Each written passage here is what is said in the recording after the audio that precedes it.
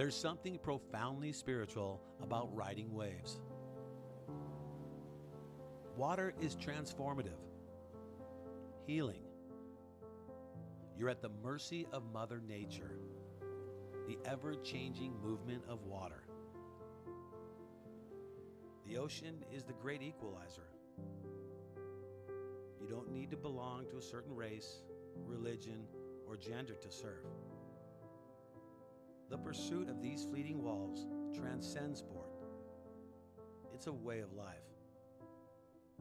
Surfing has the power to change the world. It will now take the next step on the world's greatest sporting stage, the Olympic Games. The International Surfing Association is the world's governing body of surfing, recognized by the International Olympic Committee with member nations around the globe. This is the ISA. This is a better world through surfing.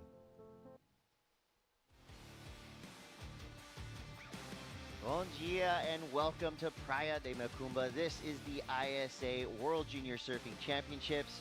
Very excited to be back in Brazil. Of course, this beautiful part of the world, Rio de Janeiro, has to be considered the most famous beach on the planet.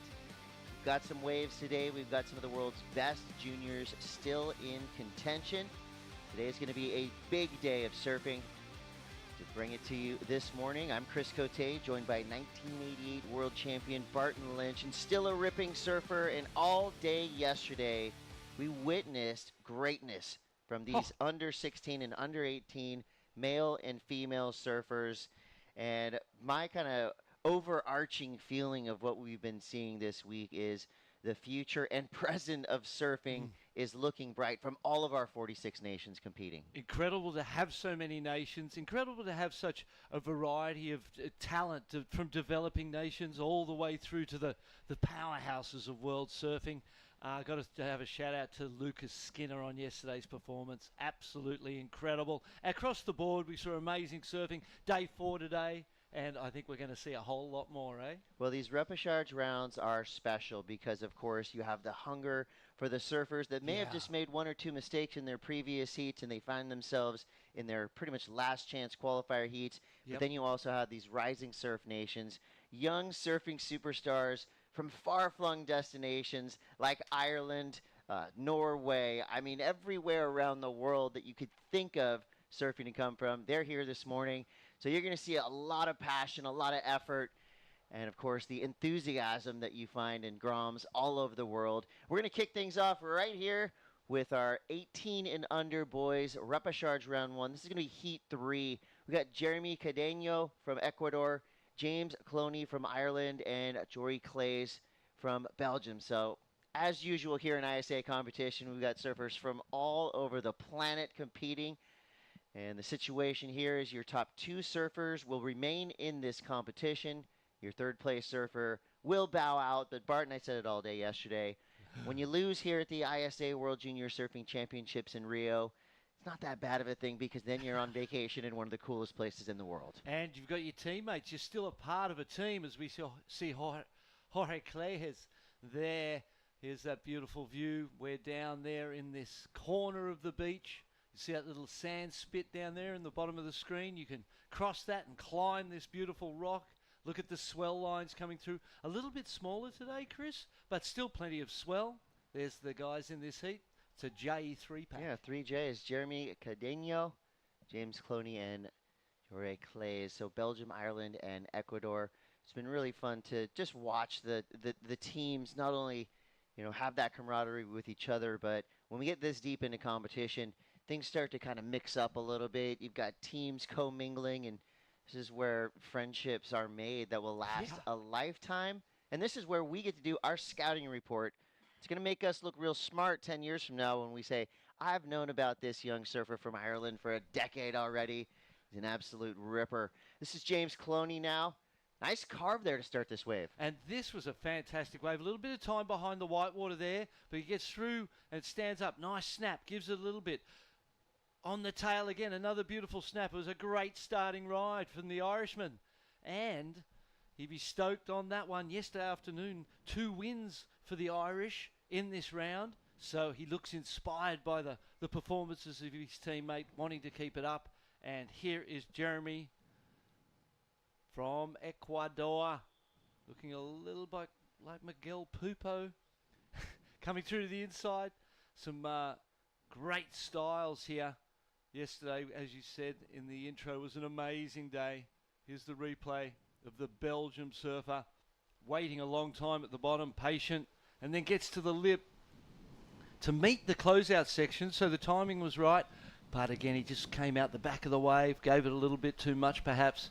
And look how glassy and clean it is out there this morning. Oh, it's a stunner of a morning. Already about 75 degrees Fahrenheit. Water plenty warm, still hovering around 75 degrees in the water as well. So for a lot of these young surfers coming from places where you're always in a wetsuit, this is, of course, work, but also a great vacation. Current conditions are as follows. We got waves in the 3 to 5 foot range, so still head high, plenty of surf coming through.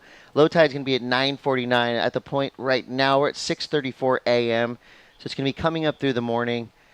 And Praia de Macumba has a pretty unique kind of setup. If the closer you get to that rock you see right there, the more kind of user-friendly beginner-style waves you have, a long, crumbly longboard wave. And then you come down the beach to where we are now, and things can get pretty radical. We saw some big airs yesterday, some big turns, and some huge performances by these young surfers. So really pretty much a beach that has something for everyone. Yeah, it really is. And you can keep moving down it and find peaks to yourself. Got two banks running simultaneously here. Podium 1, Podium 2. You can see the scores from Podium 2 at the ISA Surf website. Follow that down there and watch this one live. Ireland getting the better of the opening exchange by 0.5. So, good start to the Irishman. Yeah, he's 17 years old. His favorite break is Pump House. Most likely on a Sharp Eye Inferno 72 right now. He is your two-time Irish junior champion. And not only does he surf, but he's right at home here because he loves to do Brazilian Jiu-Jitsu. You've come to the right spot, You've come to the birthplace of Jiu-Jitsu.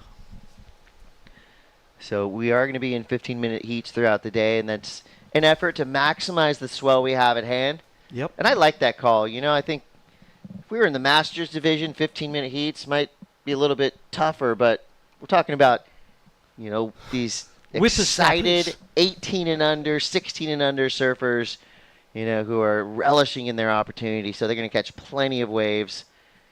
And our judges have been right on top of it all week long, doing a great job in the an effort for fairness. And, of course, you know, across the board, they know what this means to all the surfers competing. And this really is the launch pad towards a future Olympic surf berth for some of these young athletes. So a huge event in so many different ways.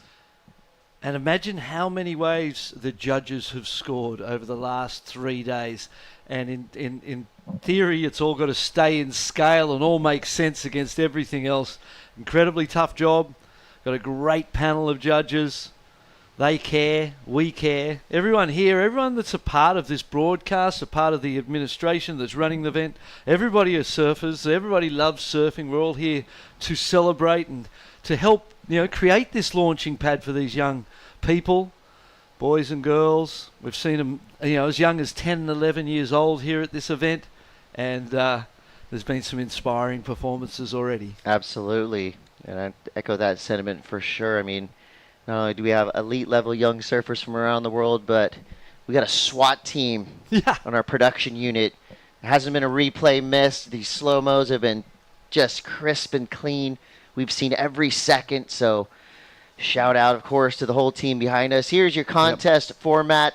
3 men and 3 women per team. So that would be 318, 318, 316, 316. So your top 2 waves count towards your heat total. Basics still apply. Top 2 surfers are going to stay in this contest. And this being the repechage round, that means we are going to start to eliminate some of these young athletes. But in the ISA spirit, like you said, Barton, these teams really stick together. They really support each other all the way down to the last surfer left. And is it going to be this surfer in green? advancing through from Belgium. Well, he gets around that nice section. Beautiful glassy face to work with. Nice little carve there as he comes through the inside. You're going to have to contend with kind of a flat spot through that middle section. Yesterday we saw the shore pound absolutely wreaking havoc on some of our surfers. We saw some epic wipeouts, We've seen some which is crazy all part ones. of it. Adds to the entertainment factor. But there was a lot of work done in this wave and not a lot of reward. Yeah, fair call, mate. He got stuck behind the white water for quite some time. Got around it, nice wrapping turn there. And then here he goes for another one of those turns, and the weight gets over the front foot there, too forward. Sometimes that can be influenced by the mind and the determination in the mind, and it kind of gets involved in things and leads, and you start leading with the head. You get over the front foot too much. And that's sort of what looked like it happened there for our surfer from Belgium. So that's unfortunate because the 3.5 and the 3 as the two scores of this heat. He gets a 2.6 for that one. So well rewarded. And I put that 2.6 in context against the 3.5 and see a 0.9 difference. And so he was well rewarded for what he did do there. I think the judges are aware that these waves are not going to offer you the opportunity that we saw yesterday for 4, 5, 6 turns down the line. To me, this is going to be a day of one big impactful maneuver being a huge difference maker. As we see now, your surfer in red, Jeremy Cadeno, representing Team Ecuador. They always come with a strong team, a lot of spirit. Of course, they lost one of their leaders recently, Israel Barona. Think about him every time we see that Ecuadorian flag, and he was kind of the spirit leader of that team and of the surf community. So our thoughts go out to the family and just all the friends that he touched around the world. I mean, that was a beloved human being, no doubt. So Team Ecuador has just a little bit something extra to surf for this year in the World Juniors. And interesting to see, blue had priority there. He wasn't close to red, and at the last moment, he was trying to get over to that wave and wanted that wave, the Irishman, but couldn't get close enough. And second priority, Jeremy's, he got away with that one. It was a good ride. Here's our Irishman. Yeah, inside of 5 minutes now. Nice style on display from this young Irish surfer. I believe he's from the eastern part of Ireland. If you want to check out the bios on all of our teams, really cool system they have at ISAsurf.org, and they've done their homework. I mean, nearly every kid lists their sponsors, lists where they're from, and they all kind of give a little message about why they're here. And this young surfer on screen from Belgium, I mean, you might think, are there waves in Belgium? Well, you might be surprised at some of the places there's surf, but then again, a lot of these kids, they have Dutch parents or they have Japanese parents, but they live in Brazil. So they're spread out all over the world. The ISA does have a system in place where, you can basically, I guess, put in your application and say, look, my mom is Scottish. We live in Costa Rica. I love surfing. I love Scotland. Let's figure something out. I want to surf. There are team riders from all over the world. And I feel like nearly every surfer that enters this event could have a documentary made about them. So many cool storylines. As we see Jory Clays now. Nice snap there. Cool maneuver choice. Kind of that throwback, layback snap up into the lip. 5.17. Dropped through for the Ecuadorian. Highest wave of the heat so far. Puts him into the lead. 2 minutes. Every time. This happens every heat, doesn't it? You and I start chatting and we're talking away and you look up and the heat's about to end. And you go, wow, that was fast. And if you're in the water, it feels even faster. Looking for two best rides.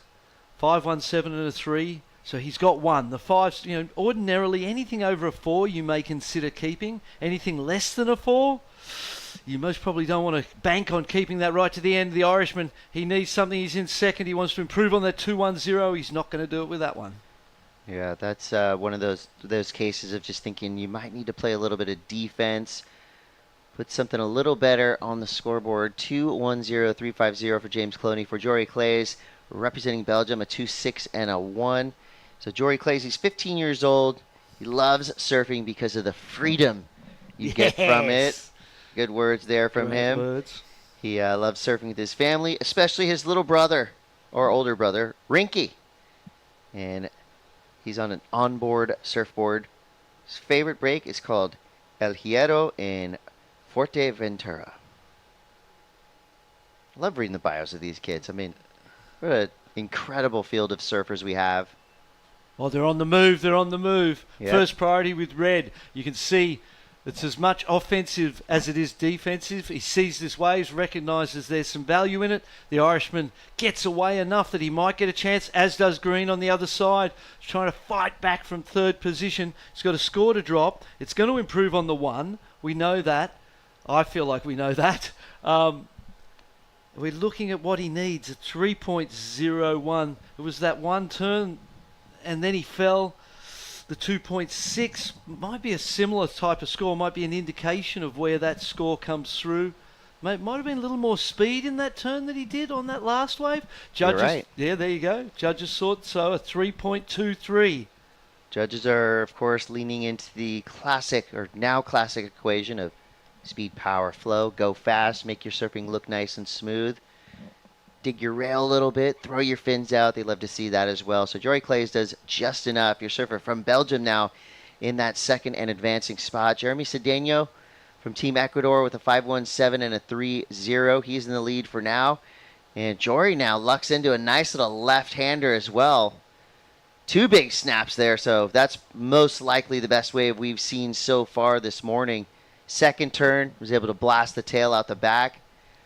And I said lucked in, but I'm going to say he put himself in the right position. No 100%. Luck there. That was pure skill. Yep, 100%. Here we go. Priority with Red. Blue has to go. There's 5 seconds on the clock. And they split the peak. Nice and clean. So gentlemanly. I like to see that. And our Irishman couldn't even believe it. He couldn't believe it so much that he fell because he was in shock. He got to his feet. He went to bottom turn, looked back over his shoulder, went, oh my gosh, he went the other way. So great sportsmanship there from the Ecuadorian. Could have easily have gone left and tried to attempt an interference on the Irishman. As it turns out, I think the result stays exactly as it was. You know, that's one of my real favorite elements of this event. The sportsmanship we've been seeing all week long has been just incredible. See, right there. Right when you say sportsmanship, that's what it's all about. Bringing surfers together, a better world through surfing. It's happening with every heat. We're going to take a quick break, but we are right into it here at the ISA World Junior Surfing Championships. Stick around. We'll be right back.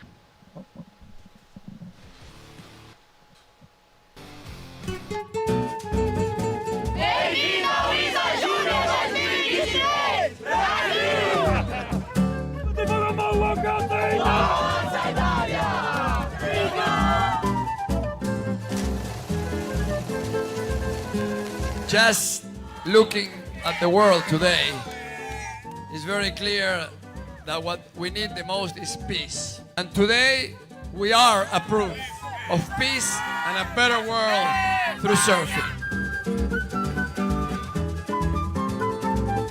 It is my hope that in these 10 days of surfing competition, friendship, camaraderie, to hate, we answer with love. To violence, we answer with peace. And of course, we answer with surf, which is what we love. The amount of happiness of bringing this all together. I personally surfed this event twice before, and it changed my life, like it's gonna change your life. Now that the world can hear, it is my greatest pleasure, my greatest honor. This is what I love to do the most. To officially declare open the ISA World Junior Surfing Championship in Rio de Janeiro, Brazil! Okay!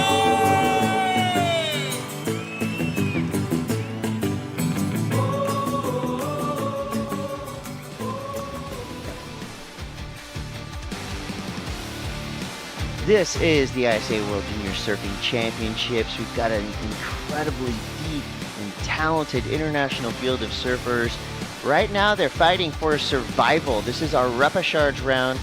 Heat 4 has just entered the lineup. We just saw a surfer from Ecuador, Jeremy Cedeno, get the victory. Jory Clays from Team Belgium moves through, and unfortunately, we lose a talented surfer representing Team Ireland. But that's what we're going to start to see today, the thrill of victory and the agony of defeat. But we will not see a lack of effort, that I can guarantee you. Here's your boys 18 and under repechage round 1, heat 4. This is going to be a fun one to watch. All three of these surfers are going to be giving it all they got. And here's one of my personal favorites right here, Surprise Mafumulu, representing Team South Africa. This kid just emanates stoke and joy. And I just get excited when I know that Surprise is going to show up at these events. He surfs really well, too. So this is going to be a tough matchup for all three of these surfers. And everybody got involved early, Barton. Here we go. On the backhand now. Second ride on the replay. Boom. Up into the lip.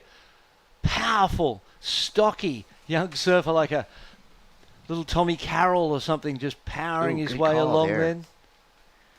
And first time for me to see Surprise. I love that name. Here's Lucas Borja from Chile.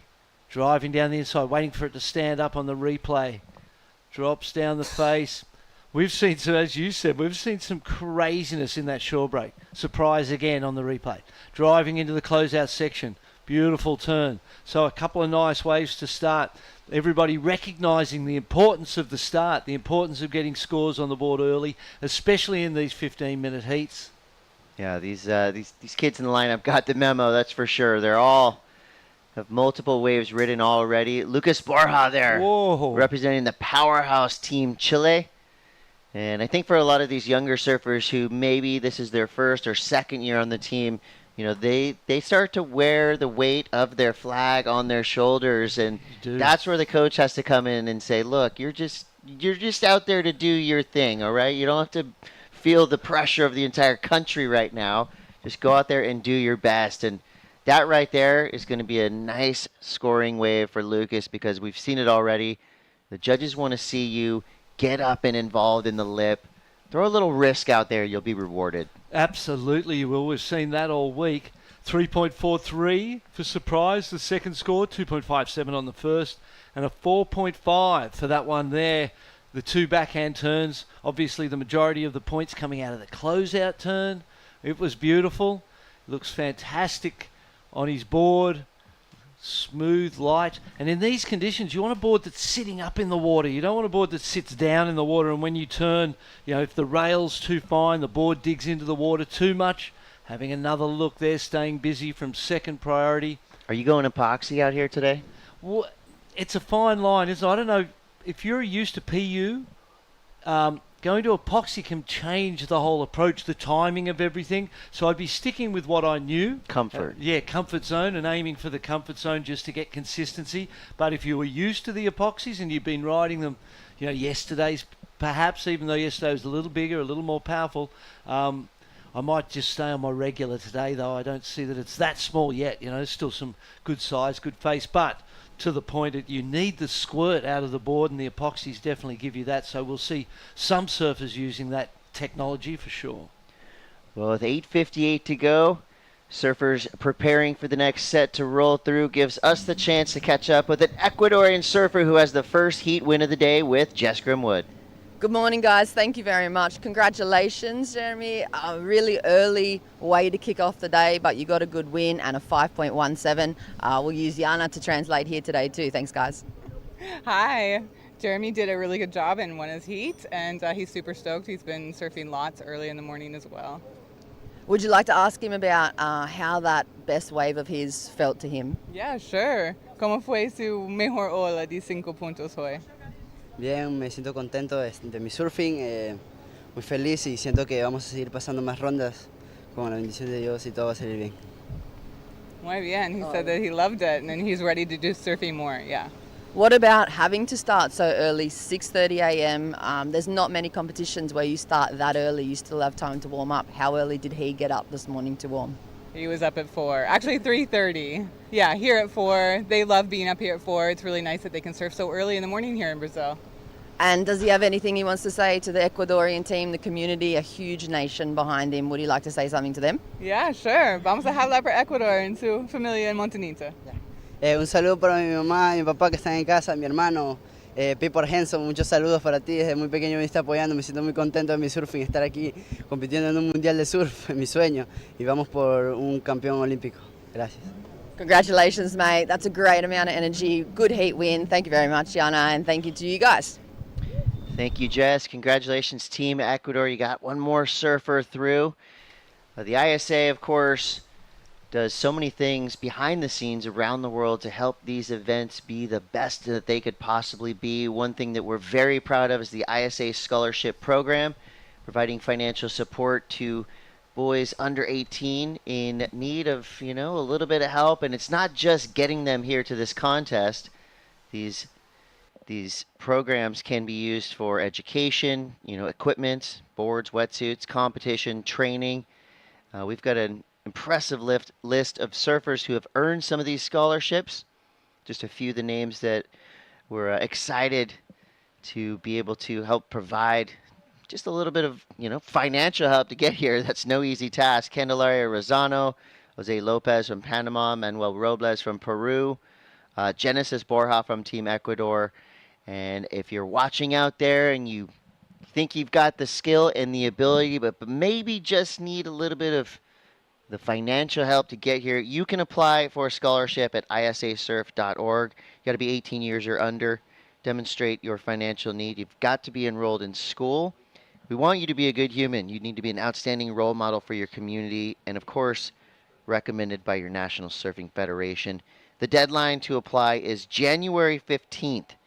So if you go to the ISA website and look at the scholarship tab, and that's where you can find out how to get yourself down here or over there, wherever our next ISA competition is. We want to make it as easy as possible. We want to be as inclusive as possible as well. There's 46 nations competing here this week. We want to get up to 60, 70. Why not? Get the entire world involved in ISA competition. I'll stay here for 2 weeks. I'm totally fine with that if we can get as many nations as possible competing. I mean, that is the goal, isn't it? That's the big picture, is to, and I'm sure you and I both feel the same way, the opportunity to be a surfer, to have lived the life that we've lived, been able to go to the beach and get the wealth and the health and everything that we get from this sport. And from the culture, the lifestyle, you don't necessarily have to be a competitor in this thing, And a lot of the people that come to this event, especially from developing nations, are here to sort of bask in that stoke that is surfing and just feel a part of this community is such a powerful thing. And the things that we get out of it, the respect we have for nature, the connection we have for nature and the natural world from being absorbed in it by paddling out off terra firma into the ocean, that's a powerful thing, and to share that, I think that's where that ethos of making the world a better place through surfing comes from.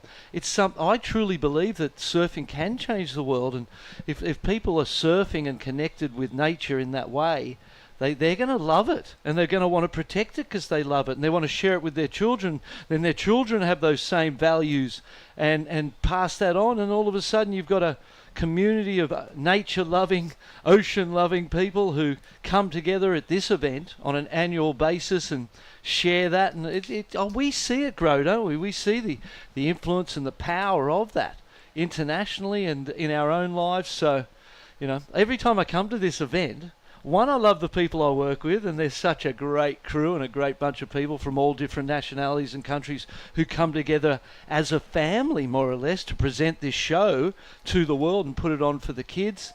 And then, outside of that, there's the bigger picture of making the world a better place through surfing. Surfing being in the Olympics and being able to spread that message even further, and great work to everyone involved. I wish I would have recorded that monologue, Barton. That got me probably fired up. I'm feeling that. So green is in the lead for now. We lost a little bit of visual, but we're still right on top of the action. So in the water right now, you've got Surprise Mafumulu. He is in red. Lucas Borja, green. And Aris Gabriel Yoku is going to be in white. Surprise Mafumulu, always lethal on his backhand. He gets that low stance, and he really is able to dig into his bottom turns. And you see him when he starts to get that momentum, get on a roll, hitting backside snaps like that, I mean, it is rapid fire. I mean, the kid has really got it, and I could see him achieving a lot here in ISA competition at the junior level, but I wouldn't be surprised to see him on the South African national team coming up here pretty soon for the World Surfing Games, which is right around the corner in Puerto Rico. Very excited for that as well. Absolutely. I love the name. Surprise. Yes. I wonder if the parents were like, there was a surprise in it, or they you know, somewhere in there that name is special, mate. And the fact that, you know, you could be called a surprise, that's a powerful thing to me. Yeah, you got to seek him out and meet him. He's a special human for sure. He's got one of the best smiles you ever see. And his scores now are populating. You've got Lucas Borja sitting in the lead with a 6 and a 4.5.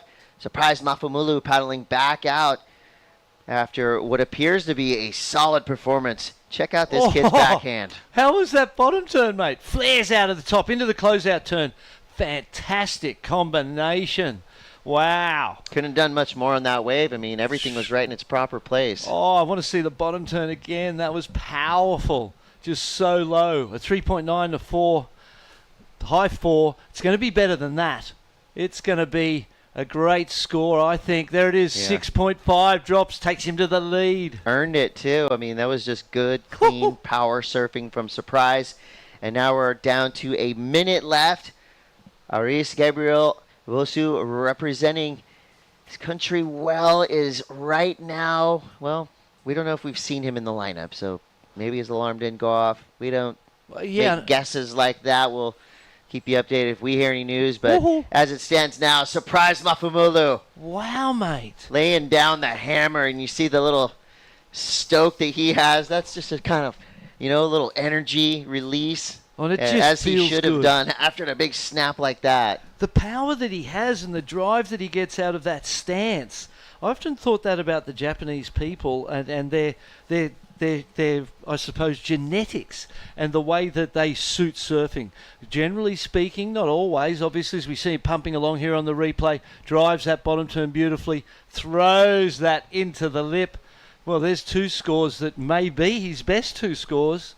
We'll see how the judges feel about that. I love your Tom Carroll call. Oh, yeah. He is a little Tom Carroll for sure. That's going to be a sick photo. Lit up in the background. We've got an incredibly talented crew of photographers on hand as well. Don't we just, if you're not following ISA Surf on Instagram, you're missing out.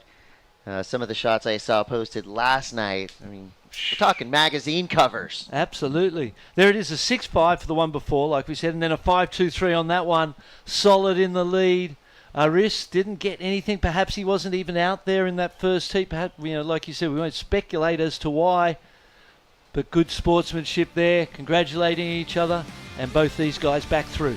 Love to see it. Great way to start our day, too.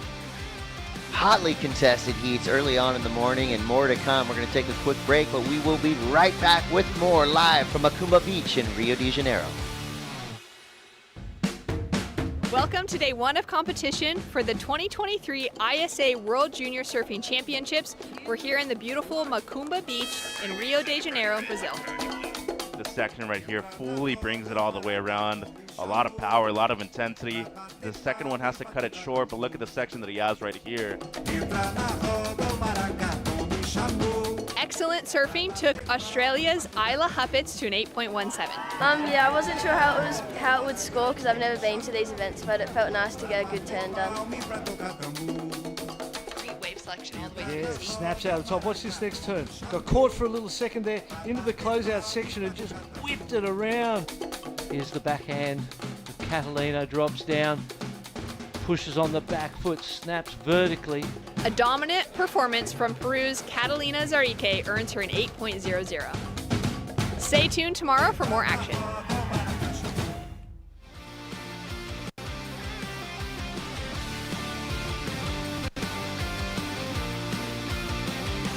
Big celebration bright and early for Team South Africa. Surprise, Mafumulu went out there and powered his way to a heat victory right into the double digits, 11.73 for his total. Lucas Borja comes through in second, and we want to Say thank you to Aris, surfer representing his home country, but unfortunately, we didn't see him in the lineup. Pascal Lorenz from Chile, Charlie Pugh from Scotland, and Lorcan Southcombe from Team Ireland. This is going to be a fun heat to watch because we've already seen some flashes from these three surfers in previous rounds. And this is their last chance to do what they can to stay in this competition. These repechage rounds, third place surfer will be out of this contest. Let's start with Lorcan Southcombe. Big snap there. That's exactly how you want to start your heat. Put that first nail in the wall and then keep building. And he looks like an Irishman to me. You could tell that he was the Irishman before he even did a turn. Oh, unfortunate. Coming unstuck there. Here he goes, up and riding. Let's have a look at this one. Drives off the bottom, snaps out of the top really nicely. Whitewater falls down in front of him and decides to get out of there, so a controlled cutout. The first turn. Boom, there's the closeout on the next ride. So getting busy early. Smart move for everybody. You know, the sooner you get them, the sooner that job's done. Charlie Pugh having a look at this one. The Scottish team has been united and excited to be down here in Rio, and I love the look of that backside carve. Kind of a unique approach. You saw him go up towards the lip and then engage his rail, and just nice, clean power surfing from Charlie Pugh, representing Team Scotland. So Lorcan right now with a 5.5. He is in the lead. Yesterday we were talking about how I could form a band with some of these international talents, and Lorcan is going to be invited into the band. Is he? Yeah, he Nice. already plays in a few bands around his hometown of Sligo, Nice. Ireland. So a super talented kid. This is his second ISA event. He did compete in El Salvador in 2023 or in 2022, and he's just very excited to be here. He says in his bio, "I'm excited to be competing for my country with my mates. Yeah. I've been surfing with for years. So go Ireland." And he is a singer, guitarist, and drummer. So we got a multi-threat in the band. I'm gonna lean on his talents. I might just have to be the manager. I don't even know if I get to be in the band. Yeah. These kids are good. I think you're onto something. A youth band picked from the ISA Worlds, bring them together, rehearse, drop the album, and here we go. Well, let's play the after party. That's right. I mean, no shortage of incredible musicians here in Brazil. The sounds we've heard from the streets every single night have been impressive, nearly as impressive as Lorcan's last wave. See Surfer in Blue, Charlie now just kind of fighting against the whitewater. So for Lorcan Southcombe, he's on a roll, right? You know, you can tell this is one of those heats for him where the waves just seem to come right to him, and he hasn't really made any mistakes yet. He's got a 2.83 and a 2.67, so he's just been improving with each and every wave he surfed. I feel like that last wave that he just got is probably going to be a little bit beyond what he has for now. Leave that up to the judges, though. We have an international judging panel, male and female, and they've been putting in overtime, 11 hours plus of surfing yesterday. Hundreds of surfers. And gazillions of rides. Like, who knows how many rides they had to score. You know, I suppose the thing that takes the pressure off a little bit is that you don't have to compare scores from one heat to another heat. And while the judges try to keep the scale in general across the whole day and across all of the rides, each heat is really only relevant to that particular heat, and the score is only relevant and in reflection to each of those rides in that heat. The judges keep the scale across that particular heat. New heat starts, and the scale could be slightly different, and that takes that pressure off a little bit because, you know, I actually have judged the backdoor shootout the last few years, and in that format every score is compared to every other score because over the whole event, your 4 rounds that you surf, it's your best few rides depending on the event. So you've got to, you know, from day 1, the first ride, to day 4, the final ride. In theory, all of those scores have to relate and be in reflection to each other, and it is a radical thing to do. So the fact that here, with 46 nations, a competitor for every day of the year, 365 athletes, and look at the percentage of women. Yeah, that's a percentage that's been growing year over year. We're going to be at 50% in any time. Well, one of our favorite women on the sand right now is Jess Grimwood. She is standing by with the winner of that last heat. Thank you, guys. I'm so happy to be here to talk to you about that performance. Surprise.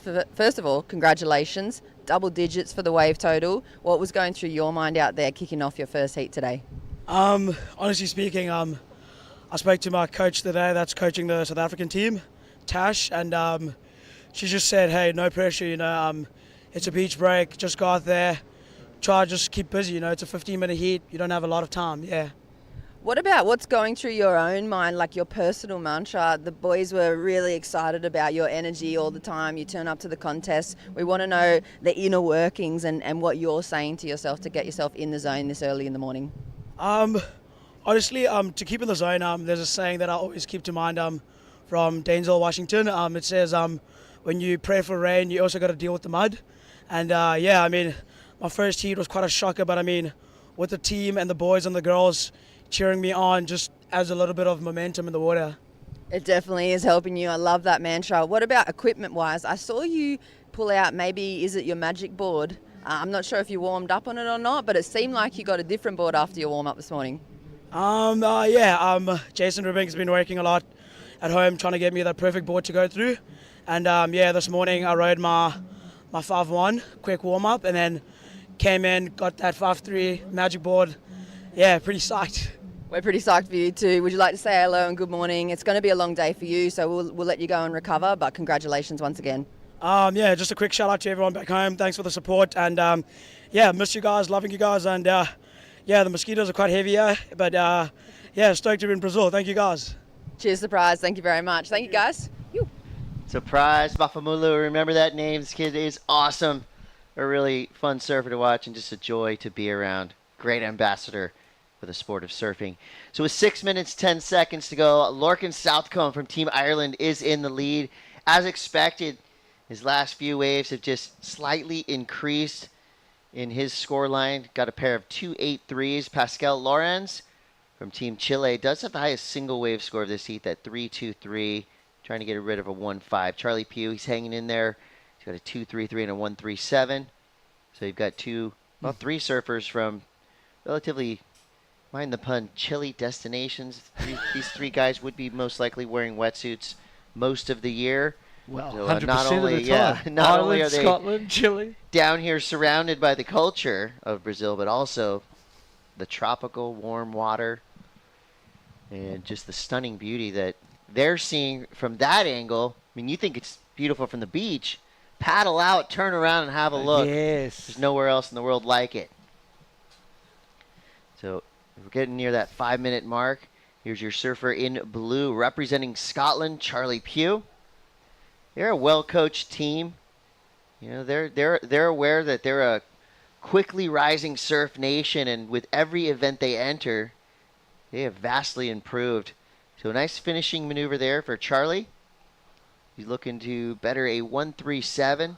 He would need a 3.33 to get up into one of those top two in advancing spots. We'll see what the judges give him for that last wave. Good chance that he improves on the one. Here we go. Up and riding Pasquale. On his backhand, they're having to deal with a lot of bump coming up the face, and that's going to be the trend at least until about 9:30 or 10 a.m. this morning with our tide pushing up and in. It'll be interesting to see what happens at full tide. It might just be straight up shore pound, but guess what? Everybody's got the same conditions to deal with.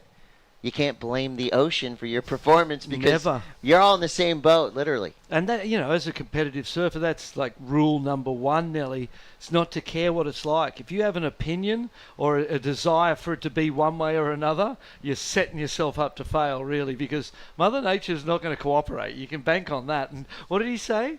When it rains, you've got to deal with the mud. I wrote that one down. That was a Denzel beauty. Washington quote. When you pray for rain, you also got to deal with the mud. Yeah, that's a beauty, mate. And that's the story of competitive surfing. What the last wave was. You might have fallen on your last wave, and you've got to just be able to let go of that and be present in this new moment, free of any baggage from the past, Yeah, for sure. And you know what? It's okay if you get a little mad when you lose. I mean, that happens to the best of us. Totally. But you get past it, you get over it, and then you do it again. And we saw that all day yesterday when we got into our elimination rounds. There was a lot of motion on the beach. You know how much these young surfers put their heart into what they're doing regardless of their skill level. So a lot of credit is definitely deserved for these surfers that made the trek from wherever they come from. So 2 minutes and 56 seconds left. Pascal Lorenz from Chile in the lead. Lorcombe Southcombe from Team Ireland in second. Charlie Pugh, though, he was right there. What did he get it? He needs a 3.33, so he did get a 2.33. He pairs that with a 2.03. Still the same required need. But his best wave of the heat so far, so momentum building, and still enough time to capitalise on that momentum. Turn it into a 3.33 and a 3.81. So really this heat is anyone's. As it sits right now, anyone can get through this. The priority is going to be an influential situation. First priority to the surfer in second place, and second priority to the surfer in third place. So that sets us up for an interesting finish with 2 minutes to go. If you're green, there's this opportunity to use that priority to control what the Scottish surfer gets or doesn't get. Lorcan didn't even bite then, he didn't even move, which shows that he has great understanding that that wave wasn't going to break, because one of the jobs of blue is to try and sell green on something and get him to paddle and lose his priority, so you go from second to first and can use that first priority. Paddling, look at this, competitive situation. They must see a wave over there. Here it comes on the outside. 1 minute and 35 on the clock. There's waves coming. Surfers positioning themselves, and with the scores as they are, anyone could get through this heat. I'm good for a paddle battle. I like seeing that. You know, it shows the effort. It shows that they want it. You know, I think that's what you want to see from these young surfers. Pascal, he wanted that big backside hook right there, just maybe a little bit late to the lip. And, you know, I think these waves can be a little deceiving, right? It looks like it's going to break, and if the whitewater or the backwash hits it at the right time, it's going to pitch a little bit. But if the backwash hits it a little too early, that's when it has that kind of weird little back off, and it takes a minute to break, as you'll see right here. So the water moving back out towards the ocean can have a strange effect on some of these waves. The wave you saw crumble right in the foreground looked like it was going to break out where these guys were, but the backwash kind of held it back a little bit. So they're going to have to deal with a little bit of adversity. There's plenty of opportunities coming through. I mean, you look at how many waves these surfers have ridden in the span of 15 minutes. We're over 10 waves. So these surfers have been making use of the consistency. But right now, with 20 seconds left, it's up to Charlie Pugh, your surfer in blue. But he's got a smart competitor behind him in green who has priority, and he's going to use that, not only holding off Charlie, but also potentially getting himself a nice scoring wave here. Has to fade back, and a little late there. Kind of hit a ditch right there and just flew over the front of his board, but he did his job. So a great defensive tactic there for Lorcan Southcombe from Team Ireland. So it's going to be Chile and Ireland moving through out of that tough repechage round. Charlie Pugh, unfortunately, our surfer from Scotland, will now join the ranks of the support squad on the beach. There's Sean from Waterworks Photography right there in the corner of your screen, getting those water shots bright and early. More to come. This is our repechage round. Last chance for these surfers to advance through. Stay tuned. Welcome to Day 2 of competition for the 2023 ISA World Junior Surfing Championship here in Rio de Janeiro. And with the highest score of the day, Team Japan's Anon Matsuoka gets a 9.33. And this wave by Team Australia's Kira Buckpit, 8.50. Team Canada's Sanoa Olin with an 8-point ride.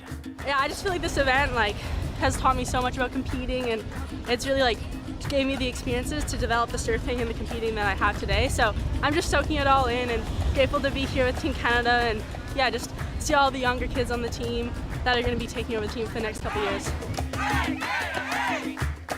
Team Australia's Fletcher Keller with 9.17 points. And it is for sure that he is a contender to go for the final two, Chris. Strong calm on the outside. Love the use of the rails right there from Mendoza. And as you can see right here, it gets a good click to finish too. And for our host country, Team Brazil, Ryan Kainalo with his 8-point ride. Ryan Canalo out of Brazil. That turn was searing, Bart. It's pretty special for all the team.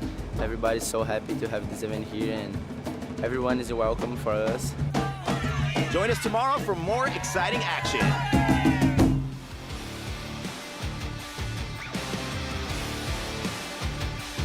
Let's get back to it. This is the ISA World Junior Surfing Championships. We're live from Rio de Janeiro. Up and at it immediately. Surfer in red. Nicely placed turn there. Gets a good combo. Good, clean, solid surfing there from Luis Escudero. Luis coming through, representing Team Belgium in a big way. That was a strong start. Now your surfer in white. This is Jaden Hill from Team Barbados. And it's not a prerequisite, but it seems like our team from Barbados, they're all in the 6'+ club. Yeah. Big kids on that team. He's a big kid, that one. And they use it to their advantage. We see surfer in green. This is our first look at Hugo Meek representing the Netherlands. Nice little down carve right there for Hugo.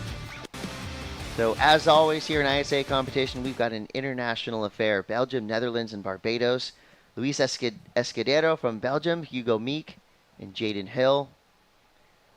You know, one of these three surfers could potentially get all the way out of the repechage round and back into the mains. That's the goal. If you lose out on the main round, you do have a second chance. And that is all in the spirit of fair play and, of course, you know, giving these surfers an opportunity not just to potentially get back into the event, but also just to gain valuable experience. A huge part of ISA competition is development. And that goes for the surfers, that goes for the coaches. It goes for that group right there on the beach. I missed my exercise class. I had to come to work early.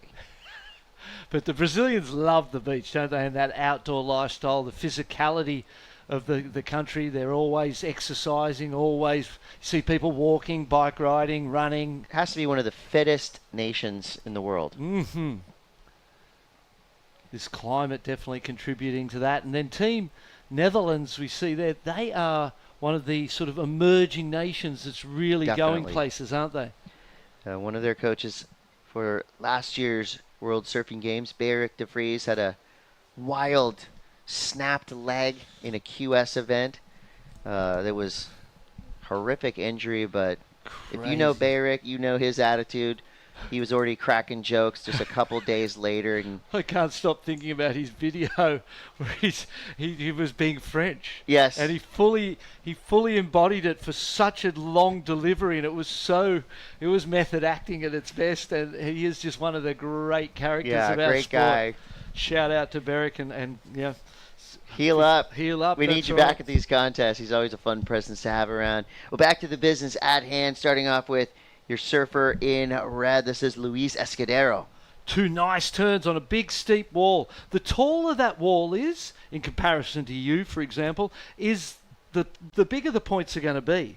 The smaller that wall is, the less impactful it is, the less the presentation of that to the judges, the less power it has. So always looking for the biggest wave that you can get with the biggest wall, because it's going to give you the biggest opportunity. We see a 5.33 dropping for that particular ride. So a great start. Deserved. Definitely. You know, I mean, good, clean power surfing is going to work every time, right? Every time. We see kind of trending maneuvers come and go. We saw that with the frontside air reverse, where when that first came out, it was like 9, no matter what. Kirk Flintoff, Jadson Andre, guys that got that air on lock early on, really kind of shocked the judges. And then after a few events, maybe a year or so, people go, okay, well, maybe that's not as difficult as we expected when everybody learned it. So 9:12 to go. Surfers reset themselves, waiting for the next set. Let's go down to Jess Grimwood. Good morning again, guys. Congratulations, Pascal. We have Raimondo as well from Chile. He's going to translate for us. Congratulations. Great way to start the day. What is the preheat routine for Chile? We've seen a lot of different preparation styles, but for Chile, you have a specific preheat warm-up. Te está preguntando si cómo fue tu precalentamiento de entrar al agua, que han sido bien distintos a los otros países. Hice un poco de entrenamiento cognitivo, también para mejorar mi reflejo, un poco de movilidad, para entrar calentito al agua y confiado. He says like he do a lot of mobility, like and reflex, so like with balls, tennis balls, and with like feet. You know. And what about how much has he been surfing here since you guys have arrived in Brazil? How long has he been surfing in the free surfs? Because he has some rashes on his knees from the surfboards. Is it just every day, all day surfing? Está preguntando cuánto tiempo he estado entrenando en Brasil y por qué, por tubería y cómo ha sido el pre-Brasil antes del Mundial. Ya. Llevo como 2 semanas acá en Brasil y lo de la herida me pasó porque nunca había surfeado en traje de baño y así que cada vez que me paraba en la tabla como que se me raspaba con el drop, o sea con el deck y se me fue haciendo un hoyo en la herida que ya me dolía demasiado. He have 2 weeks here in Brazil and the rashes are because he never surfed without wetsuit and that. Well, congratulations. You have a big day ahead of you. Would you like to say hello to the rest of the family and friends in Chile before we let you go and relax? Te está felicitando y si querías mandarle algún saludo a tu familia. Ya. Le quiero mandar un saludo a mi papá, a mi mamá, a mi hermana, a mi hermano y a mi abuela Jime y a la Antonia y a todos los que me están viendo. Congratulations, mate. Well done. Thank you very much, guys. Well done to Team Chile. Just so impressed with the professionalism of these teams. I mean, we got polyglots all up and down the beach, multilingual. Makes me feel like I need to try a little bit harder, not just in surfing, but also in my education. I mean, the ISA really does lean in heavily on making sure that these surfers are also going through with the educational background.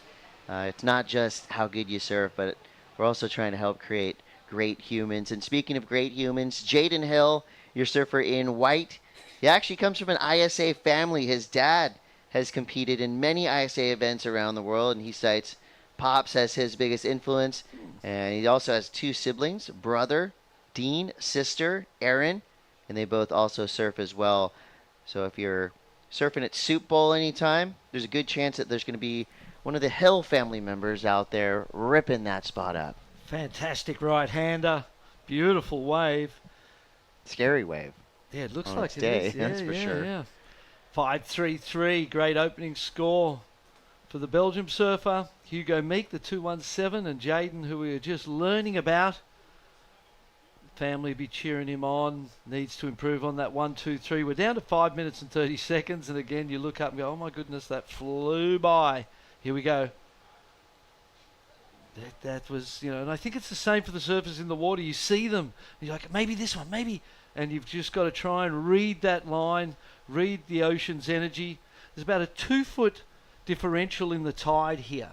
So as from bottom of the tide to the top of the tide, about a 2-foot difference. You can imagine that's going to make quite a difference on these deeper banks on the outside. On the inside, it'll be breaking all day, and it'll get chunkier and more powerful as that tide moves in. Jaden.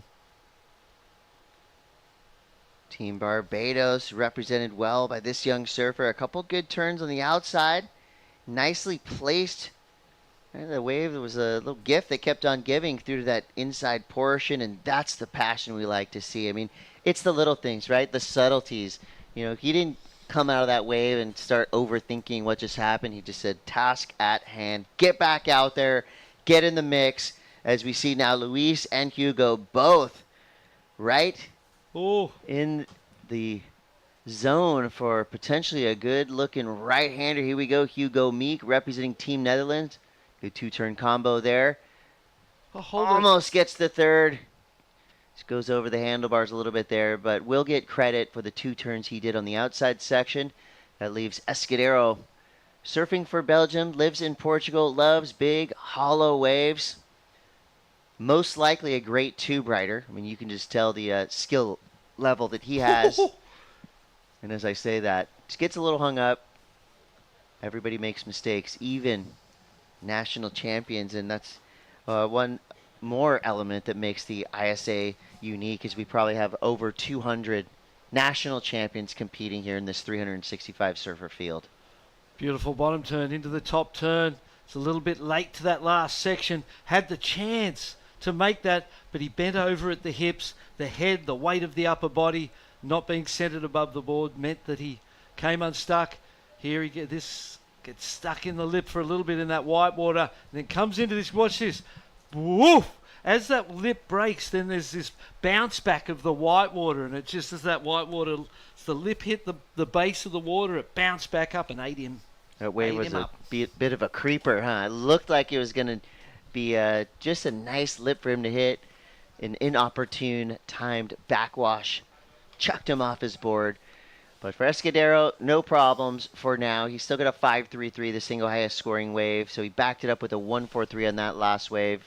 Maintains the top position. That means for Hugo Meek, needs a 4.04. Jaden Hill, though, well within striking distance. He needs a 1.40. You think about a 1.40, right? That's basically standing up and maybe even just doing a little tap turn. Compare it to the 3.5, Chris, that he got before. That wave really didn't have anything big on it. It wasn't like a big closeout section. It was a tapering wall.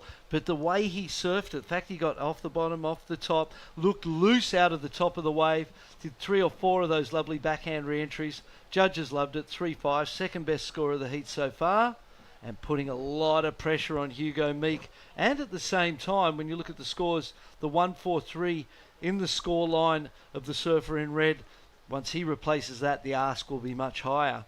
Obviously, he turns that into a 3 or a 4, and that 4 that Hugo needs ends up at a 6 or a 7. So that's obviously Red's objective now from Belgium. He's in the third priority. That's why we can see him sort of hunting around, looking for opportunity. So the surfers are packed pretty tightly for the moment. Jaden Hill from Barbados uses that top priority spot. I think he may have picked off a gem here. Carving back, waiting for this wave to form up, and maybe just carved back a little too far. It is those split-second decisions. But the good news for Jaden Hill, right, only needs a 1.40. And what did we just say? Take off, do at least one turn. He left a little bit on the table there, that's for sure. But I feel like he may have done just enough. I mean, maybe 1.41. I'm not a judge, thankfully. That job's way above my mental capacity, but it'll be interesting to see what they throw out there for there they Hugo go. Meek. 1.7, mate. It was minutely better. That wave, maybe for not a kid as tall as Jaden, but there was a tube ride on that wave. After that cutback, that next section barreled perfectly, so he definitely did get too far behind it and left some points on it, but still, as you said, got enough to put himself into second place. Hugo Meek's got the first priority. He's only got 25 seconds, so hopefully Mother Nature cooperates. You can only do what Mother Nature will let you do. Here comes a little lump on the outside. He's nice and close in on the bank. The closer in he's going to be, the more opportunities he will see. Well, the best part about squeaking through a heat is all those numbers disappear. Andy Irons said it many times. A win is a win. It doesn't always have to be pretty, as long as you're advancing through. So congrats to Jaden Hill. I'm going to call that a buzzer beater. 1.70. He only needed a 1.43, and he did just enough. Unfortunately, we lose a very talented surfer out of the Netherlands, Hugo Meek. But don't worry, Hugo Meek fans. We will see more of Hugo in competitions as he has a bright future ahead of him. Congratulations to Luis Escudero, representing Team Belgium. Convincing victory there. But for the surfers coming up in the next few heats and the next few rounds, take note.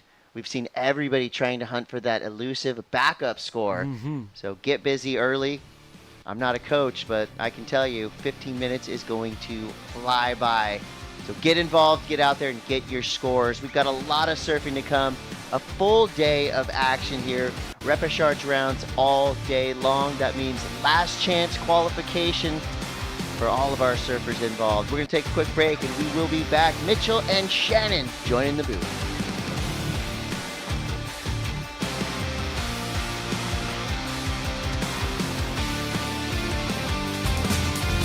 Yeah, I have a reef for 20 years. My reef business card said, Jefe, which is chief, and Dreamer. La Jefe and Dreamer, Spanish and English. That was a card I would give to the president of the bank or whatever. He always made people laugh. Because, the guy like talking, when I asked them for an extra $1 million in loan to buy sandals, and the guy looks at this, I never lend money to somebody with this title,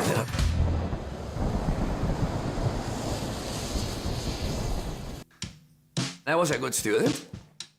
I was kind of the intellectual brother. My brother was much better than me. By 10 he was playing soccer, rugby, tennis, everything. I wanted to be good at other things, so I focused on other things. I was collecting stamps. Which 10-year-old collects stamps? I don't know. Many times I drifted away from the ocean. My brother will be the one that will reel me back into the ocean. In many ways, surfing saved my life and allowed me to stay active. I think that as terrible as it was to feel insecure and to be shy, at one point I realized that it was just too painful to be like that, so I wanted to change. So instead of being shy, kind of maybe the pendulum swung too far the other way. But I needed to do something about it.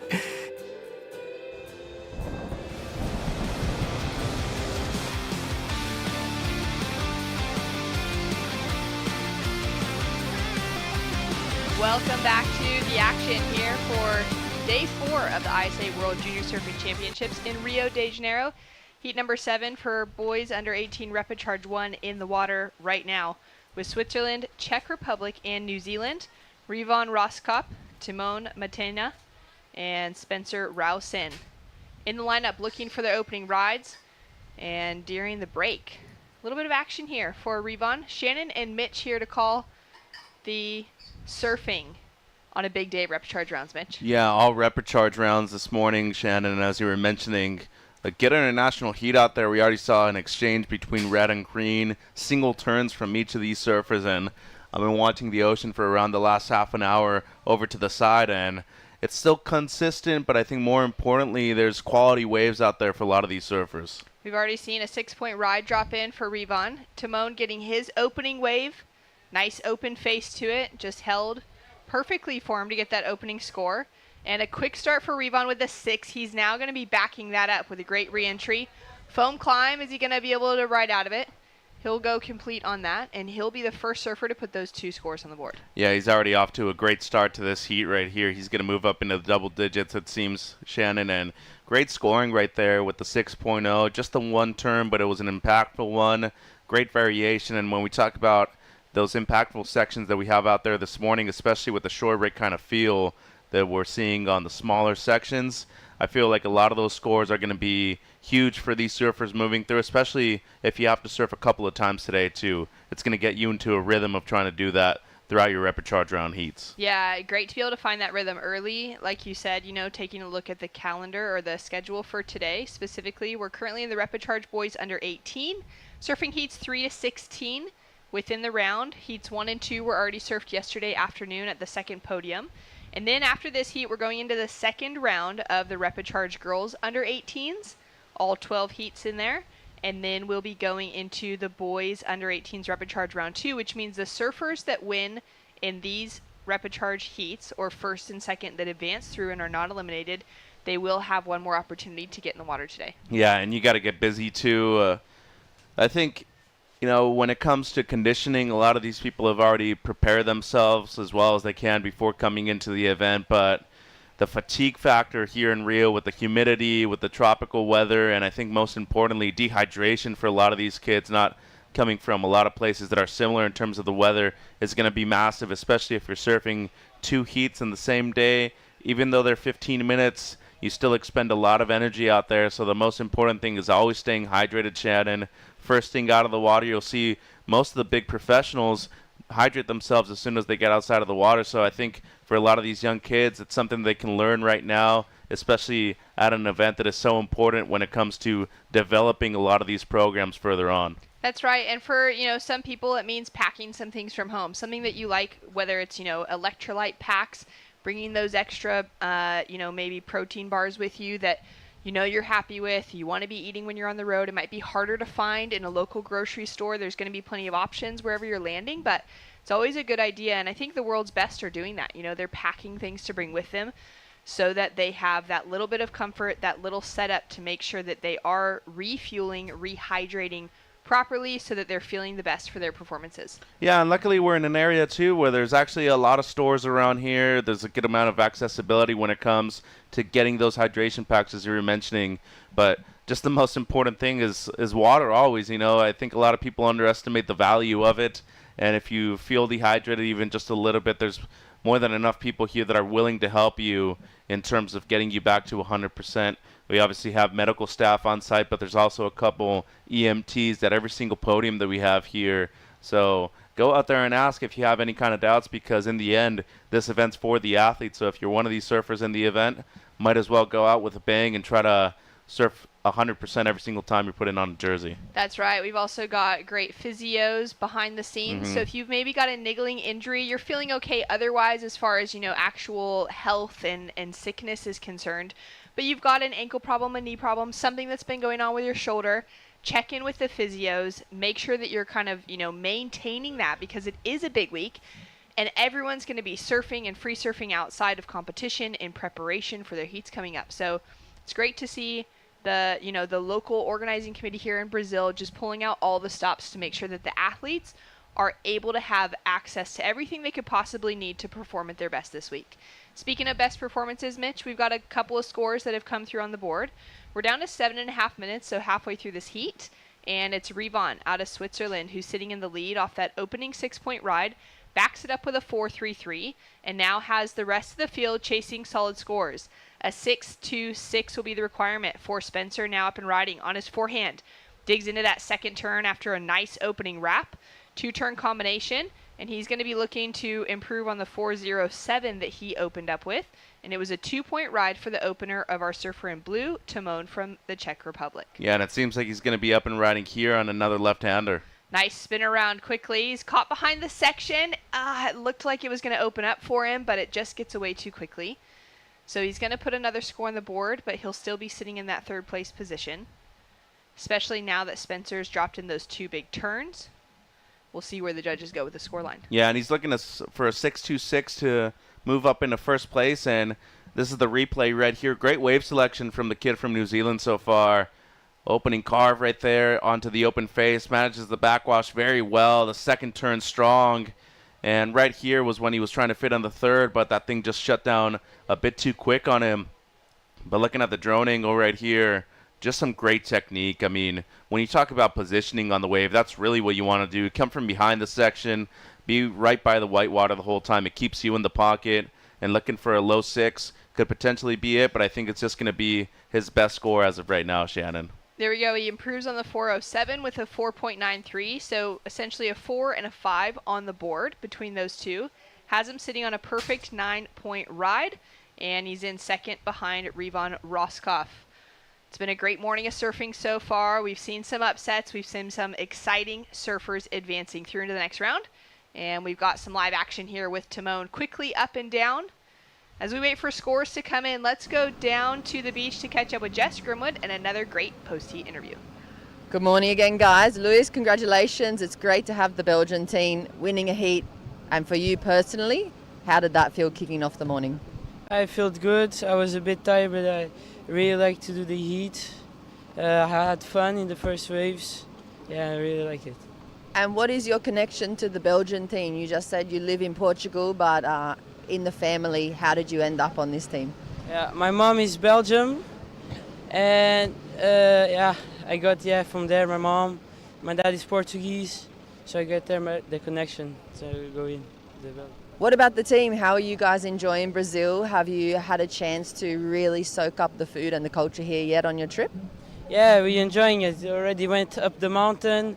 It was really nice view, and I love acai, so I'll be eating all day acai. Well, it's a good way to keep energized. A huge day ahead of you. Congratulations on your heat win. We look forward to speaking to you again. Thank you. Cheers, guys. Bye. Thanks so much. Well done to Luis, taking out a big win, advancing through into the next Rapid Charge round. He'll be up later today. Yeah, and great surfing right there. A lot of people tend to move to Portugal just because of the quality of the waves, but also the quality of life is incredible around there. Big coastline and good variation of waves. during the interview, we saw one impressive turn by Rausen. I mean, a strong layback right there. Really loved the way he was able to read that wave and get enough speed to be able to pull that layback off. We also saw Matena catch his 4th wave so far, but this is the one turn that I'm talking about here. Look at the way he pumps down the line, and this is a section that isn't really allowing him to do that kind of maneuver. He almost forced it a little bit, but that's what makes it so exciting, and he takes the lead with that wave, Shannon. Takes away the biggest score, a 6.23, as Timon had a look at this one. Yeah, and going left seems to be one of his top 2 scores right there. Much better carve, engages the rails well, the young kid from the Czech Republic. And remember, a lot of these surfers don't tend to surf waters as warm as this. And most importantly, a lot of beach breaks that tend to break on the shore like we're seeing at this event here. So in day 4 competition, you've seen the world's best compete in front of your eyes, and you've been able to learn a lot of things just on the fly. But to apply them in the week of learning them is very difficult, Shannon. And just impressed to be able to see a kid like this from the Czech Republic be able to kind of improve his skills with just 4 days of competition so far. Yeah, it has been a huge improvement for him. I've noticed the same thing just in his stance, a bit of his style. He's a very accomplished snowboarder back at home and taken to surfing a little bit later in life. He's been in the ocean, you know, from a young age when his family's able to travel, and he's outside of being in the Czech Republic. Loves surfing in Hossegor specifically as his favorite surf destination when he has the time to get there. But spending the majority of his life focusing on snowboarding, you can see that that style is coming through within his surfing as well. 100%, and all of the board sports are going to benefit each other when it comes to improving a lot of the skills. Snowboarding, for example, will help you with a lot of your rail turns, and I think most importantly, finding a lot of flow out there. But the biggest difference between snowboarding and surfing is that the canvas is always there with the snow in the wintertime. Surfing, on the other hand, you need to be searching for that wave and being in pursuit of a wave that is very similar to what you're normally surfing on snowing on a mountain. So overall, they benefit each other, but surfing's still the most complicated board sport I feel out of all of them. Taking a look now at live action. 2 minutes on the clock. Timon has to pull out of that wave because Spencer has higher priority. Now up and riding with that 6.23 for that single big maneuver. Rausen's into the lead. He's now looking to improve on the 4.93 as the backup score. Gets a bit caught on that final maneuver.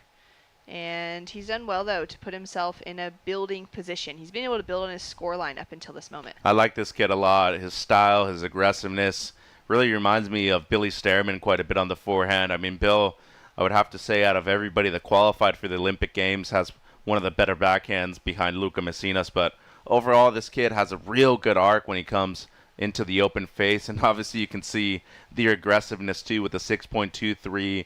I mean, who would have thought of throwing a layback like that at that one section right there? But being spontaneous, especially in a sport that's subjective, you want to be able to throw a different kind of perspective towards a lot of these judges. They tend to see a lot of those 4s, 5s at every single event they're judging. So when you're able to throw out something that they don't normally see, it's going to be appreciated very well. Case in point right there with the 6. Yeah, adding in that variety, it's a crucial part of the judging criteria, which sometimes gets forgotten, especially when you're looking at a wave that can be a bit repetitive, that's maybe offering flatter sections more often than those steeper sections.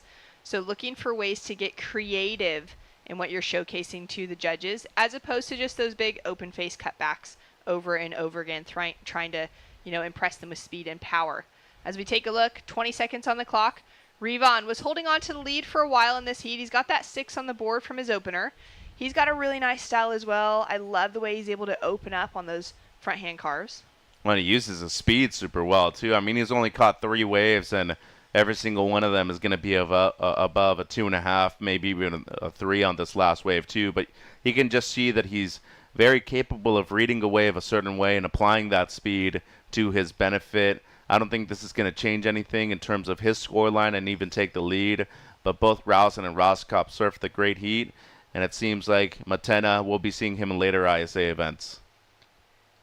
Well, a great start for both Rausen and Roskopf, dropping in scores in that 6-point range as well, figuring out a little bit of the lineup and changing conditions that we have this morning, smaller, more tapered off. And they'll both be surfing again later today. We'll see how the conditions fare at that stage when it comes to tide, maybe a little bit of wind, and the swell continuing to decrease throughout the afternoon. Well done to Timon Matena. Can't wait to see more of him in the future. We've got more action. Stay tuned right after this.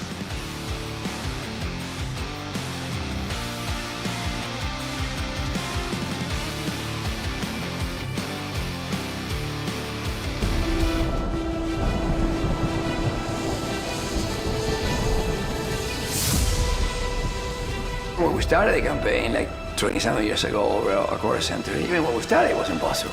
I mean, everybody, okay, my friends, my brother was saying, you're really gonna put your energy in this? Let's go surfing. I never thought surfing would be in the Olympics, period. We all just looked and rolled our eyes back at, like, come on, Fernando. Surfing will never make it.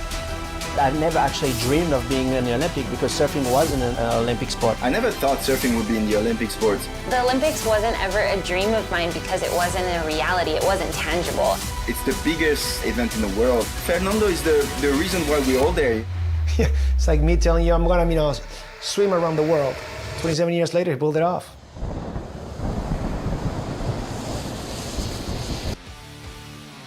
Straight into the action with Enzo Ackermann from Germany. Up into the lip, getting his campaign started. Sage Katz of Puerto Rico on his forehand. Wave goes a bit slopey for him now. He's looking to regain some speed. And that backwash just keeps that wave from standing up and giving him something really steep to work with during that section. But he does really well to stick with it here, and he'll finish off onto dry sand. In the water, up against Eli Perrins-Davies from Wales, and Grayson Grant representing Sweden on his backhand with a quick in and out. Scores to come through across the board. Shannon and Mitch here to call the action. And Mitch, that's a great way to kick things off for these four surfers. Well, and out of the entire round, this is one of the most competitive heats, too. I mean, I just saw the names before, and I'm just thinking to myself, wow, all three of these guys in the red and the green and the white should probably be advancing. I don't know much about Perrins-Davies. I've seen him compete already at this event, but in terms of the skill set of both Katz and Grant, I see them quite often competing across the U.S. and other major events. Enzo Ackermann, though, I know a lot about him from Sayulita, Mexico. Great competitor, lost a close first-round heat in the main round. As you see the Kiwis right there celebrating the victory of Spencer Rowson. But overall, I mean, a lot of talented surfers in the water right now in this round. Katz, the nephew of Brian Toth, I would have to say one of the most successful competitors out of Puerto Rico.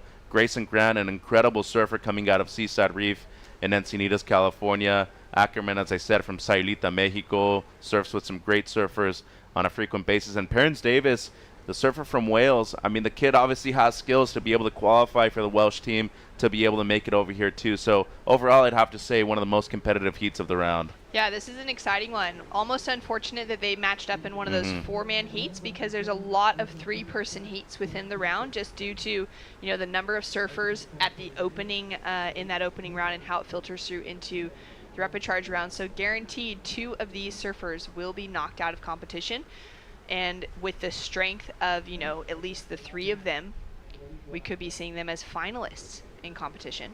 As we take a look now at Sage on his backhand, nice opening snaps, pumping down the line, and tags the end section with ease from a great surfing family, like you said, out of Puerto Rico.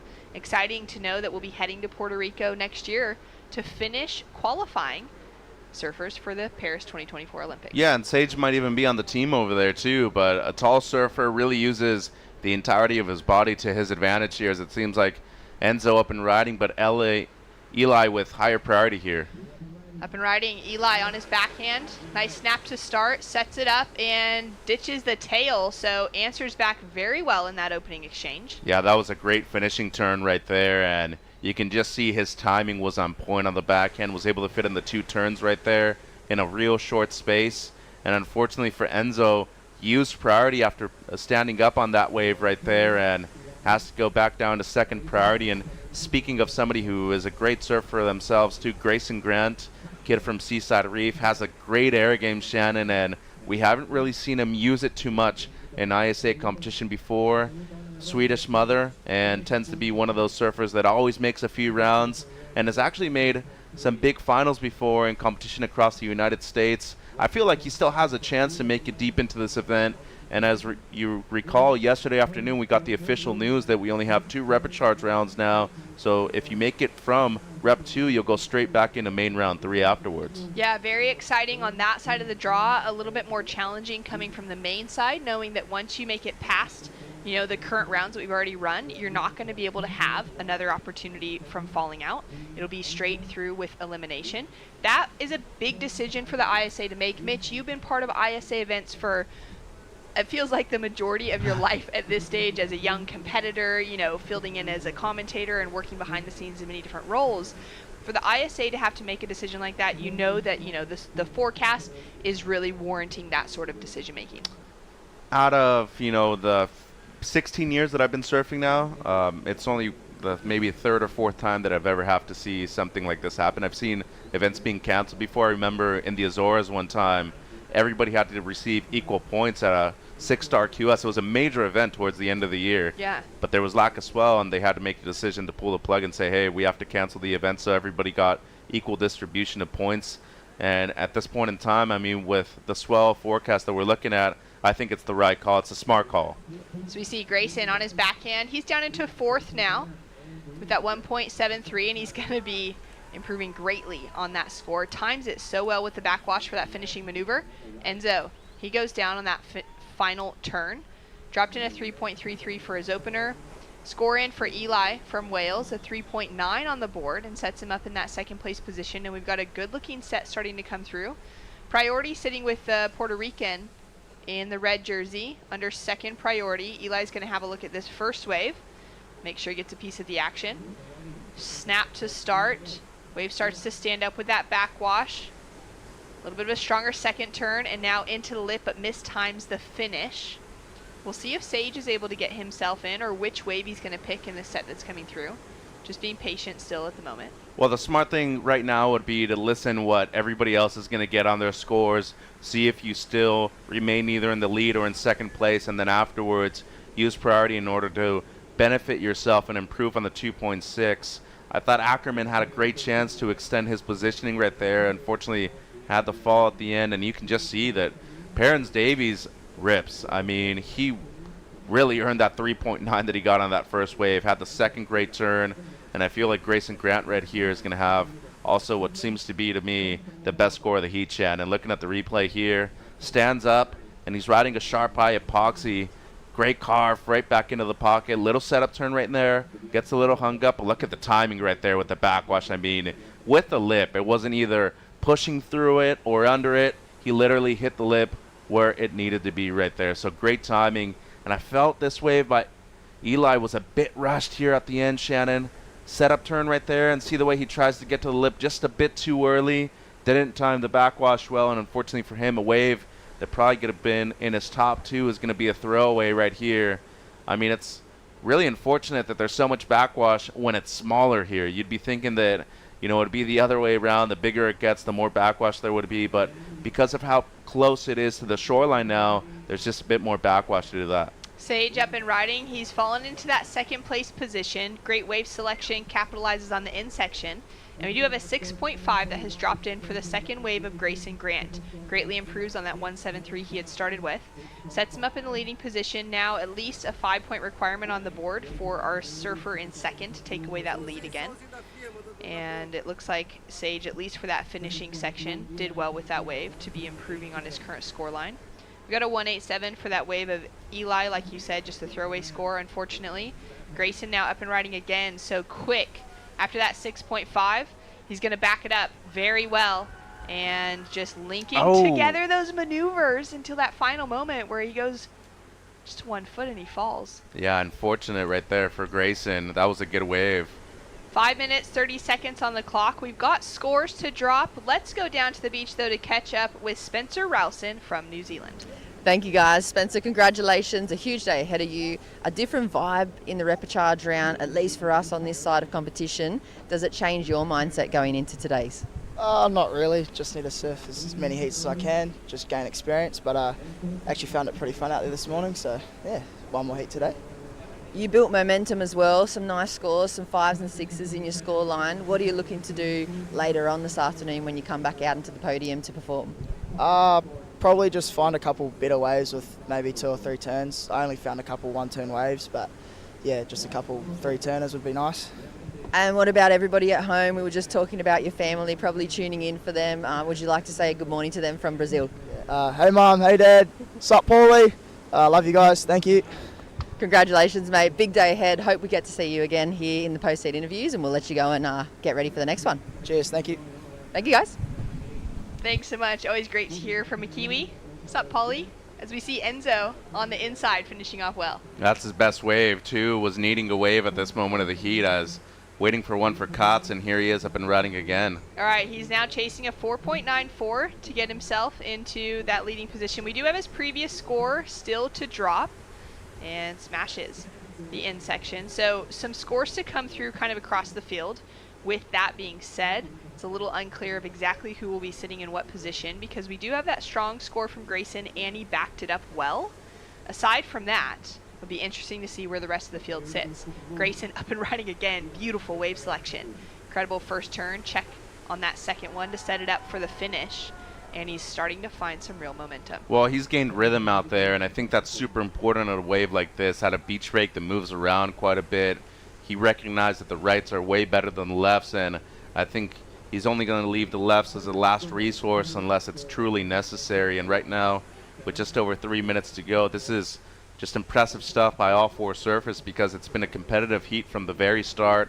Everybody has at least a 3 on the board, and you look at Grayson right there, the previous wave, feel like the last turn was going to be deemed incomplete. So get a recovery right here. Kotz has a couple of waves owed to him, and I feel like Enzo's also going to get his best wave. So this is Grayson right here. I mean, just look at the timing and the tempo. The pace is beautiful. Great down carve right there, a little setup snap, and look at this finishing turn straight to the lip right there for the young surfer representing Sweden. And then Enzo on the backhand too, ended up going left straight up in vertical. He's a tall kid too, so to be able to gain speed off of the bottom turn is really difficult, and did very well just to be able to manage to fit in the 3 right there in that tight space. Meanwhile, Sage also on the backhand. I like this finishing turn right there. Just a little small tap to start things off. Setup turn right there, but look at how vertical he gets on this last one. Timed it super well. So good variation right there to finish off, and it seems like we got a heat on our hands. Scores are starting to trickle in. The previous wave of Sage that we were waiting for, his answer back to Grayson 6.5 for the Welshman for Eli, and a 3.9 was his opener. He's only bettered the situation with a 2.2 now for backup score. So he would be chasing at least a 4.34 to get himself into that advancing position. Scores still to drop for Enzo Ackermann, representing Germany out of Mexico. He's got a couple, well, a 3 and a 2.3 on the board right now, with another score to drop, and waiting for that last wave of Grayson Grant to come through to better the situation with the 6.5 already on the board. Well, he's going to take the lead. That's for sure, as it seems like Enzo here finding a good ride a little bit up the beach. Up and riding now. He's dropped a 5.13 for his previous wave, so he's up into second momentarily. This wave's going to help him out as well, looking to improve on the 3.3 as his opening wave. That's now his backup score. So waiting for a score for Sage and for Grayson. Grayson up and riding again. Just a quick in and out. Maybe looking for a little ramp on the inside section. Unable to find it. So now we're going to have the backup score for last of Enzo that we just witnessed, but also 2 scores for Grayson Grant. For sure, one of consequence that could be taking him up into maybe that leading position with the strength of the 6.5 out of that 3rd place position. And for Sage Katz to see if he's going to improve on the 3.3 backup score. Yeah, and I definitely feel like it's going to be a real tough battle for 2nd place right now. To me, I mean, Grayson gets the score that's necessary for 2nd. Luckily for Enzo, he's gotten 2 waves back-to-back that has been his best. He's gotten into a flow right here at the end of the heat.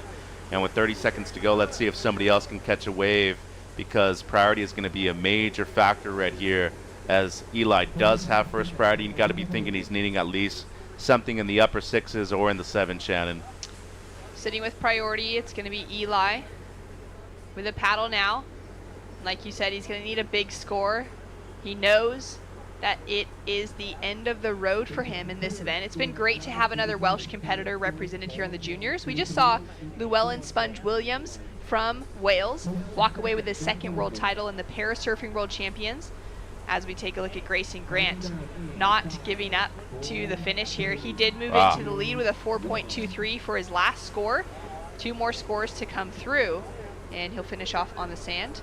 But for Wales, as a surfing nation growing, they've now got a 2-time world champion in a surfing discipline of parasurfing, and it's exciting to think of the future for that country. Yeah, and it seems like heat silver right here, so I don't know if he caught that wave before the buzzer, so Sage protesting right there, and Enzo, I don't know if he knew that there was enough time left, and at the end of the heat, once the buzzer sounds, there is no priority anymore, so that's going to be an interesting situation right there. Who had higher priority at that moment? We're going to have to wait to see what comes through on the scoreboard, because we have noticed the delay between the broadcast and the buzzer. We tend to be kind of running out our clock a few seconds faster, actually, than what's happening in the judging tower. So we're going to have to wait to see. Sage did have priority next to his name in that moment if it was before the buzzer and the clock was still counting down, where Enzo had second priority.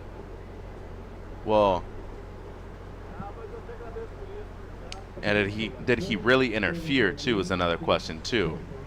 So we'll see. Lots of questions, lots of scores to drop. Because of that, we know it's going to take some time. Let's take our commercial break right now. When we come back, we'll be able to sort out the situation and go straight into the next heat. So stay tuned for more of the ISA World Junior Championships results for heat number 8, Rapid Charge round 1 for the boys under 18, to come right after this.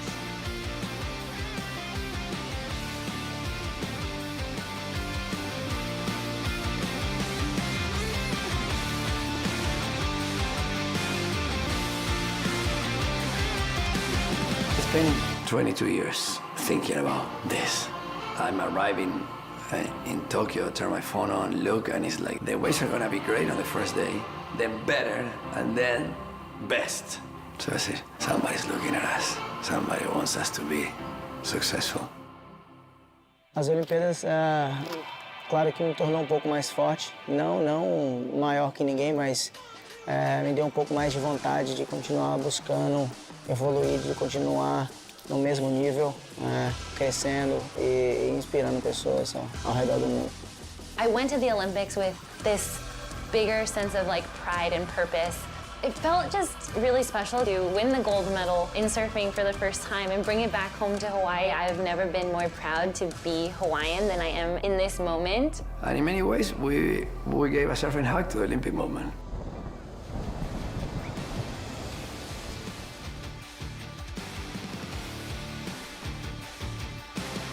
Welcome back to the action. We're still waiting for the kind of resolve of that final heat, or the final scores for heat number 8. We do have some scores that have dropped in.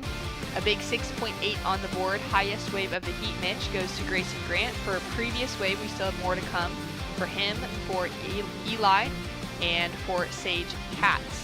But with that 6.8, Grayson's up into that leading position. Yeah, and either way, if there is an interference at the end on Ackerman, he doesn't have a chance anymore to overtake him in second place, so it will be Grayson Grant and Sage Katz moving through, and a real good heat. I mean, a competitive one too. 13.3, 10.84 at the very minimum for Sage, and Ackerman with a good performance too, 9.7. And you know, Eli seemed a little bit hard on himself right there at the end. He had a great score to start things off, a 3.9, a good combo. I mean, at the end, you got to be proud of yourself off of what you did and who you came up against too, because what happens here, Shannon, is that you can only control what you're doing on a wave. For everybody else, their skill set, I mean, they've prepared up until this moment separately than you, so be proud of your performance, and overall, I think he surfed another great event for Wales. That's right. I really enjoyed seeing Eli out in the water. I liked his style in that 3.9 as well, and his last scores are through. He does move up into that third place position with Enzo down into fourth as a priority interference has been called on that finishing moment. So we do know that Sage Katz had priority. It was still before the buzzer sounded. And it does look like possibly in the water, surfer up before the buzzer. We're still waiting for, on our end, scores to filter through for the last wave of Grayson Grant. But official results will be that Grayson takes away the win and Sage Katz in second. So Sweden and Puerto Rico advancing through, with Wales and Germany falling out of the conversation. Yeah, and unfortunately right there, both Wales and Germany, as you were mentioning, out of the event right now in the boys U18, but good performances by them. And speaking of just beautiful places and an excellent location to have an event, this beautiful beach of Praia da Macumba, just real iconic venue of what surfing in Rio is. I mean, just the mountains in the background, white sand beaches, and I think the quality of the waves really has impacted a lot of these junior competitors, and they're going to be coming back here to Brazil thinking that everything's going to be as good as it is right now, and hopefully even better too. Yeah, what a beautiful place to be able to spend the week, and an incredible location for surfers around the globe to be visiting to. So many waves, beach breaks galore, great waves as you go farther down the coast and enter into the national park as well. And the surfing culture here is thriving. Everywhere you look, there's someone walking down the beach with every type of surf craft, anything that they can be on to be in the water, whether it's shortboarding up to longboarding, anything in between, stand-up paddles, foils down there, and just a real water culture that you can see here with the community in Macumba. Yeah, and I mean, surfing's been around here since the 60s, so you know, they've been surfing for a super long time. They've always had a successful professional tour, but I think right now they're having, you know, the highest of the highest, multiple world champions, as we see our heat number 9 out there in the water now, Shannon. Switzerland, Sao Tome and Principe, and it will be Sweden out in the water. As we take a look now at Lei do Rosario, up and riding in the blue jersey, and a great looking wave to start off his campaign. He'll dive out quickly, fast style in front of him. Jake Anderson in the water for Switzerland, and Lex O'Connor for Sweden. And that was a real strong turn right there for do Rosario. You mentioned Sao Tome and Principe, a beautiful island, or actually an archipelago of islands off the coast of Africa, as it seems like the Swiss surfer up and riding now. Jake Anderson on his forehand, nice opening carve, sets himself up for the second, just check under the lip, looking down the line, paying close attention to how this wave opens up and puts on a nice finish. So he'll get a completed wave together for his opener, and a 2.83 drops through for first wave of Lei. Yeah, and this should be a good wave here for Anderson too. Was on a much better and quality wave than do Rosario, and in the end, a lot of people are always asking, hey, why do certain surfers not do good in comps? Because they're not on the best waves, and you saw the difference right there. Lei has skills, but he just needs to be on higher quality waves. So as long as he's out the back and understanding how to use priority to his advantage, I think we're going to be seeing him advance into the repecharge rounds later on. Waiting for that opening score for Jake Anderson to drop in. Just 3 surfers in the water. Top 2 will be advancing through. That's going to be the conversation throughout the entire day. It's just a day of repecharge rounds, where we are going to have our under 18 boys finishing out with their first repecharge round. They're going to be back in at the end of the day for round 2, so any surfers that advance through now will have another opportunity. As we take a look at this opener, still waiting for the score for Jake Anderson. Yeah, and real smart surfing. I mean, nothing incredible, but just a wave that he wanted to start off on the right foot. Good pacing right there, solid snap to finish. Should be a mid-range score, but as I said before, you just want to be able to use those waves to your advantage and not try to oversurf them, Shannon. Paddling into position, we got a big looking set. Surfer in green has first priority, blue in second priority, and green's going to have a look at this one. Lex O'Connor now on his forehand. Snap into the lip and he'll go down. Out of Sweden, representing Sweden but living in Freshwater Beach on the northern beaches of Sydney in Australia. As we take a look now at Lei, up and riding, but caught behind the section, and that right closes down in front of him. Yeah, unfortunate right there, but that seemed to be like a good wave for O'Connor. You were mentioning him being from Sydney, competing with his brother in this event too, who we'll be seeing later on in this round. Well, more action to come out in the lineup, but in that previous heat, it was Grayson Grant that found the rhythm. Looked absolutely on fire. He's on the beach with Jess. Yeah, good morning, Grayson. Good morning, Sweden. Good morning, backhand. Thank you for letting me snatch you. Sorry to everyone, he doesn't have his jersey on because it's a huge day of competition and he's already on the move. Tell us about that backhand attack for you. Yeah, felt good. I had a rough first heat, so it felt good to get, a couple good rights, like do some surfing. And what about the connection to Sweden for you? Where does that come into play, and how did you end up representing that nation? It's my mom. My mom's full 100% Swede, so yeah, 50% Swedish, so yeah, it's a cool thing. Simple as that. You've got a huge day ahead of you for the team as well. One of the other fellow team members is in the water right now. You're switching between podiums. How do you keep that buzz going throughout the day after a performance like this morning? It's good, yeah. We're just kind of trying to stay in the shade, drink a bunch of water, and then, yeah, support each other. We're a pretty small team, so we just try and support each other the best we can. Well, congratulations. We'll let you go. Thank you for dropping on in. Look forward to hopefully another post-heat interview with you soon. Thanks, Grayson. All right, thank you. Cheers, guys. Thanks so much. Well, Grayson, one Swedish surfer making it through.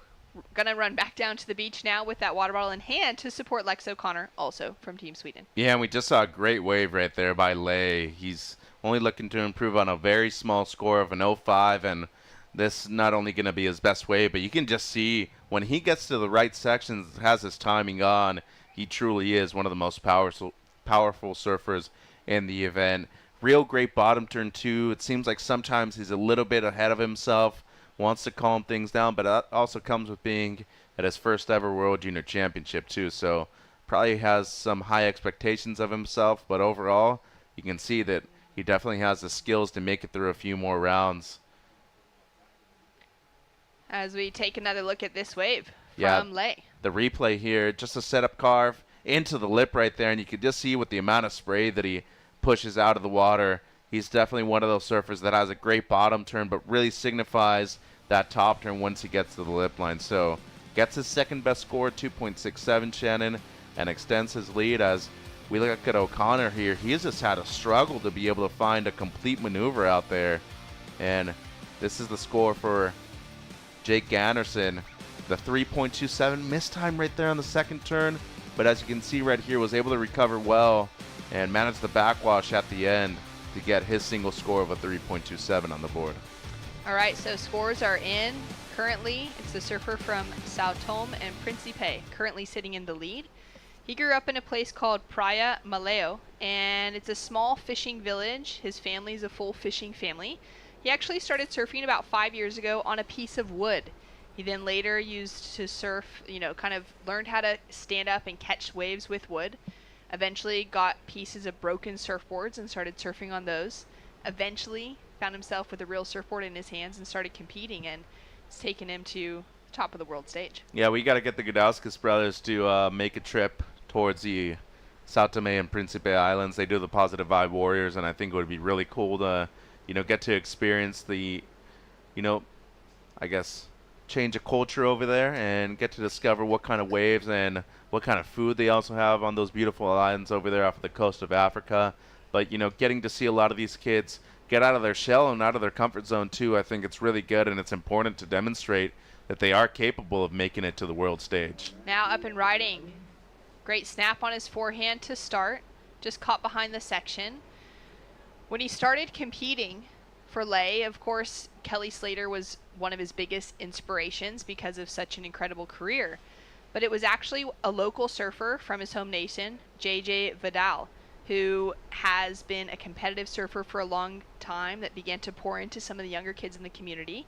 And for Lay, he said that getting to surf in a heat against JJ was the really life-changing moment for him that kind of showed him, someone from his own community with such great success, and gave him that opportunity to really learn from someone coming out of his own home space, and has given him that encouragement to continue pursuing competitive surfing as we take a look at the style that he's been able to develop through his years. Yeah, a score that's not going to go into his top two, just a 2.43 for the one turn right there. But, Africa, they've had incredible surfers in the past, especially surfers from South Africa. But they've had a QS events before in Senegal. Morocco, obviously part of Northern Africa too. And just overall, there's a lot of coastline that's still undiscovered when it comes to surfing. And all those little islands off of the coast, I know, Reunion Island just off of the side of South Africa too. You have Madagascar over there, who I know has some incredible waves too. So there's got to be some incredible surfers off of those beautiful places as well.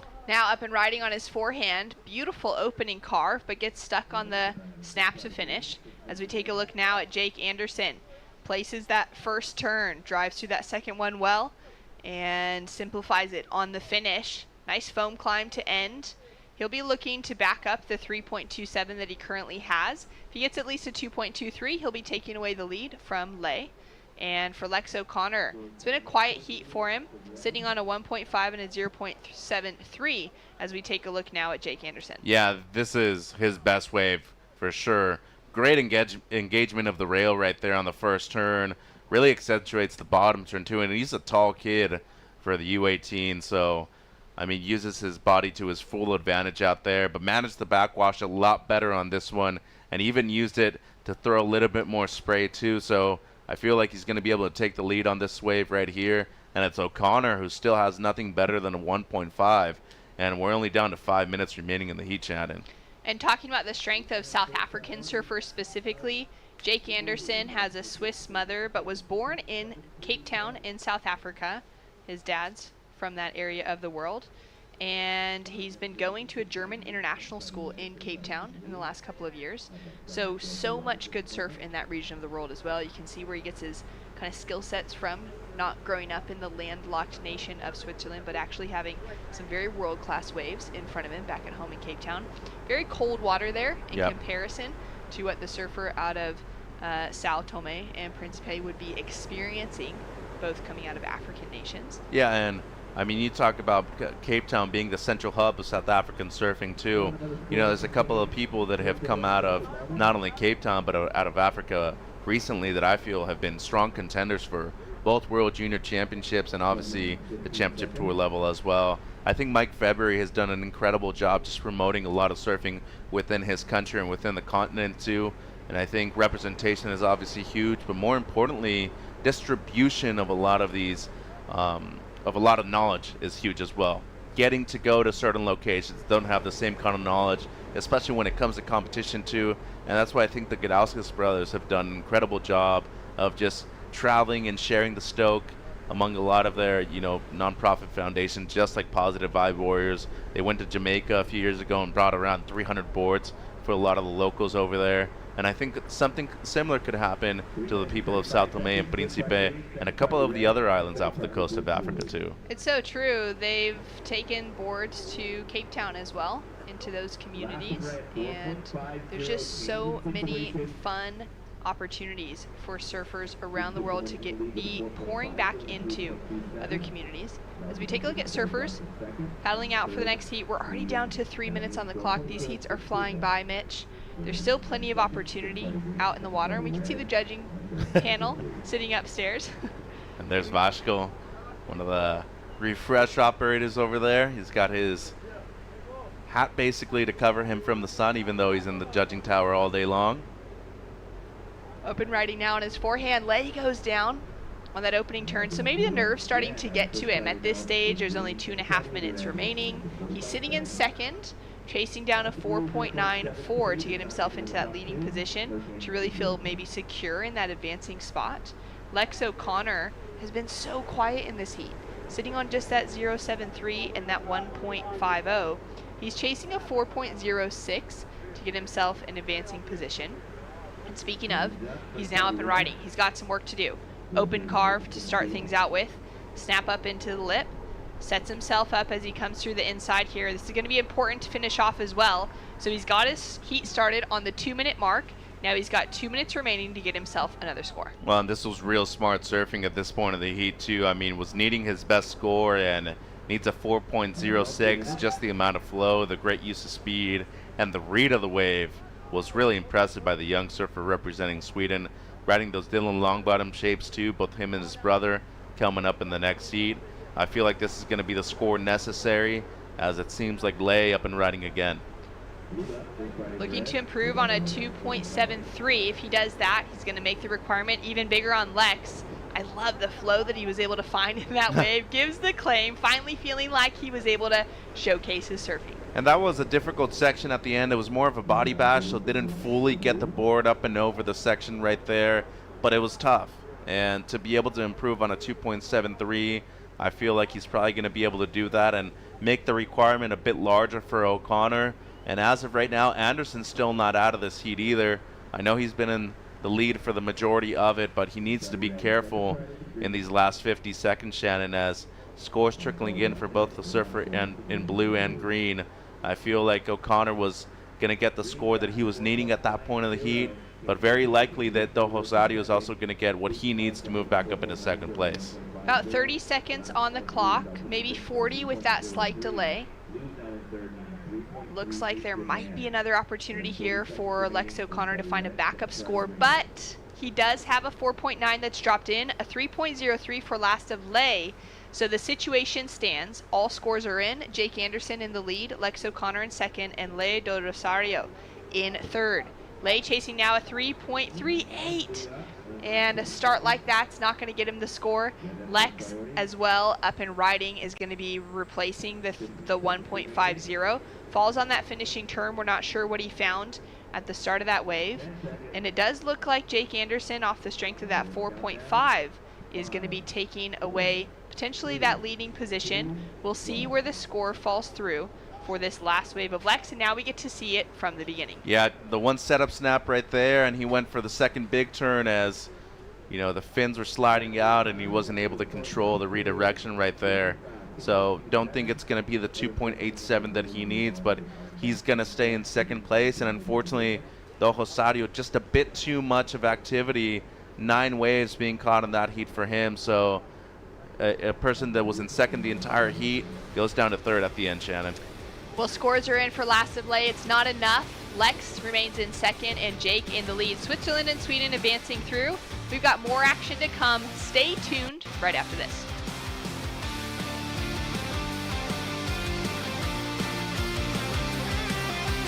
We're going to Chopu. It's like we all went, oh my God, what an amazing idea. Chopu is one of the most incredible waves, probably a wonder of the world. And it's just sort of like a whole nother world out there. It's godlike, it's quiet, serene, beautiful. Then you have this glorious wave that comes off a reef, and it's so powerful and so beautiful. I think Chopu has the opportunity to capture the imagination visually for what people think surfing is. The wave at Teahupo is super scary and beautiful at the same time. I have to give them a lot of props for the courage of making a commitment to Tahiti. I think it'll be a really exciting way to showcase all the athletes and their talent. I think it's going to be very good.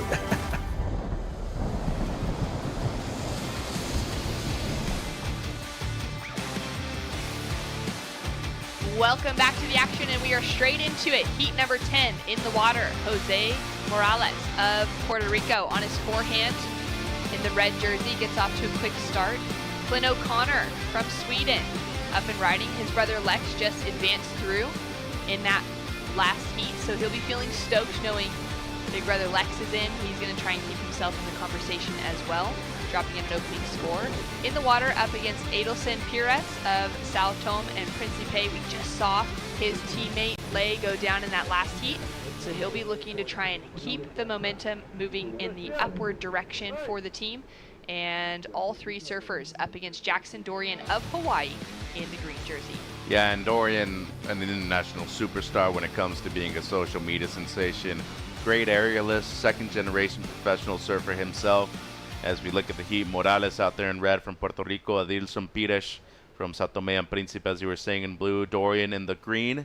And it is Flynn O'Connor, the Swede, who resides in Sydney, Australia, out there in the white jersey. So scores coming through. A 3.17 was the opener of Jose, puts him into leading position.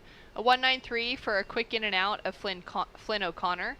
And now waiting for the opening rides of our surfers in green and blue. Taking a look at the beautiful Macumba Beach here in Rio de Janeiro. An incredible spot to be a surfer because there's waves for every level of surfer, whether you're beginning up to some of the world's best.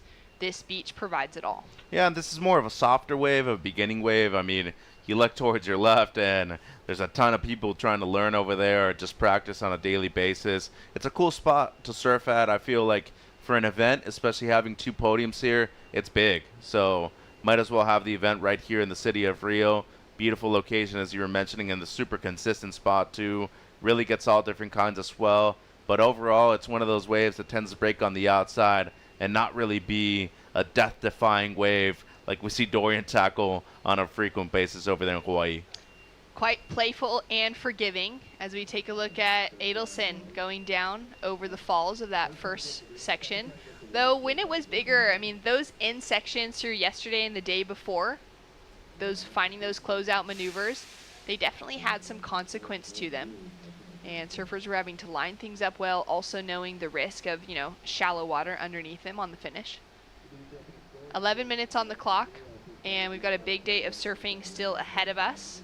We're about halfway or more than halfway through this heat. We've got 3 more heats after this to finish out in our Repicharge round 1 for our under 18 boys. After this, we're going to be heading into the under 18 girls division and then back into the under 18 boys second Repicharge round. For the girls, it is their second Repicharge round, and we've got heats that are running on the second podium throughout today as well. You can follow along the live scores for those heats on ISAsurf.org. Just click on second podium if you're tracking with the scores on this first podium, and you'll be able to see who is out in the lineup between the under 16s, both boys and girls Repicharge rounds running today. Yeah, and 10 minutes to go. Dorian still with no waves right here. Does have first priority, and it seems like it's a bit confusing out there at the moment right now, Shannon. Only the 3.17, the best score of the heat for the Puerto Rican Morales out there in the red. Well, Switzerland's Jake Anderson had a great run in that last heat, taking away an advancing position. He'll be coming up again later today, but let's hear from him right now. Great win for you, Jake. Great win for the Swiss team. First of all, highlights for you guys and the team here in Rio. For me personally, it's just being here, experiencing all the things that I've been experiencing and seeing new friends, having opportunities to surf these waves all by myself, 20-minute heat. And highlight for us is the acai bowls that we've been eating every day. And just this place alone is such a beautiful place. And what about the vibe? I mean, you've got the boys right behind you here. They're trying to make you giggle through the interviews. Have you guys been practicing your post-heat interviewing at home in the mirror or with each other? Personally, no, I've not. It's probably my first interview ever. And but I think they have. They are extremely good surfers. I'm pretty sure they've been doing their post-heat interviews in the mirror all by themselves. And I'm pretty sure that the next few heats to come, there's going to be more interviews with the Swiss team. It's great for us to have you guys here as well. Congratulations on your win. I'm sure your family are tuning in at home too, so let's give you a chance to say hello to them. Hello everyone at home, hello family, hello friends. Love all of you. Thank you so much for all the support. And yeah, I'm going to keep going, try my best, and see you guys soon. Well done, Jake. Thank you, guys. Big props for Jake Anderson out of Cape Town, South Africa, but qualifying for the Switzerland national team and a newer representative for them. Great to have him in the conversation. During that interview, right at the finish, we did just notice the potential of an interference. Yeah, and it seems like there will be right here. Jackson Dorian catching his first wave, and Adilson Pires right in front of him. And that's what we talk about. A lot of people that don't have the same kind of experience at a competitive level don't know how to use priority to their advantage. Up and riding on his forehand, Jose. Great opening wrap, pumping down the line, and snaps under the lip to finish, but he's unable to hold on to it. And we can see the priority interference that has just shown up on the screen for our surfer in blue as White is flying down the line. Great momentum.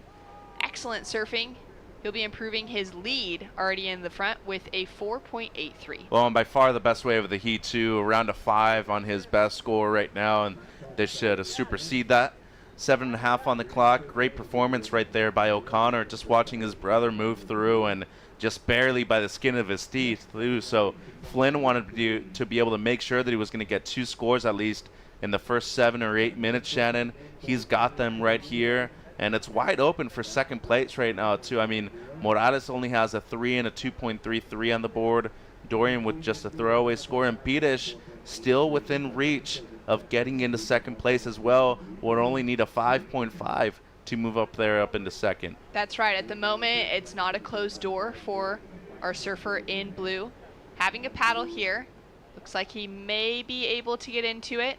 Strong paddle, kicking those legs, and he's up and riding on his backhand.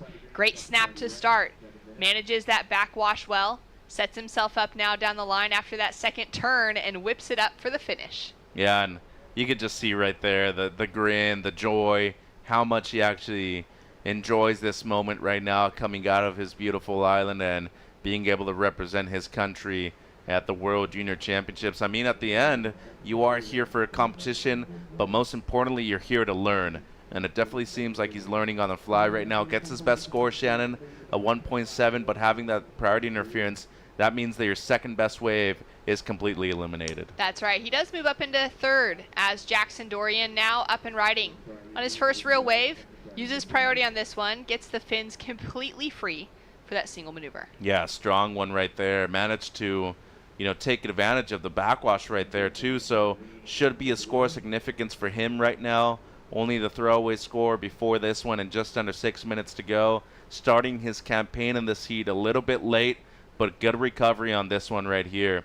So turns around last second too, deciding to go on it. It's one of those waves that seem to have some potential down the line, but unfortunately for Pires, he was already on that wave, not thinking that Dorian was going to be able to catch it, and got the priority interference right there. And on this one, look at the way he manages that backwash. I mean, it's a strong kid right there, just to be able to come down with it and be able to, take that impact of what the shoreline is doing and bringing that wave back up on the open face. Real tough, so should be a good score for him. Chasing a single score of a 5-point ride to get himself into second. Still 5 minutes on the clock. Scores to drop through for last of blue and last of green.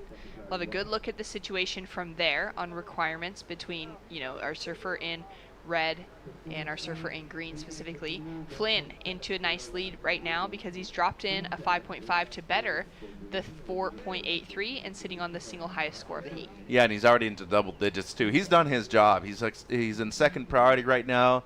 You just need to wait things out, use priority defensively, and make sure that if a good wave does come through while you're in the rotation, you can be able to extend that first place position. Well, scores are in now for Jackson. A 3.4 on the board sets him up into that third place position. Chips away at the 5-point requirement for that single turn, and he's now only chasing a 2.10 to make a difference and take away that advancing spot. 4 minutes, 15 seconds on the clock. It is a surfer in red with first priority. At this stage, he'll be wanting to improve on the 3.17 or the 2.33 to make that requirement more significant on Dorian. And you can see a big set coming just out the back. Red with first priority, white with second priority. Dorian sitting with that third priority next to his name. Beautiful looking wall starting to roll in. See if anyone's able to get into position. And it's going to be our surfer in green who spins to take off onto this one under priority of everyone else. He decides to have a look at this. He's going to make it into that open face, so a lot of white water to ride at the start, but now just looking for that reform on the inside. 2 turns on his backhand, checks behind as well. Focus maybe split a little bit, but he's going to get busy here on the inside, and he needs to put together a powerful couple turns to finish with. Well, and that was a real smart move right there. He noticed that it's been a bit slow with the quality of those waves out there. I think he gets the 2.1 easily right here, and there will be a situation change in these last 3 minutes as Morales right there needs to be very careful with angling himself like that. Could definitely be considered a paddle, and it seems like they did consider it that way. Wow, so he had first priority, has a paddle, loses priority. He's down into third priority now, second priority landing with Adelson and O'Connor in first priority. Dorian drops into 3.13, so like you said, smart decision. Get that wave, get that second score on the board. He's now taken over the advancing position as we take a look now at Adelson up and riding on his forehand. Nice looking section in front of him. Drives too hard through that opening turn. Yeah, unfortunate right there. Still needing the 6.53 on one wave to move up into second place. And, once again, Dorian gets not only a backup score right here, but it's just enough for second place. And that was a smart move as Morales here up and riding, Shannon, with 2 minutes to go needing a score.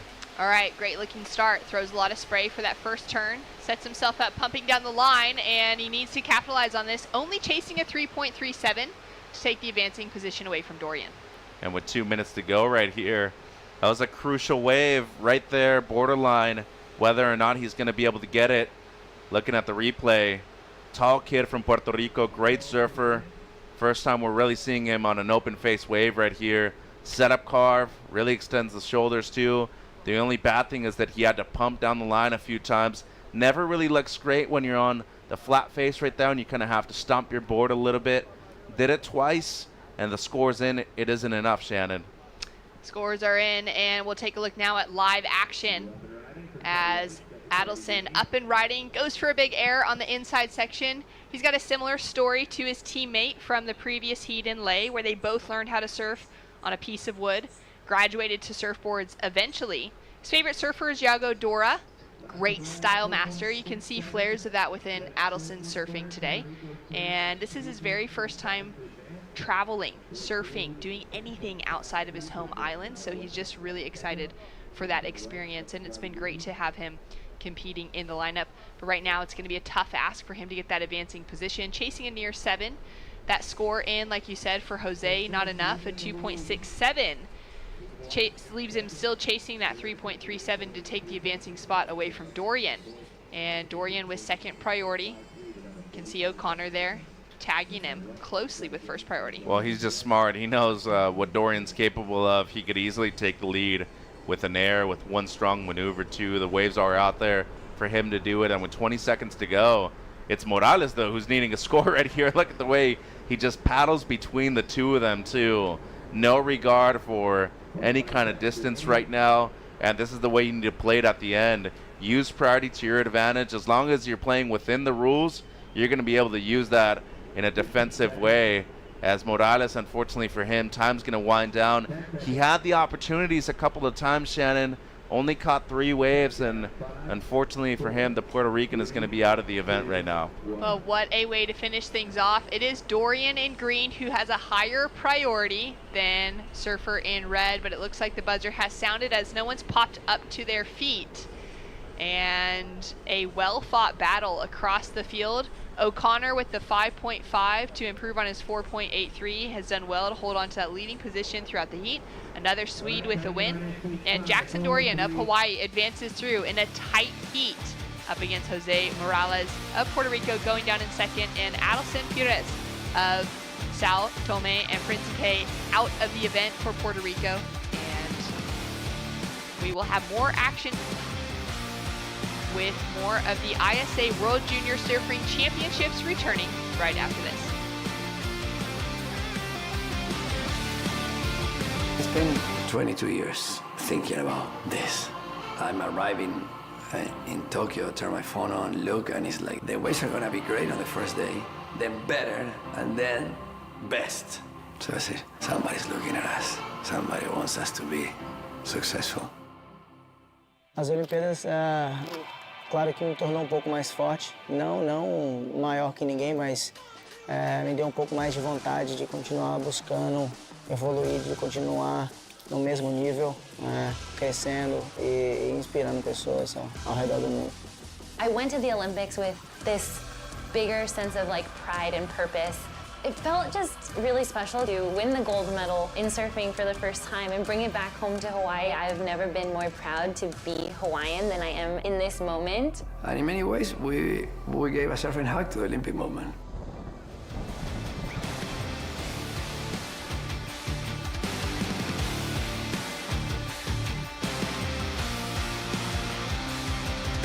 Welcome back to Praia de Macumba here in Rio de Janeiro, Brazil. This is the ISA World Junior Surfing Championship 2023 edition. The first step for the potential spot surfing the Olympics in the near future. Some of the best surfers on the planet, 18 and under. Chris Cote here with Barton Lynch. In the lineup, we've got Teo Galegrani, Finn Clark, and Craig McLaughlin. So 2 surfers representing Team Scotland, 1 surfer representing Team Panama. We're going to start with the Panamanian. Ooh, nice way to kick things off, Barton. I shared your excitement for that moment. Carves out of the top. Look at this on the replay, all the way through to the inside. A little bit sort of disconnected right there at the end with the flow of the wave. Here's Finn Clark. A couple of nice snaps there. It was a closeout re-entry if that was timed a little bit better. Here's Craig snapping out of the top. Beautiful wave as well. What a start for everybody. Off and racing. Nice closeout turn. Yeah, Scotland. Great opening ride. You love to see it. 15-minute heats. Top 2 surfers will stay in this competition. Third place surfer will bow out. And it's been a morning of savage cuts.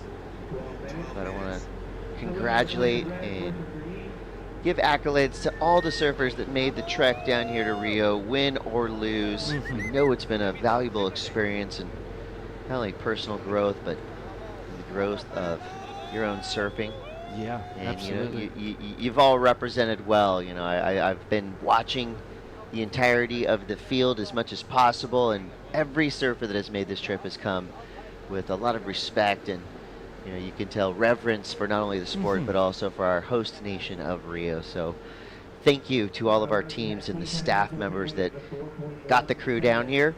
And as you see now, a little bit of wind starting to kick up. See that onshore breeze whipping that flag right there. But as we've seen throughout the past 3 or 4 days, even when it gets real windy down here, still super contestable, and plenty of consistency in the lineup as well. So far, Craig McLaughlin from Team Scotland in the lead with that 5.17, a great start there for your surfer in green. Surfer in red from Panama, a 4.17, and Finn Clark starts with a 1.93. So everybody involved so far. There you see Team Scotland's flag flying on the beach.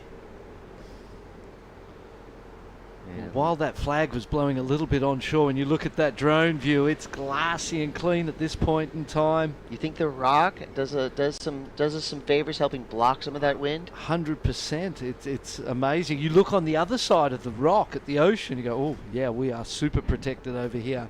So great position. Whichever way that wind blew, you could go to either side and find clean conditions. This is going to be Craig McLaughlin.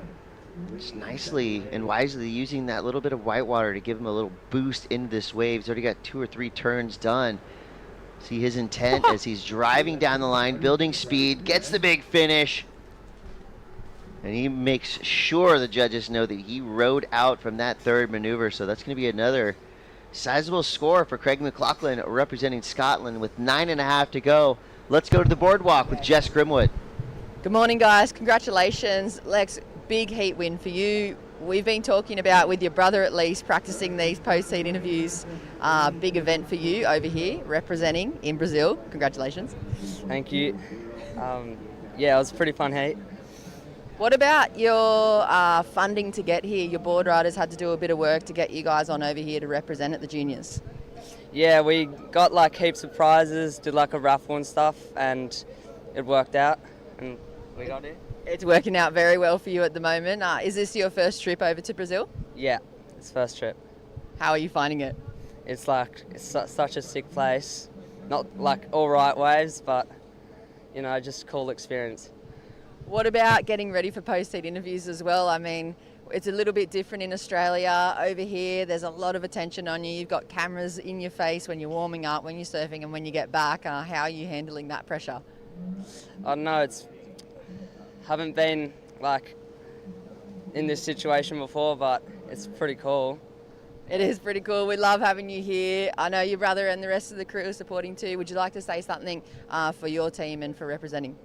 Yeah, just thanks to the dads and the team and like the team for supporting, and I'd like to say something to my grandparents in Sweden. Tack till allihopa och det är så bra att vara här. Congratulations, mate. It's a hard job when you're translating languages, but you've done so well. Congratulations for the day. We'll see you later on. Thank you. Cheers. Thanks, Jess. Tak, that means hello in Swedish. And that's about all I got. 7 minutes, 39 seconds to go. Craig McLaughlin in the lead with a 5.17 and a 3.40, and he is back at it. Pretty fun when you get the opportunity to roll into a wave and get the opportunity to do an air like that. So when we say roll-ins, for maybe those of you who don't know some of this cool, significant surf slang, a roll in or a chip shot in basically is normally when you're paddling for a wave, you're kind of looking for the open face part of the wave and you let the crest of the wave push you. But sometimes when the waves are a little flattened out like we see today, you can use a crumble of the whitewater to actually get your momentum going, and then you can stand up and really see the lay of the land. As we see Surfer in Red coming up next, getting prepared in the zone. I like to see these young surfers doing the same type of preparation that you see from, Olympians and from championship tour surfers. And it's cool that a lot of these surfers have had the ability to watch a lot of contests now online, and they see what Felipe Toledo's doing. They see what John does before their heats, and they say, okay, well, that's what you do. Let's do it too. As someone who's been around competitive surfing for 45 years, there was a point in time as we look at the replay here of Teo from Panama. Beautiful turn there. Nice snap, looking great on his board. Beautiful closeout turn. Unfortunately, catches the nose as a little bit of backwash hit that wave. Came unstuck. Had a 4.17 and a 5.73, so in a good position. Look at that air attempt for our Scotsman. So close to completion. Used the backwash, the timing of it beautifully. Finn Clark here for Scotland. Yeah, this is live. So Finn Clark looking for a 6.24. A lot of bounce coming up this wave, but he's navigating it well. Comes through to the inside, hoping for one more opportunity. He's up and out. So our Scots right now are sitting in second and third, but we think that Craig McLaughlin may have improved on that 3.40. I think you're about to tell a story about how the previous iterations of the championship tour through the 70s, 80s, maybe even into the 90s, stretching wasn't quite invented yet, was it? I remember going down the beach and doing yoga and people looking at you and laughing.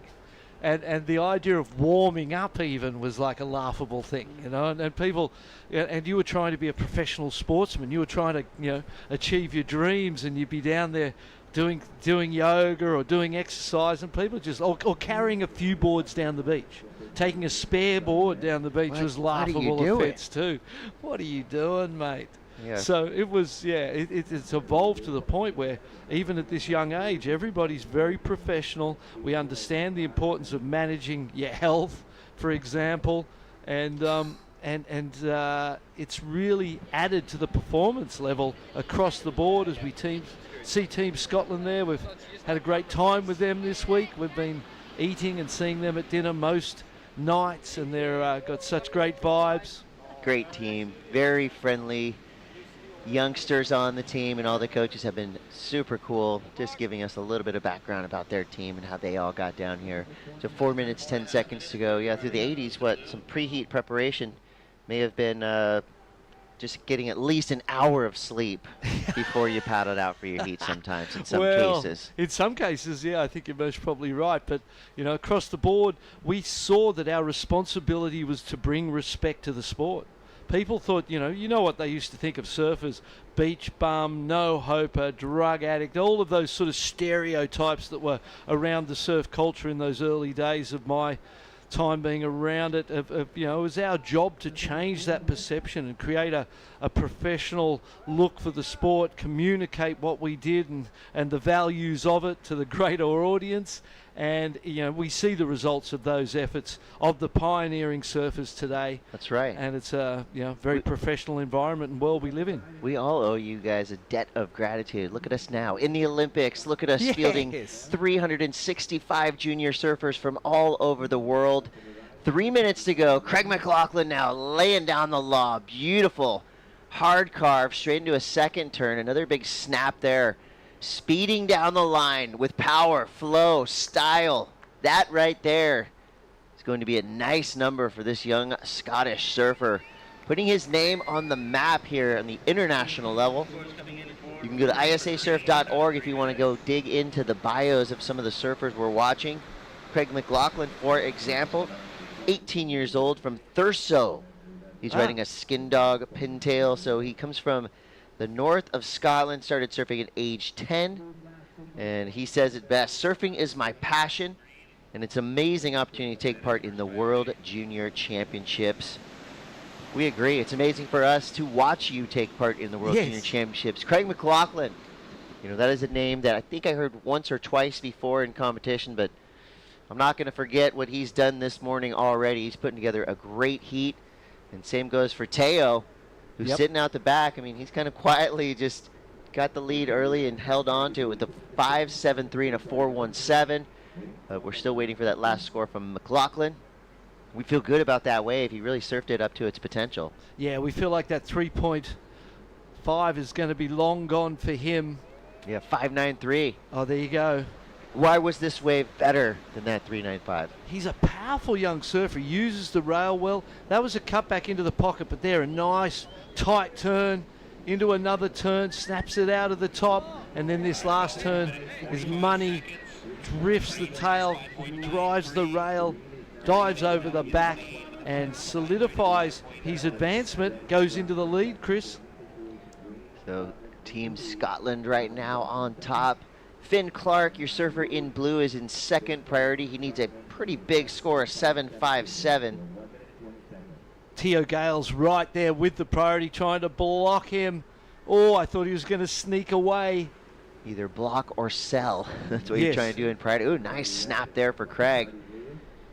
You know, I feel like the momentum right now is with McLaughlin as he got the news of the 5.93, and you can see he's just kind of freed up now to go on attack mode. He's going for it. So Finn Clark, his team member, 16 years old from Gorebridge. His favorite wave, Pease Bay. He is your Scottish Junior Under 18 Series winner.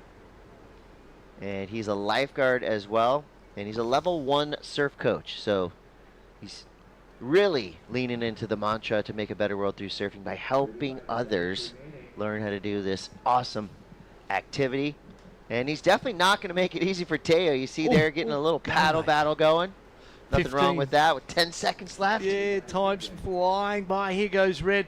The good thing for Teo is he has the priority. He was able to control Finn Clark. It wasn't sold anything by Finn. Here he is looking to improve on the 4.17. So he's pretty safe really in this heat. Whips it off the top there, comes around to the backhand. Another little foam climb, finishes up. This heat's done. Gives it a fist pump. Feels like the job is done too. Yeah, great surfing there from our surfer representing Team Panama. They have been fielding stronger and stronger teams. Teo is 17 years old from Bocas del Toro, a beautiful part of the world with waves that will absolutely pound you. Bocas del Toro has produced quite a few good local surfers. Here's one of them. Teo may have just done enough to get the win, but for now, we're going to celebrate with Team Scotland. So another surfer through. Slightly bittersweet as we will start to see some friendly fire between nations. So one Scottish surfer makes it through. Unfortunately, we lose Finn Clark, but a valiant effort and performance by young Finn, and more to come from him in the future, no doubt. There's Team Panama to celebrate with their surfer who made it through. I suppose the only difference between first and second is the seeding. You're both advanced, so it's as good as each other in that sense. But if you're in first place, you will go against 2 second places and 1 other first place in your next 4-man round. So that's where the advantage lies in winning the heat. If you're in second, you're going to have 2 firsts and 1 second. So perhaps in theory, a little bit more difficult a heat. The score we were waiting for from Teo. Regardless, he will be advancing through. Nicely done. I mean, that right there is just good, solid surfing. Nothing too flashy, but nice use of his rails. And this is McLaughlin there, so your winner of that last heat, Scottish surfer Craig McLaughlin, and more to come. This is the ISA World Surfing Championships. We'll be right back.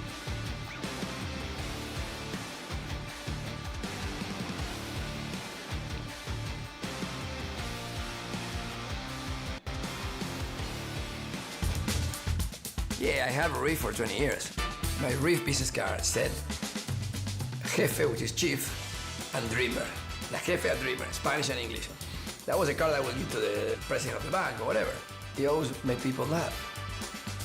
Because, you know, the guy like talking, when asked him for an extra $1 million in loan to buy sandals, and the guy looks and says, I never lend money to somebody with this title, you know.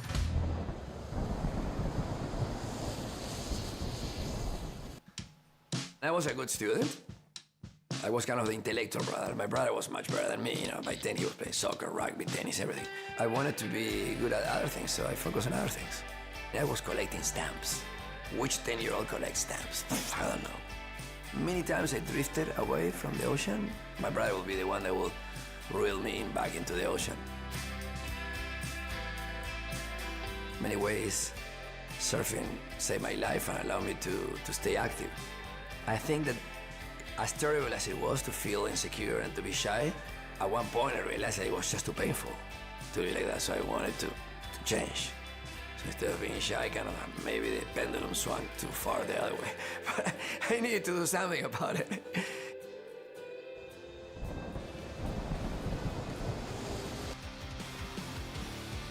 Man who dreamt the impossible dream, Fernando Aguirre, leading the charge of getting surfing in the Olympics.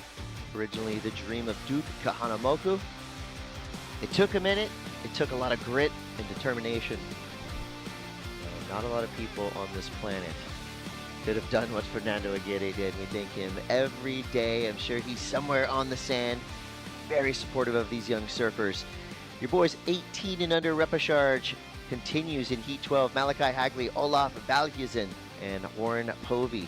England, Netherlands, Barbados, only in the ISA. Will you get a lineup like that? You look at the globe, right? And you're about as far as you can get in this one. And of course, these surfers celebrate not only their heritage and culture, but also celebrating the sport of surfing.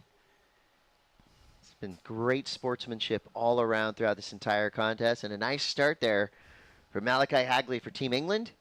They've been putting up some big numbers. I'm going to go ahead and put Team England in the conversation of most improved in the past 5 years.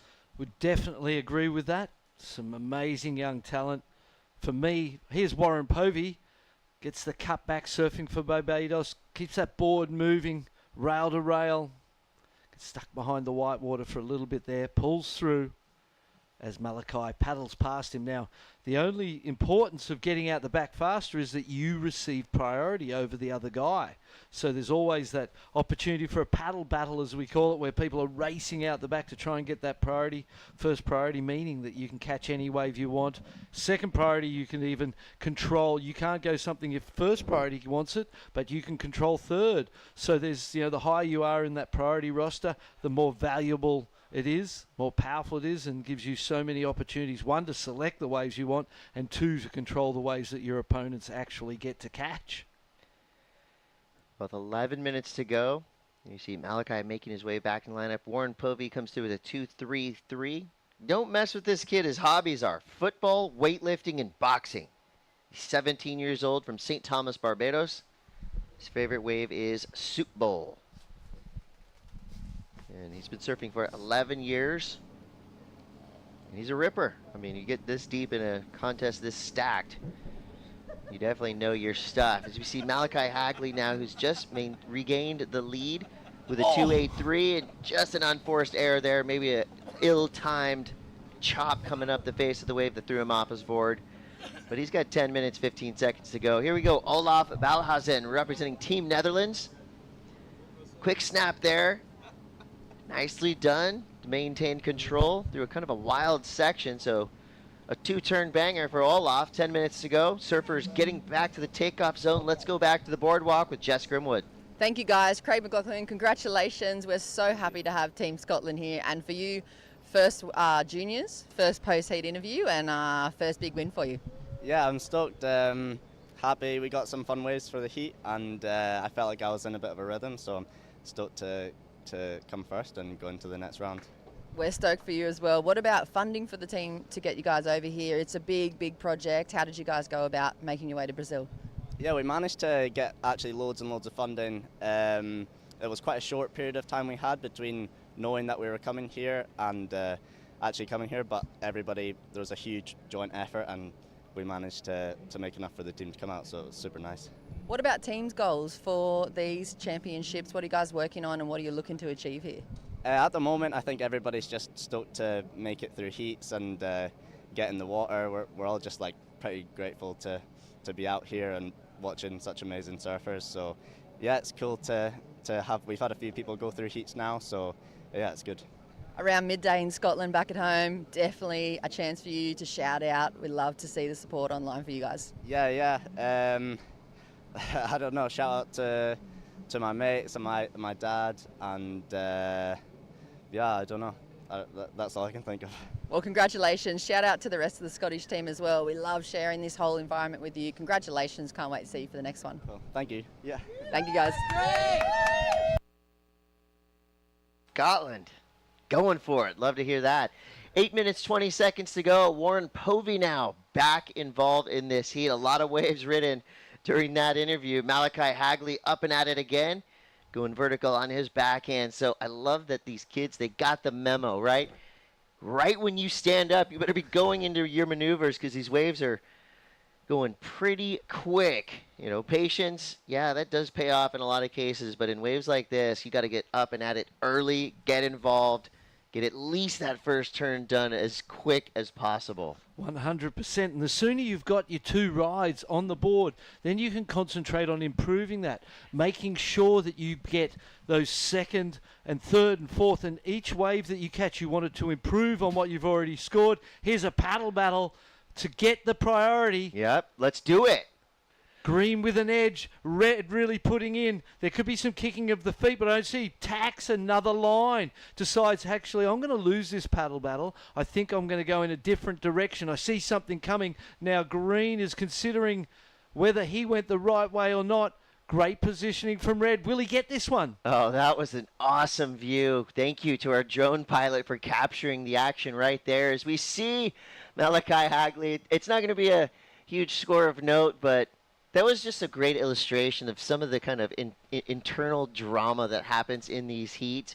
You know, we keep talking about how beautiful the experience is and everybody's in the culture, but at the same time, you got to know that this is high-level competition. And even those subtle moments like that show us that, you know, these surfers are here to win.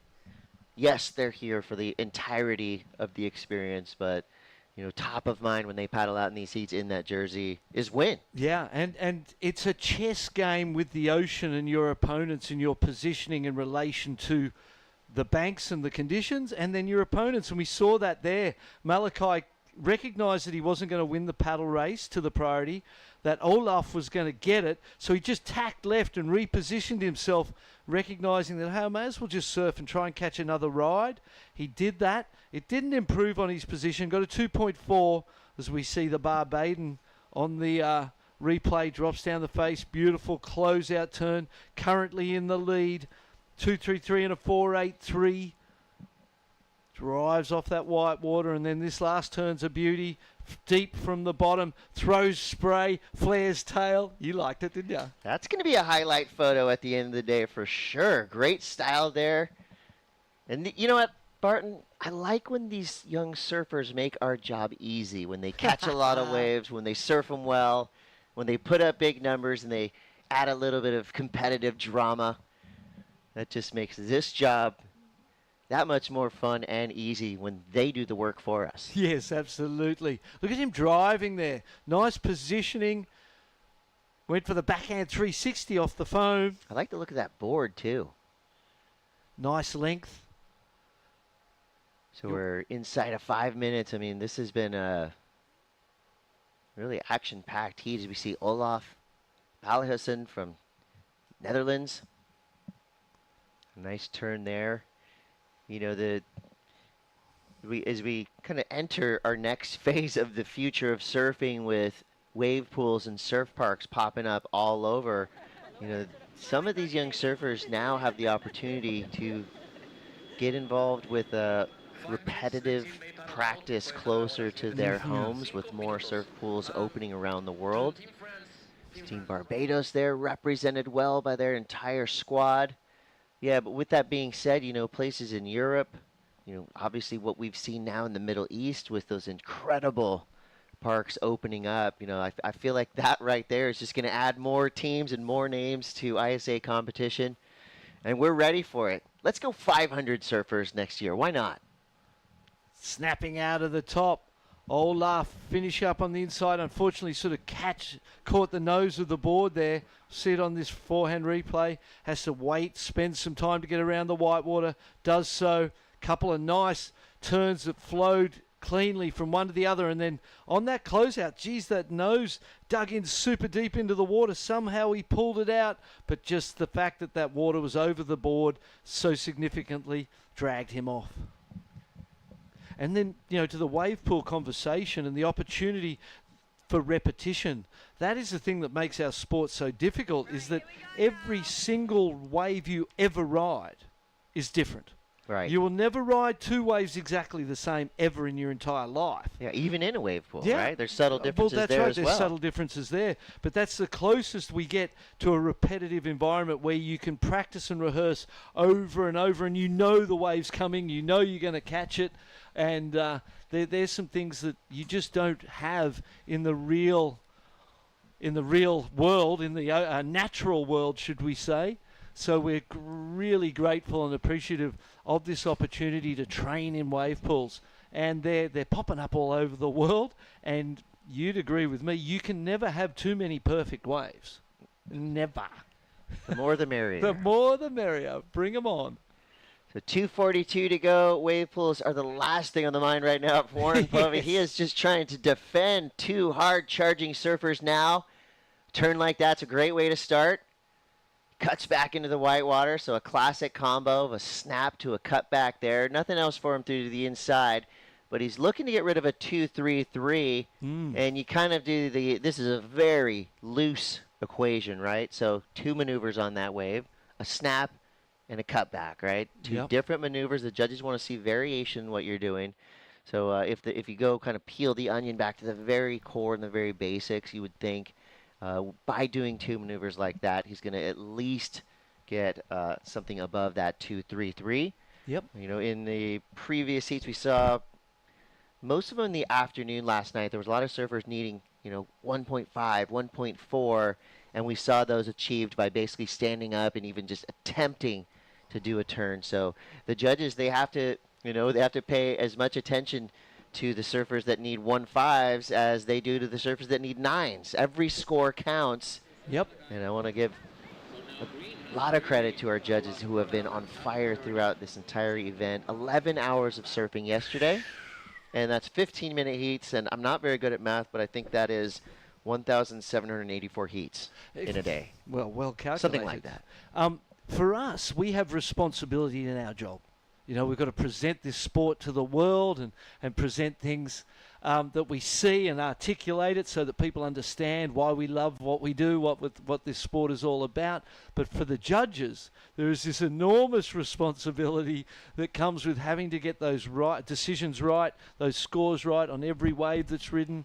It's a job that's full of implications and responsibility and people being not ridiculing, but you're always being looked at and under the microscope. So, as you said, shout out. We got the great job because we go out there and people say, hey, thanks for saying all those nice things. Nobody thanks the judges when they get a 2-3. Yeah.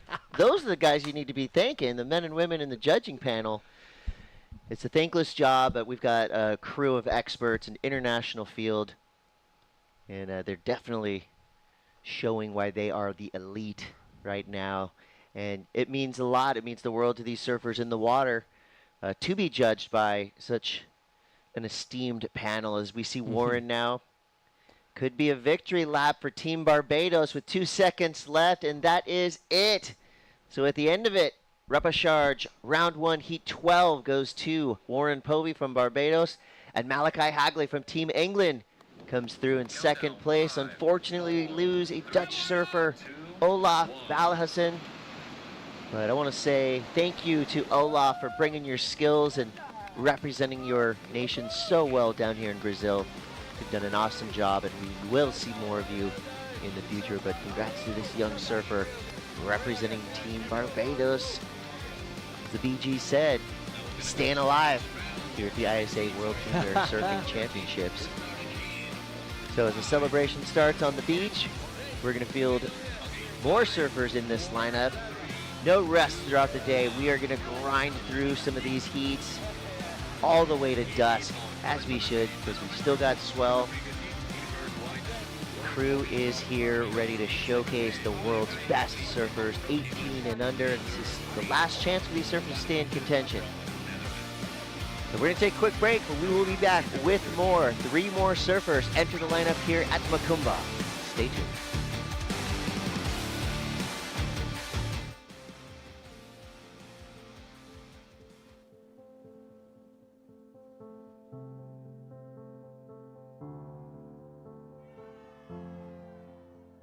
There's something profoundly spiritual about riding waves. Water is transformative, healing. You're at the mercy of Mother Nature, the ever-changing movement of water. The ocean is the great equalizer. You don't need to belong to a certain race, religion, or gender to surf. The pursuit of these fleeting walls transcends sport. It's a way of life. Surfing has the power to change the world. It will now take the next step on the world's greatest sporting stage, the Olympic Games. The International Surfing Association is the world's governing body of surfing, recognized by the International Olympic Committee with member nations around the globe. This is the ISA. This is a better world through surfing. The ISA strives to advance the sport of surfing by crowning world champions in multiple event disciplines each year. The World Surfing Games gathers the best national surfing teams to compete for gold. Since Olympic conclusion, the event has become a key part of the qualification pipeline for surfing in the Olympic Games. The World Junior Surfing Championship, which has celebrated surfing's youth since 1980, is a breeding ground for future generations of surfers, spawning the world champions of tomorrow. The World SUP and Paddleboard Championship combines the disciplines of SUP surfing, SUP racing, and paddleboard racing into the world's most recognized event in stand-up paddle sports. The World Parasurfing Championship gives universal access and opportunity to para-athletes to achieve sporting excellence. The ISA also runs championship events in longboard, bodyboard, and masters divisions. The quality and credibility of every competition hinges on the education of our officials. The ISA offers globally standardized certification courses for surf coaches and judges. A global standard adaptive surf certification program ensures instructors and therapists will be adequately trained and have the knowledge and tools to improve the skills of adaptive surfers. Global development of the sport across competitive and grassroots levels is a key element of the ISA's mission. The ISA offers a scholarship program to young surfers who are outstanding role models in their community to aid them in their education and surfing ambitions. Water connects the world, uniting us all. Together, we can all create a better world through surfing.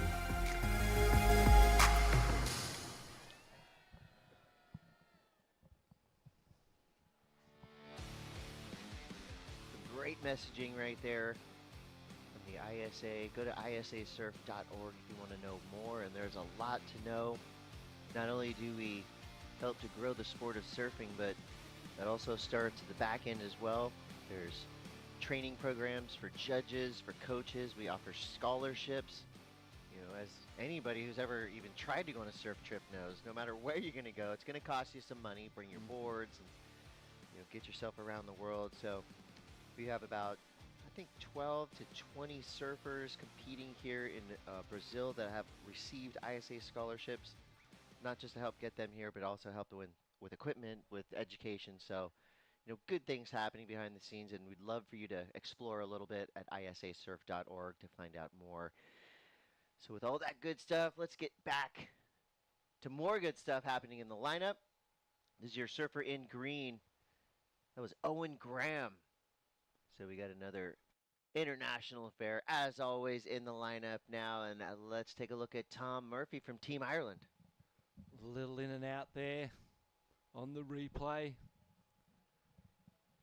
Set approaching. Again, still in replay. Paddling. This guy's a great young surfer, lives on Maui, representing Colombia. Khalil drives the cut back into a closeout turn. Wow, spectacular make. And that shows the level of ability. Talking to wave pools, I've seen him, some videos in the wave pool, and he flies that young kid into the air. Great aerial approach. There's Tom Murphy again, mixing it up, going to the backhand. You know, it's really fun when you see a list of names that you're not super familiar with, and they all go out there and immediately demand your attention. So Tom Murphy for now with a 4.67 in the lead, but the judges now locking in multiple scores. And here's your surfer in green, Owen Graham, coming around that section. He maintains his composure with a nice snap on the inside. That's a great view right there of what they're dealing with on that inside section, right? It's kind of pretty deep in there. And so the wave has a lot of push and then kind of immediately stops. It's almost like you have an uphill landing when you're coming down from a floater or a snap. So it looks very easy the way they're doing it. But trust us when we say nothing is taken for granted out here today. These inside uphill landings are not easy to do, but these surfers are pulling it off. That wasn't easy to do, that replay from Owen Graham from the Channel Islands. And here, you know, you'll see that we have Wales, Scotland, Ireland, the Channel Islands, and England. Ordinarily in the open events where we're at Olympic qualifications, you have to surf for your country that has the Olympic Federation recognised. Here in the juniors, we were able to dissect that. Tahiti, instead of being a part of France, they're able to surf as Tahiti. Hawaii, the same, instead of being a part of the USA. And then out of Great Britain, or the United Kingdom, should I say, you've got all of those nations able to come and compete. So that's the perfect foundation, perfect way to prosper and help these younger developing nations get the chance. Because, you know, you look at the United Kingdom, instead of there being 3 men, 3 girls in each division, you've got across the board, you've got Wales, Ireland, Scotland, and your whole nation's getting exposure and experience. So yeah, and it serves as a great team tryout. Exactly. Because we've already seen, right, Scotland, Ireland, now the Channel Island surfing, England, they've all fielded great surfers. Yep. Now when you try to condense 6 or 7 teams into one team, that's where things are going to get very interesting. And then you're talking about, okay, well, who gets to be the coach? I mean, right now I'm thinking coach of the year has got to be Ben Skinner. He's done huge things for Team Ireland. But, of course, thankfully, all that complicated stuff is not up to us, right? That's right, mate. The reason these federations have been around for so long and, are constantly doing what they can to improve the sport is... Wow, beautiful single turn. And you see a kid like this, Khalil, already with a great, smooth, solid style and power. 5.5 on the first one, Chris. That's going to be another score that he can keep. The other highest score of this heat so far from Tom Murphy, the 4.67. He's got that with the 3.53, and then a couple of 3.5s and a 3.9 there for Owen Graham. So everybody getting some scores on the board early in this heat, and the judges thinking about that last closeout turn from Khalil. It was a beauty. Style and his technique so good. 5.33. I'm a fan. My list of new favorite surfers is growing by dozens on the daily. Yeah. You see Tom Murphy there representing Team Ireland, so he has a 4.67. I'm liking this, that every surfer right now in this heat has at least something. Yeah. So they're all building momentum. Owen Graham with a 3.9 and a 3.5, currently in third. So Owen Graham from the Channel Islands, not the Channel Islands off of California, the Channel Islands in the UK. His home break is in a town called Jersey. It's called Splash. He also likes St. Owen's Bay. He's riding a Sharp Eye. And I like his sponsors. The Bank of Mom and Dad. Is that what he wrote? Yeah. God, respect, Mom and Dad. Thank you, Mom and Dad, for helping getting Owen Graham over here. He got 13 in the Under-18 Euro Championship, so that's a pretty solid result there. Here he goes. Here's what Owen says. after he does that big smash right there. You're going to love this, Barton. He's a RNLI lifeguard by day and an international man of mystery by night. Yeah, he is our James Bond. I love it. Right. Graham. Owen Graham.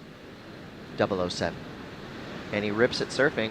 It's pretty obvious right there. He showed us. It's beautiful turn out of the top. Obviously got a great sense of humour, respect for his mum and dad. There's the flags and the team, and we know some teams. There's those teams that are massive, like Australia, Brazil, Peru, where they've got such support staff. Khalil in and out. That's not going to change anything. Tom Murphy currently holding on to the second. A 4.27 drop for Owen Graham. So that's the score he needs, because really you'd be looking at what your opponents have scored. A 5.5 and a 5.33 for the heat leader. 4.67 for the surfer in second. And you've got to match those. So that's the focus at this point is, okay, I've got to get scores that match my opponents. These threes I've had, while they got me started, they're not going to get me through the heat. I need to select a little bit better ways, find a little more open space, and belt it. If I'm the equipment manager of these teams, I'm bringing branded umbrellas with me down to the beach. Yes. That's one thing I have not seen a lot of is umbrellas. I see a lot of teams just hanging out there raw in the sand. And, for teams like Colombia, Venezuela, they're used to being out in the tropics. But Tahiti, of course. Yes, No of course. need for an umbrella for the Tahitian team. They live in the sun. But 2 minutes and 45 seconds ago, at the moment, Team Colombia has to be excited about what their 14-year-old surfer is doing here in the 18 and under division. Khalil Pineres Schooley. He lives on Maui. He's well represented. Ruka, Dakine, Sticky Bumps, Excel Wetsuits, Ronin Eyewear. And he is your champion Subamericano for 2021 and 2022. He's a skateboarder. His message to the world, Vamos Colombia. As we see Owen Graham now.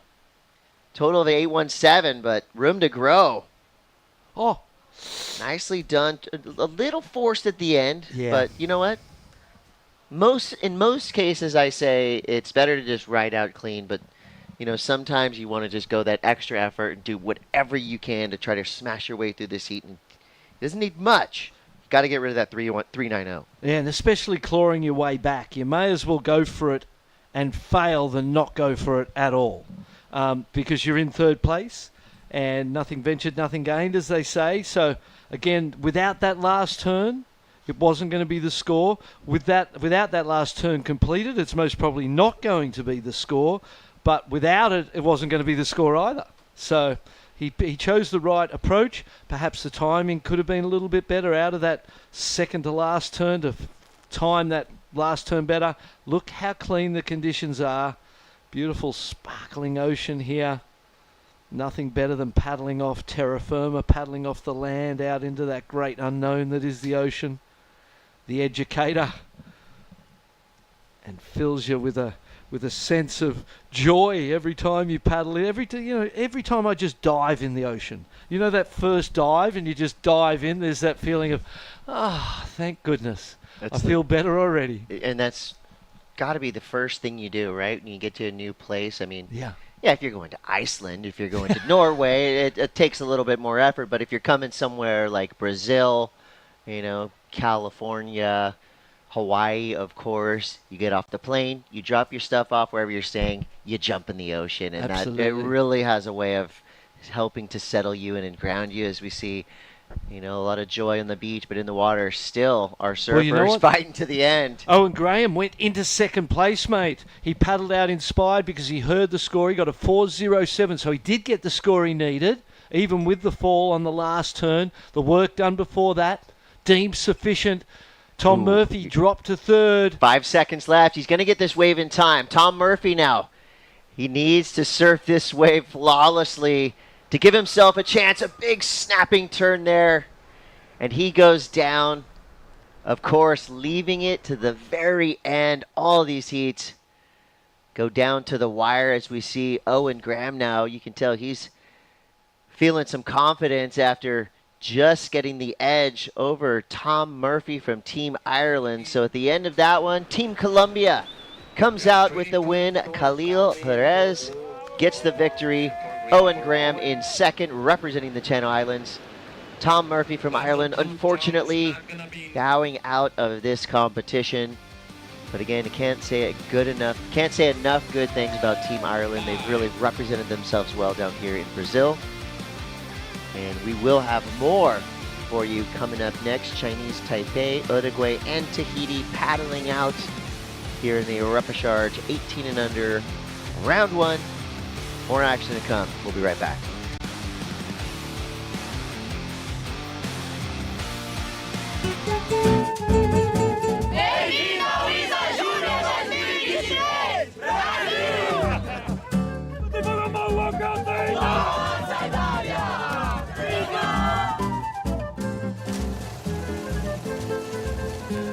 Just looking at the world today, it's very clear that what we need the most is peace. And today, we are a proof of peace and a better world through surfing.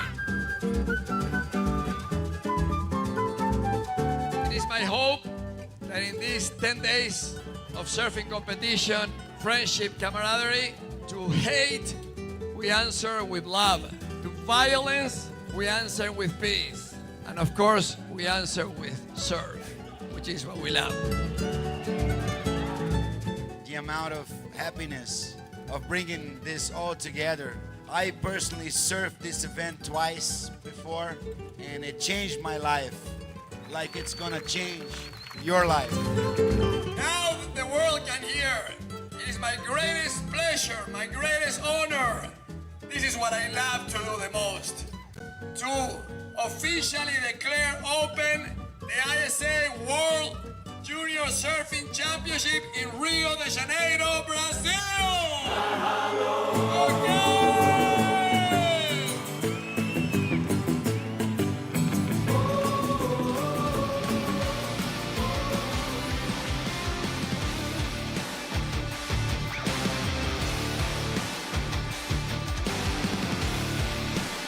And here we go again. More action takes to the water here at the ISA World Junior Surfing Championships 2023 edition, live from Rio de Janeiro.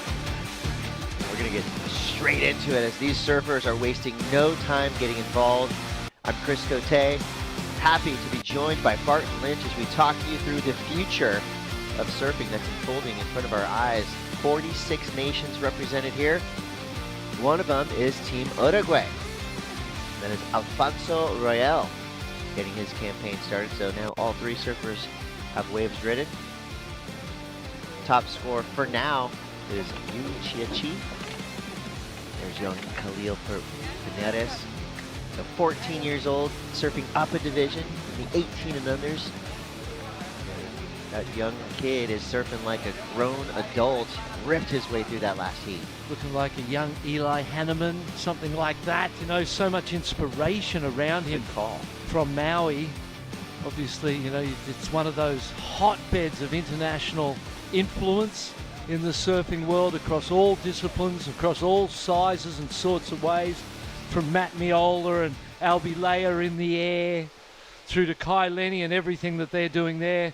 They even go to Steve Roberson, the young grommet, just charging some of the biggest waves in the world. So, powerful young man with a lot of influences around him. And I tell you who else, Yu Chia-Chi is a powerful surfer, Chinese Taipei. Great goofy footer, got that 5-point ride early. He's a powerhouse, this kid. Fun to watch, that's for sure. Great, Yeah. clean style. Chinese Taipei has to be considered one of the most improved teams as well. Every year they come back stronger and stronger. Here we go, Ko Xavier from Tahiti. Down in the third priority, so that's why he was looking at that wave. Knew that he had nothing to lose, just trying to find an opportunity underneath the priority of the other two surfers. Looks like Alfonso Royal. Got a nice little right runner here. Things get interesting on this inside section. Nice. Controlled through the chaos. Yeah, that was exciting, wasn't it? Do you get credit from the judges for maintaining composure through a wild section like that? I think so. And then there's times where you need to add drama. And the drama itself, that perhaps it's a catch or something that you survive through, and somehow they go, oh, he's not going to make, oh my gosh, you made it. You know, so there's two kind of approaches that are most probably equally as viable for getting big scores. Sometimes it's that smooth, controlled approach. Other times it's more erratic, but it's radical. And so either way you can earn the reward depending on the section and the size of the maneuver you do. So 9.5 to go. There's Yu Chia-Chi having a look there. No paddle, so he'll maintain his priority. Yu Chia-Chi, he comes from Heng Chun. His favorite wave is Bingin in Bali. As we see kind of a late takeoff using the whitewater. KO from Team Tahiti. That was kind of actually a smart decision there, because this wave gave him some opportunity there, but then the backwash, of course, strikes on the inside. So 9 minutes to go. Alfonso Royal in the lead for now. Let's talk to this young surfer who just blasted his way through that last heat with Jess Grimwood. Thank you guys, Khalil. Congratulations. You did just blast through that last heat. What's Team Columbia's strategy coming into a full day of repechage surfing for you? Just get the good ones and get good ones and keep it consistent. Make sure you're on the right waves. Play it smart, and yeah. And you're only 14 yourself. You're surfing up in a division. You get the benefit of your training grounds being Maui. Who are some people that you've been free surfing with and training with in prep for these games? I've been free surfing with all the guys on the team, but on Maui I've been free surfing with all my friends and all the guys from in Hawaii that live on Maui. So it's been pretty sick. And what about, how do you manage the excitement around this event? I mean, being so young, you've probably still got school and normal life doesn't look like a million cameras in your face. How have you been balancing that feeling coming into the championships? Just practicing meditating and just calming myself before heats and around the contest.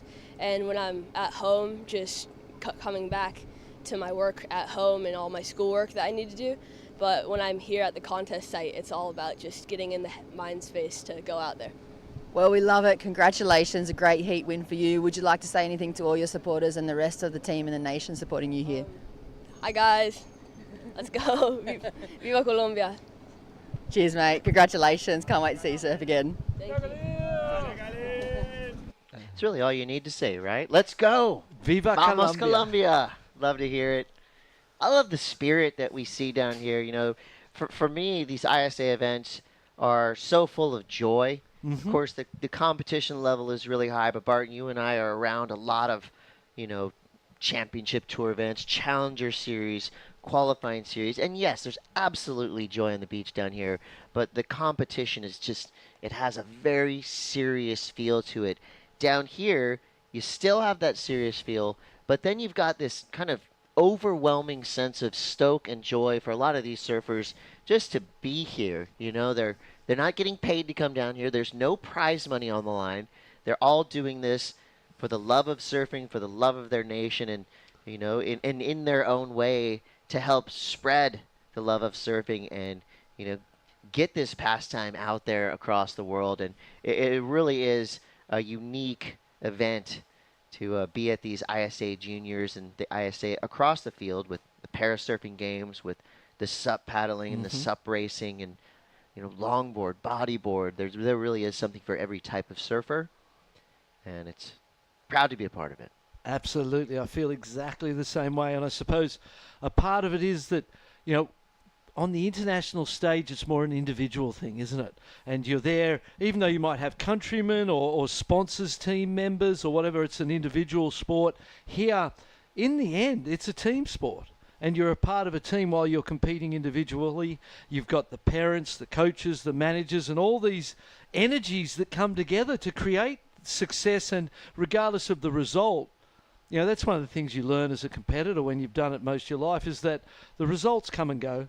They're up and down. They're all over the place. The experience you get from whatever that result is what's important. And we all recognise that here. This is all about the experienced Chinese Taipei up and riding. And there I was talking about how joyful and fun it is. Then we see a 3-man paddle battle to try to catch this wave. So make no mistake, the competitiveness is right there at a very high level. So with 5 minutes to go, Yu Chia-Chi now in second place, waiting for a score to come through for him. Alfonso Royal is in a precarious lead for now with a 3-4 and a 3. But there you see that 3-man paddle battle right there. And at the end of it, it was Yu Chia-Chi with priority and the ability to catch this wave. I feel like he surfs a lot like Ryan Callanan. Yeah. And that's a big compliment because we all know how good Ryan Callanan is. But you see his style when he gets low in his bottom turn. He has a big backside whip on him. He's going to go far in the sport of surfing. Do not forget this name, Yu Chia-Chi from Chinese Taipei. And just like that, he dropped to 5. Into the lead.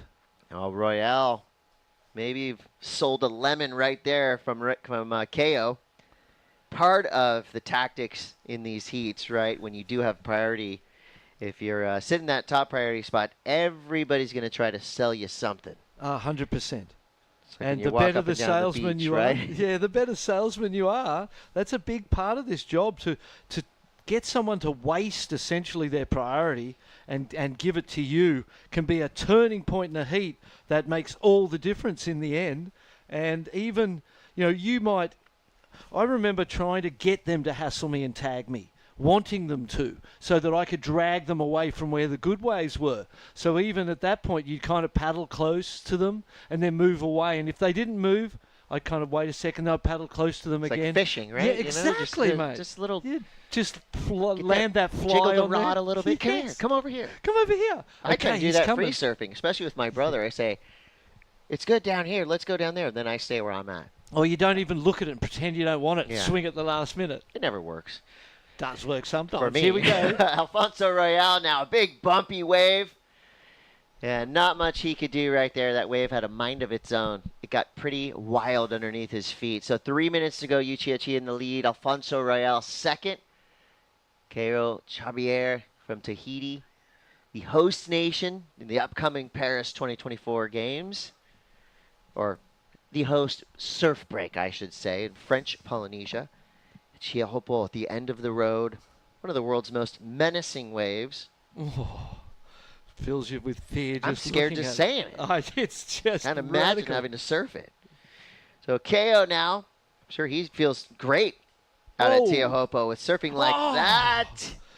I was just about to say what an important ride that was. 2 minutes and 20 on the clock. Hasn't had a score as good as the surfers in front of him. That was going to be his opportunity to get one score, at least in that 3 range, high 3 perhaps, and challenge for advancement. Now with 2 minutes and 10, he has to paddle back out. The other guys are going to have priority. Yu Chia-Chi up and riding.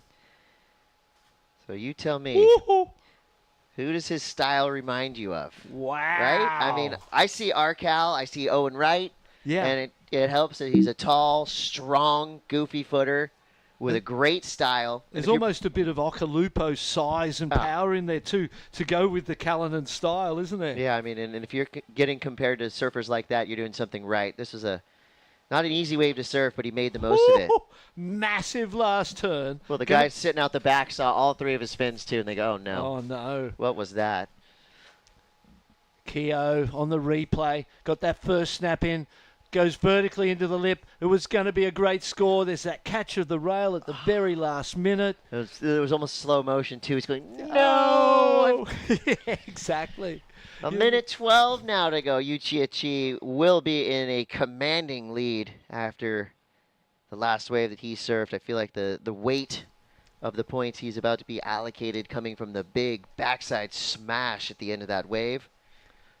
I feel like it's got to go 7s. That was a giant turn. That was the biggest turn we've most probably seen this morning on a big, tall section. First turn was nice, but that second turn, as you said, that from behind you would have seen everything of the bottom of the board.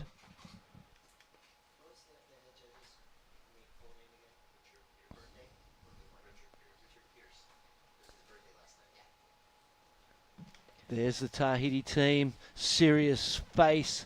somber as their surfer is in the third place at this point in time, and there's not much of that left. The time, 20 seconds. He's going to be in some trouble. Yeah, Yuchiachi's score is going to drop in there. What was that, a 277? That can't be it. I think he had a quick one before that. Yeah, must have. We want to say happy birthday to our head judge, Richard. Celebrated last night. The entirety of the Scottish team and the entire ISA staff gave him a rousing rendition of happy birthday. He turned beet red. Does not like that attention, but we want to tell him happy birthday. Yourself and the entire judging panel has been doing an incredible job. Not an easy task. And remember, there are 2 podiums happening right now, so we have, I think, 20-something judges here on staff. Little slap of the water. Keo, the Tahitian, obviously disappointed, third place. It was a one mistake that happened that could have been the big difference. Yep. But for Keo, after he leaves Brazil, he gets to go back to Tahiti. So his life's pretty good. And we're happy and excited with what he's done for us down here in Brazil. Some of our fans on the beach. This is definitely a very selfie-friendly place everywhere you look. Yes. Natural beauty. We're going to take a quick break. We'll be back with Mitchell and Shannon. Stay tuned.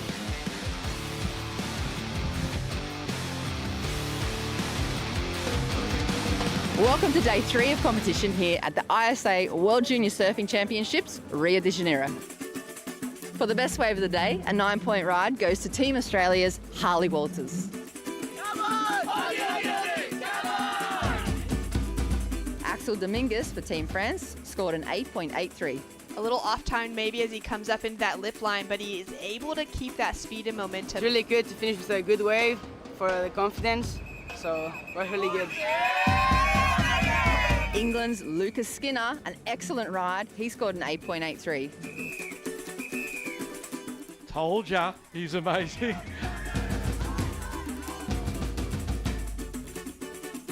On the girls' side, Chesney Ganot for Hawaii scored an 8.5. Sol Borelli for Spain, she scored an 8.27. Matsuoka, this is just perfect. I mean, look at the setup card right there. The way she's able to compress and compact off of the bottom turn and just always stay at the right position on this wave. This Macumba Beach is my favorite wave. It's ISA Junior Champion. It's my goal. Tune in tomorrow for more action.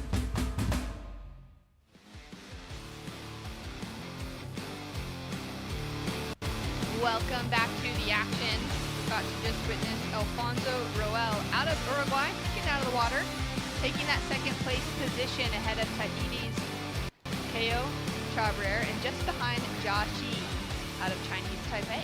Yeah, and a big moment obviously for Uruguay. They are a small country, but really high when it comes to spirits overall, and some great surfers there in the past, and we're seeing Roel become one of them too here at the ISA Juniors. Big heat out there in the water now, Shannon.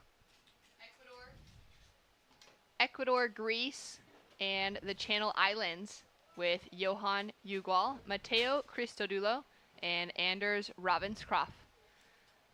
Anders now having a paddle into his opening ride. Sorry, Johan into his opening ride in the red jersey. Snap on his backhand to start. Pumping down the line. Setting it up here for that second turn. Explosive off the finish. Yeah, and he's also competing in the U16s. A great surfer coming out of Montañita, one of the premier spots in Ecuador, as we see Ravenscroft here up and riding. On his forehand. Kind of sets it up for that first turn and gets bounced off by the backwash. So he'll have a score to come through, and that will leave Mateo Christodoulou sitting with first priority, waiting for his wave. And it's been a great morning of surfing, although the swell has tapered off a bit. Mitch, you've had eyes on it from pretty early today. It's still very contestable, and there's been a lot of waves ridden in every heat, which is good signs for 15-minute heats. Yeah, and I think the quality of the waves, too, when they're coming through in the 15 minutes. Don't expect, 5-6 sets, every single time you're paddling out for a 15-minute heat. But in the end, just getting opportunities, as they are far few between when it comes to the consistent waves out there, looking at Christodoulou up and riding. Great style, great flow as he finishes off on the inside. First score in for Red, a 4.83, sets him up in that mid-range score line. And that's been a great kind of score to be able to kick things off with in these heats. We've got 10 minutes, 13 seconds on the clock, and we've got Jess Grimwood down on the beach with another great winner. Thank you guys. Yuchiachi, congratulations. Big heat win for you, Chinese Taipei. How are you feeling handling the heat and that energy had to been pushed out there for that performance? Yeah, I feel good. Yeah, I was like kind of nervous because the wave was like, couldn't find any good waves. Like the wave was just gone for like 5 minutes.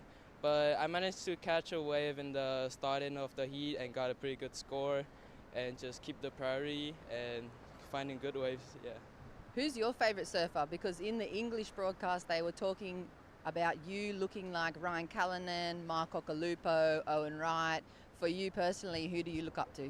Ooh, I'm looking up to Ethan Ewan. I like his surfing, pretty stylish, good rail turns, yeah. Well, it's a great performance from you. We'll let you go and get out of the heat and the sun. Big day of competition. Congratulations for you and Chinese Taipei. Thank you so much. Thank you very much. Great to hear from Jia Qi. Another very solid performance, taking away heat win, making it through in the rapid charge side. He had a really solid heat yesterday in the under 18s as well. And, sorry, in the under 16 boys, he had a really solid heat with a 7.33 on his forehand. Now we've got small scores on the board, a 2.1 for the opener of Mateo and a 1.93 on the board for Anders. So you can see that flag right there that says ISA Surf, the blue one. That's the boundary flag to the most southern part of the main podium, which is where we're at right now. There is another one, so they won't go too far north either. There are a lot of people free surfing over there. You don't want to get them mixed up and all of a sudden have somebody potentially interfere with one of the competitors out there in the water. Really important to have a good beach marshal, be able to explain things to a lot of these competitors, especially first-time competitors at this level, to understand the rule sets as they see Yagual up and riding again. Great looking start for Yagual. And he'll kick out, putting a backup score to that 4.83. Mateo now up and riding. Just pumping down the line, setting himself up. He'll kick out quickly before trying to make the most of that in section. Yeah, I mean, thinking about a contest, especially an event to this scale, but any event across the world that's running, the beach marshal job is extremely crucial. They're the voice to the surfers for any of those decisions coming through from the panel. They can help, you know, explain kind of any of the rules and regulations that need to go out. And it's always a really important position to fill. Another important position to fill so that we get to hear from more surfers is the sideline reporter. And we've got the winner from Barbados from a couple heats back. Jess has been able to wrangle him now. Let's go down to the beach to catch up with him. Thank you guys. Yes, I've been hunting him down. Warren Povey, congratulations from Barbados. A huge year for your team. You took the win this morning. The Olympic Committee behind your funding as well. Talk to us a little bit about that. Yeah, I'm very grateful for the Olympic Association of Barbados. I want to give them a shout out for helping us get here. And yeah, everything went to plan in that heat just now. So yeah, good. You missed last year's junior championships because you had school. What does it look like for this year now? Graduated, fresh off that school program and straight into professional surfing? Yeah, definitely want to focus on surfing, doing a little bit of working on the side and make some money, but I'm also focusing on surfing for sure. Yeah. For the family, for the rest of the nation back in Barbados, would you like to say hello to them and tell them a little bit about your win? Absolutely, yeah. Everything went to plan in my heat just now. Good to get a momentum and a rhythm going because I made a few mistakes in the first round. But yeah, I want to give a big shout out to all my friends and family in Barbados and my sister in Canada. Well done. Congratulations, Warren. Great to have you here. See you surfing again soon. Thanks, guys. Thanks so much, Jess. Always great to hear from every surfer that we can, because these are the names of the future, the ones that we're going to get to know more familiar over the next, few years, competing across the ISAs, but also graduating outside of this, especially for those competing in the under 18s that are maybe going to be aging out in the next year or two, to get to know more of those faces as the future potential Olympians, championship tour surfers, and world champions. Yeah, and Barbados isn't necessarily a country that's going to get a lot of Olympic medals, so if they have a chance to be able to do it in surf, you can see they're getting behind their surfers right now with the Olympic movement, Shannon. Johan on his backhand, nice two snaps together. His last score, that 2.67, backs up the 4.83. He's looking to replace that now. And yeah, it's a great, great bit of investment because there's so many solid surfers that have come out of Barbados. We've got, former championship tour surfer and Chelsea Tuwak within that conversation. And it seems like a right fit for an investment from their Olympic committee, specifically for a sport that is a great national sport. Well, you're on an island. I mean, you have different kinds of coastlines in order to explore different waves, and I think just the quality of waves there on that beautiful island too. Josh Burke also was able to surf in a championship tour event last year over at Punta Roca. He's been on the Challenger Series for a few years now. I think what needs to happen for them is to get one more surfer on the CT and potentially win either a Challenger Series event or a championship tour event, Shannon. Chris Todulo now up and riding. Great opening turn, sets his bottom line and connects with that lip. Looking down the line even farther as he finds that third turn. That's going to feel great for his momentum as we're down to that 5-minute mark. Anders now with an opportunity as well. A 2-turn combination looking very strong. It's going to be a tough fight for that, even that leading position as scores drop in for Mateo and Anders. Well, Ravenscroft is for sure going to get his best score right here. Only has a 1.93 at the moment. Yagual looking to improve on a 2.67. And Christodoulou and Johan, they're actually both surfing in the U16s as well, so pulling double duty right here. It's very tough to be able to manage all those heat times, expectations, and I think more importantly, just the fatigue factor of having to surf multiple heats in several divisions throughout a single day as well. So with 4 minutes to go, important exchange right here, Shannon. Especially considering, the conversation around multiple heats in a day. We're running through heats in the main podium. We've got the second podium going as well. All under 18s on the main podium today, all of under 16s on the second podium. But we've also got rounds 1 and rounds 2 of repechage being surfed, which means for Mateo, like you said, competing across both divisions. He's in the first repechage round here. If he advances through this, he's going to surf another under 18s repechage. He's also going to have his under 16s repechage today as well. Yeah, and it's going to be a long one, and to be honest, they lucked out that the other venue at Prainha got actually washed out due to that last swell. Having both podiums on the same beach, just very close to each other, really easy to get to. It makes it manageable, doable to be able to surf across both divisions, which means that teams are going to be able to look at more points if they weren't able to field out an entire team possibly when it comes to those team conversations and standings. We've got scores that are coming through as we see Mateo just jump off in the shallows. Paddle here for Yagual. He's unable to get into it. Still sitting in the lead with that 4.83 and the 2.67. We've got a 4.67 that dropped through for that second to last wave of Mateo. Comes in as his highest score, has him sitting in second, and now the requirement on Ravenscroft is a 3.48. His previous wave was a 3.3, so like you said, both Ravenscroft and Christodoulou improving their score lines with their best waves around that 5-minute mark.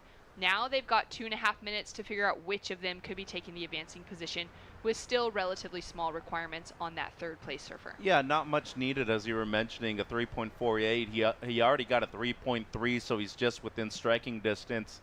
The way Yagual was able to manage this heat, especially considering that he's only caught 3 waves too, his first one being the strongest, he just hasn't been able to find a strong backup, but at least he's been able to use that experience that he's gained in the few heats that he surfed already in this event and apply them into the first 13 minutes of this heat.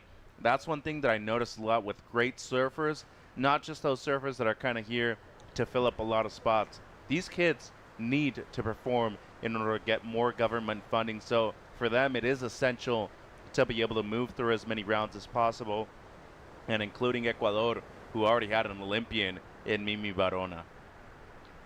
Split peak opportunity here, and we'll track with surfer in red, who had first priority, also heat leader, looking to improve on a 2.67 for Yagual. Great 2-turn combination if he can pull it off. Late to the finishing maneuver, doesn't look like he was able to ride out. Christodoulou finishes off his wave on the in section. Not sure how the strength of maybe a first turn was looking. We'll get a look at that on the replay. We're down to 1 minute and 14 seconds. It will only take a 2.84 for Mateo to be able to move himself into the lead. Yeah, and he's looking good too. He's improved tremendously over the last year and a half. I remember seeing him at the juniors last year, at La Bocana, at the World Surfing Games, also representing Greece. And then this kid, as I said, has mad skills. I mean, look at this attack right here on the back end. Great opening turn. Just a little late to the party right there for the second one, though. The section was already coming down. I like the attempt, though. I mean, definitely need to go for it if you want to be moving through in first place. And then Mateo's opener right here. Soft carve to start things off, and you can see the lefts still much slopier than the rights out here, Shannon. A good finishing maneuver, though. And since Yagual did improve on his low score, Mateo needing just a little bit more now for the lead. Well, a 3.33 off the strength of the first turn for Yagual as well, because he wasn't able to land that second. Speaking to the quality of that opening section on the rights, like you're saying, is a difference to the quality of those opening turns on the left. Sanders on his forehand. Now he goes down incomplete. That's going to be a painful finish, considering that he's chasing a 3.48 right now, but we are waiting for that last score of Christodoulou. Like you said, not the strongest opening turn, but he did get that clean finish. And there it is, a 3.53, so it's enough to improve his situation into the lead now for Greece, as Ecuador falls into second. And that means the requirement grew into the 4-point range for the last of green. Just a 2.13 on the board for last of Ravenscroft. And the situation will remain with Mateo Christodoulou taking the win, Johan Yagual of Ecuador in second. Yeah, Nander's put on a good show right here. A couple of good scores. You can see technique is on point for him, and more than likely going to see him compete for the Channel Islands in a few more years. Yeah, exciting stuff to come. We're into our last heat of the boys under 18 Repicharge round 1 coming up next. After that, we'll be into the girls. Stay tuned for more of the ISA World Junior Championships right after this.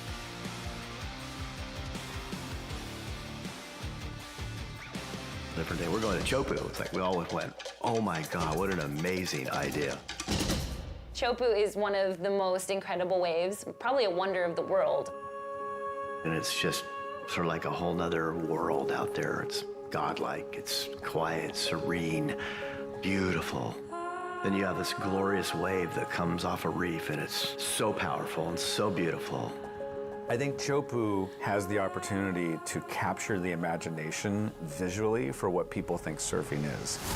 The wave at Teahupo is super scary and beautiful at the same time. I have to give them a lot of props for the courage of making a commitment to Tahiti. I think it'll be a really exciting way to showcase all the athletes and their talent. I think it's going to be very good.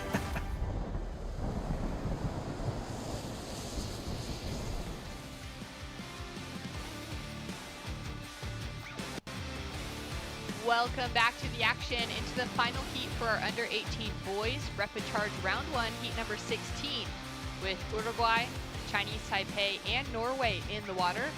Freeman Breivik of Norway, Santiago Aguilar of Uruguay, and John Chan for Chinese Taipei. Yeah, great heat out there. John from Encinitas, California, and here's the surfer from Uruguay up and riding. Goes in for that first maneuver, just gets bounced off, and he'll wash off that opening turn. Just a 1.5 onto the board, and a 0.7 now. So already 2 opportunities actually for Santiago, both without amounting to that first score on the board. Yeah, and the surfers from Uruguay tend to surf a lot of beach breaks. Punta del Este, kind of the most known spot over there in that beautiful South American country. It's a real easy travel for them too, just like the Argentine team, but Aguilar has great skills. Young regular footer coming out of Uruguay, and here we see John up and riding. Nice backhand snap to start, and we'll catch up with a finish of that wave quickly with that bright pink board underneath his feet. Freeman Breivik out of Norway, kind of eyes off the right. Maybe that left was holding open a little more, which he recognized after putting his board down the line to the right. Yeah, and John, I believe he's riding the Storms model from Sharp Eye. You mentioned that bright board right there underneath his feet. It looks great. Obviously a good combination right there on the backhand too. Will score, but just seeing what we, have not only prevailed so far in the event when it comes to the one big combination turns, I feel like a lot of these 2-turn maneuvers that are a little forced won't be scoring that high, and we will be seeing a lot of 3s and 4s in today's competition still, Shannon. A lot of 3s and 4s. We'll see those surfers that are able to break away into the 5s or 6s, maybe with that great opportunity to take a win, as we take a look now at some live action with Aguilar up and riding on his forehand. This is a better start for him. Couple falls for his opening rides. Now he's got those completed maneuvers. He'll be feeling a bit stronger paddling out. Still 11 minutes on the clock with plenty of time to go. We've got a score to drop in for Santiago. Let's go down to the beach though to check in with Jess. Thank you guys. Another day and another heat win for Matteo. It's a pleasure to be here with you once again, Matteo. First question, what questions do you ask yourself after a performance and a heat win like that? Well, first I asked myself if I followed the strategy I was supposed to do. Then I do like revision of my heat, and I ask myself if what I can do better. And then I focus myself for the next hits I need to surf. It's a perfect answer, and I think a lot of people can learn a lot from your focus in this competition. Looking into the future of surfing, you're still so young, but what is the absolute peak of the mountain for you? What's the top thing you would like to achieve in your own surfing? Well, now my goal is to keep training and competing, and my biggest goal could be qualifying for the Olympics or qualifying for the CD, obviously. It's so great to hear that from you. You're progressing so quickly. We love watching you surf. Congratulations, representing Team Greece, of course. Would you like to say something? Well, thank you for the interview. Thanks the ocean for the waves, and keep going. Thank you very much, Matteo. We love having you here. Thank you, guys. Thanks so much, Jess. Great to hear from Matteo. Once again, a solid performance, and interesting to kind of hear that thought process post-heat when it comes to, you know, reviewing how he thought he did out in the lineup. Santiago on his backhand. Waves are getting super slopey out there. It looks really challenging to find something with a nice stand-up section, and he's doing well on the inside. Takes a slip on the finish. His last wave Mitch at 2.27 was his highest score. Nothing exceptional, but it does put him into that leading position. As we take a look now at Freeman. On a bigger looking wave, comes in fast behind the section, connects with that foam, and he'll kick out. Yeah, I was able to get a turn off of this one right here. So his strongest wave for sure. Aguilar had one beautiful turn at the beginning. And it's something that you're going to notice a lot more from surfers that come provisionally from beach breaks. I mean, the way he was able to position himself coming around the whitewater and the section as Breivik, somebody who doesn't normally surf these kind of conditions, especially in this type of weather. Really cool to see him get the opportunity to compete here in Rio, where I was mentioning to Chris yesterday, you need to come through 3 different places really in order to, you know, become a global superstar in the sport of surfing. First one obviously has to be Hawaii, Australia, and now I think Brazil is up there as well. Very important places in the history of surfing and in the growth of surfing still to continue. As we take a look at scores coming through now, a 2.33 for Lasso of Santiago, so he betters the situation again. Puts the requirements as a 1.77 for John and a 2.68 now for Freeman. Freeman's last wave a 1.10, so he does better to improve his scoreline with that single turn in the foam. And you can see a big looking set starting to approach. Surfer in red has that first priority. He looks pretty calm and composed in his process. As you were saying, he's coming from Southern California, representing his home in Chinese Taipei. As we take a look now at live action, so just stuck behind the foam and unable to get into that open water. You can see the surfers that are coming from maybe those places like you just mentioned, Hawaii, Brazil, Australia, California. They're getting so much time and competitive experience that sometimes they look a little more relaxed. You know, the way that John's paddling just seems a little bit more like he's used to this kind of setup. He's feeling okay with the fact that there's only 7 minutes on the clock and he doesn't have a big score. Where someone like Freeman up and riding into that first big hook. This is the wave that could set him apart. That was a hectic section to finish with. And he pops up looking happy. But you can sense that for him, you know, competing here right now, every moment in this heat, he's got that learning opportunity. And for him to find that big score is going to feel great. Well, it's kind of a once-in-a-lifetime opportunity to do this. You know, you're able to compete for a World Junior Championship, as you see the Nordic team right there. Big performances so far from a couple of their surfers, and they're looking to get Breivik into the next round of the Reprecharge as well. But remind yourself every now and then that you're competing at an event where you're seeing the world's best juniors at this point in time. And given the success of a lot of surfers worldwide that have come through these programs right here, there's always potential to become one of the all-time greats. So, I mean, Kelly, Shane Dorian, just a few names that came through during the momentum generation through these events here. Kalani Robb also throughout that generation. And most recently, two-time current world champion Felipe Toledo was a world junior champion here at the ISA level in 2011. Same thing for Caroline Marks over in the Azores in 2016. So these programs right here, especially with the amount of heats that you need to surf throughout the event, are crucial for a lot of these surfers' developments overall, Shannon. Yeah, it really is crucial. As we can see the women running down the beach, Rika Shoji out of Japan, she has been putting together some incredible waves throughout this event, but finds herself now into the repechage round. It'll be the second round on the women's side, and there was that announcement made yesterday and communicated to all the teams and managers that unfortunately due to the decrease in swell coming and the forecast, we're having to scrap the repechage round beyond round 2. So today we're running through the round 2s on both the under 18s and the under 16s for every single competitor. Once we get past that, they're actually going to be advancing back into the main round, and it will be single elimination past that. Well, and that way everybody gets to surf at least twice too, as you see Beth Betheridge right there about to paddle out for her heat, right next to super coach Ben Skinner, one of the greatest longboarders in the world. But, you know, England, I've been very impressed, even more than usual, as Benny getting some sunscreen applied right there. It's definitely one of the hotter places I've been to this year, Shannon. Very tropical, but the weather tends to fluctuate quite a bit here. You need to be prepared basically for all 4 seasons when you come to this part of the world. This week, extremely hot temperatures, sun is shining, and the water is nice and refreshing to be out there without needing to have any thick bit of neoprene on, and to enjoy the sort of summertime conditions for surfers coming from very cold places around the planet. Thinking of Ben Skinner supporting England, thinking of Shannon Ainsley, who's the coach for Team Norway. Both very encouraging figures to have behind their surfing programs. For Ben, of course, still competing actively and has his 2 kids in Lila and Lucas competing on the team this year. So it's a first for us to see Lucas traveling with the England team with that coach's cap on. But for Shannon Ainsley for Team Norway, he's been a great figure for them to bring in over the last 4 or 5 years and to really start to develop a surfing program for the nation.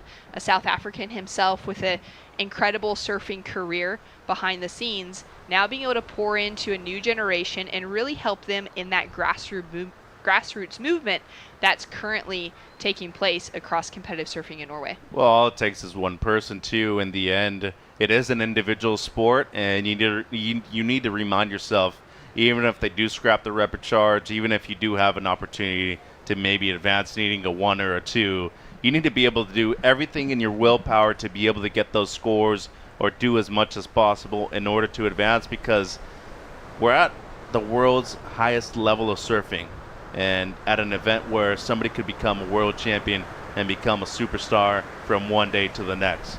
I mean, as I said before, the list of accolades for a lot of the surfers that have come through the ISA before has been massive, and especially winning at such an iconic venue like it is here in Rio and in Brazil, it's huge for a lot of these kids. Imagine if one of the local surfers, which we have 2 in the event that are actually right here from this beach of Macumba, it would be a life-changing moment for them, Chan. Oh, incredible to be able to take that victory at home. We see that happen over the years where it is that hometown hero that walks away victorious, but it also holds an extra amount of pressure and expectation from the community. As we take a look now at John on his forehand, great looking snap. That's going to be the sort of wave he's been looking for a while, just to get that solid single maneuver on the board. Chasing a 177 to take the lead away from Santiago. Also, just with that one quick backhand whip, he's feeling stoked, looking to improve on a couple of 2s. There's a chance he does it. I mean, that was a strong one. Definitely a quality turn there for him, and John for sure going to improve on the 0.87. Was only needing a high 1 to move up into first place right there. So Breivik's going to have a little bit of a harder time right now, getting a score that'll move him up into the top 2 with just 1:45 on the clock right now. And having a beach break as the location really for an event like this, I think, gives a lot of opportunities for these surfers that come from different parts of the world to showcase their skills on both the rights and the lefts too, Shannon, as we see the score there for John. John, a 3.37 for his last wave, already getting into another within about a 45-second span of each other. Freeman goes down in the backwash off the takeoff, but John now up into the leading position, putting a 3.87 requirement on last of Santiago. We're still waiting for that score to come through for our competitor out of Uruguay, sitting in second, and a requirement now as a 2.53 on Freeman from Norway. 1 minute remaining. Still some really fun waves out there, and there has been plenty of opportunity across the board for everybody. And like you're saying, with the the fact that it's a beach break, lefts and rights available, it's a great opportunity for that kind of fair space for everyone to be able to showcase. Maybe they're a stronger surfer on the rights, maybe they're a stronger surfer on the lefts because of where they grow up at, where they're surfing at all the time. It allows surfers to have that pick of the lineup. Of course, we've been seeing on different days as the swell has changed a bit and the tides have changed, whether the lefts or the rights seem like the stronger scoring waves in the moment. But I love the idea of running events like this in a beach break that just create so much opportunity for everyone to get good waves. Well, and it also makes you have to chase and pursue some of these waves that are out there, and I think it demonstrates they are the most complete surfer within the event if you are becoming a champion at the end of it. Including their wave knowledge, their ability to read what is coming in, where to place themselves in a changing lineup. Santiago with a look, and he is up and riding. This will be before the buzzer. On his backhand, trying to take away the lead again. At this stage though, safe to be advancing through alongside of John Chan out of Chinese Taipei. And that will wrap up the conversation for our under 18 boys repechage round 1. Heat number 16, each of the surfers that have advanced from this round will be competing again today. Up next, it's the under 18 girls repechage round 2. We're excited to call the action.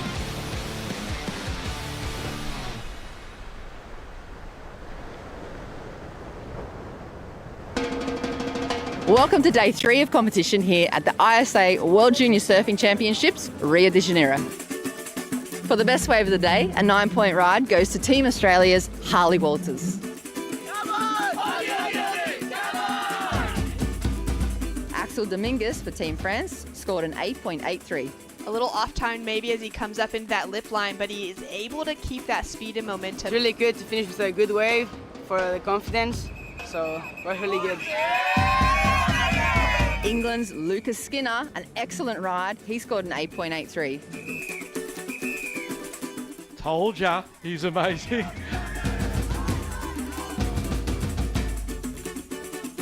On the girls' side, Chesney Ganot for Hawaii scored an 8.5. Sol Borelli for Spain, she scored an 8.27. Matsuoka, this is just perfect. I mean, look at the setup card right there. The way she's able to compress and compact off of the bottom turn and just always stay at the right position on this wave. This Macumba Beach is my favorite wave. It's ISA Junior Champion. It's my goal. Tune in tomorrow for more action.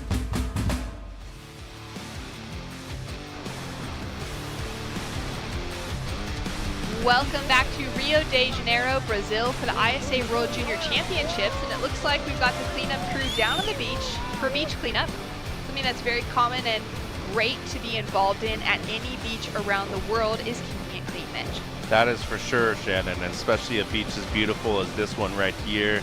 Look at all the trash they picked up. That is obviously due to a lot of the population that comes down here on the beach and due to the rain as well.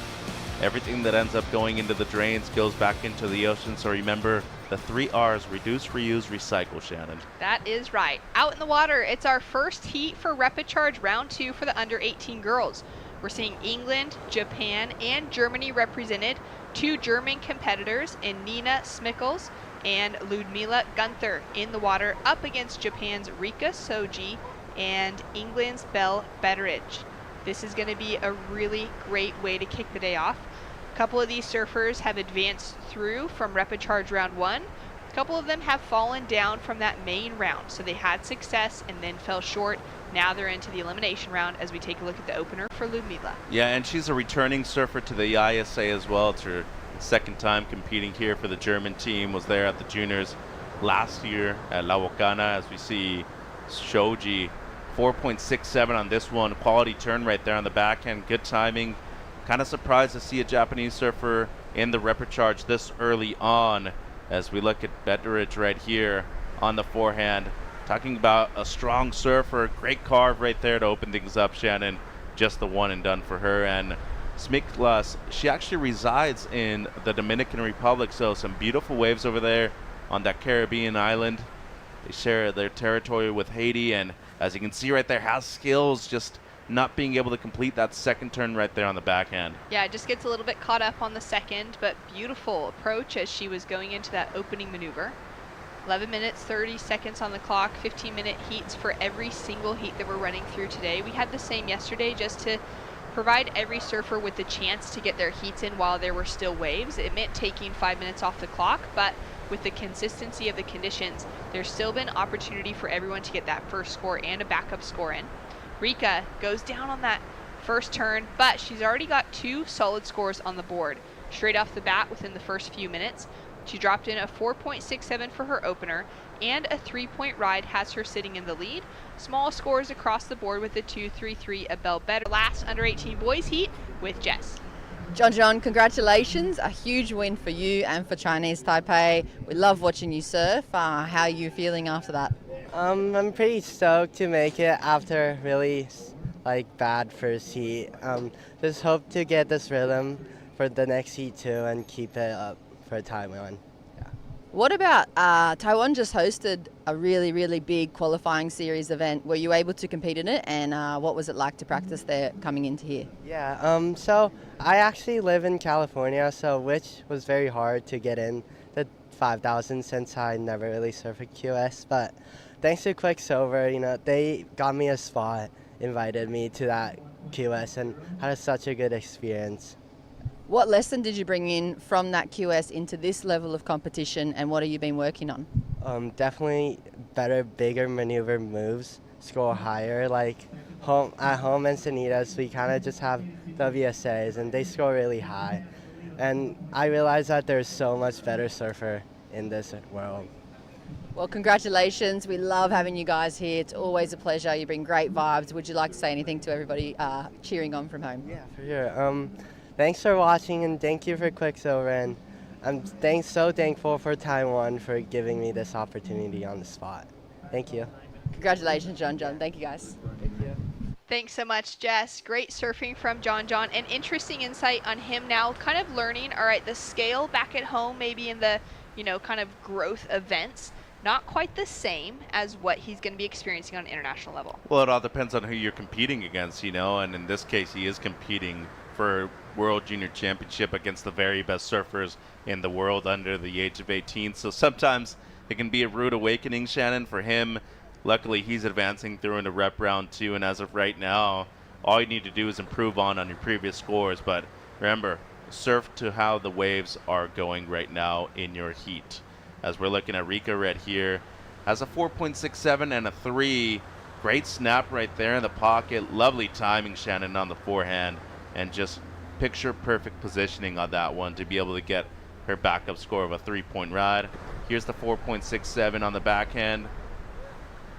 Also good timing right there. A little bit later, I actually think the scores are flip-flop right there. I think the 4.67 for the forehand turn and the 3 on the backhand for the surfer representing Japan.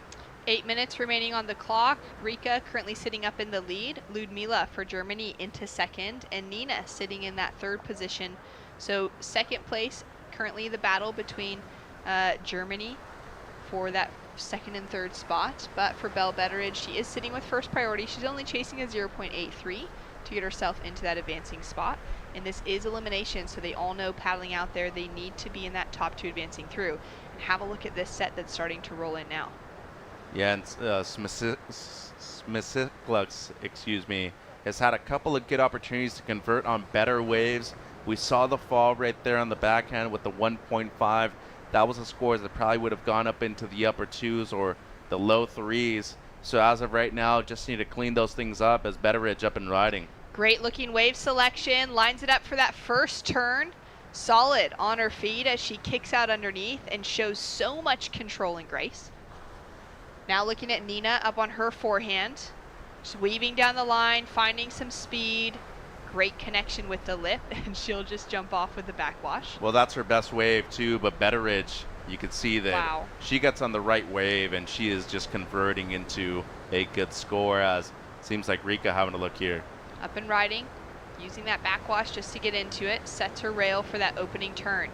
Knifes through it and gets herself into a second one. Goes for the kind of tail slide with the layback and won't be able to ride out complete. At this stage, she is sitting in the lead. What are your thoughts on her trying to push that and add the variety in comparison to just sticking to the bread and butter and building on that score line? Well, the only way you're improving on your 2 scores is by going for things like this, and I appreciate it. I think it's very smart. Just misread the section a little bit, though, given how difficult it was to manage the backwash right there. This turn right here, though, really impressed me. 4.07 for Betteridge. Just good connection, great amount of speed for her going down the line, but most importantly, the positioning was different on this one in comparison to the 2.33, Shannon. That's right. That 4.07 has put her up into that second place position, jumped her from 4th into an advancing spot, and it now has changed the requirements. A 2.93 has dropped through for Nina. She's down into 3rd, now chasing a 3.72. Let's take one more look at this wave. This is a new wave, one that we missed just before. Yeah, I think that's actually the 4.07 that she scored on, so her best, but she does back it up with a 2.57 now, so extending that second place position, putting both Smisiklas and Gunther right now in a tougher spot, hitting an upper 3, a low 4. Those are difficult scores to come on right now, given that we are seeing a lot of one maneuver waves, Shannon, with just about 5 minutes to go. If you are committing to the outside section, just know that you probably aren't going to have a lot of time to get more than one wave out there. Ludmila now up and riding, cuts back for that first section, little snap, pumping hard to try and stay with it. You can sense that frustration coming through from Gunther. She's been sitting on that 2.33 and hasn't been able to improve on it up until this point. 5 minutes remaining on the clock, and now that pressure mounts. 2/3 of the heat gone, down into a 5-minute heat ahead of them. Of course, Rika already sitting out there in that leading position. Bell only chasing a 3.61 to get the leading position away. If she does get that, it's going to increase the requirement a little bit on 3rd and 4th place positions. Yeah, and Gunther paddling back out. The requirement's still the same, but the game plan shouldn't really change that much. For both Nina and Ludmila, opportunities are out there right now, Shannon, but as we were talking about beach rigs and how difficult they are to maybe find a quality wave out there, given the score that they require, they don't necessarily need to be on the best wave in these last 4 minutes. So just try to break away if you can. If you don't feel like you're in a good spot in terms of the priority rotation, there's enough space either up or down the beach to find a peak to yourself. And with 4 minutes to go, I feel like that's more than enough time to be able to get that score that is required at the moment. But the only issue now that you're in either 3rd or 4th place is that you're depending on what everybody else in 1st or 2nd does in order to improve their scores too. That's right, and knowing that it's still a bit open because there's so much time remaining on the clock, we could see every surfer getting their best wave potentially coming up into the last few minutes. Rika now on her forehand. Nice snap to start. Holds that bottom turn for a moment as she whips around that second and into that lip line to finish off. Big smile on her face as she kicks off on the inside. Well, she should be smiling. That was greatly served. Ludmila now looking strong after her opening turn. Could be sitting on her best score now as she gets into that 3rd maneuver. Just comes shy of that finishing turn. Chasing down a 4.31 to put herself above Bell. Bell still sitting with 1st priority and Nina with 2nd priority. So they're just waiting for maybe this next set to come through. Let's take a look though at this last wave of Ludmila. Yeah, so Gunther was needing something in the mid-4s to be able to move up in a 2nd place. Gets her best at 2.57, much stronger right there into the lip. Brings the board around for the 2nd turn as well, and unfortunately for her, that wave flattens out, but the potential is there, Shannon, so needs to be on the right wave, and she is getting her score. This wave, though, the tempo on it was just tremendous. That 2nd carve, a thing of beauty, brought it down, and the angle that she took to be able to come out of it to get that 3rd turn in was spectacular. So should be the best score of the heat, no doubt, but just look at the angle that she takes coming out of the 2nd one. Up and vertical, right there on the 1st, but coming out of it, see how she slowly redirects just a little bit to be able to put that board and position it a bit further down the line. She read that that 3rd section was coming at her rather than against her, and fortunately for her, read it great, should be getting the best score of the heat. Still waiting for that score to come through. As we take a look now at Nina, she's been bumped down to that 4th place position on her backhand with a good opportunity to build that score line. Great pocket in front of her, and she'll go down. From the Dominican Republic, representing Germany, would have a lot of great opportunity to surf and maybe use some food wax on her board to keep her stuck to it in the warm conditions. Best wax in the world right there, Fu Wax. Guy and the boys, that's his uncle to the left, one of the original founders of the company. 50 years now for Fu Wax, so big presence in Brazil and worldwide. Up and riding now, Belle, wanting to make sure she secures that 2nd place position. 2 strong turns on her backhand. Just weaving with this, looking for this stand-up section now to finish. Powerful section, just whips it up perfectly, arms held high, and great posture as Team England cheers on. Rika Shoji sitting in the lead. She's now improved the situation with a 6.67 for Japan. Means a 7.27 would be the requirement for England to take away first, but now it's going to be up to Rika. She goes down again, so she's already in a very solid leading position as we're down to 45 seconds on the clock. Scores in for last of Nina in the green, a 2.70. It jumps her back into 3rd. So right now, 3rd and 4th are bouncing between the 2 German competitors. Belle Betteridge, though, holds on to that 2nd place position and is able to improve on it with a 4.27 for her last, moving the requirements for Germany into the 5-point range. Yeah, real smart surfing right there from Belle. Just good intensity on the left, read the wave great, and the pacing on the wave too, as the lefts are much slopier than the rights. Just real good identification of what those sections were doing down the line, and it seems like it will be Japan and England moving through in this one, Shannon. Very great way to start out repechage round 2 for our under 18 girls. Unfortunately for Germany, losing 2 surfers in the same heat is going to hurt them when it comes to those team points and requirements. But they'll have more surfers competing, and Nina and Ludmila will be down on the beach giving support to their teammates. Great bit of sportsmanship as well as everyone is coming in. We've got more action to come, so stay tuned, and Mitch and I will be here to talk to you when you return.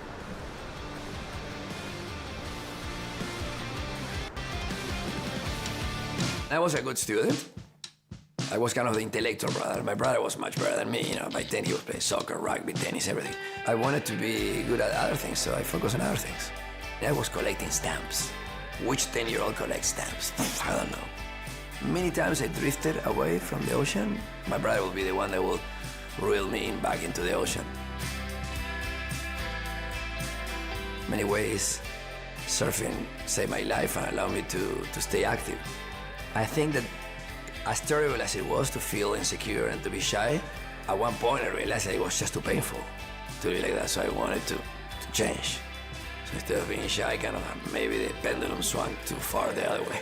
But I needed to do something about it.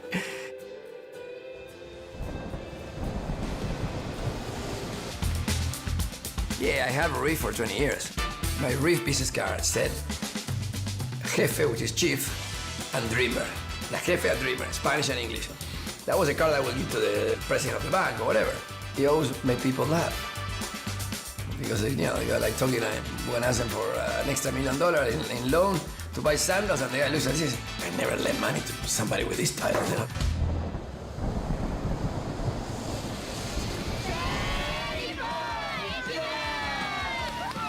Welcome back to the celebrations here at the ISA World Junior Surfing Championships in Rio de Janeiro, where we have seen so many happy moments like this. Rika Shoji getting the win over Belle Betteridge, the two of them advancing through for Japan and England and staying in the main round. Taking a look now at live action as we see Talia Swindle for Team USA. A bit surprising to see Talia already into the repechage. She got some work ahead of her with a tough lineup out in the water, but putting it all on the line now as she finishes off on the inside section for Team USA. Yeah, Swindell's a great surfer coming out of Malibu, California. She actually did extremely well over at the Coldwater Classic 2, the first QS, as we see the surfer in white now. Marta Begali for Italy with a quick in and out for her opening ride. We got a 3.67 that came through for first of USA's Talia Swindell. She's out there in the green jersey, up against Brazil's Kiani Hyakutake in the red.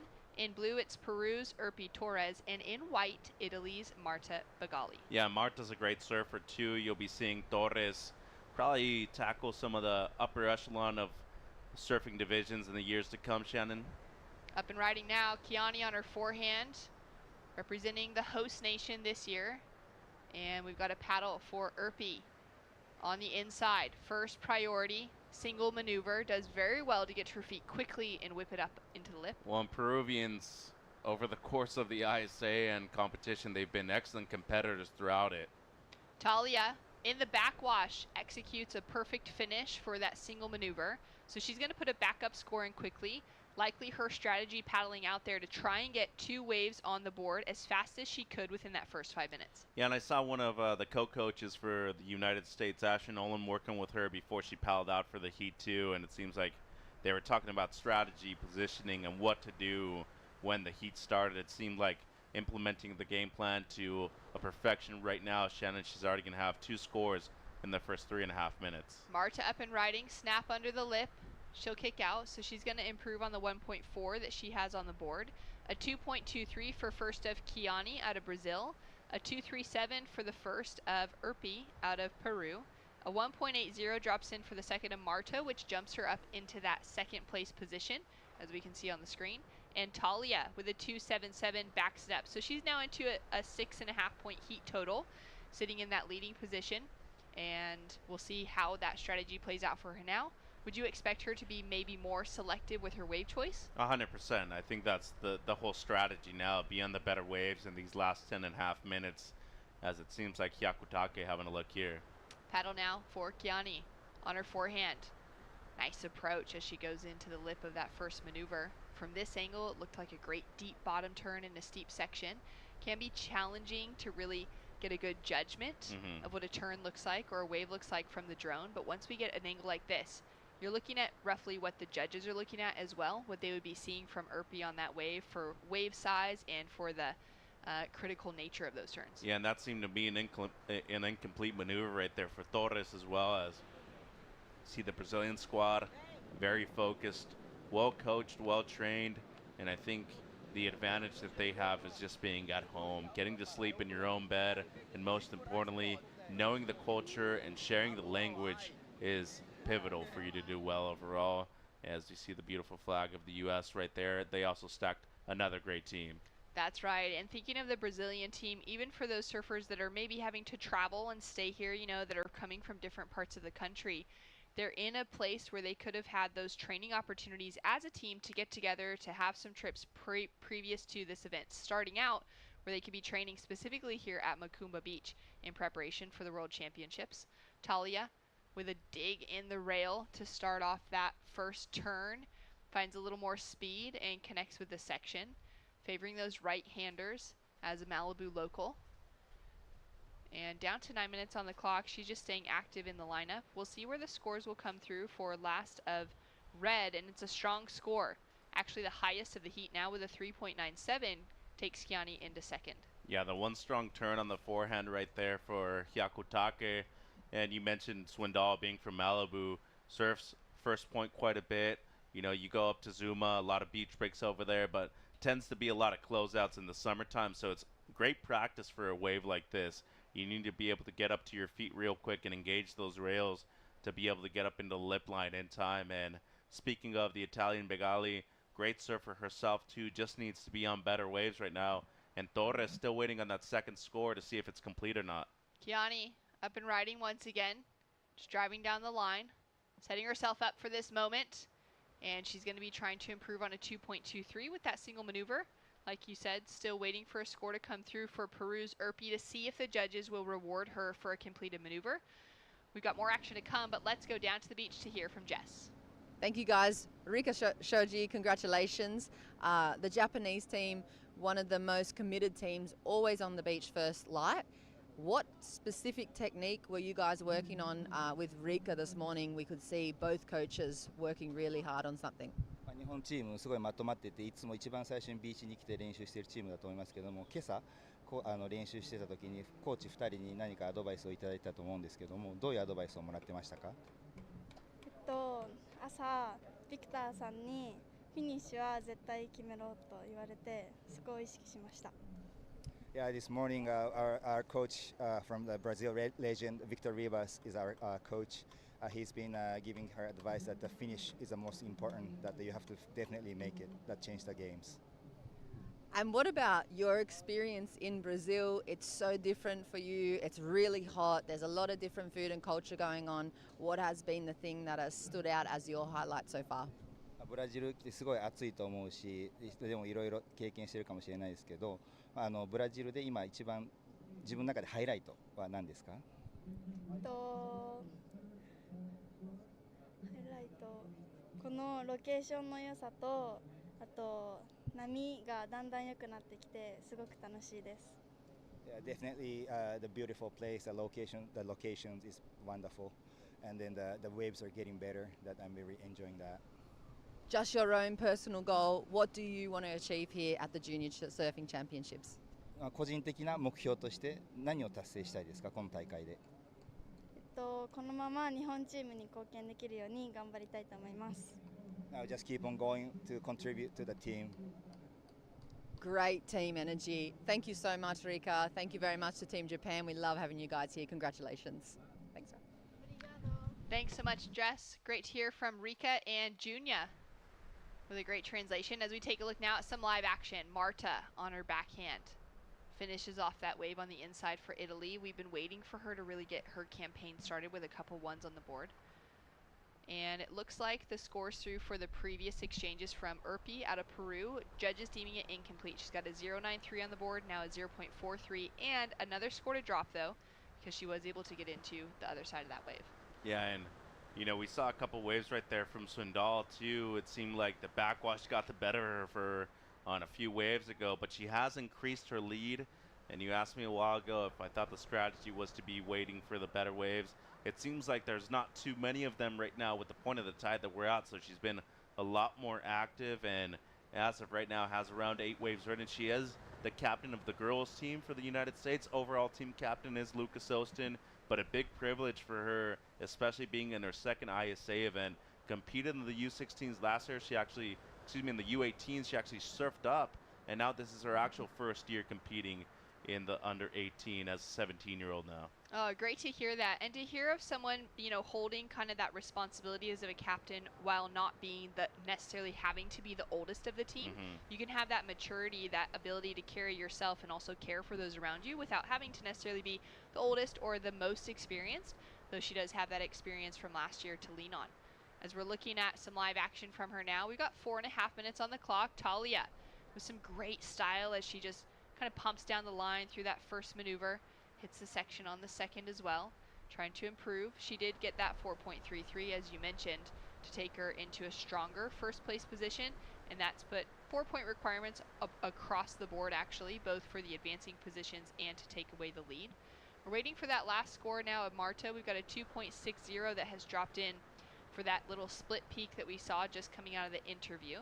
That is her highest score at the moment, and has set her into the 4-point range for her requirements as opposed to the 5s. Yeah, and this wave should help Talia increase her lead. I feel like she's going to improve on the 3.67, but really the heat's wide open still. I mean, look at the heat totals: 8 points for first place, 4.4 for the lowest person in fourth, and as of right now, second place still wide open. I wouldn't even feel safe still in first even, Shannon. So a 5 makes a huge difference right now in this heat. Beach cleanups happening down on the sand. If you're listening in and you're down here in Rio de Janeiro somewhere, then come on down and get involved with it. You get to see the world's best surfers, the best juniors on the planet, and also keep protecting this beautiful region.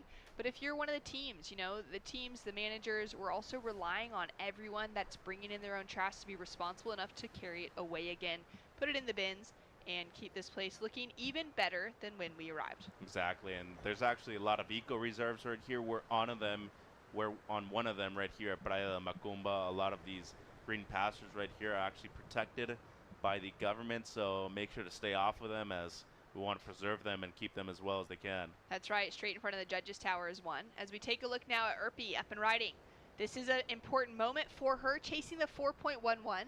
A lot of aggression within that opening turn. Yeah, good stuff right there. Should be one of her top 2 scores. Kiani with a chance, though, to secure herself in that second place position. And pointing to the judges that she's got her feet on the board. And then Marta right here with the one strong snap on the forehand too, was looking for something in the mid fours, but I feel like the situation is going to change a couple of times here in these last 2 minutes, Shannon. So lots of scores to come through. That's what happens at a beach break, and especially in a four-person heat. You expect a lot of waves, and as a judge, it is really difficult to be able to compare a lot of these waves, given that they are very similar. So makes a huge difference how high, how low you are in a lot of these twos and threes that could potentially be impacting the result of this heat overall. Yeah, it is a very important job for the judges now to be paying close attention to every little moment that could differentiate a 2.25 from a 2.75, making sure that every single wave is judged accurately. That's why we're seeing some of those scores take a little longer to drop, Mitch, because the judges do have access to replays. They're going to have a camera on every surfer out in the lineup and be able to replay any wave that they need to make sure that they're judging it accurately. If, say, there was a flurry and we've got 4 surfers up and riding at the same time. Taking a look now at our surfer in the blue, Torres for Peru, with a nice 2-turn combo. She's looking for that 4.91, and we've got scores that are coming through now on 1 minute remaining. Last score of red, a 3.97, judges deeming it a completed final maneuver, has her in that second place position. Still waiting for last of blue. Last of green comes through as a 4.67 and has improved her leading spot, and now puts the requirements into the 5s for second to take away the lead, and still waiting for a score to come through for last of white. Yeah, and by far, Torres' best score right here. Lifty on the second turn, and when I mean lifty, didn't really get to the lip line. It was more of a windshield wiper kind of turn, but she did get the board up there.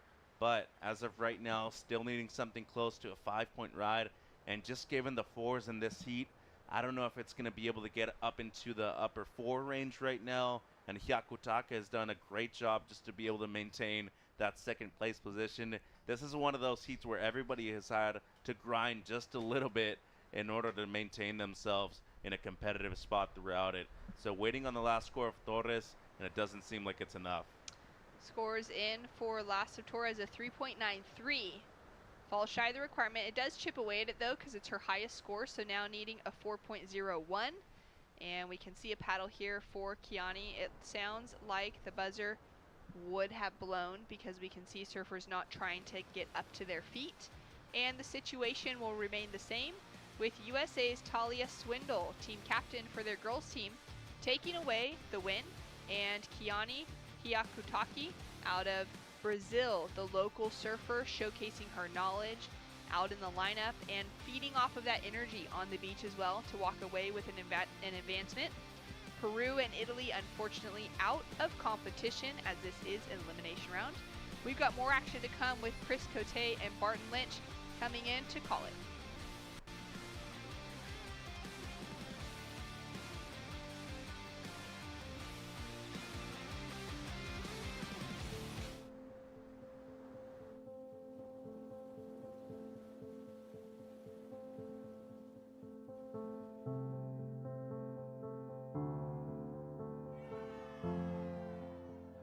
There's something profoundly spiritual about riding waves. Water is transformative, healing. You're at the mercy of Mother Nature, the ever-changing movement of water. The ocean is the great equalizer. You don't need to belong to a certain race, religion, or gender to surf. The pursuit of these fleeting walls transcends sport. It's a way of life. Surfing has the power to change the world. It will now take the next step on the world's greatest sporting stage, the Olympic Games. The International Surfing Association is the world's governing body of surfing, recognized by the International Olympic Committee with member nations around the globe. This is the ISA. This is a better world through surfing.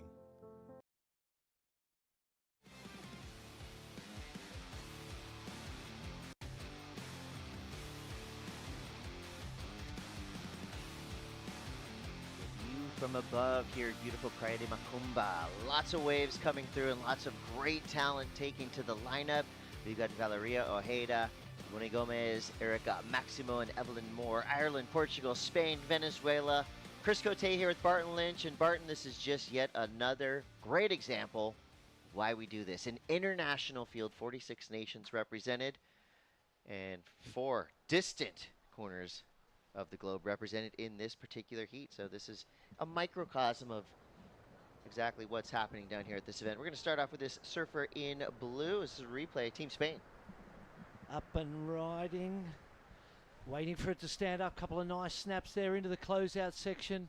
Makes it all important to get that completion in my mind on those first couple of rides. Take the pressure off. Let the confidence start oozing.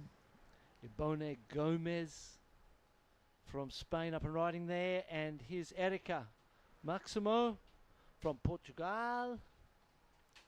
One nice turn on the backhand, dives through. Here's another angle of that one, snapping there. Oh no, this could be another wave altogether. Couple of rides already for green. This is I was about to say this is a great wave, and unfortunately didn't capitalize on what was in front of her. Another ride here. There's those beautiful turns and into the closeout. Controlled, smooth, nice technique and style. Let's look at the scores so far. A 2.5 and a 3.5 for green. 0.23, throw away that one, and a 4.5 is Valeria. So Valeria Ojeda, she has been competing for Team Venezuela for quite some time, and she's still in this under 18 division. So these are some of the best under 18 female surfers on the planet representing their nations. Venezuela always comes through with a strong team. Here we go, Evelyn Moore representing Team Ireland.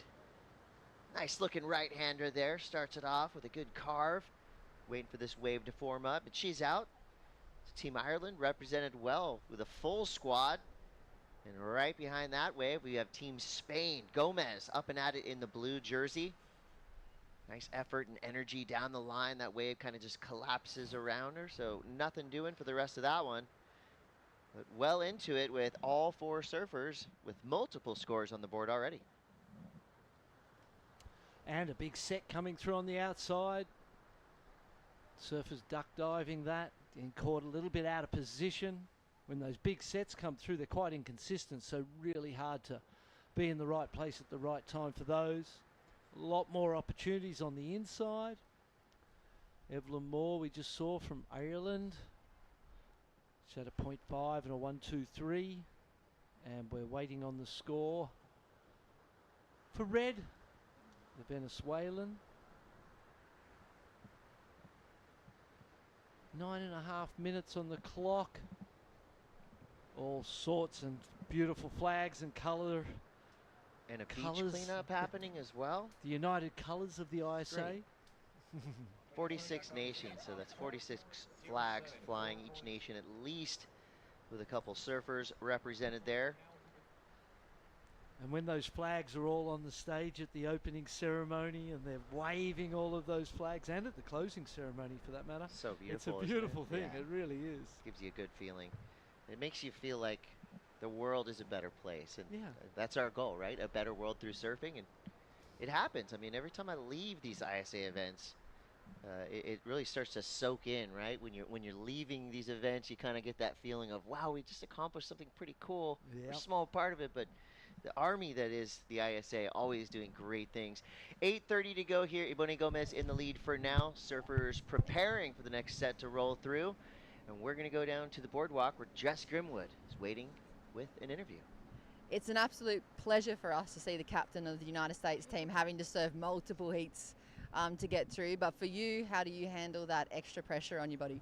For sure. I mean, definitely been a crazy couple of days. Had not the greatest first heat, but now I'm back in the main round. So it was cool just to show the team, like in ISA, like one thing you can lose and still come back and win the whole thing, but just taking it one heat at a time and enjoying it and having fun. What's the extra responsibilities of being a team captain for yourself? Do you have to like wrangle the rest of the team members in, make sure they go to bed by a certain time, or is it something a little deeper? It's been like, we got a really good team this year, and everyone's super close and kind of on the same page. So we've been all just hanging out, cruising, and when someone's down, try and pick them back up. But we've had, like, it's been a really fun time. Yeah.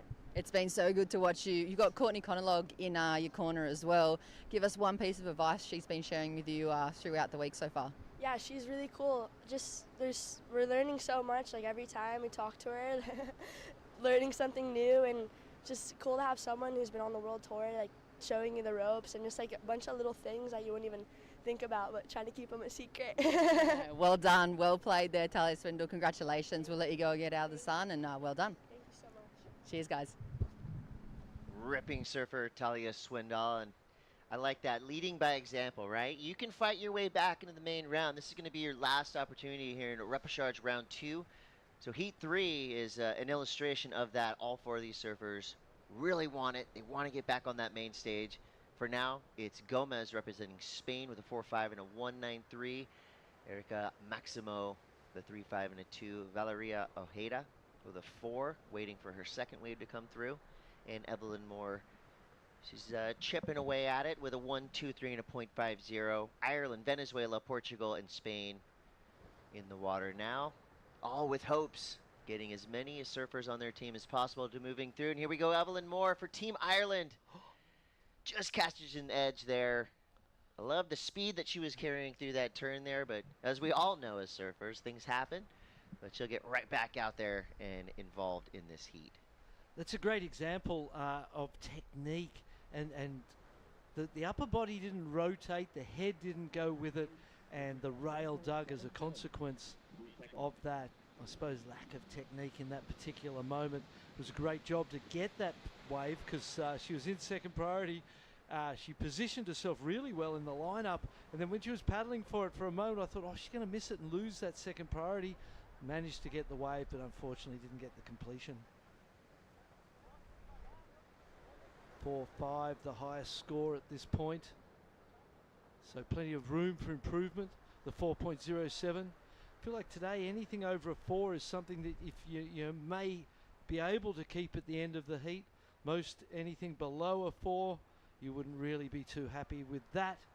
As we see Olivia Cruz doing her warm-up. Yeah, so Barton, if you're uninitiated and you don't know much about surfing, you would see that and you're thinking, is this like a dance maneuver? Is this kind of warm-up? What were the motions that she was just going through, preparing her for? Yeah, she's simulating the techniques that she would be doing on the water, doing it on land to warm the body up, get that feeling in your mind.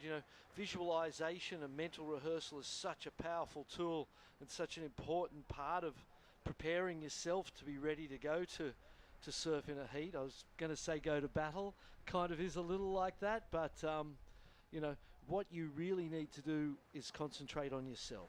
Put that energy into yourself, know what you want to do, have that feeling in your mind and in your body, and that's part of that preparation we saw her going through. Muscle memory, training your mind and body. And even the one where you're just doing it on your hand, on the palm of your hand, and you whack, you got your fingers and you're pretending to draw your lines. Used to do a lot of that. Find a wall and be doing re-entries against that wall.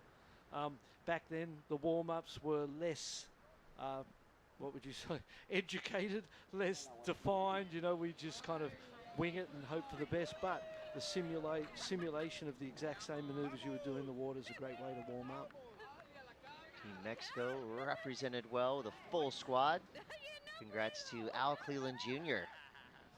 Olympic qualifier. That was an amazing event. It's got a great event, ring to it, doesn't it? It really does, and it was a great event. Al Cleland, part of Team Mexico. Loving that font on the t-shirts too, I've got to say. Yeah, and I'm gonna have to try to work some trades. Try to get myself one of those jerseys. Here we go. Your surfer in blue, your current leader, flying down the line. Just too much whitewater to deal with there. Now we see surfer in green, a Maximo, representing Portugal. I have a similar outcome there. Yeah. So that leaves Evelyn Moore for Team Ireland. She could have herself a nice looking left-hander. She's going to go backside. Well, 3 waves in a row that were basically carbon copies of each other, just kind of straight closeout. So all 3 of those surfers doing what they can. I mean, if a wave comes to you when time's running out quickly, more often than not, you kind of just got to go and see what happens. Absolutely. But that leaves Valeria Ojeda out the back, and she'll be in that top priority spot. She's a very talented surfer. And this was a close call here, Barton. It was a good set wave, good size, and she again, you know, you've got to look along the wall of the wave, look both ways, see what it's going to do, because all three of these waves, hold on, this one's a bit better, it's staying open a little longer, but well, no interference there, I wouldn't say, unless of course someone had the priority, and it would, by the way red cut out of that wave, it looked like it may have been blue that did have the priority. We'll see if there was deemed any interference there. Well, look at these tactics happening right here. Here's your 1 and 2 in priority. There's Valeria Ojeda in second priority. Green has first priority for now. So Valeria is going to try to sell her that wave. She doesn't. They both had a little bit of a paddle there. We'll see if the priority judges say. I think that would be a switch, do you think? It looked like a switch to me of priority, but red in a great position for this one. You're right, it was, and just in the nick of time. So Valeria Ojeda, she's been on the scene for a minute. She's representing Team Venezuela. She grew up and learned how to surf in Florida. Actually, in her bio, she learned to surf a wave that was made by a cruise ship. So she lived right by a cruise ship terminal, and there was little waves that would come in, and these cruise ships would kind of cause them to break, and that's where she learned to surf. She says it was gnarly and fun. So she surfed Cocoa Beach, New Smyrna, Jupiter Beach. She has a huge social media presence. She started surfing in ISA events at 16 years old, and she loves to represent South America and Venezuela. She's 18, and now she lives in California and Costa Rica. So far, pretty great life, you know, living in Venezuela, Florida, California, Costa Rica. She's going to be even more stoked when she hears the score, because it's going to be enough, in my mind, to get her through into the second place. She needs the 1.93. I feel like it easily gets that.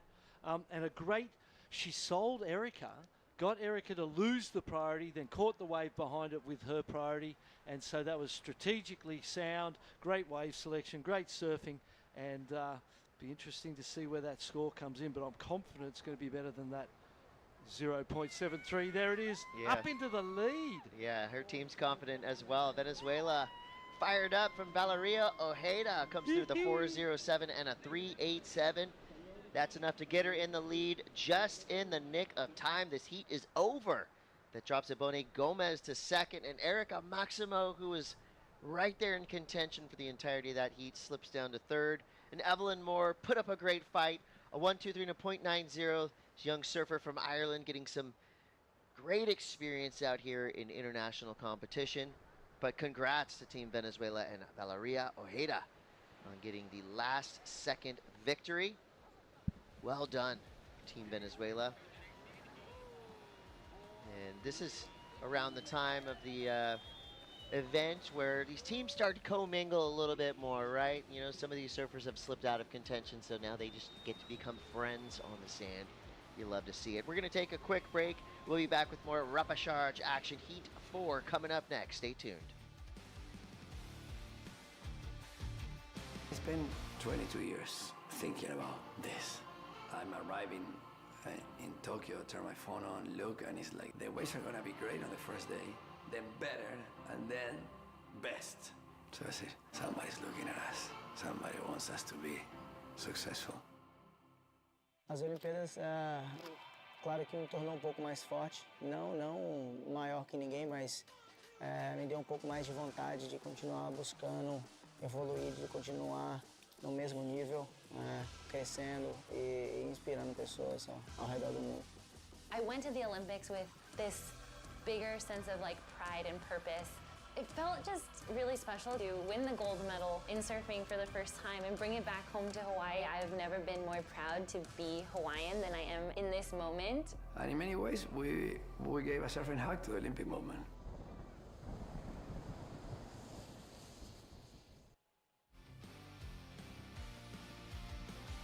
Viva Venezuela, Valeria Ojeda. She was stuck in that third place position for the majority of that heat. Then you see the celebration, the exuberance coming from, say, this global citizen. She's basically lived in 5 or 6 different places already. At 18 years of age, she came through with the victory. We're going to fill it up again with talent. Naomi sends from Hawaii, Joelle Ramirez, Anna Brock, and Olivia Cruz. New Zealand, Mexico, Puerto Rico, and Hawaii represented in this upcoming heat. I'm Chris Cote. I'm with 88 world champion Barton Lynch. Barton, this is probably your 20th trip to Brazil. Yeah, How are you that's finding most probably Macumba fair. Beach in 2023? I've never been to this particular part of Rio de Janeiro, Macumba, Praia da Macumba, and it's a great part of the world. Got some good friends who have, located themselves down this end because they saw that it was a developing and growing area of Rio, and we see now it's flourishing out there, as are the competitors. Couple of 3 minutes nearly gone. We haven't seen a ride. There's been a 0.5, so that one's a throwaway for Naomi. New Zealand in the house. Kazi Brew from New Zealand. There's a great rivalry there between Australia and New Zealand, always sort of poking fun at each other. Oh, that one goes way back. Huh? Way back. In every sport as well. Here we go. Big turn to start for Naomi Sains. Team Hawaii.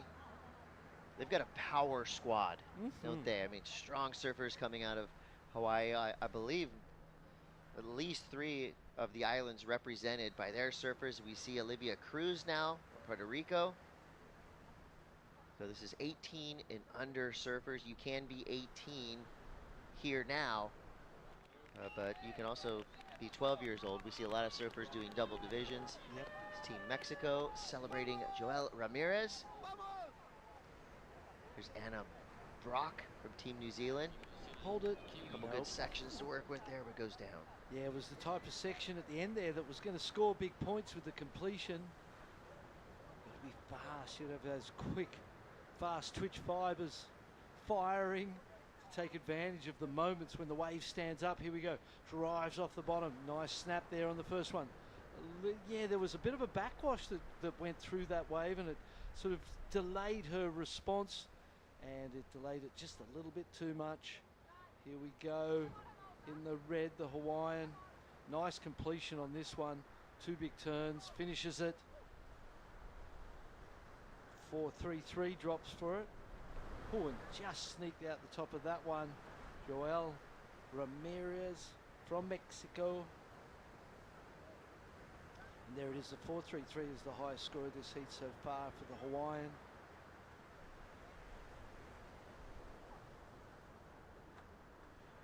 And when you think of of Team Hawaii, there's members of different teams who live somewhere else. I don't know that there's a member of the Hawaiian team who would live somewhere else, because it's such a paradise to live that you're going to stay at home no matter what. You don't have to go anywhere to find waves or to surf waves of a quality that you need to surf to be able to pursue a career, as we see the next heat. Moana Bonilla? Yeah, but Moana Bonilla coming from Team Mexico, and they're always having a good time. I mean, I don't see any nerves on the sand right there. They're just ready to go out there and put their best performance together. Naomi Sains right now, 17 years old. She comes from Lae, Hawaii, on the Big Island. Her favorite breaks, Sunset Beach on the north shore of Oahu. That tells us she charges. Anybody that cites Sunset as their wave of preference must be pretty good in waves of consequence. She's also the vice national champion of SUP surfing. So that's stand-up paddling in 2021. She loves to surf, skate, plays soccer. She's a hiker. She's living in the right place. You can do all of those things. And she was born on Oahu. Her mom's from Brazil. Dad's from Argentina. She has 3 brothers, all her siblings, all her parents. Everybody surfs. So Sundays are for going to church and then going to the beach. Yes. Having a look. Couldn't get into that one. Joelle with the first priority at that point in time. She didn't hold anyone off that, but it was deemed a paddle, so first priority missed without catching a wave, down to the 4th priority for the Mexican. Big mistake right there. This is a better strategy. Move away from the people who have got the priority over you and create some distance, create some luck, hopefully for yourself. Yeah, our current heat leader, Naomi Sains, Laie Oahu. My bad, Laie, the best chop suey in town, at least it used to be. So we're going to go down to Jess Grimwood for an interview with the winner of that last heat. Valeria, congratulations. You left it right up until the very last second to take that win. What was the pressure like on your shoulders out there?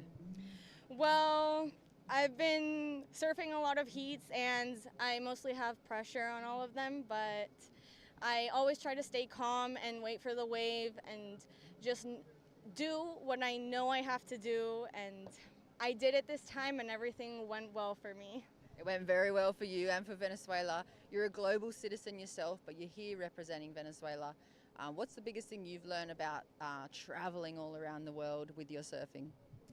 I've definitely gained a lot of experience throughout all of my contests. I've made a lot of mistakes, but I'm always learning and I'm happy to learn. I just have the mentality of I never lose. I always win, gain experience, and then I just apply that to all of my heats. That's a great perspective to have. For the Venezuelan team, what's one thing you can tell us about what you guys say in your team huddles? Well, I'm very happy to be in Team Venezuela because everyone's just really supportive and everyone's always there for my heats, and for everyone else's heats, we're always there supporting them, and we just all love each other, and it's just an amazing feeling. Well, congratulations. It's great to see you win. Well done to the team and to yourself, and good luck going on through. Thank you so much, Jess. Cheers, guys. Well, Jess has the best job ever. She gets to meet all these cool rising stars of our sport. Valeria Ojeda getting the win there, and you can feel the joy, stoke, and energy coming from Valeria. That means she is on her way to returning to the main round. So working with what swell we have, we're going to be powering through 15-minute heats all day long. We want to give all of our surfers ample opportunity to show us their skills, and in any case, to let them gain experience. As Valeria was just saying right there, win or lose, you're always going to win when you're out there giving it your best. So we see Joel Ramirez now from Team Mexico. One quick turn there. She got a 0.5 and a 0.30, so we think that will definitely help her cause. As we see now, Naomi representing Team Hawaii, trying to fight her way around this section. One good turn out the back. A little frustration there, but she'll get right back out into the takeoff zone. Anna Brock from Team New Zealand. Successful turn on that tricky inside section. And I absolutely loved I never lose. I never lose. You're not losing if you're surfing. Yeah, and if you're learning, you know, that's the perfect attitude. It was amazing to hear that young lady talk. So professional and profound. She understands the game. She understands you win and you lose. And you can't really, you know, if you get too stoked when you win, the opposite's going to be the case. You're going to be so bummed when you lose, and if you ride that emotional roller coaster of your results, it makes the whole experience of being a competitive surfer that much harder. Obviously, you always want to win, but you recognise, you know, particularly as a junior, the learning's the key. That's what it is. That's what it's about. And you can get more out of a loss than you may get out of a win. So, great attitude. Quick little visual of our camera crew putting in work.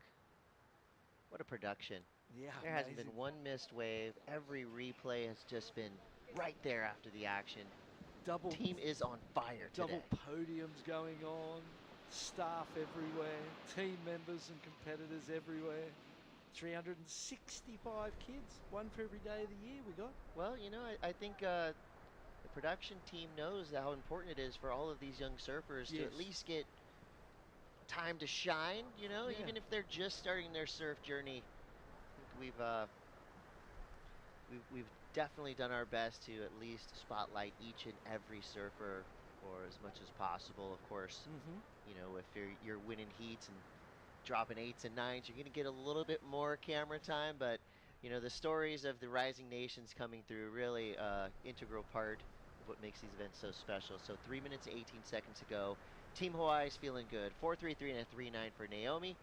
Your surfer in red, currently in the lead, and you see she's separated herself from the pack. She's sitting in third priority for now. Anna Brock from Team New Zealand has climbed into that second spot. 3.07, 2.25. Not safe though, because Joelle only needs a 4.07, and Olivia right there needing a 3.67. Inside of 3 minutes to go, set's coming through. Neither Joelle or Olivia really have got their campaign started. They've got enough time for 2 rides. Although they don't need it mathematically at this point in time, to get 2 and to aim for 2 and to improve on those ones and replace both those scores would be the best chance of advancement. Here we go, having a look.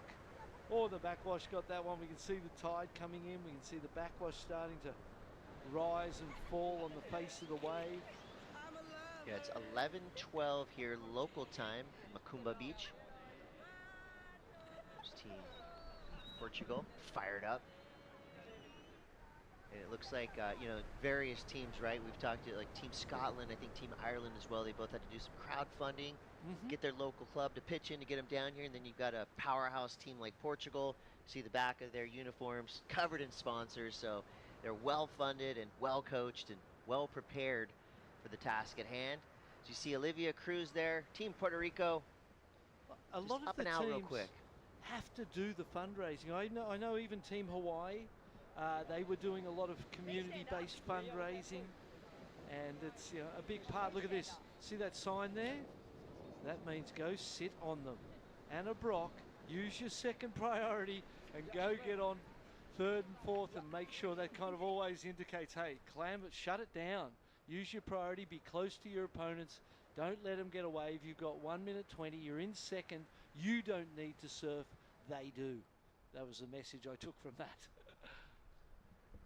Yeah, that's, you saw her too, scanning the lineup. Where is white? Where is blue? I think she sees them. She identifies what she needs to do. Moving over. Yeah, there you see it right there. Attack mode. Well, there's waves coming, so she needs to be close to them 100%. It's the correct strategy. You know, deciding who to go to out of third and fourth is a complicated one because they're both in such similar situations. Got a solid set coming through just in time to wrap up this heat with 35 seconds to go. You love it when it breaks outside you too, and the duck dive's all that can be done because you know that that's going to burn some time. They can't catch anything. Here's a decision. Who's going to get it? Does Red get it? Red has top priority, so she has right of way. And bye-bye. Yep. There's an interference. And Red doing the work for the Kiwi. Green's work was done for her by Red by just catching that wave. Even if Blue didn't get it, Red held her off. Time nearly gone. Look at that. Seconds ticking. And looks like the Kiwi will hold on to second place. You know, that right there is a mistake, but of course that's a mistake that Joelle will learn from. Yeah. Maybe just a little bit of inexperience there, but you know what? That's what these repechage rounds are for. You just get one more chance to learn a little bit more about competitive surfing, and you know that her coach will remind her about the priority situation and what not to do in heats when she gets to the beach. But congrats to Naomi Sainz and Anna Brock moving through in first and second. There's Team Hawaii, flags flying high. And they got to be stoked with the power surfing on display from Naomi Sainz. Sometimes you're so focused on your opponent that you don't, on what you're doing and what you need, you don't see your opponent. I feel like that it wasn't a deliberate thing. She was just focused in her own space and going, I need a wave, I've got to get a wave, I'm going away. Uh-oh, there's a girl with priority inside me. Interference for sure, but they weren't going to advance without trying. You know, accidents happen, and we're all friends on the beach. You know, you see 1 and 2, high fives, handshakes, and smiles.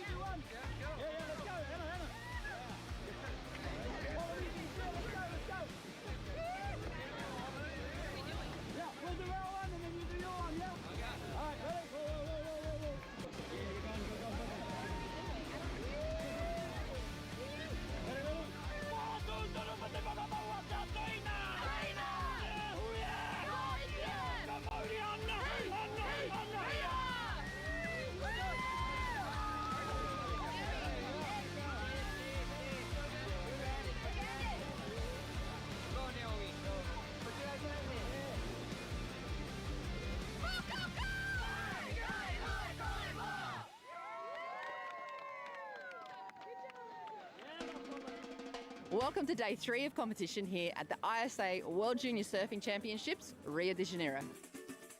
For the best wave of the day, a 9-point ride goes to Team Australia's Harley Walters. Axel Dominguez for Team France scored an 8.83.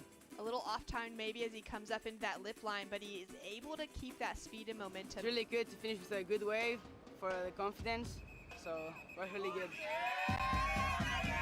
England's Lucas Skinner, an excellent ride. He scored an 8.83. Told ya, he's amazing.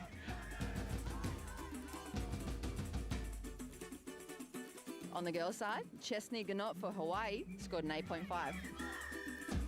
Sol Borelli for Spain, she scored an 8.27. Matsuoka, this is just perfect. I mean, look at the setup card right there. The way she's able to compress and compact off of the bottom turn and just always stay at the right position on this wave. This Macumba Beach is my favorite wave. It's ISA Junior Champion. It's my goal. Tune in tomorrow for more action.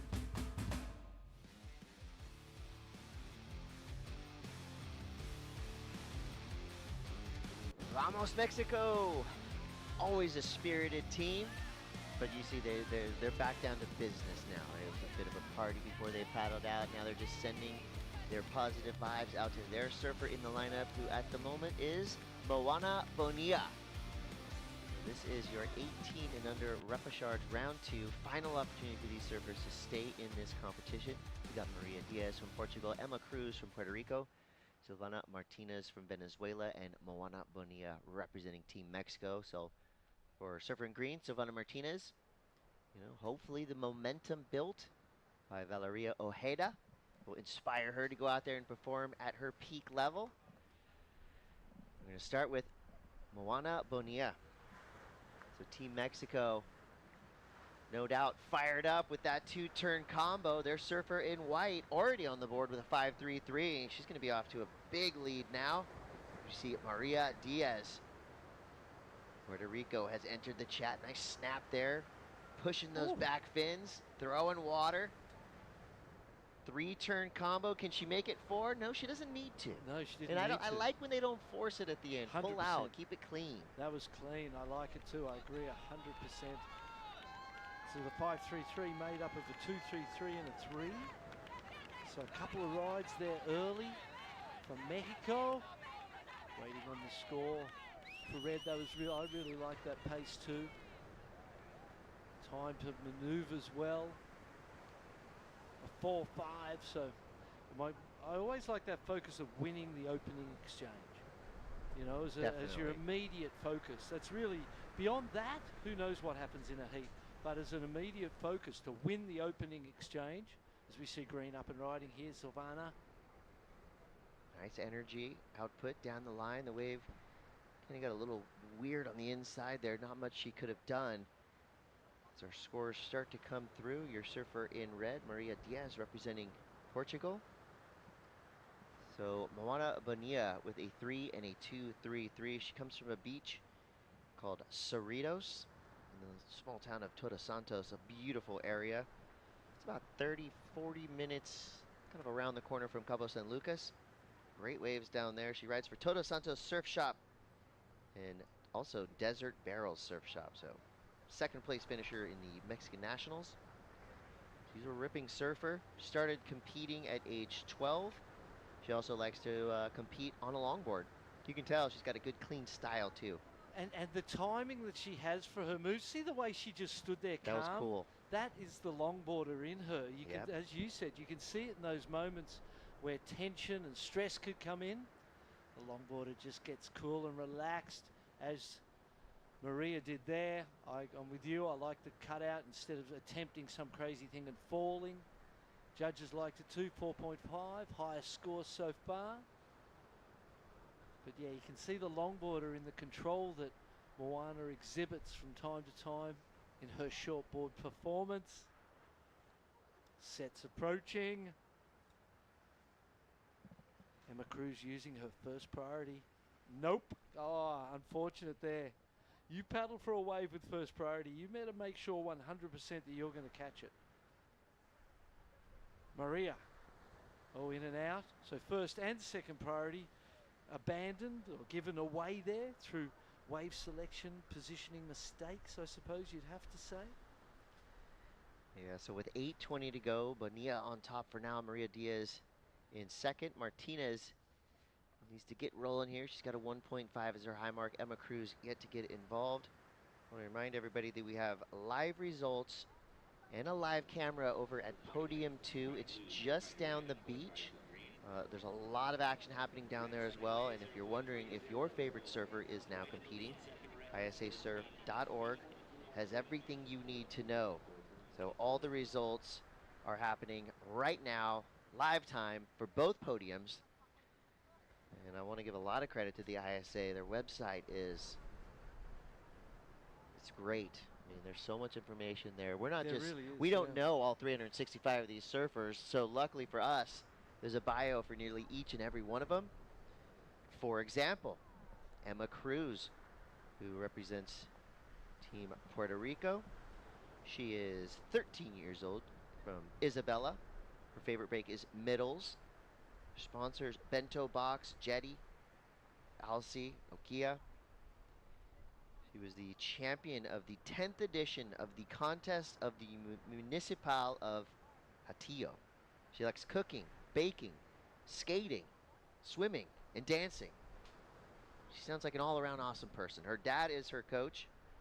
Her sister Olivia is her favorite surf buddy. And her family moved to Puerto Rico from New York City when she was 3 because they wanted to be closer to nature, and they all wanted to surf. So great decision from the folks there, because now your daughter's competing on an international level. I'd be moving too from New York City to the coastline of a beautiful place like Puerto Rico, and then your whole family surfing. Her sister's in there. We saw her sister surf earlier. A lot of families involved, and we're at that point in surfing's development, aren't we, where you're seeing, third generation surfers. It's a wonderful time to be a surfer, that's for sure. I think it's the best time ever to be a surfer. I mean, we've been talking about these countries that are rising in their, surfing abilities and just surfing knowledge. Social media, for all of its pitfalls, also has a lot of upside, right? Oh, we've got surfers absolutely. that are on a tiny island off the coast of Africa that are saying their favorite surfer in the world is Yago Dora. So it's things like that that make social media pretty cool for what we're trying to accomplish here. So 5.5 to go here. Silvana Martinez from Venezuela looking for a score.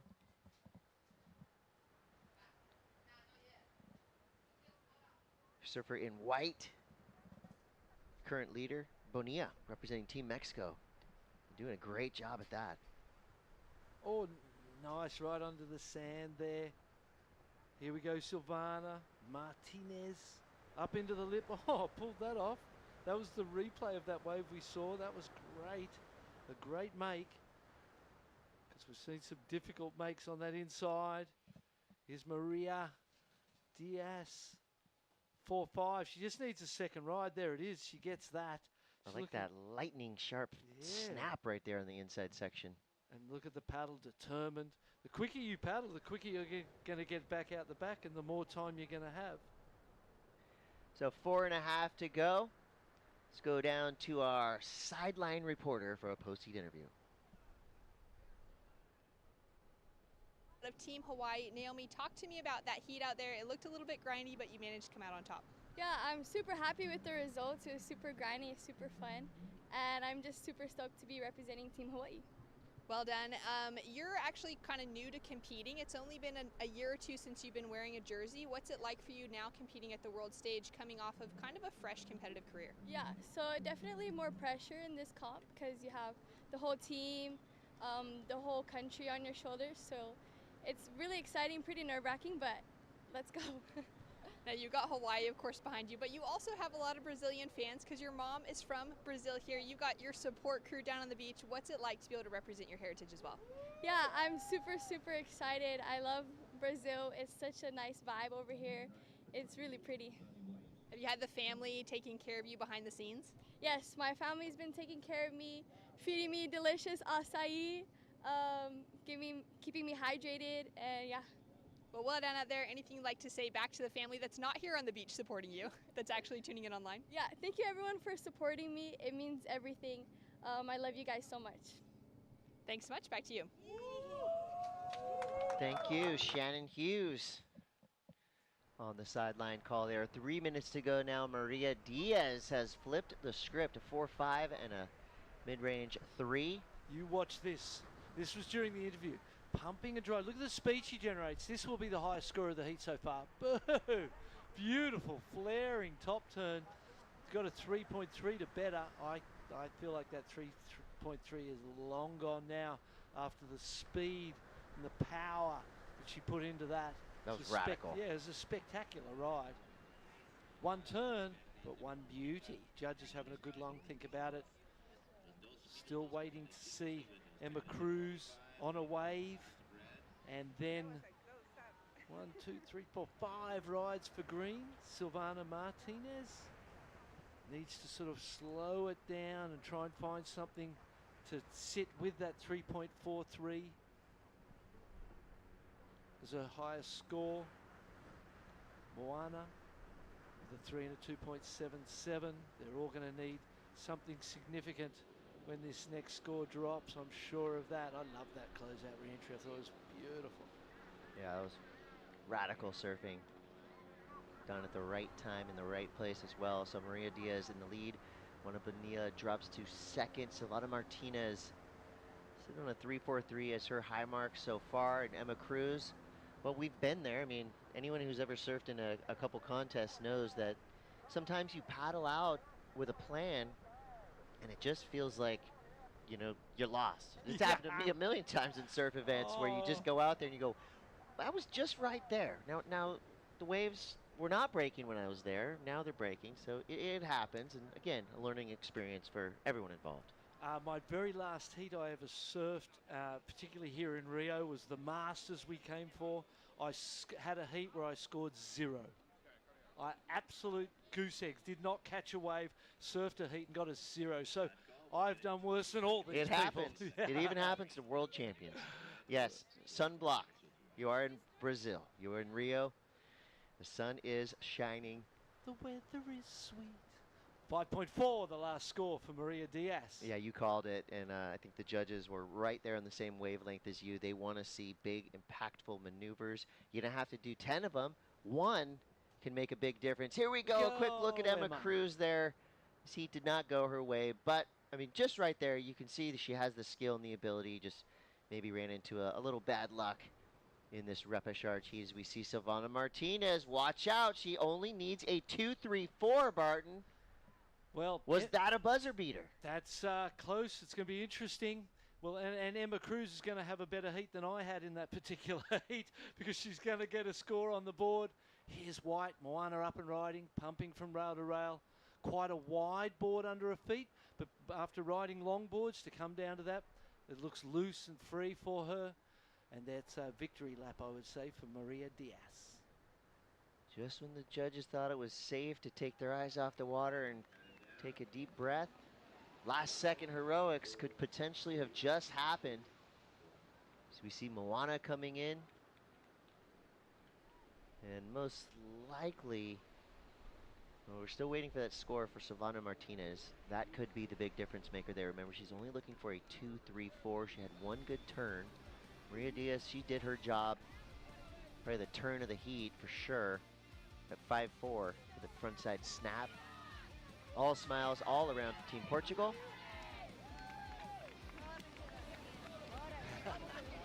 Teammates stoked for each other. It's a wonderful thing coming in from success. It's good enough on your own. But when you come in, you get to share it with the whole team. That's a beautiful thing. Well, we've just seen a switch. Silvana Martinez gets the score she needs. She jumps into second place. Bonilla to third. Cruz fourth. We're going to take a break. We will be right back with more from repechage round 2, 18 and under women. Welcome to day one of competition for the 2023 ISA World Junior Surfing Championships. We're here in the beautiful Macumba Beach in Rio de Janeiro, Brazil. This section right here fully brings it all the way around. A lot of power, a lot of intensity. The second one has to cut it short, but look at the section that he has right here. Excellent surfing took Australia's Isla Huppets to an 8.17. Yeah, I wasn't sure how it would score because I've never been to these events, but it felt nice to get a good turn done. Great wave selection all the way through Yeah, the seat. snaps out of the top. Watch this next turn. Got caught for a little second there into the closeout section and just whipped it around. Here's the backhand. Catalina drops down, pushes on the back foot, snaps vertically. A dominant performance from Peru's Catalina Zarike earns her an 8.00. Stay tuned tomorrow for more action.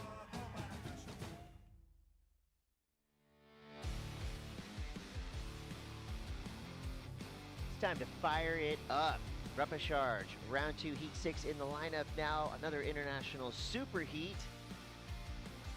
Tide is starting to drop, but it's still plenty full here on this inside section. Some backwash to deal with for these surfers in the lineup. We've got representatives from all over the world in this 4-surfer heat. 2 of these surfers will stay in this competition. 2 of these surfers will be relegated to the cheering squad. Also, they'll be on vacation in Rio, so good things all around. Gemma Hanafi from South Africa, Pia Rogers, New Zealand, Leah Melly Phillips from Chile, and Kusi Linder from Team Sweden. Again, I mean, I sound like a broken samba record here, but I'll say it again. Only in ISA competition will you see those 4 flags in one heat. So we see live action from Pia Rogers. That right there is strong, solid surfing from this young New Zealander. We've seen her name in ISA competition in the past. We know what she's capable of. And here goes Gemma Hanafi now. Oh, if you kind of could have fought a little harder to get down that white water, getting stuck at the top of that one kind of means that that's not really going to be a score she'll be able to keep. But with a completion, perhaps it may have been. Pia Rogers looked like she got the better of that opening exchange. And there's the scores at the bottom of your screen from that last heat, with the buzzer beater advancement for Silvana Martinez, and unfortunate for Moana Bonilla from Mexico, just bowing out in those very last moments.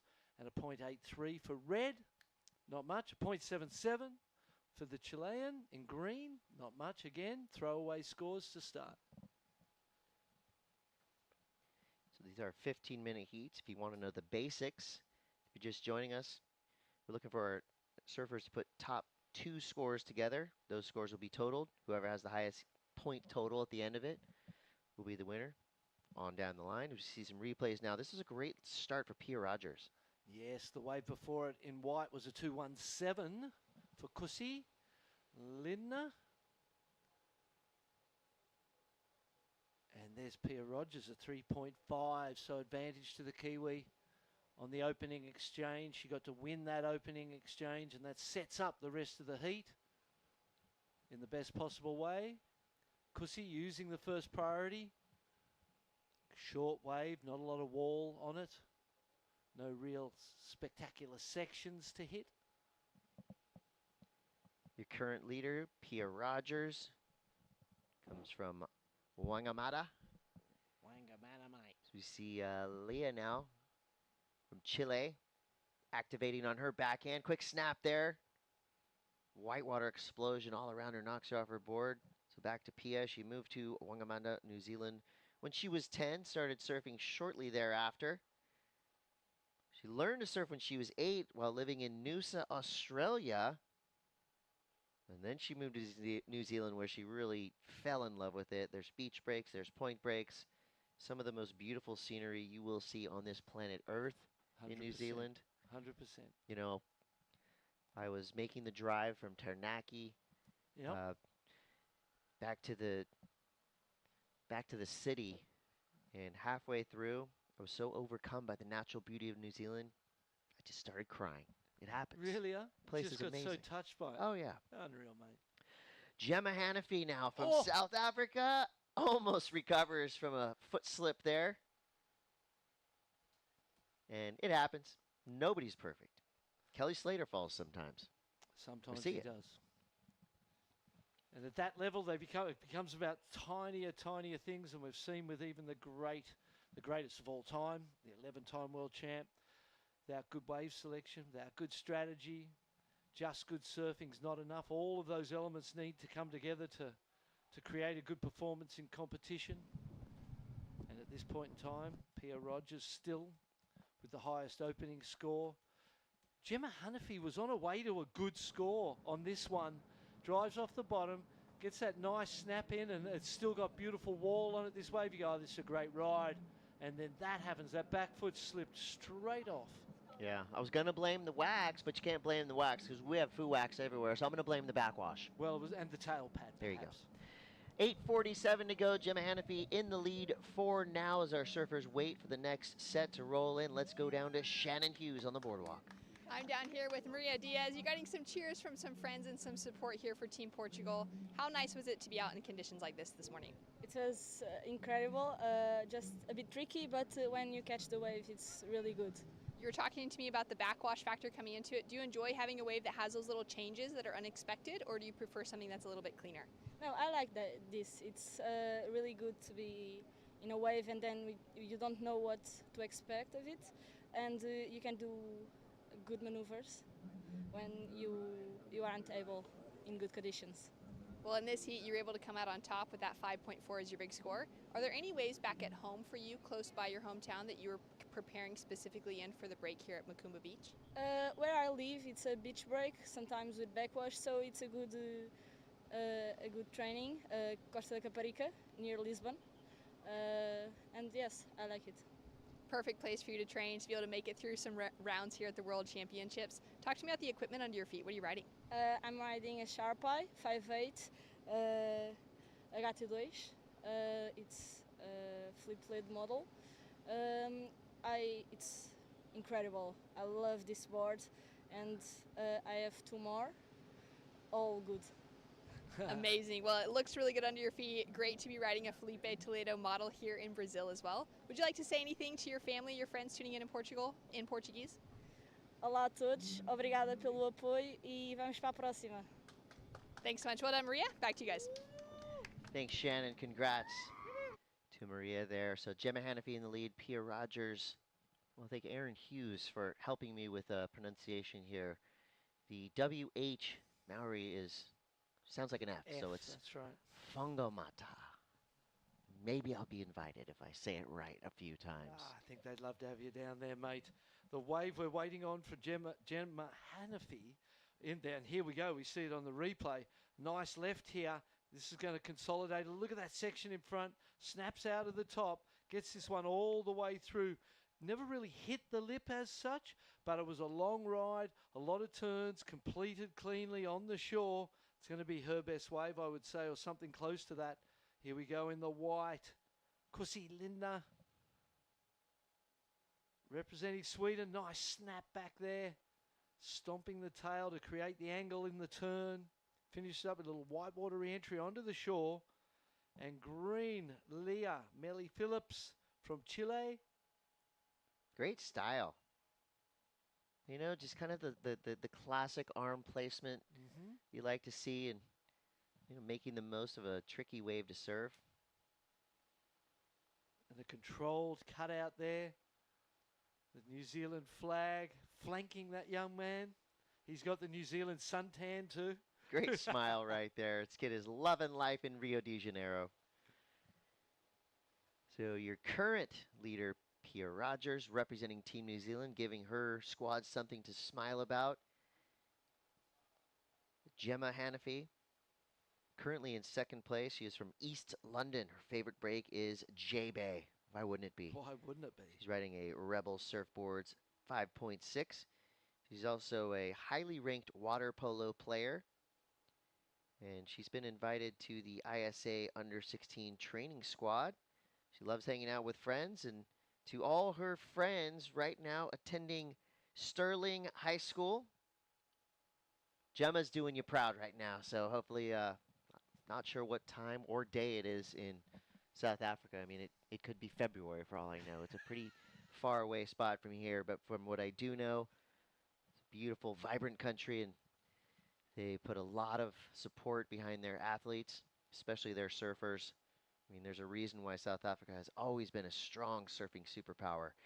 Here we go, Chile. Nice turn there to start. The wave kind of dies underneath her feet, so only one turn available there. Might be better than the 197 that she's sitting on for her low number for now. 4.5 minutes to go. It's New Zealand, South Africa in the 1 and 2 spots. Sweden and Chile 3rd and 4th for now, but there's still time for these surfers to put a number on the board. Plenty of time, and really only one ride over 2 points. The 3.5 Pia Rogers, the opening ride of the heat, very first ride. Everything else to this point in the 2s, which means anyone could advance. Second place, Gemma needs a 3.5. Doable completely.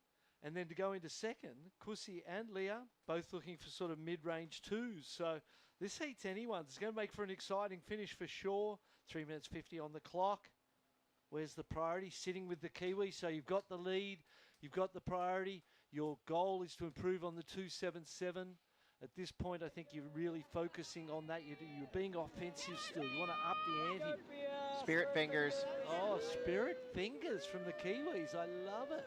Whatever works, and it's working for now. Pia's in the lead.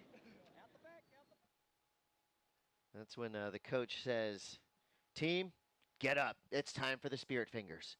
And here we go. This is Kusi Linder Mao. Surfing under the Swedish flag. Looking for a 258. Not a bad turn right there. 16 years old. She lives in Lima, Peru. Her mom is Swedish, her dad Peruvian. And he's the one that showed her how to surf. So thanks, Dad. There's all kinds of great waves around Peru, so I'm sure the family road trips revolve around hitting the ocean. Peru is a place that I would love to explore. I think anybody watching right now who has any interest in surfing would love to explore Peru. Great waves down there, wonderful people. We've had the privilege of getting to know a lot of Peruvian surfers through ISA competition. They always come through with a strong team. This year, no different. Right now, Kusi Linder, Sweden, is looking for a 258 as we see Team South Africa. They're on the edge of their seat because that 258 she's looking for is being considered right now from that last ride. It was a nice closeout re-entry. It didn't finish so well after that re-entry, but maybe the work was done already. Judges will tell us, or maybe it's right there. It's actually, it's not one of those ones where I go one way or the other clearly. It's one where I sit there and go, well, this could go either way. If you're Gemma Hanafi now, you want to ride another wave with a minute 50. Same as Pia Rogers. A lot of room for improvement for all the ladies. Not a lot of time. Yeah, now we're inside of 2 minutes. Good day for a sup. Great day for a sup. This beach is super cool because right where this guy's at right here, great kind of beginner slash longboarder slash longboard slash sup wave. You see you go to that inside section, it's nice and easy, just a smooth little breaker, crumbler all the way through, and then as you go up the beach towards where our competition zone is, things get a little more critical. This wave has some punch to it, as we've seen over the last few days. So with 1:12 to go.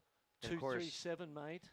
The visual behind us, all those places to stay, that's exactly what we need here in ISA competition. A huge part of that is logistics. You got 365 athletes, add about, 6 team members behind the scenes to all those squads, and you've got to have space for all these people. And here we go. Leah Melly Phillips from Team Chile. Fading right, going left. Now she's looking back to the right again, so a little bit of indecision there cost her. And that's the punch we were talking about. The wave collapses around her. So with 36 seconds to go, looking for a 275. Now Gemma Hanafi has to be looking behind her to make sure there's no situation with priority as Kusi Linder now up and down real quick. But here's your current leader, Pia Rogers. Just trying to put a stamp on this heat. 15 seconds left. Been leading from the very start with that opening ride. Still the best ride of the heat. A lot of 2s in this one, which has made it exciting. Gemma Hanafi needs to get this wave. See a little fish jump in the foreground there. Will she be able to paddle into this one? Paddling hard, gets stuck at the top. The time clock's over, but she'll advance in second, and the Kiwi looks like she's going to hold on to the lead. It's going to be Pia Rogers and Gemma Hanafi moving through. We're going to lose Kusi Linder representing Sweden and Leah Melly Phillips from Chile. Congratulations to both of those two surfers for putting up a strong, valiant effort in that last heat, but this is our repechage round, so unfortunately they're out of contention. Well, we've got a lot of surfing to get through today. Each and every heat has provided an epic storyline for us to be a part of. We'll be right back with more action. We're going to bring Mitchell and Jess in on the call. Welcome to day 2 of competition for the 2023 ISA World Junior Surfing Championship here in Rio de Janeiro. And with the highest score of the day, Team Japan's Anon Matsuoka gets a 9.33. And this wave by Team Australia's Kira Buckpit, 8.50. Team Canada's Sanoa Olin with an 8-point ride. Yeah, I just feel like this event has taught me so much about competing, and it's really gave me the experiences to develop the surfing and the competing that I have today. So I'm just soaking it all in and grateful to be here with Team Canada, and yeah, just see all the younger kids on the team that are going to be taking over the team for the next couple years. Team Australia's Fletcher Keller with 9.17 points. And it is for sure that he is a contender to go for the final 2, Chris. Strong calm on the outside. Love the use of the rails right there from Mendoza. And as you can see right here, it gets a good click to finish too. And for our host country, Team Brazil, Ryan Kainalo with his 8-point ride. Ryan Canalo out of Brazil. That turn was searing. It's pretty special for all the team. Everybody's so happy to have this event here, and everyone is welcome for us. Join us tomorrow for more exciting action.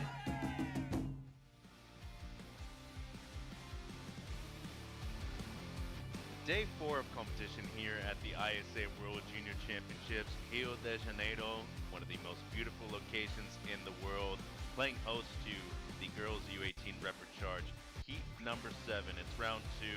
Candelaria Rezano from Nicaragua in red, Valeria Benitez from Venezuela is in blue, and Nara Palacios from Spain in the green, and Nina Linder from Sweden in the white jersey.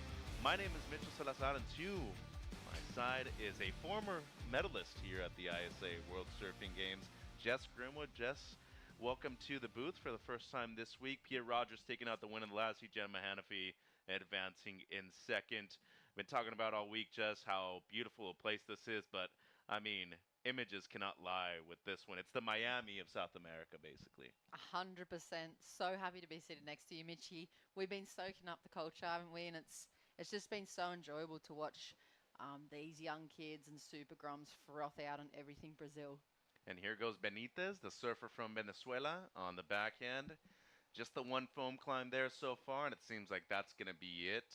Favorite part of the week so far, Jess? I know you've had at least one acai bowl every single day. Yeah, at least one. I think I've had about, how many heats we've been running down? 30 plus, so maybe like 90 favorite highlights of the week so far. Every single kid I've gotten to speak to, every single athlete has been just so different, but so exciting to hear how they got here, why they're here, and how they're handling Brazil. For some of them, huge, big culture shift. Yeah, and especially for yourself. I mean, you competed and medaled over there in Peru back in the early 2010s, coming to Brazil for the first time, and obviously having a big culture change, and especially with the language too.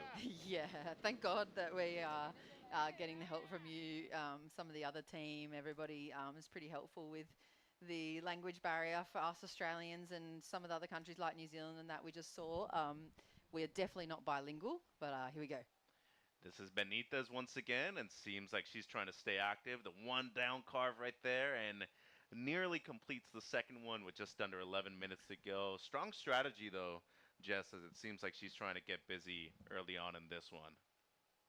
Yeah, there's just heaps of waves in these heats. I just find like their actual wave count, regardless of the points that are going on to their heat totals, is really, really high. You know, there's just a lot of waves being ridden, wave after wave after wave in the heats.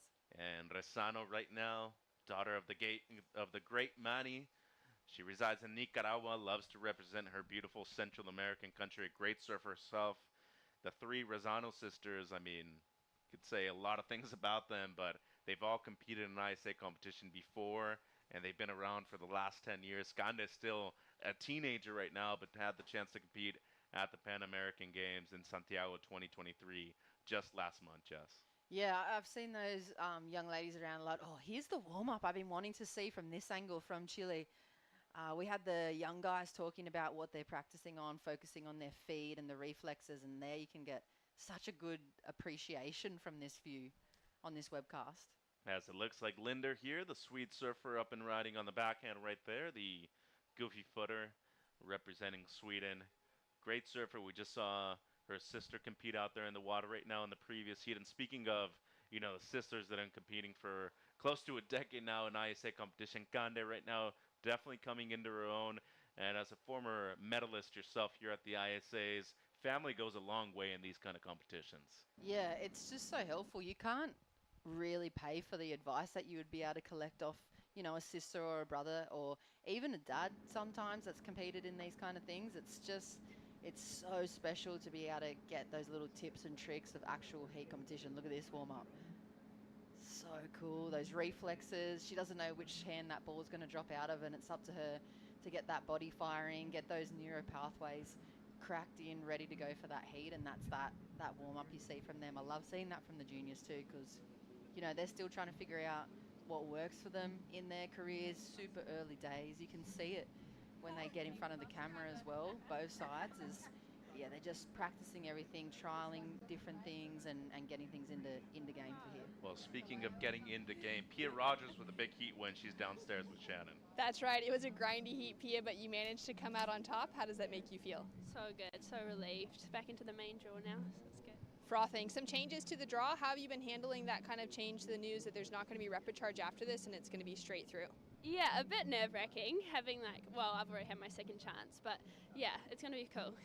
And you come from a beautiful part of the world in Whangamata, an Olympian in Ella Williams, a local hero in your home community. What's it like for you and the other surfers growing up there, having someone like Ella in the community? It's so good. Whanga's so supportive, always been so supportive with all the surfers that have grown up there, and it's really cool to have them backing me. And what's it been like behind the scenes with the Kiwi team? It's so cool, such a good group of kids, and got some good coaches and an amazing manager, and yeah. Fantastic. What's the plan now that you're done surfing for the day? Go get a burger probably, and I don't know, just chill in the aircon. Great. Well, great surfing out there. We look forward to seeing you in the next heat, and we go back to you guys in the booth. Thank you, Shannon, and congratulations to E3. We saw live action right there with Kande Rezano. She resides in Popoyo, Nicaragua. Great place in Central America. Very consistent and actually gets much larger than a lot of people expect over there. Jess, her father, Manny, great surfer, originally from Argentina, made the move to Nicaragua. All three girls have resided there for the majority of their lives. When it comes to a lot of different waves that they have to fit, very heavy there. Yeah, it's going to set them up well, though, too, isn't it, for their surfing career? You could see just in the talent of that turn of Lassa Rezano's, the power, just super sharp. If she can charge as well when it's pumping, she gets herself onto the tour and into the Olympics, and she's going to go such a long way. Look at that view, too. That's a beautiful shot. You can't really, like you said, in words, it's hard to sum up the vibe here, but it is a tropical paradise. For real, and it's just alive here, you know. The jungle meets the city right on the shoreline. The beach is always very active. You have all of the vendors right here on the beach too. And I think the coolest thing about it is that regardless if it's 12 at night or 12 p.m., there's always somebody on the street doing some kind of different activity. And so far, so good when it comes to this week being here in Rio. Especially big shout out to everybody over there at the hotel. They've been cooking up some incredible food too, Jess. Yeah. As looking at Palacios right here, the Spaniard, only with a no 5 so far, so pretty quiet heat so far for her. Get a combo right there. Can she stay on her feet? Unfortunately, she cannot. Just under 6 minutes to go, and now the answer back by Kande. She just got a 4.67 on her previous ride. Much better right there. Into the lip line and up and over the white water. And she's going to get stuck behind, and that'll be all for Kande. Looking to replace a 2.83, Jess. Yeah, that was a pretty sick turn. Let's have a look at the replay. Oh, this is the one before. That's a nice, really smooth slash. She's a little late to that second section. for that combo. It would have been a really, really good combo, but this is the one we wanted to look at for Rosano. This style, that setup, the pump, a little bit late, but still able to kind of place the board nice and high up over the foam. It's sick. It just shows her technique and what she's capable of. She tried to force a little end section there, but she didn't need to. You know, she's in the lead. She's going to replace that score. I think that was a pretty sick turn. Let's see what that locks in as. Yeah, just under 5 minutes to go now. She's in the lead, looking to replace this at 2.83. You saw Benitez right there briefly on the screen. She's only looking to replace a 1.83. And we talk about Spain and how good they always feel the team. Kind of surprising that Palacios, as of right now, only has the 3.43 with just locked in as her best score. Linder still in fourth, only with the 1.87 in her score line. The thing that is saving her is that she has first priority at the moment. Yeah, I think with Enara, like one of the things that's been really noticeable on the boardwalk and on the sand for these young athletes is the difference is, I mean, it's the same heat format. They're surfing in a coloured jersey. They're surfing against people they know pretty much. But then when you put them in an environment where there's like hundreds, if not thousands of people on the beach on the weekend, and there's cameras in their face everywhere, plus they know if they win, they're coming up to see us and be broadcast internationally, and they have to be able to speak and present themselves well. You can kind of see it kind of bubbling down, and it comes out in this 15 minutes, and the nerves start undoing their turns that maybe aren't as strong as you know, their one single stock turn. Here we go, though. 3.5 minutes on the clock. The heat leader up and riding, just dropped a 4.0 on her previous ride, and that was Resano going down right there. So quick ride for her. Won't change anything. Palacios up to second place, though, as her low score just a 1.9. Benitez down to third, needs a 3.01. And the Swede in the white jersey, not needing much, just a 3.46. Looking at the replay here of the fall. Yeah, her setup's sick. The thing absolutely bottoms out, but she still commits, goes super critical, can't pull it. Here's the replay of Benitez. Well, it was like a two-turn combo. She only needs something really small, 3.01. Here's the one from Linda from Sweden. Nothing really going to be on the board for her. She needs a similar mid-3. So they're going to need something similar to Rosano's. One turn, really committed. That's going to get him back in. And here's Palacios now. Second place in this heat. Much better right there. A strong maneuver on the backhand for the surfer sporting the green jersey. So looking to improve on just a 1.9. Just seems like she's going to do that. Yeah, she'll do it. She's looking for that 5.24. But if you compare it to Rosano's 4s, she's probably going to need something a bit more critical. She kind of placed that backhand turn up a bit. But you can see from the difference in that wave before for Palacios, she's building the confidence back up. She's getting rid of those nerves on this stage. Linder with a look right there. She's in third priority, still looking now for a 4.53 as Anara does extend her second place position. Ganda now with a strong paddle with first priority, and this is really her strength right here on the backhand. Flatter section, and this is what a lot of these lefts do, Jess. They kind of just fatten out through this midsection, and she had a tough time really finding a lip line right there. So with the minute 40, doesn't seem like that'll change anything right now. Palacio still in second place, and it's a battle for second right now as Benita still needing the 4.07. Yeah, it's a great vision as well from those drone angles. You really can appreciate how hard those lefts are to surf, because from the beach, some of them look really, really good, and they can trick. Palacios now, a 5.24 would put her up into first place. Just a little setup turn right there. And mistimes the second section, unfortunately for her. She is going to go down with a little over a minute to go. And Linda right now, the Swede surfer, needing a mid-4 to move up into second place. Well, she tried to get it on that wave right there. Didn't cooperate.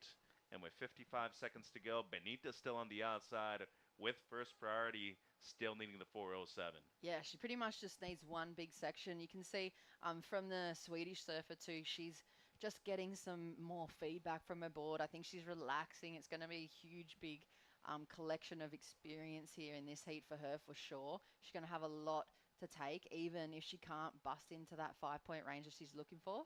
I think there's a lot of really good points about breaking down this 15 minutes for her that she can take away. But Benitez, one section, that opening, critical, crisp part of the wave that Rosano's been hunting is what Benitez is going to need if she wants to overtake. And she's been looking for it so far. Has a couple of falls, a lot of scores in the 1-point range.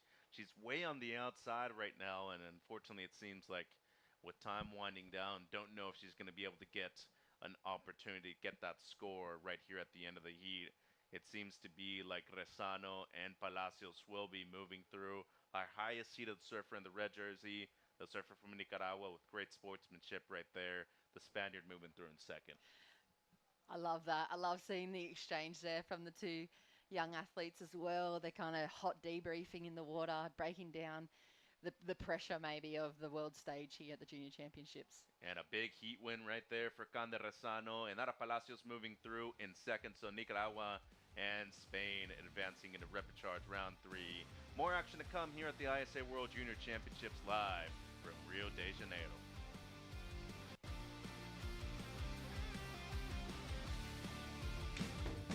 Welcome to day 1 of competition for the 2023 ISA World Junior Surfing Championships. We're here in the beautiful Macumba Beach in Rio de Janeiro, Brazil. This section right here fully brings it all the way around. A lot of power, a lot of intensity. The second one has to cut it short, but look at the section that he has right here. Excellent surfing took Australia's Isla Huppets to an 8.17. Yeah, I wasn't sure how it would score because I've never been to these events, but it felt nice to get a good turn done. Great wave selection all the way Yeah, through the sea. snaps out of the top. Watch this next turn. Got caught for a little second there into the closeout section and just whipped it around. Here's the backhand. Catalina drops down, pushes on the back foot, snaps vertically. A dominant performance from Peru's Catalina Zarike earns her an 8.00. Stay tuned tomorrow for more action.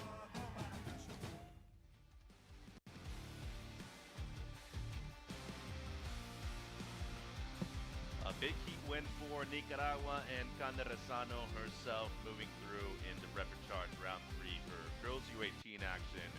She advances alongside Nara Palacios from Spain. We say goodbye to Venezuela and Sweden with Benitez and Linder. As you see right there, being received by the Costa Rican team. So neighboring countries right there in Central America, and they are united as they could possibly be. Mitch here with Jess Grimwood, a former medalist at the ISA World Surfing Games. Obviously, you see a lot of sportsmanship here at the World Juniors too, but developing program overall, you see a lot of different countries represented at this event, including the 2 Chileans out there in the water. Stella Lopez in red, Erika Berra from Costa Rica, she's in blue, Trinidad Gomez in the green, and Miamar Soto from Puerto Rico, the beautiful island of the Caribbean, she'll be in the white. Yeah, when I think about the Pan Am Games as well, like Chile, I just feel like they have so much coming. They're kind of like what Peru was quite a few years ago, where they had all these breakout moments, but they didn't have that overwhelming snowball of like success. And I feel like it's really close to them. I just keep feeling the Chile vibe. And watching the replay here of the opening ride of this heat, Soto right there, Jess, with an amazing turn. That was world-class tour level technique for that turn. She kind of just gets a little bit stuck in between, I think, confirming what turn she actually wanted to place right at the end. But that torque, the body torque she had through that wrap was so nice to watch. Yeah, you said world class, and I definitely agree with you right there. That was Coco Ho 101, basically. Soto, a great surfer coming out of Puerto Rico, and you mentioned the snowball effect too. And we're going there for the World Games at the end of February next year. Olympic qualification on the line, obviously, over there in Puerto Rico, but more importantly, exposure for a lot of local surfers during the event. Yeah, I know on the panel, part of the judging panel for the ISA's Liza Cuban from Puerto Rico, she was talking about the years and years and years back, you know, in the early 2000s. And, well, let's have a look though. She's Lopez almost scratching into that one, but in the early 2000s and up into the 2010s decade, there was a lot of these really cool female surfing competitions, and you can see it come into fruition now. Yeah, it's definitely excelled a lot of these young women's careers, as we saw Berra right there, the Costa Rican on the left. Real quick, 11 minutes on the clock, scores in for Soto. It's a 4.5, so well scored right there for the surfer in the white jersey. Trinidad Gomez with just an up and down score, 0.5. Lopez, second generation surfer herself. Her father, a great surfer from that area of southern to mid Chile. Real close to the capital is Punta de Lobos, Pichilemu, where we were for the Pan American Games. She's from around half an hour north of that place. And some incredible waves in that area. Unfortunately for her, does paddle for that wave right there. She's going to go down to third priority, it seems, in this instance. It's crazy how many different little technical mistakes pop up once we hit the juniors. Here we go. Lopez on the backhand now. And tends to surf quite a bit of beach breaks and right-handers at home. Much better right there. Oh. And just unfortunate timing right there at the end with a little over 10 minutes to go. Still searching for her first score. She's going to get a decent one right now. As Soto still in the lead right now. Berra with just a real small score. Let's go downstairs to Shannon Hughes. Thanks so much. I'm down here with Cande Rezano. Congratulations on taking us through that win. You're saying you're feeling a bit stressed this morning. Talk to me about how you were able to manage that stress in the water.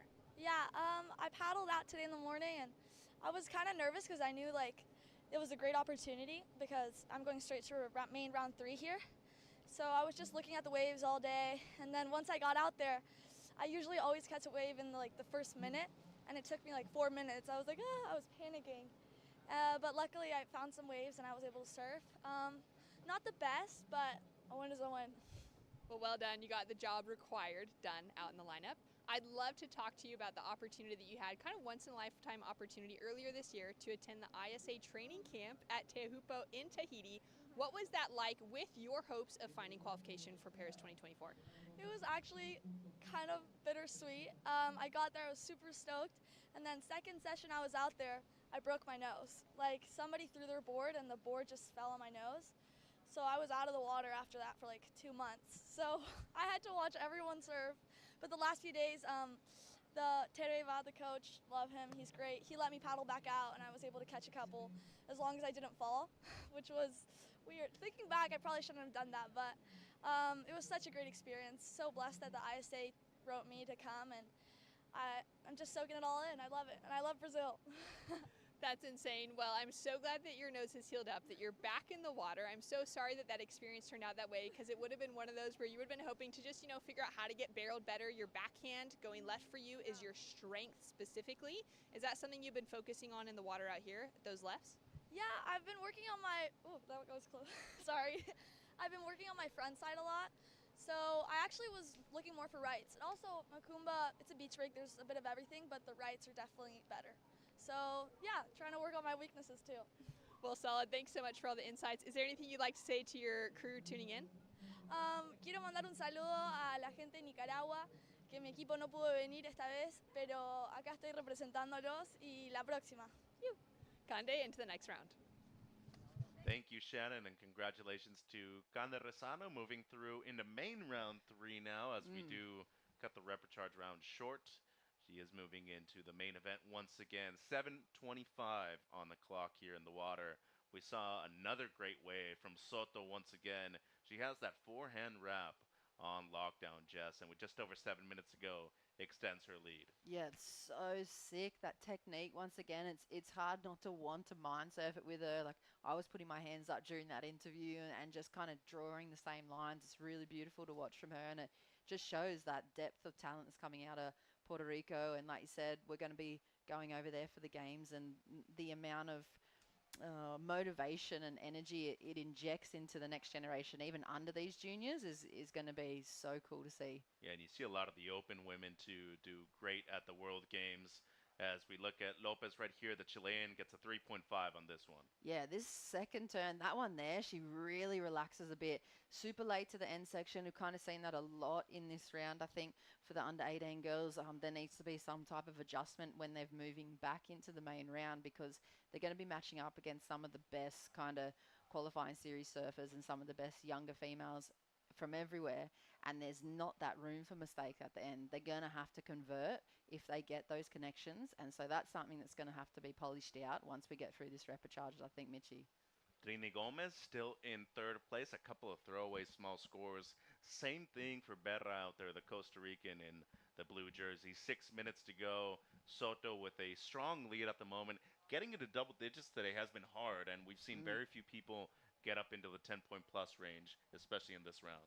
Yeah, and oh, look, he goes Soto again. Yeah, looking to improve on a 3.77. Strong snap on the forehand right there for Myanmar. So around a 4-point ride is what she's looking to gain on right now, as Berra getting her best wave so far. A little hung up right there on the forehand. Much better right there with the carve, and wants to gain some speed for the send section right here. She'll shut it down with her best wave. Just over 5 minutes to go right now at a crucial point of the heat for the Costa Rican in blue. Yeah, crucial wave for her too. I love seeing that confidence. She's the one that's been able to convert that end section. So for her to gain this momentum now, she's still got 5 minutes. It's a quick 15-minute turnover, but 5 minutes in BL's old camps and his training camps, he used to run these little drills where you had 2 minutes and no matter what, you catch as many waves as possible, and somehow you end up turning over with the momentum and finding better opportunities. So if Berra can do that for herself, she only needs one more score, because that last one is going to look pretty good for her. And she's capitalizing. She's been able to do something the other women haven't been able to do at the moment in the water. So I think she's in with a really good shot. And speed, power, flow, the three main elements of the judging criteria, they were all involved right there. But I think the size of the wave and maybe the sections weren't scoring as high on that one. Just a 2.63 for Berra. That moves her up into third place, though, and within striking distance, because Lopez in second only has one score at the moment, Jess, with a little over 4 minutes to go. You're mentioning about those camps trying to catch as many waves as possible.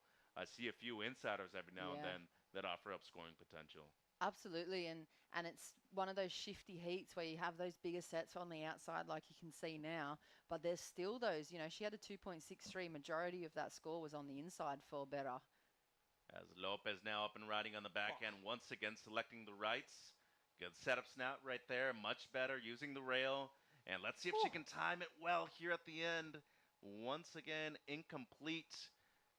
Soto up and riding again. She's just been livid when it comes to these right-handers. Once again, that carve, I mean, she just has it locked down, looking to improve on a 3.77. Her previous ride, a 3.2. We got just over 3 minutes on the clock. Yeah, that was a great exchange from the young ladies, and there's so much to look at there. The replay, though, of last of Lopez. Look at the style and that front arm, I think it is. Yeah, it drops down to the wave. Great technique. That second turn's a real strength of her. She almost has that last bit too. She kind of needed to come out a little earlier and crack it before she gets hit with the backwash, but she can keep working towards that. But here for Soto, the flow she has, that setup kind of wrap, like you said, so reminiscent of Coco Ho. Is so well put, Mitch, but it kind of puts her off time for the end section again. So maybe she has to recalculate where to put that carve or the Coco Ho style wrap, and then set herself up for those end section like Berra kind of did, even though it was a smaller wave and a small score for her. Well, luckily for her, Soto, she's still in first. Lopez wasn't needing much for the lead of 4.31, but doesn't get the requirement of 3.97. She does extend her second place position, though. Berra now in third, needing a 4.84, something close to a 5-point ride. And Trini Gomez, who's been very quiet in this heat, still needing just a 6.7 for second. Luckily for her, she does have first priority. 2 minutes to go on the clock right now. You mentioned, how fast 15 minutes goes by, especially at a beach break, right? At a point break, at least, you might have several different points where you can take off.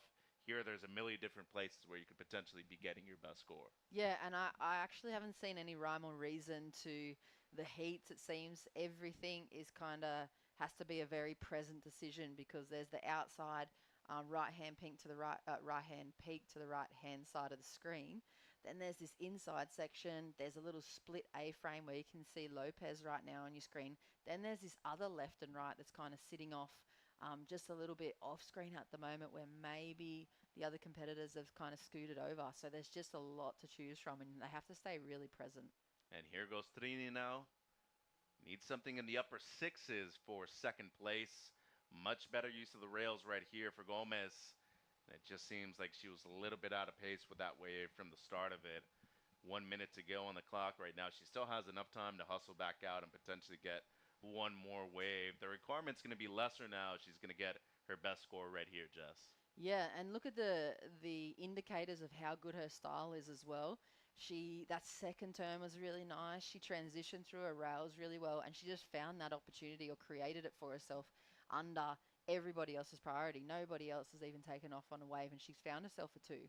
So if she can build some confidence, she's got 30 or so seconds. She can find a really good wave, and two of those turns cracks her back into the main round. So it's just one of those days of surfing where at this beach break, like you said, Mitch, it's just all up in the air, and it really does come down to those athletes staying super present and also being relaxed under such high pressure. Yeah, especially at a beach break, changes almost every 10 or 15 minutes, it appears. So on the countdown, it seems like it's going to be Soto and Lopez, but after the 2.03 of Trini Gomez, she's up and riding again, needing a 5.44, and pushes just a bit too hard right there as Berra has a dig, and it seems like that's going to be it for heat number 8.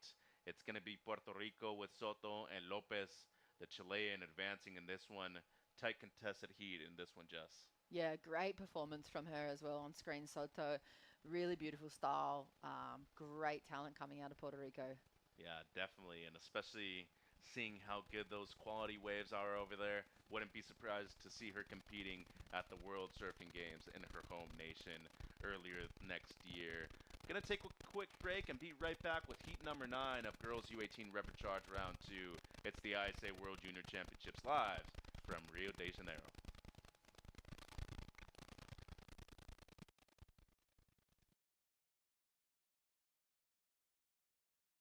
I spent 22 years thinking about this. I'm arriving in Tokyo, turn my phone on, look, and it's like the waves are gonna be great on the first day, then better, and then best. So I said, somebody's looking at us. Somebody wants us to be successful. As Olimpíadas, claro que me tornou pouco mais forte. Não maior que ninguém, mas me deu pouco mais de vontade de continuar buscando evoluir, de continuar no mesmo nível, crescendo e inspirando pessoas ao redor do mundo. I went to the Olympics with this bigger sense of pride and purpose. It felt just really special to win the gold medal in surfing for the first time and bring it back home to Hawaii. I've never been more proud to be Hawaiian than I am in this moment. And in many ways, we gave a surfing hug to the Olympic movement.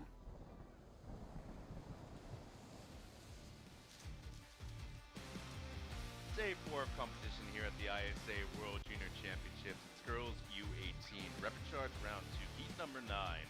In the water, Zoe Shade from the US of A. In the red, Victoria Backhouse from Italy. In blue, Arena Rodriguez, Challenger Series surfer out there from Peru. In the green, and Aqua Breweiler, young Canadian superstar in the making, in the white jersey. My name is Mitch. To my right, one of the all-time greatest surfers / commentators in the world, Jessica Grimwood. Jess, you're surprised about my reaction. I don't know why, but we call you the G for a reason, a.k.a. the Grim Reaper. So heat 9 in the water, you have Zoe Shate from Half Moon Bay, California. Great waves in that area, specifically known for that heavy water wave known as Mavericks. Zoe Shate, though, tends to surf Santa Cruz quite a bit and goes to Southern California all the time, where she competes at a lot of beach breaks like this one, Jess. I love seeing what the USA women's team are bringing to this competition. I think it's a bit of a surprise for them to be in the Repechages round. This is a super stacked heat, though. I mean, any chance that they have to match up against people like Arena Rodriguez is going to be good. Here goes Zoe's replay, though. Wow. This is what I mean about the next level of competition that they bring, and then just kind of flourishing in the opportunity to surf against their fellow competitors, Arena as well. Next level heat, this one for Repechage Heat 9. It could easily be, one of those lower rated qualifying series, quarterfinals or semifinals. Right. So it's going to be a huge one for them. They're going to probably really notch up the performance level. Yeah, and Aqua Breweiler out there too in the white jersey, representing Canada from Vancouver Island in British Columbia, Tofino to be specific. As you see right there, the embrace by the Chilean friends. Competitors that just matched up, unfortunately, in the same heat. And unfortunately, right there, the surfer in the green jersey bowing out of competition. And Estela Lopez, who did move through, embraced her well, but it's the thrill of victory and the agony of defeat at the same time, Jess. Yeah, it's hard to watch and it's hard to have a camera in your face, but they're handling it so well for these young athletes. And there goes Aqua. Yeah, speaking of a great young surfer coming up from the North American region, Canada so far this year has had an incredible one. I mean, 2023 has been great for them. Speaking of great surfers in 2023, Zoe Shate, once again, the surfer from the U.S., got a combination right there on the forehand. The one single turn scores well, Jess. A strong one on the open face, especially with the lip line hit. A 6.33, already in the good range. One of the highest scores we've seen in the last few heats. Yeah, let's have a look at the replay though for Aqua. Like you said, these Canadians, they have just done something well. That's a really nice, crisp top turn. She nurses it kind of a little bit through the end section, I think, just to make sure she finds that completion, but it's super early. As we go through the heat, I think she's going to relax a bit more into that style of hers, and I don't know what Canada are doing behind the scenes, but it's working for all of them. No, I do. It's in the water, it seems, over there. I was in April in Vancouver Island. Tofino, a beautiful place, first of all. Jess, I think you'd love it. The food is amazing. The waves and the quality of those waves are very consistent, too. So not surprised to see them develop a lot more of their skills in the last few years. Peter DeVries had won a 6-star QS in 2009, right there at Cox Bay. But Mateo Olin defeated her sister at a local QS in Morro Bay earlier this year. Next thing you know, Sanoa qualifies for the Olympic Games before turning 20 years of age. Let's go downstairs. Shannon Hughes standing by with the winner of the last heat. Thanks so much. I'm here with Myanmar. Congratulations on a great win. You got the Puerto Rican flag flying proudly behind you. How great does it feel to be part of that team once again? It is absolutely an honor to be representing my beautiful island and just being around so many beautiful people in Brazil. I'm super excited to keep going. How's your experience in Brazil been specifically? Is this your first time here and you enjoying it? I am absolutely loving it. This is my first time and I've been eating a lot of acai and absolutely enjoying the weather because it's super fun, and like being with other teams just makes it way fun. Some incredible teams. There's 46 in total. Have you guys been making some friends as Team Puerto Rico with any newer nations that you weren't familiar with before? Yes, for sure. And talk to me about the fact that you're surfing between both divisions. So you've just taken out the win for the under-18s repechage, which is awesome. You've got an under-16s division heat coming up. What are you going to do in the meantime between? I'll probably keep going with my same strategy and just like looking at the waves as they shift and just keep stretching and feeling prepared and hydrated. Well done. Anything you'd like to say to your friends and family back at home? Yes, I would like to say lo amo a todos, gracias por el apoyo, Puerto Rico hacia arriba y la gloria a Dios. You. Thanks so much. Back to you guys. Thank you, Shannon. And PR presente here in Brazil. A great representative right there of the beautiful island in the Caribbean, Puerto Rico. Myanmar Soto moving through into women's main round 3, as this is repechage round 2 for the girls U18. Looking at the replay here, the second ride of Arena Rodriguez, Jess. Oh, how's this inside section? She lines it up and just cracks it really nice. Great little fan of spray there. And then consolidates a little bit of, well, actually she doesn't. She doesn't convert again. That's another little part. I mean, I know for Arena, she has so much experience. She would be adjusting on the fly right now on that paddle back out. She's so clever. She's such a experienced competitor that she can go, okay, that cannot happen again. I need to switch gears and I need to make sure that end section counts, because they pretty much only get the opportunity for that outside big critical turn. They have a couple of carving maneuvers to link those lefts, and then that end section is the last chance for her to kind of say to the judges without saying to them, you know, I'm good, that was a good performance, it was a good use of the opportunity. So she'll readjust. She's got a 5, but particularly from the USA strategy point of view, that 633, then we saw Zoe grovel into the 267. 100% screams a real penned out plan from that team to me. Well, she learned her lesson based off of the performance in the last heat. Had one good score and just never got a backup, so wanted to be able to get a quick one right here. Speaking of Rodriguez, though, 18 years of age, last year's surfer for the Peruvian out there in the green jersey. She was a second-year Challenger Series surfer in 2023, which is the crazy thing about it. Qualified for the CS when she was just 16 years of age in a very competitive South American region, too.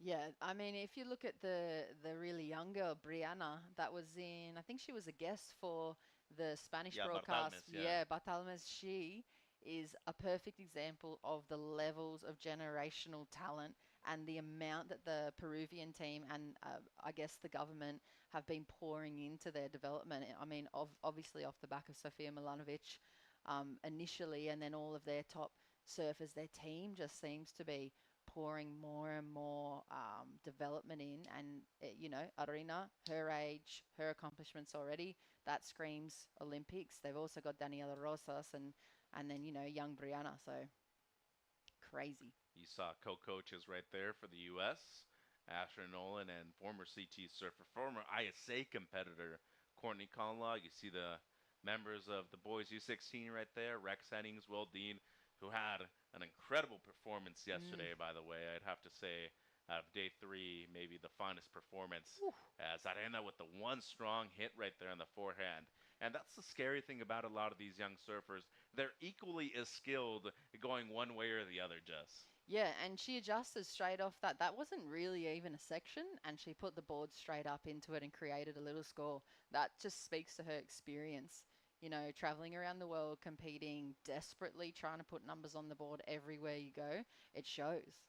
Did you ever feel like mid-heat adjustments were the ways that you were winning the majority of your heats? I kind of felt that way a lot of times when I kind of set myself down and I told myself, hey, stop making dumb decisions out there in the water. I was able to kind of control my emotions and tell myself, hey, I have a chance of winning this thing if I'm on the right waves. It kind of seems like Breweiler's doing that right now. Oh. On the backhand a little early right there to the last section, and she's going to pay for it. Was looking for a 5.18 for second place as Rodriguez moves up in a first, a 4.4 and a 3.9, her last 2 scores. Good looking wave here for Victoria. And a quick one, unfortunately, as that wave shuts down. So a little over 4 minutes to go. It's a tight battle for first place, but third, very close by, only needing a mid-5 as the heat leader now up and riding. Going left once again. Strong whip right there on the backhand. Let's see if she can make it to the lip once again. She can, but it'll be incomplete right there at the end. So a fall for Rodriguez. She looks comfortable out there, though, Jess. Yeah, I don't think that's going to hurt her too much. She's still just kind of receiving all the feedback from the conditions at the moment. And the tide's still coming up. You can see it right there, affecting this wave. And Backhouse, unfortunately, once again, going to fall. Zoe up and riding, going right. A 3.07 would help her retake the lead. Much better right there from Shate.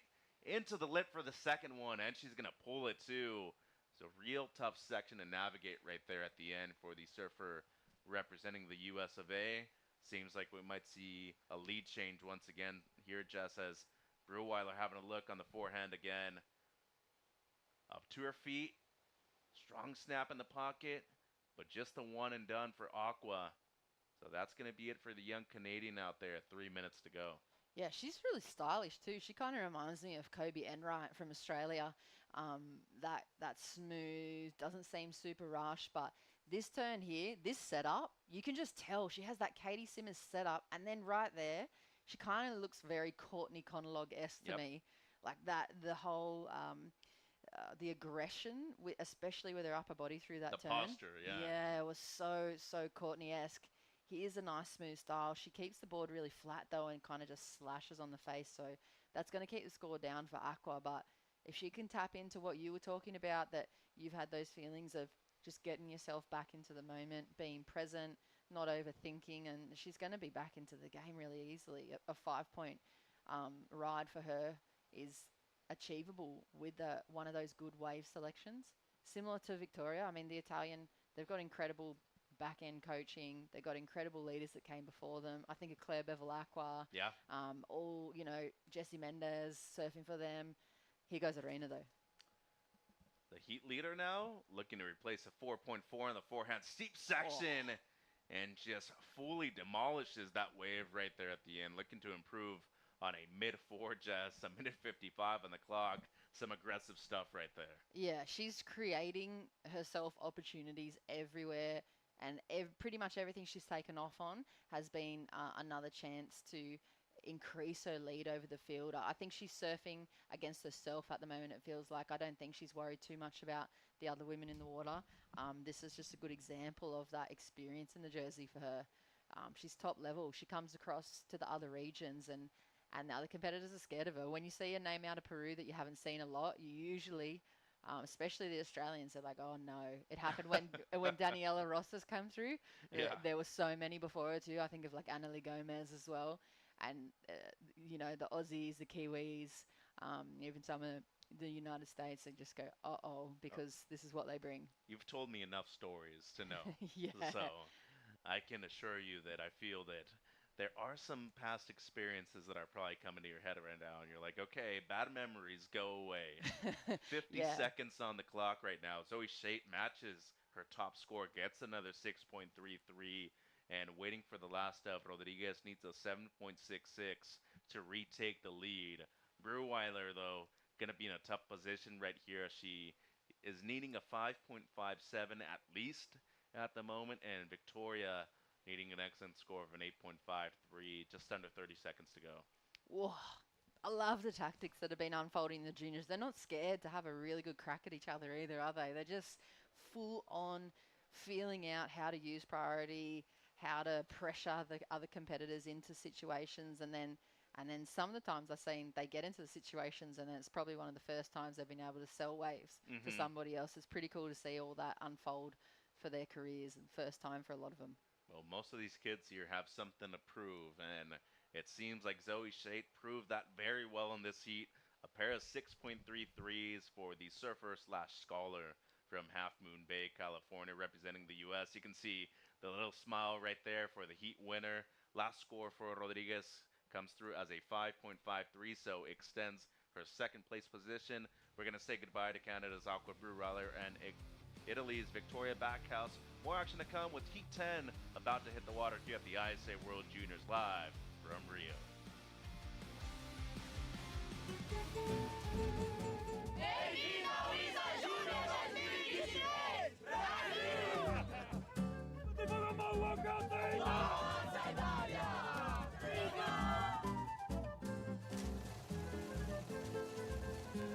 Just looking at the world today, it's very clear that what we need the most is peace. And today, we are a proof of peace and a better world through surfing.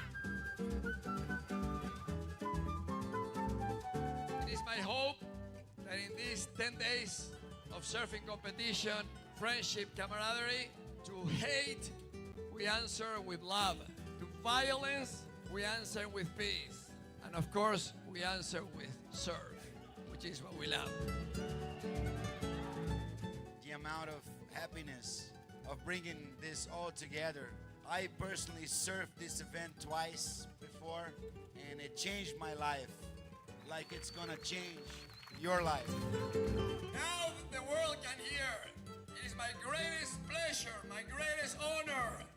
This is what I love to do the most. To officially declare open the ISA World Junior Surfing Championship in Rio de Janeiro, Brazil! Okay!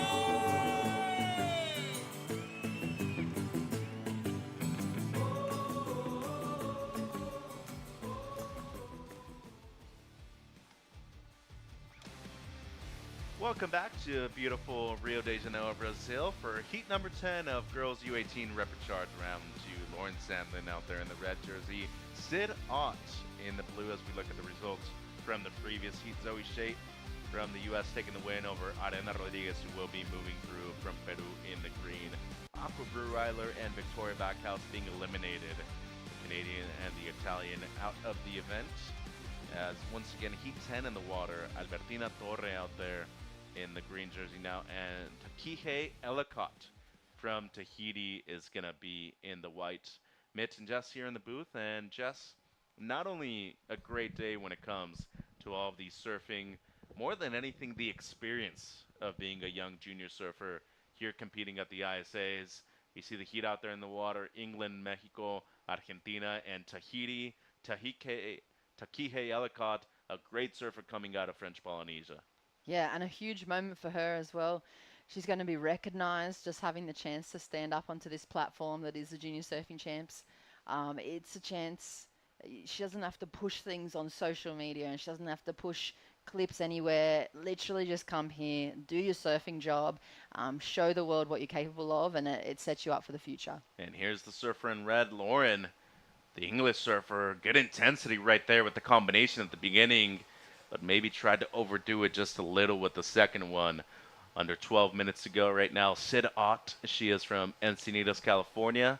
So another San Diegan out there in the water in the blue jersey. Torre, a great surfer coming out of Argentina in the green. And Ellicott, as you were mentioning, the surfer representing Tahiti. With the broadcast nowadays, everybody gets the right amount of exposure if you're competing in comparison to, 2 decades ago when these broadcasts were barely even starting. A few of them weren't really getting even any exposure whatsoever because you'd usually start the broadcast towards the end of the event rather than the entire thing.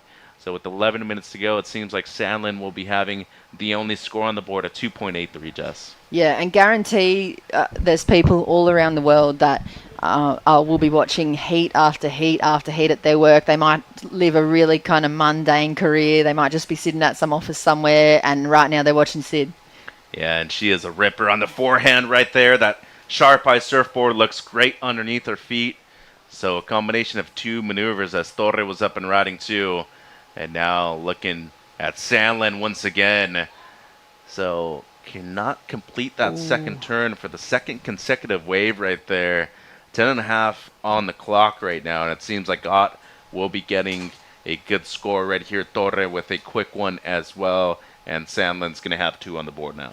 Yeah, let's see if Sandlin can readjust, though. I think a little slight missed opportunity in that first section. She kind of eyed off the end instead, and if she can just find that connection in the first turn, that would have been worth more than that last little section to her. Let's see how she handles it, though, if she can adjust. I'm remembering, I have to keep reminding myself they are under 18. And, look, there we go, Mateo. And Rosaño? Yeah, Cande. Yeah, Cande.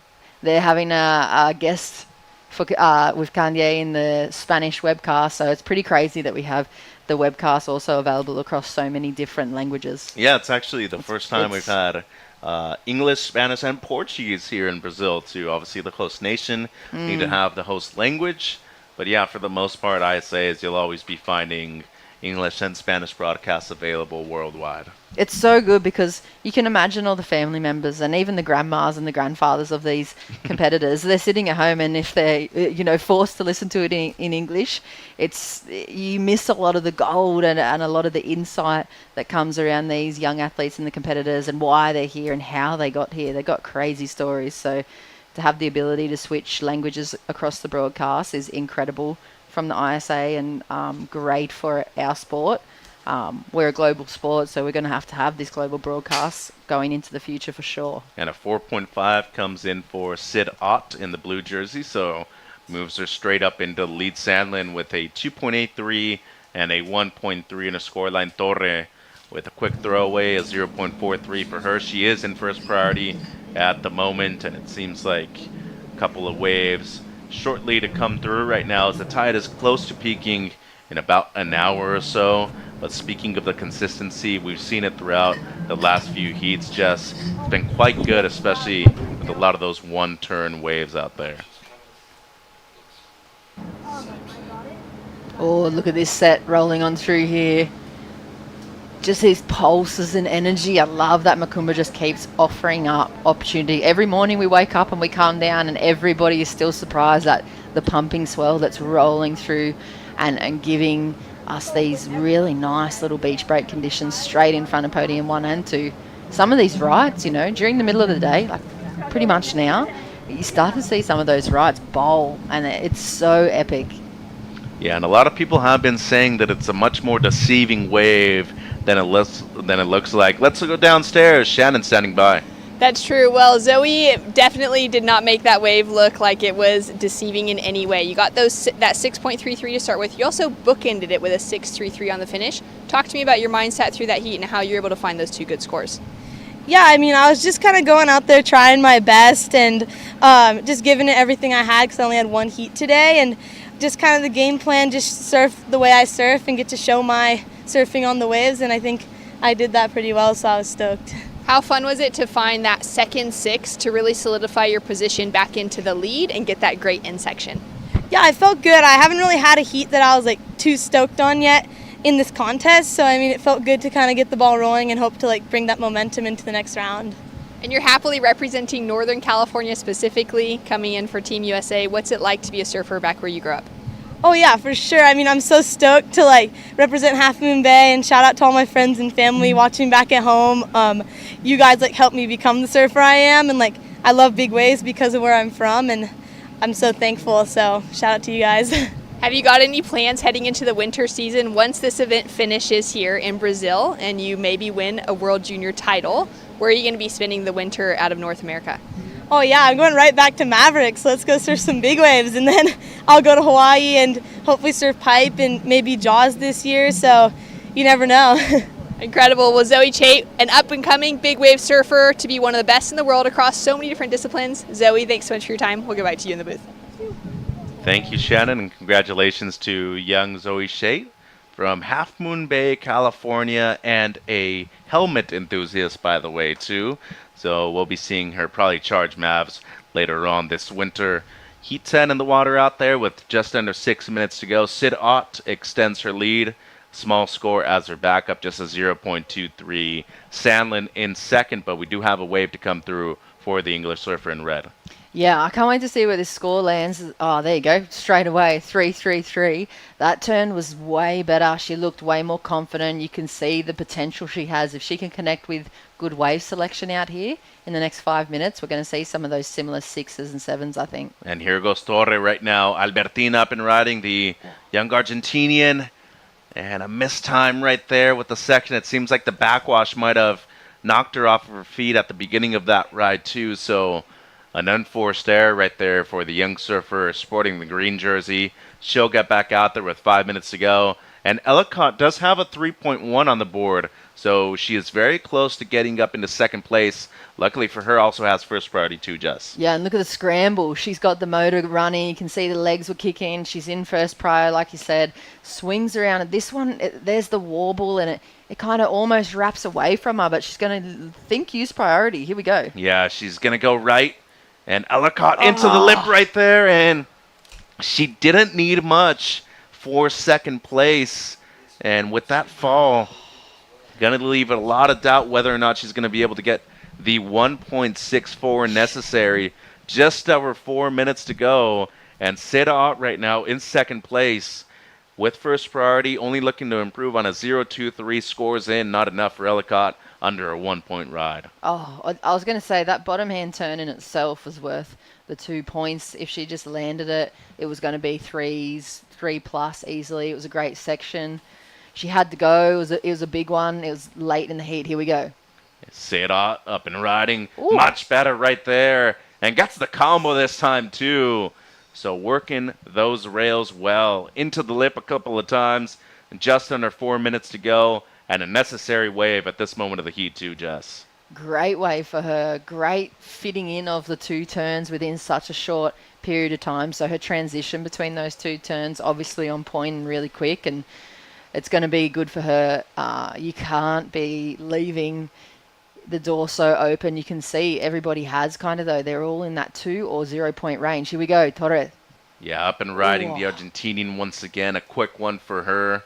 And she's been struggling just to be able to find the open face out there.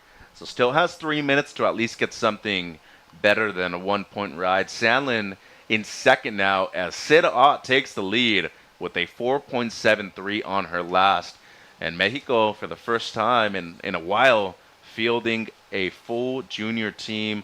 On the women's side, Zoe Shard, Joy Ramirez. You have the Bonilla sisters, Moana and Coral. And another great surfer in the addition of Sid Ott out there in the water, too. Talk about momentum shift and talk about the Mexican team. They've been rolling through quietly at the start, Mitch, and now steaming through. I know for myself, with these games, our Cleland quickly became one of my favourite surfers of all time. I see a lot of Andy Irons in him. Yeah. And I just love the club. If there was a Club Spirit Award like we have in Australia for teams here, that was purely based on the raucous vibe and the energy they bring, it has to go to Mexico at the moment. Would I be included in that award or no? You're a pretty observative guy. I think you have a lot of energy and spirit to bring outside of that contest mode. I think you're so good at focusing the team in, or focusing your athletes into that calm, centered space they need to be in. You know, I think about if I was in your position or in one of these coaching positions, I would be probably similar to some of the other managers you've seen going absolutely chaos on the beach, and it's no good for the athletes. So I think you sit well where you sit with your vibe. I think, but overall, the rest of the team that came in Mexico are like up there for me with club spirit. So the answer is a no. Wait, give me another 3 minutes to explain that. A minute 20 on the clock, and Sandlin using priority here on the backhand. It seems like dropping in on Torre, as she did have higher priority, and what seemed to be a great turn right there going left for the English surfer. And they have for sure been one of the most improved teams overall too, Jess. Looking at the replay here, strong one here. So sick. That was way more confident and probably closer to what her free surfs look like for the English surfer. Also, here we go, live action though. Yeah, Takihe, much better right there. And just as I say that, slips right at the end of that wave. So Ellicott going down. Before Sandlin's last, Ellicott wasn't needing that much, just a 3.07. And we're down to the last 35 seconds of this heat. Sit out with a look right there. Don't know if that's going to be considered a paddle or not, but it is close, as Torre is out there on the outside already. But she is needing a pretty big score at this point of the heat, though. Something really good for Albertina to take away too was that she read the priority situation perfectly and she pulled back. That is true. If you are looking at the positives, you need to look at the most minute decisions you're making out there. And probably seems to be the best wave of the heat for Torre. A little bit towards the end, though, so unfortunately for her, she will be eliminated from competition, as it seems like Sandlin waiting on her score, and also the one for Ellicott. At the moment, Sid-Ott still in first place with a couple of 4s in her scoreline, and just waiting on the official decision whether or not it's going to be the English surfer in red with adhesion in white moving through. Yeah, that last wave for Sandlin as well. Team England, they're kind of like the dark horse coming through the round in both the men's and the women's. I think they're ones to watch coming through here. I 100% agree. It seems like it's going to be Sid-Ott and Lauren Sandlin moving through Mexico and England. We're going to say goodbye to Takihe Ellicott and Albertina Torre from Tahiti and Argentina, respectively. More action to come. Chris Cote and Barton Lynch about to join you for the ISA World Juniors in Rio. Welcome to Day 2 of competition for the 2023 ISA World Junior Surfing Championship here in Rio de Janeiro. And with the highest score of the day, Team Japan's Anon Matsuoka gets a 9.33. And this wave by Team Australia's Kira Buckpit, 8.50. Team Canada's Sanoa Olin with an 8-point ride. Yeah, I just feel like this event has taught me so much about competing, and it's really gave me the experiences to develop the surfing and the competing that I have today. So I'm just soaking it all in and grateful to be here with Team Canada, and just see all the younger kids on the team that are going to be taking over the team for the next couple years. Team Australia's Fletcher Keller with 9.17 point. And it is for sure that he is a contender to go for the final 2, Chris. Strong calm on the outside. Love the use of the rails right there from Mendoza. And as you can see right here, it gets a good click to finish too. And for our host country, Team Brazil, Ryan Kainalo with his 8-point ride. Ryan Canalo out of Brazil. That turn was searing, Barton. It's pretty special for all the team. Everybody's so happy to have this event here, and everyone is welcome for us. Join us tomorrow for more exciting action.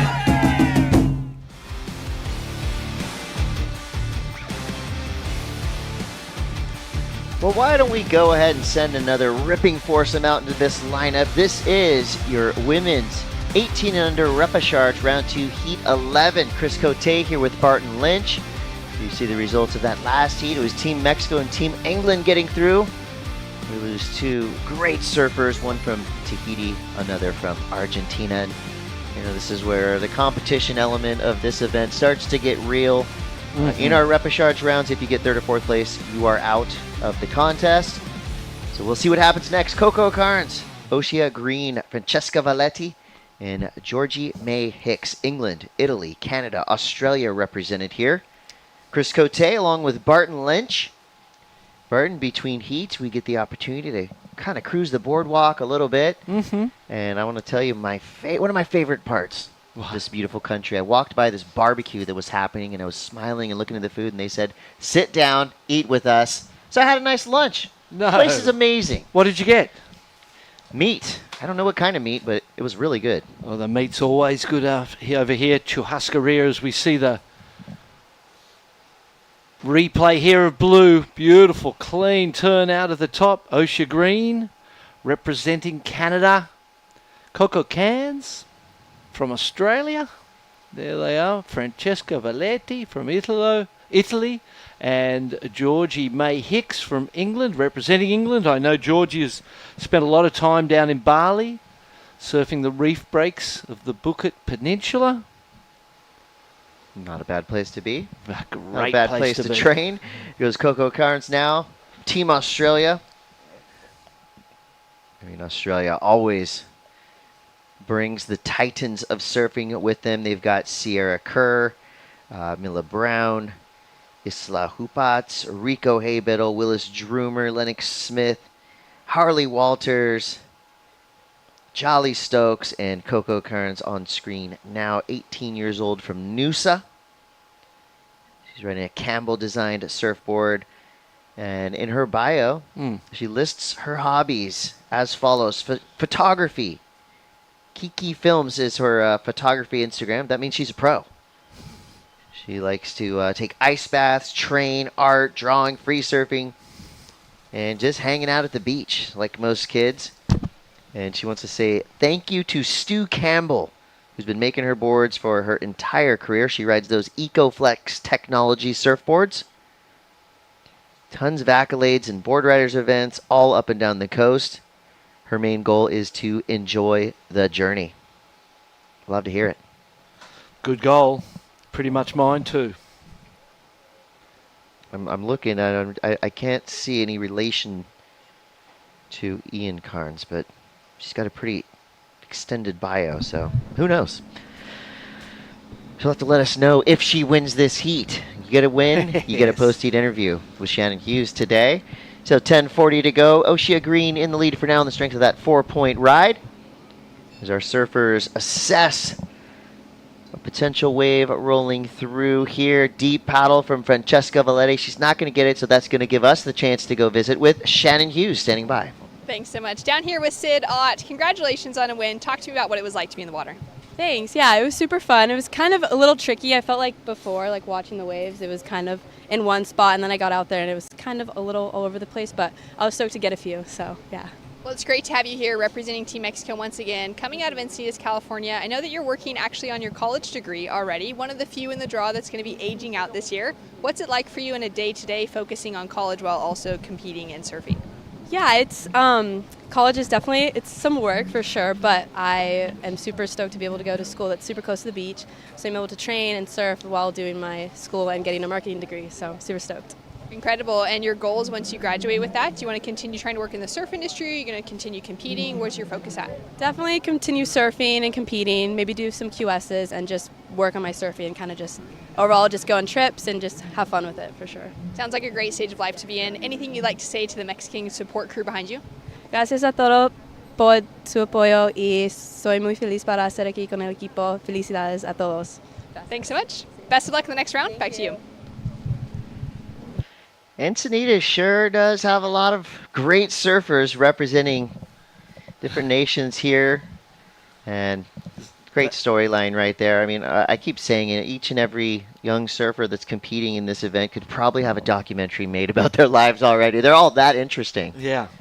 Everyone's got a story, haven't they? And that's one of the interesting things about surfing now. It's such diverse participation around the world. All different types of people, all with a story of interest to share. Like And this young surfer right here in blue, Oshia Green. They're just getting started on Yeah. their journey. 14 years old from Tofino, Canada. She is Open Women's Canadian National Champion from 2021, the U16 National Gold Medalist, an absolute ripper. But here we go with Georgie May Hicks, representing Team England. Nicely done there. Right onto the sand, clean finish. We've seen some wild wipeouts on that shore break throughout the event. Keep thinking about the wipeout reel would be outrageous as we see the good-hearted people cleaning the beach. Good on you guys. Oh, thank you so much to this crew. Route and Loose. I'm going to have to find them on Instagram and thank them. Well, not thank them in person. If I can make it down there, I will. But if not, a digital thank you will have to do. You know, that is something that surf competitions around the world have kind of made into a trend, right? You bring the contest home. You also got to bring the crew to help clean up and make sure we leave this place as beautiful as we found it. So thank you to the ISA and thank you to that crew for standing behind, our environmental efforts. And, there are certain spots on the beach that are fenced off and gated off we stay out of. Dune rehabilitation is happening all over the world. And, it used to be get to the beach by any means necessary, walk straight through the bushes if you need to. But thankfully, we're all wizened up a little bit, and there are certain elements that keep these beaches as they are that we need to stay out of. And right there, you see Oshia Green, big snap floater, some drama there, getting air underneath her board. Believe she landed that one, and right behind her, Georgie May Hicks. Little fade to the right. Now she cuts left. Good, clean, stylish turn there. Not a lot of power behind that wave, but she made it work. And now we've got a little bit of a situation. It looked like red potentially had dropped in on green. When the arms go up like that, something's wrong. And you want to make the judges aware. Paddle race for sure right here. 3 ladies on the inside. Francesca Valetti had the priority. Coco Cans was in second priority. So I feel like there was an interference there. So we see her drop into an absolutely cracking looking right-hander. Gets the foam climb. Couple of quick turns. Dives out the back. Oshia Green. Beautiful big backhand closeout re-entry. That felt good. All 3 ladies on the inside. Oshia Green has separated herself in the paddle. So some advantage being created there. It's an important moment with 5 minutes and 40 seconds on the clock. Judges will be considering that situation with the priority, I'm sure. A 5 for Coco, the highest score of the heat so far. So it'd be terrible to see her get an interference because she's in first place in general. She didn't need to do that. Right. Must not have seen her behind. And sometimes it's not as cut and dry as it appears to be on the screen, because with that priority scenario, we saw it earlier where priority switches pretty quickly. And if you have the presence of mind to look towards the beach, there are colors representing who's in what order. So leave that one up to the priority judges up top. But pretty clear that it was a drop-in, but now it just kind of depends on who was in that top priority spot. Taking a stroll through the village that is the contest site here. Oh, that's the family that invited me to the barbecue. I'm going right back after this. Once you invite me once, I'm coming every time. Yes, I bet, mate. Once the doors open, they won't get rid of you. I'm like a barbecue vampire. If you invite me in, I'm staying. Ever been to the churrascaria restaurants here in Brazil? Crazy one of my if you haven't. Favorite things to do while in Brazil. 100%. Mine too. Right up there with commentating with you. Right. You go to the steakhouse first, surfing, commentating. And life is good. In any type of order you'd like. Yep, whichever order we get told. Just walking around here is a feast for the senses, right? It really Everywhere is. you look and hear, and it's a lovely place. And here we have Oshia Green, surfer representing Canada out of Tofino, another beautiful part of the world. Oh, unfortunate. Messy on the finish there, but all surfers right now are involved in this heat, and now it's official. Unfortunately for Coco Carnes, interference is going to plague her for the rest of this heat. Good news for her for now is she's sitting on a 5, which is the highest single wave score of this heat. So there is a chance that she can advance through. She's in second priority now. She has to give way to Georgie May Hicks. Good right-hander to work with. Oh. Right up into the danger zone. She goes down. Well, and she was in the third place looking for a 2.58. Would have got it with a completion on that one. So Coco Cairns safe for now. That on the courtesy of that 5, but it was an interference penalty, so she'll be counting as 0. The other surfers would then know that, hey, two 2.25s, one of them a 2.51, and I'm getting through this heat. So it's quite an easy ask. Coco looking to improve on that 5 at this point. Put the pressure on, keep the pressure on. Georgie May and Francesca. Won't happen on that wave, though. One nice slash. I like the look of that board. Yeah, it looks great in the water. Surfboard selection is pretty crucial in waves like this. Look at the set coming through here. 2.5 on the clock. The door is open for Francesca and for Georgie May Hicks. If they can get, Francesca, she's really hasn't had a score yet. Those 0 point somethings are not going to help you in any way. The 2.43 is kind of a help at this point when you know you're only looking to beat a 5. A 3-point ride, you're in an advancement position. Really, one turn on a nice face is going to give you that. Here it is. I don't think she saw her behind there. And she jumps up and goes, hey, what are you doing to my wave? She's like, well, when she came up out of the water, she was wondering where Francesca came from. Like, where did you come from? Did I just interfere? Oh, no, what have I done? Yeah, definitely not malicious by any means. No. But every surfer, makes a mistake here and there in surf competition. So that could be an important wave for Francesca Valetti. She's already sitting on a 0.67, a 0.57. She wants to get rid of both of those scores.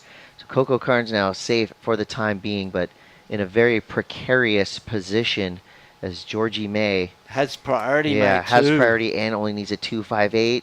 There you see Coco just trying to be a little bit menacing on the shoulder there. Oh, and she was menacing. Yeah. She really sold her for that, didn't she? That was fantastic competing. And if she ends up getting through this heat, it will be a strategic mistake, massive strategic mistake, followed by some smart competing that will let her hold on.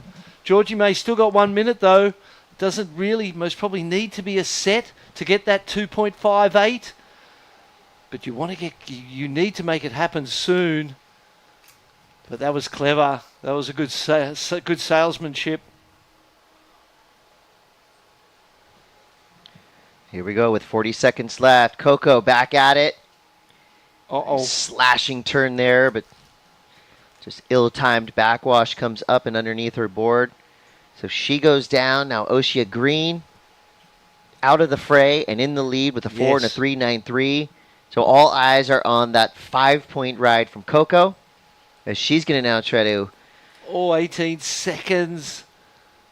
It's great to see Coco, even though she won't have the priority, she's sticking close to Georgie just to apply pressure. I think that's the sole reason, just to put pressure on her, and it worked. She knows she's going to get an earful from her coach when she gets to the beach. Yeah. If she doesn't, yeah. So she's kind of corrected the mistake that she made just by applying pressure to the rest of the field. And that's going to be it. Oshia Green and Coco Cairns for now. Well, that's going to be official, so she will move through with an interference, which is a huge feat. And that'd be a bullet dodged from Team Australia. Give it up to Georgie May Hicks and Francesca Valetti. England and Italy represented well by these two young surfers. Bright futures ahead of them for sure. Give it up for Team Canada. Oshia Green gets the win. So we're going to get 4 more surfers into this lineup. Before that, we're going to take a quick break, but we will be right back. This is the Repechage Round 2 for women 18 and under. Heat 12 coming up next.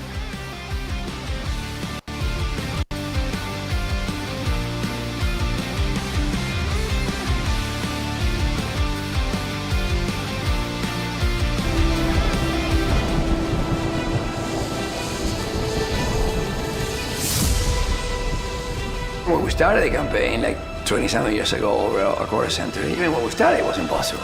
I mean, everybody, okay, my friends, my brother would say, you're really gonna put your energy in this? Let's go surfing. I never thought surfing would be in the Olympics, period.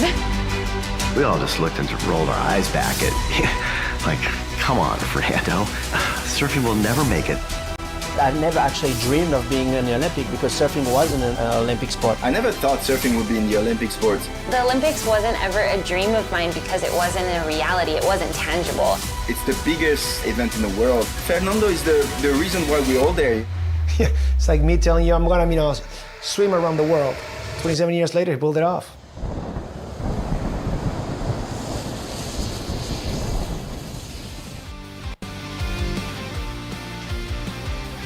Welcome back to the ISA World Junior Surfing Championships. These heats have provided a lot of entertainment on a lot of different levels. Chris Cote here with Barton Lynch. These are 15-minute heats. This is a repechage round. So heat 12 will be coming up next. One thing we know, it will be an international field. 46 nations started on this journey. The ISA World Junior Surfing Championships has been live for the past 4 days. Well, 5 days if you include the Parade of Nations. Yep. What a great spectacle to start this event. And the Sands of the World is another unique element to ISA competition. It has been a massive 3 days for us, hasn't it? Number 4 at the moment of competition. Long days in the booth, getting to call so much great surfing. It's a good time. It's a good time all inspiring, around. isn't it? Sorry? It's inspiring. It certainly is. Great heat in the lineup now. We got Haihu Simon, Perla Rojas, C. Simclas, and Lola Mitchell, Scotland, Germany, Argentina, and Tahiti. And with our condensed playing field, I think we're going to start to see some chippy activities happening in the lineup, and we're fine with that. We love some good, clean competition. There was an interference in that last heat, but the surfer who got that interference still able to put up one score big enough to get her advancing through. Lesson learned, no doubt. So 15-minute heats in the water. Top 2 surfers stay in this competition. 3rd and 4th place surfers, they are out, but they're in Rio, so life is still pretty darn good. And not forgotten after their great performances and good energy that they've brought to the game of competitive surfing. 1.5 for the opening ride of Scotland. Lola Mitchell. Loved seeing the Scottish team wearing their kilts at that opening ceremony. So that cool. was gold, mate. But I had to, and then South Africa wearing the suits.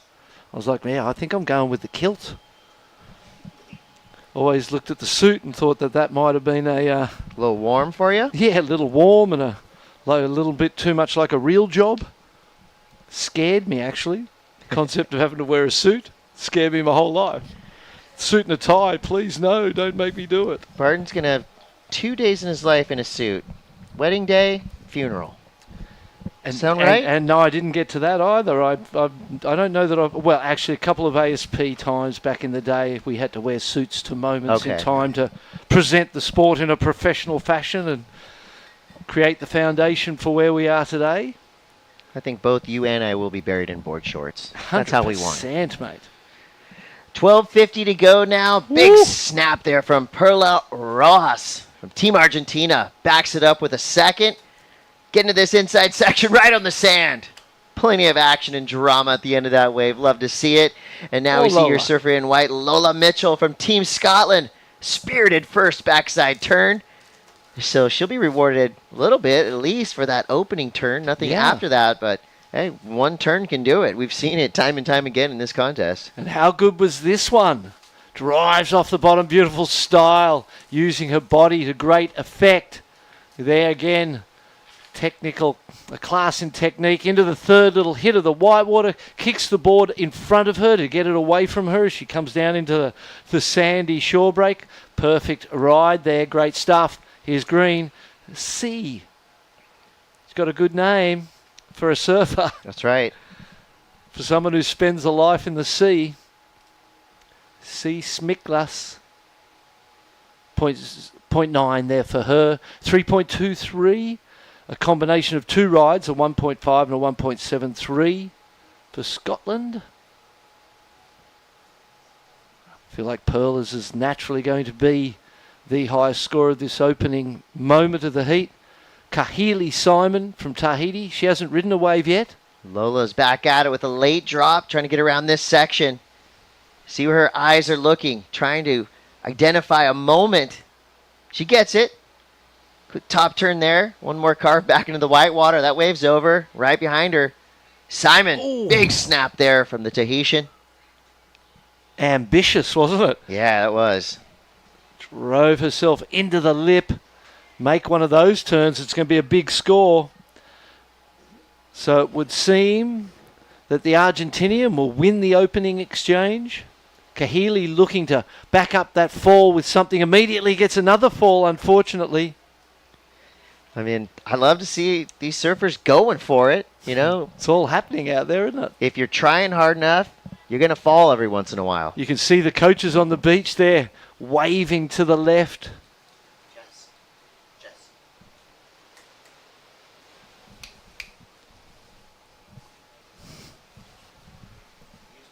Use that as a pillow. Oh, thanks. 10 minutes, 19 seconds to go. Lola Mitchell, Team Scotland in the lead for now. 3-2-3 total. You know, and if you fall on a wave after you've maybe done a turn or two on the outside section, you don't want to be too hard on yourself because, you know, we've seen ones and twos be big difference makers in some of these heats. They go by so fast that some of our less experienced surfers and even some of our veteran athletes can get lost out here. The cadence of the ocean is a lot different than it was even from this morning. And you see it's just coming closer to the beach. So, you know, earlier today they were about twice as far out. Now it's more of a shore pound kind of situation. Here we go. Simon from Tahiti. Six of her backhand. Fits in one turn there. It's all about getting active early, isn't it, on these waves? Well, and everybody's showing the indication to do that, the intention to do that. But when you look across at the scores and we look at red, Kahili Simon, we go 0.87, 0.43, 0.97. We look to green, we go 0.90, 0.50. Then we go to white and you go 1.5, 1.73, 1.4. So a distinct advantage there to Scotland, that little bit up on every ride. But in essence, the only score of consequence in this heat for Argentina, Perla Roja, is 3.17 for her. So really, in a lot of ways, I'd rather be sitting out there with priority at this point and not having had ridden a wave and not having my confidence be rattled by the mistakes that I've made to end up with those 0-point-something scores. So, you know, sometimes it's good to get the early start, but an early start of no consequence is a waste of time, essentially, meaning that in the most respectful way. Here's the best ride of the heat so far for the young Tahitian, getting some length because it runs down the beach and just slips off right there on the inside. Nervous times right here for all of the girls in this heat, and it is elimination, so we know why they're nervous. I'd be nervous out in this heat too. I mean, you look around and you're going up against some incredibly talented surfers. And we see here's one of them, Perla Rojas, representing Team Argentina. You can see flashes of her cool-looking style through that opening turn. You know what a perla is in Australian? Perla is something that's really good. What is it? It's a perla. Oh, okay. It's a perla. A perla. I don't know where that came from or whatever, but I've heard it said, mate. That was a perla you got. And so far so good for Perla. Yeah, 317 and a 193. So the highest single wave score so far is that 317. The numbers are a bit deceiving because this has been a really hotly contested heat. Everybody's putting full effort in. Lola Mitchell down to third, 2.4 drops for her. For Kahili Simon, takes her up into second and sort of eclipses all the 1-point rides that Lola Mitchell had. So again, speaks to the need to focus on the quality of the wave that you're catching. If you're on a good one, every wave that you catch has an inherent score in it already. It is what it is. You can surf it up a little bit, you can surf it down a little bit, but generally speaking, you need to be able to read that wave's score before you catch it and understand what the minimum is that you want to get. You know, in these rounds at this point, I would imagine the minimum would be a 3. I mean, if you want to aim higher and you go, okay, my minimum's 4, I think that would be the ideal thing. And if you only had all 4-point scores, you'd be in a good position in most of these repechage heats.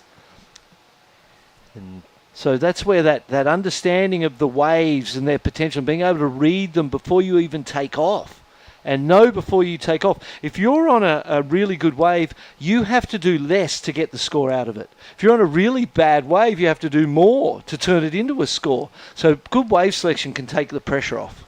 Lola Mitchell, Team Scotland's got a good section to work with here. Gets up and underneath it, nails the oncoming whitewater, but there was a lot of force coming at her and not a lot of water in front of her. So had she ridden straight out of that, she would have been on dry sand. Mm-hmm.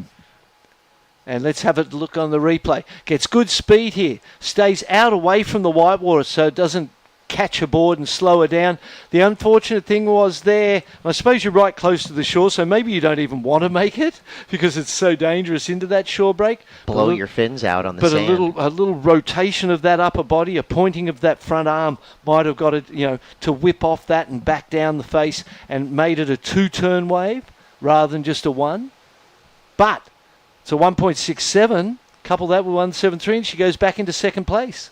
And Perla Rosas may have identified a little gem here. Room for 1 turn. Can she fit in another? Yep. She does. We'll see if that second turn was deemed complete. But in the competitive surfing world, bam, right there. That was almost a brilliant backside snap for Simon. In the competitive surf world, we call this getting grindy. Yeah, it's grindy. And completion there, we see the potential of the Tahitian. She needs to get those completions up because they're radical turns that she's doing. She completes that, she'll be going 4s and 5s just for the 1 turn. Paddle back out. Takes about 15, 20 seconds. So you will be back into position immediately. And there's the spirit of the ISA right there. All flags flying. Some of them are used to signal and help coach the surfers out in the water. Others, well, they're just used to celebrate and try to help provide some stoke to the surfers competing right now. Sea Simpless from Team Germany can look to the beach and see that flag flying, and sometimes that's all the inspiration you need. She doesn't need a lot right now. A 2.5, I mean, that's 1 big turn. Very easy to say from this chair right here. Out in the water. Yes, sir. Not as easy a task. Oh, paddles loses the priority. Oh, what a shame that was. Long wait with the priority. And still only needs a 2.5. She can move away. No one's really paying attention to her at this moment, which is a great thing. You look at the 2.5 and, really it's quite easy for her to get. Just need to get something to come to you. But I like the distance she has from the other surfers who have a priority roster higher than her and would be able to stop her from catching something if they so chose. At this point, Scotland in second, Argentina been in first the whole way through courtesy of that 3.17. Speaks to the importance of a good start. Yeah, no doubt. So for Argentina, their team is well coached. Argentina has multiple ISA medals, individual, and they've done well in their team events as well. As you see Simpless right there. Team Germany. Gets kind of mowed down by the whitewater there, and that, again, happens to the best of us. And here we go. Lola Mitchell trying to defend that second place position. Will she get around this? No, it closes out. That's not going to change anything. That was a tough one. That wave was going real fast away from her as well. And nice. Blue had to get out of there. So great use of priority for Simon from Tahiti. Gets the turn. Rides out clean. Only looking for a 1. She has to have done it right there. She gets the score. She finally completed one of those lip hits that she's been trying. Here's green down the beach. Sea Smickless unfortunately falls there. We're figuring that Lola had the priority, took that right-hander, didn't improve. Behind it, Kahili stops Blue from catching a wave, who's got one right now. trying to get away in front. She doesn't improve her situation with that ride. Kahili Simon is going to get the 1 point ride. We're sure of that. She's going to go into second place. The question becomes, how good is that score, and does she go into first, I suppose? Replay of blue. Just gets that snap, but the wave comes down in front of her. Very straight, tall wall. Didn't get a manoeuvre. Great use of the priority. It was worth that just to block. But then she gets these few pumps. Board looks great. Hey, how responsive under her feet. Doesn't really go all the way to the bottom of the wave. 3/4 face bottom turn into a nice re-entry. Gets the completion. Feels good about it. Yeah, 99% of the time, I'm not going to tell you to safety surf, but that 1% where you really, really need it, and that was by no means a safe and easy turn for the surfer from Tahiti, but the fact of the matter is she needed just to complete a ride. So we'll see what the judges throw out there. And, you know, I think if she had ridden that wave at the very beginning of the heat, she maybe could have pushed harder. But I think that was appropriate for the moment at hand, for sure. With 30 seconds left, Lola trying to get into that last wave. Everybody trying to make one last-ditch effort. 20 seconds left. Desperate times. Such a close heat. Third place needing a 3.37. Kahili's gone into the lead with that last ride. Yeah, 2.40. So one turn is all it takes sometimes. With 10 seconds left, Perla Rojas drops to second. Where is Lola Mitchell? She's out the back with priority. Will a wave come in time? The countdown is on 3, 2, 1. It's over. So just like that, Simon from Tahiti flips the script. One big snap was all it took. And moving through, along with Simon, is Perla Rojas. Fortunately, we lose two surfers, but more action to come. We're going to take a quick break. We'll be right back. Yeah, I have a reef for 20 years. My reef business card said Jefe, which is chief, and dreamer. La Jefe a dreamer, Spanish and English. That was a card I would give to the president of the bank or whatever. He always made people laugh. Because, you know, the guy like talking, when I asked him for an extra $1 million in loan to buy sandals, and the guy looks and says, I never lent money to somebody with this title, you know.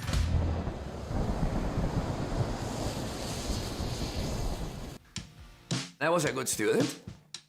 I was kind of the intellectual brother. My brother was much better than me, you know. By 10, he was playing soccer, rugby, tennis, everything. I wanted to be good at other things, so I focused on other things. I was collecting stamps. Which 10-year-old collects stamps? I don't know. Many times I drifted away from the ocean. My brother will be the one that will reel me back into the ocean. Many ways, surfing saved my life and allowed me to stay active. I think that as terrible as it was to feel insecure and to be shy, at one point I realized that it was just too painful to be like that, so I wanted to change.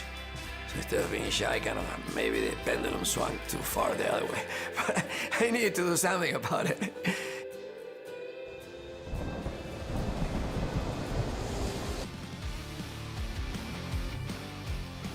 Well, we're switching things up a little bit here. Now we're in the boys 18 under repechage round 2, heat 1.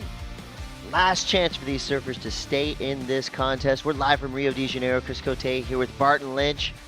You know the action is going to be taken to the next level because we've only got 15 minutes and the surfers in the water know that with a condensed playing field, talking shore pound, these young men just watched those young ladies in previous heat give everything they had. It's going to take your entire heat IQ and all your skills if you want to keep advancing through this tough round. And it's been a wild start already, Barton. And you can see the urgency from these four guys. Rufo Baita from Italy, Manuel Robles from Peru, Aiden Albada. We've seen Aiden surf. He's a great surfer from Trinidad Tobago, and Kalani Lewis from New Zealand.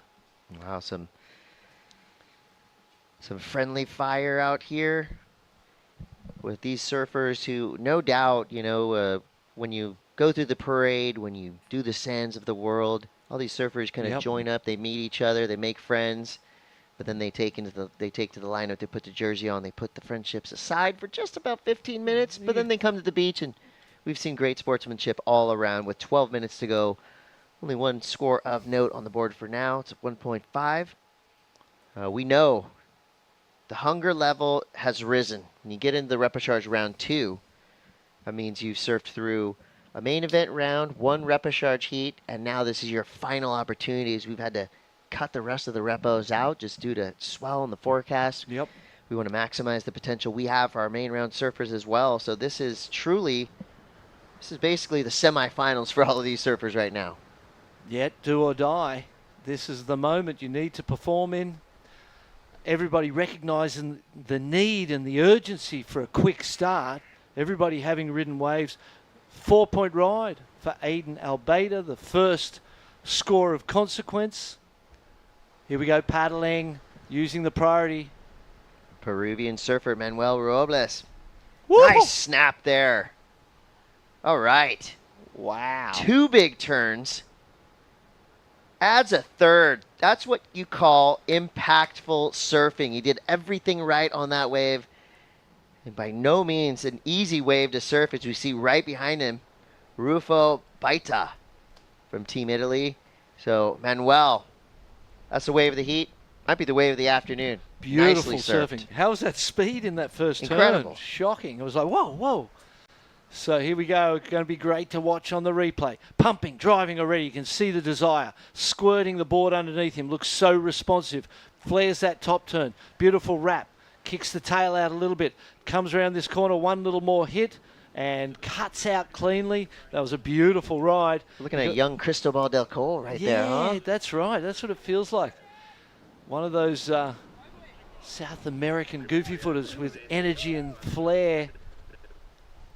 The Italian coming through this inside, snapped. He's actually turning on barely anything. Incredible surfing. It'll be interesting to see where the ride of blues goes. The blue goes to. 6.5 maybe, feels like to me, something in that range. There it is, pops in at a 6. Wow. You can tell you've done this before, Barton. Watched a heat spot or on two, with mate. the score. So a 6-point ride for Manuel Robles. Got to be feeling good about that because there have not been a lot of scores above the kind of 3 and 4 range. Just with the waves that we have right now, they're super quick. They're breaking right on the sand. And the fact that he got 3 turns off in such a rapid-fire succession made it look smooth, did it with speed, and the judges rewarded him, as they should, with one of the higher scoring waves we've seen of the afternoon. But Aiden Albada from Trinidad and Tobago follows suit with a 4-point ride. Solid number there. Rufo and Kalani both now need to catch up a little bit. We're inside of 9 minutes to go here. Let's take a look at what happened here for Green. Drops in on this left-hander. Boom, 4-point ride, 1 turn. Kind of been the recipe. You understand that, the bigger the face, it was a nice big face. Great turn, holding down second place. The 6 and the 4, the 2-1-7, and the other scores for third and fourth are really inconsequential. 2 waves, not even enough to match the 1 wave of the people in first and second. I'm sure that feels good for Manuel and Aiden. Rufo and Kalani still got time to do something about that. So all 4 surfers now back in the takeoff zone, and that's, another thing that you got to be mindful of, right? Is when you paddle out, where do you position yourself in the lineup? It's got to be really tricky. If I'm out in this heat, I'm watching what this young surfer in blue is doing, and I'm thinking, I might hang out next to him because he looks like he knows a little something about this break right now. Yeah, I mean, I think there's 2 decisions, or 2 times. When the start of the heat is on, I always wanted to be near my opponents because I felt like if we were in the same place at the same time, you are eliminating the luck. And I was confident that I would be able to manipulate that situation and the positioning to my advantage. If you sit away from them, then you're opening up the opportunity for luck to come in. And in the management of that luck, there's times you've got to close it down and times you've got to open it up. So the management of luck and playing that game to open it up when you need it, close it down when you don't want it to influence, is a major, major part of competitive surfing. And so the starts, I was always going to sit with the opponents. I was never going to leave it up to luck at that point. And then as time goes on, depending on your priority position. And we didn't necessarily have priority. There was no four-man priority really until recent times. That's quite a new thing, and it's a fantastic thing. When they added priority to the man-on-man competition, it was a whole nother dimension of game playing. Didn't really eliminate the game playing. It just changed the way you did it. Tio Sorrento from Mexico getting ready for that next heat. Getting in the zone. Doesn't matter how old you are. I mean, if you're going into a surf competition, you know, this is similar preparation that we'd see on the championship tour, at the World Surfing Games and the Olympics.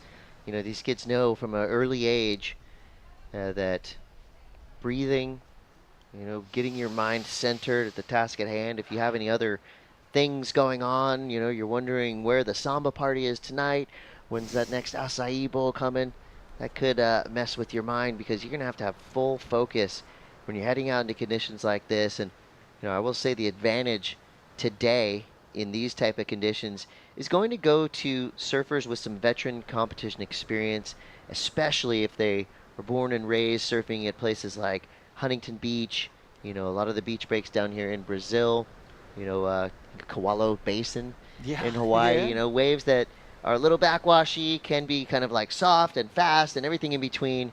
So that experience, I think, is going to play into the strengths of some of these young surfers, as you see Kalani Lewis from Team New Zealand. Nice surfing. Board looked great underneath him. Looked sharp. He's quick to produce speed. That was a third priority paddle, so nothing lost there from Rufo, because Kalani was on the inside, first and second, not biting. You imagine you only get to choose, you only get to go the ways they don't want when they're in the priority ahead of you. And chances are, if they don't want it, there's a reason why. Here he goes. We'll see the replay of the Kiwi. Up, driving, pumping. Nice little quick snap out of the top into another turn. I don't see that really going as high as the 4 of Aiden Albarda's. That was a bigger turn, bigger face, but it will definitely be his best. There it is, a 3-point score, comes just under. Great job by the judges. So we're seeing some good numbers coming through. That 6, of course, is looming large in the Peruvian's score line, but he's got to get rid of a .37.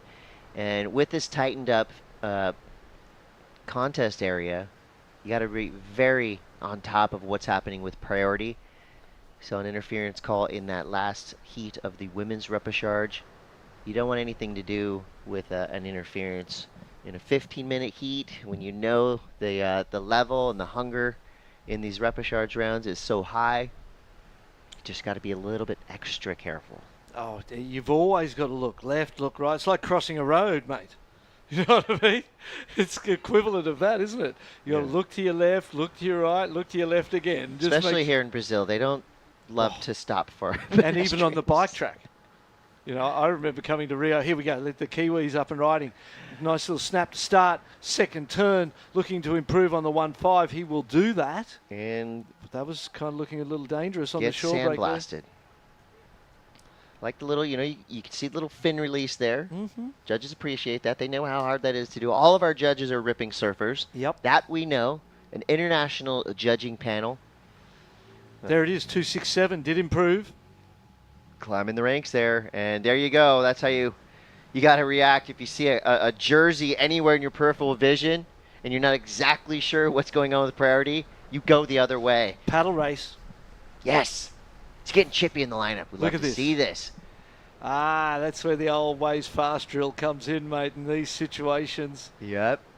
You know, if you want to be a well-rounded competitive surfer, you got to work on all the elements that make for a champion. That includes paddle power. Here we go, your current leader, Manuel Robles. Big power snap there. No room for anything else, but that'll definitely wipe the slate clean and get rid of that .37. Look, he gets up in the red. He goes to go right. He sees Aiden Albarda get up as well. Goes, okay, I've got to go the other way. He's got priority. Smart, competitive tactics there. Here's the replay of the Kiwis. Tiny wave, too small perhaps, nothing in it, and really nice little turn there. The surfing is potentially fantastic because he just needs to put what he's doing on a bigger face. Dangerous on the shore break there, though. Backhand snap. Clean. Gets caught behind a bit because he did tweak that quite a lot.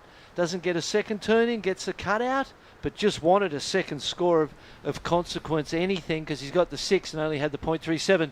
Oh, nice wave here. Will he get a second turn? Foam climbs it. Foam climbs count. Everything counts. That's not an easy maneuver to do. So 1:37 to go. Your current leader, Aiden Albada, representing Trinidad and Tobago. He's only 14 years old. He's surfing like an absolute vet. He got a first place overall in the Gold Coast division. He surfs NSSAs. He likes mountain biking. Here he is, blasting that oncoming lip. And the reason he won that paddle battle that we just saw is because he says, I have always loved water-related activities. Swimming, water polo, lifeguarding, sailing, does it all. And his passion for surfing started in the beautiful Caribbean waters of Trinidad and Tobago. A couple years ago, he moved to Santa Barbara, and he became very serious about his surfing. So he surfs up and down the California coast, does a lot of events, WSA, NSSA, USA Prime, the Rincon Classic. Eventually, he wants to achieve his goal of becoming the first surfer from Trinidad and Tobago to join the WSL Championship Tours. We just saw a glimpse of Rufo Bada. Using first priority there, Chris, and doing not much with it. Manuel Robles just losing his first priority as well. So nervous times out there. People scrambling, trying to get a second score. Manuel got 2.63 for that one backhand re-entry.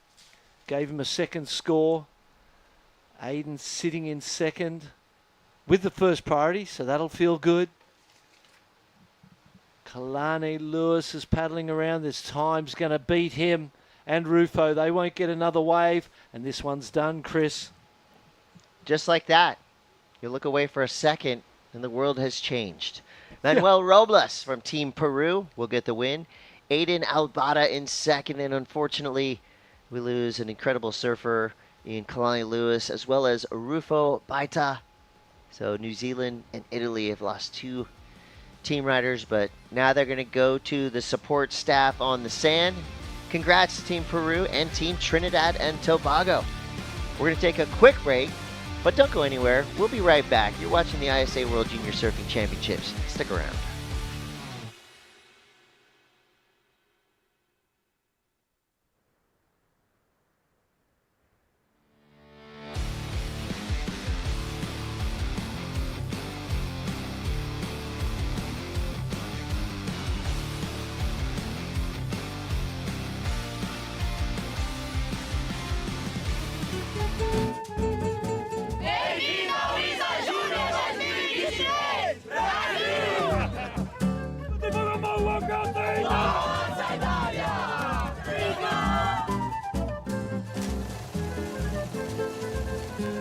Just looking at the world today, it's very clear that what we need the most is peace. And today, we are a proof of peace and a better world through surfing.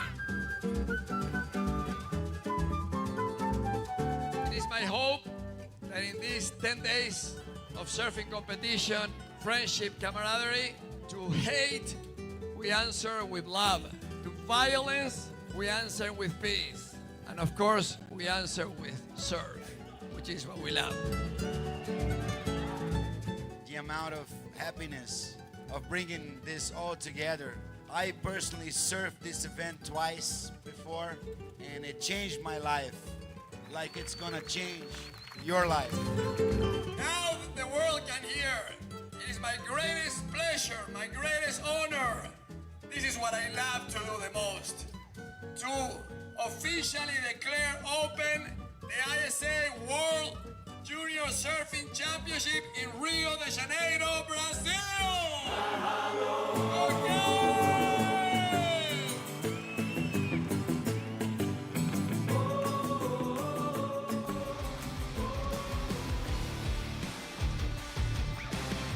Welcome back to beautiful Rio de Janeiro, Brazil. We're here at Praia de Macumba, one of the beaches in a long line of legendary, world-famous beaches, and out in the water right now, future stars of surfing. And they're fighting with everything they've got to stay in this contest. We're watching boys 18 and under repechage round 2, heat 2. I'm Chris Cote. This is Barton Lynch. Here is your lineup in the ocean. Teo Sorrentino, Davi Stella, Ollie Gold, and Pele Burmeister, Germany. Channel Islands, Hawaii, and Mexico represented. 2 surfers will stay in this contest. 2 surfers. Well, they're just probably going to become support staff and tourists here in Rio. Yep, the support staff role is so important. It's key. When you're on the beach as a coach or a team member and your fellow team member has advanced through the heat, it's an easy thing to deal with when they come in. But when your team member hasn't advanced and they've lost and they come to the beach, your role then is so important, especially if they're going to go to an elimination round, but even if they're completely eliminated, to sort of welcome them with the open arms and let them know you respect them and you appreciate them, good effort. It's those moments when you've lost and you come to the beach and greet your team. For the surfer who has lost, it's heartbreaking. It's a serious thing, and so you really... your job's kind of like a parent in that sense. I was going to ask you, so I guess it's a case-by-case thing, but how long do you wait till you start, the debrief? Well, that was one of my early lessons as we see Ollie Gold finish up one there. I was coaching Australia. We go to Costa Rica for the event. It's my first time in that role, and I don't really mix my words too much. I'm pretty straight to the point.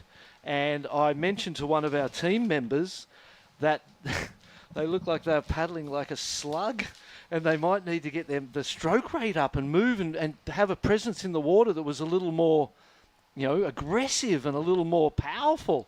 And it wasn't really taken so well. They cried. I never realised the sensitivities that I had to understand. And so there's a lot to deal with, a lot to consider in those situations for sure.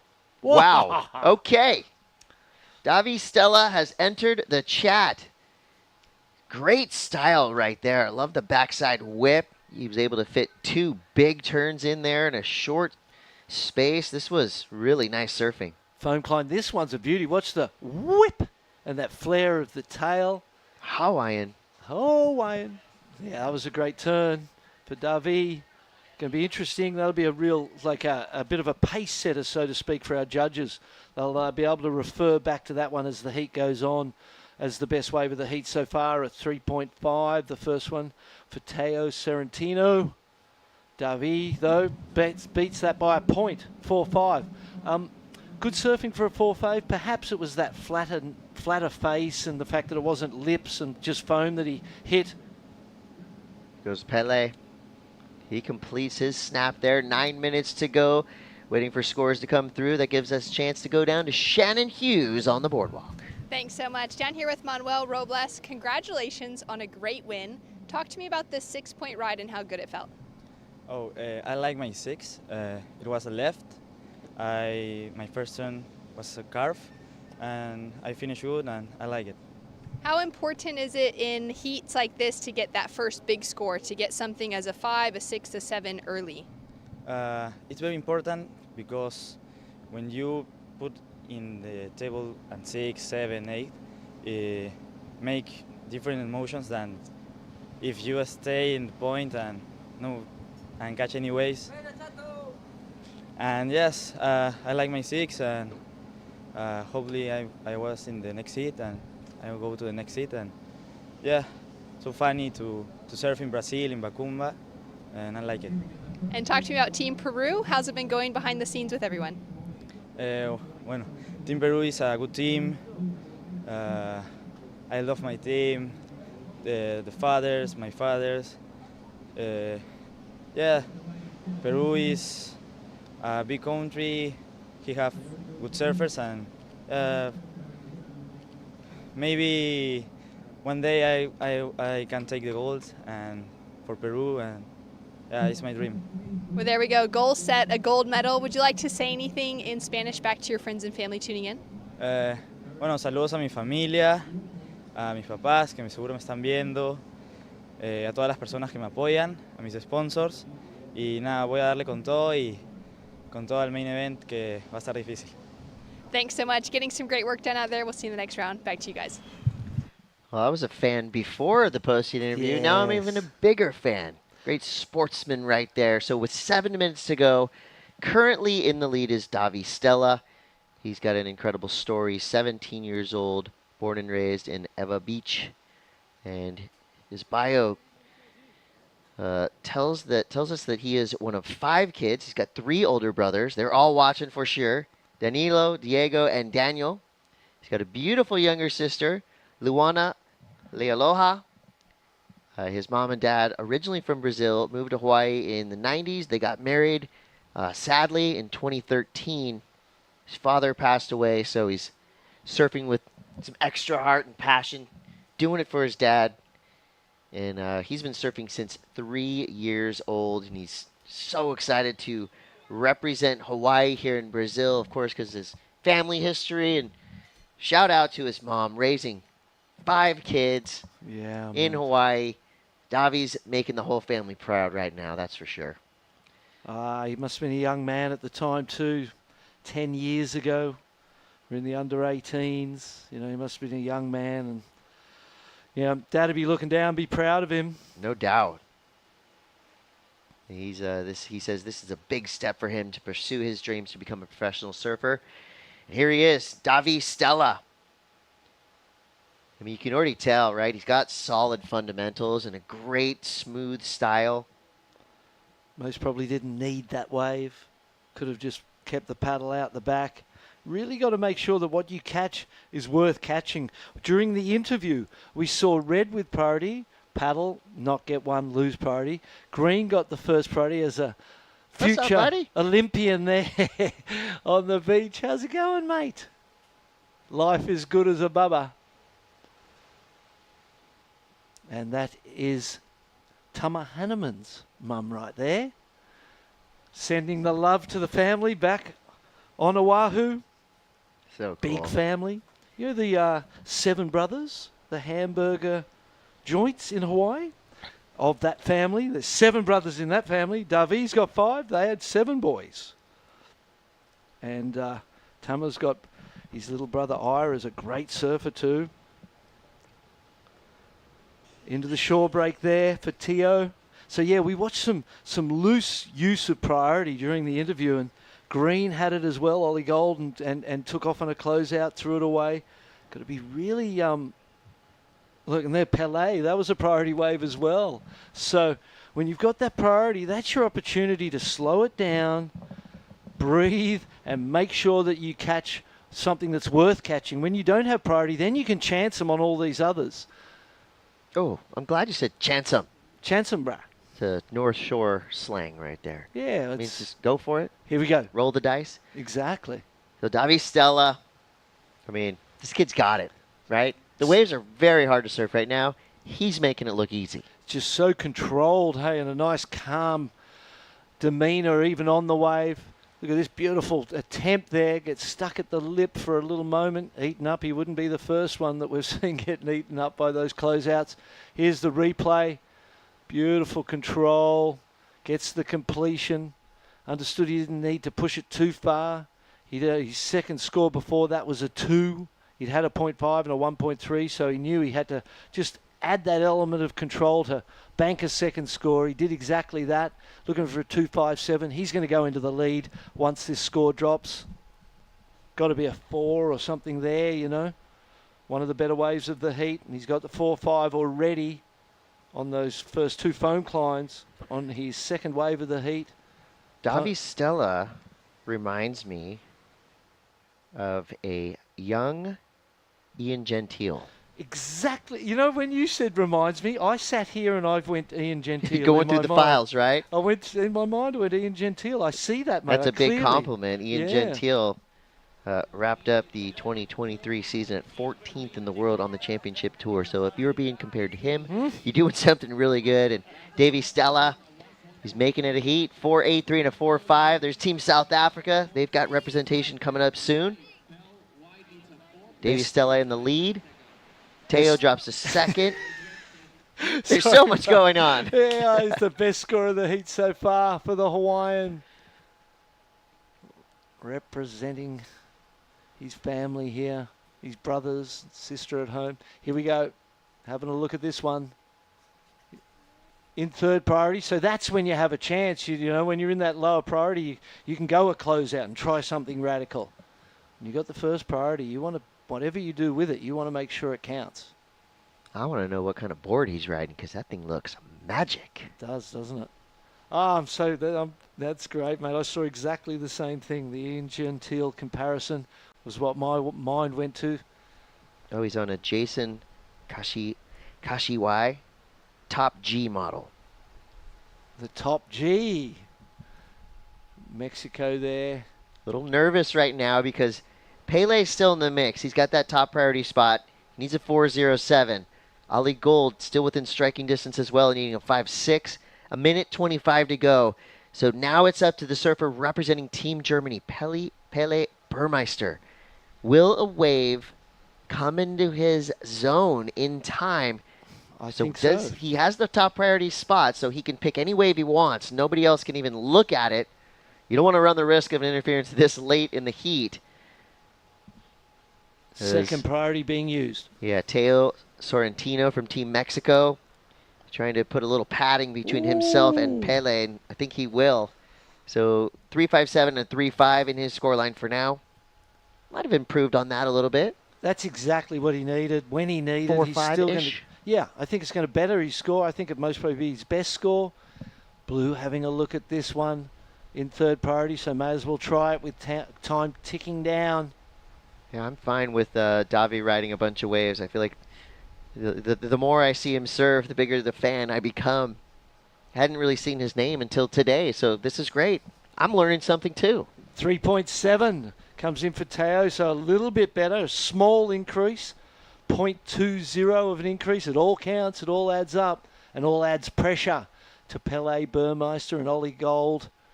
And third and fourth, here goes Pele. All right, he's up before the buzzer. Needs a 4.27.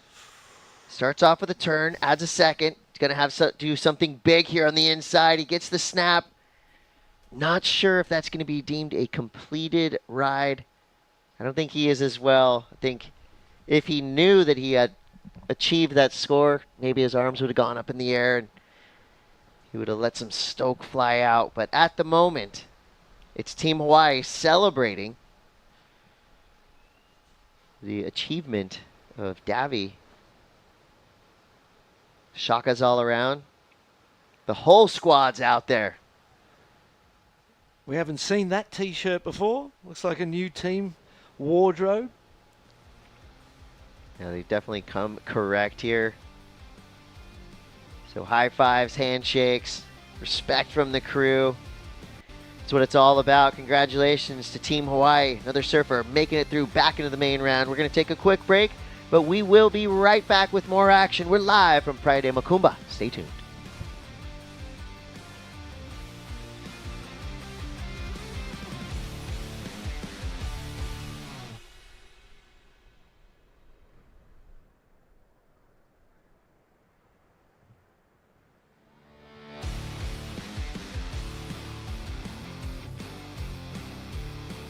Different day. We're going to Chopu. It's like we all went, oh my God, what an amazing idea.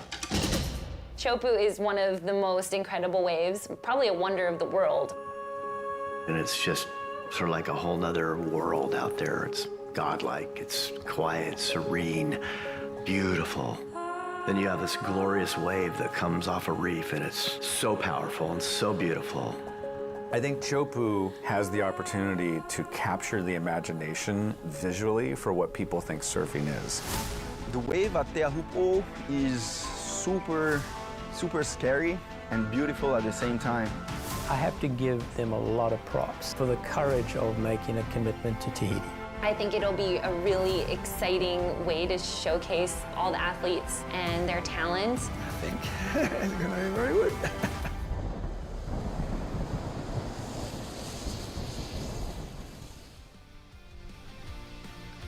Back at the beautiful Macumba Beach in Rio de Janeiro, Brazil for the ISA World Juniors as boys U18 Reprecharge.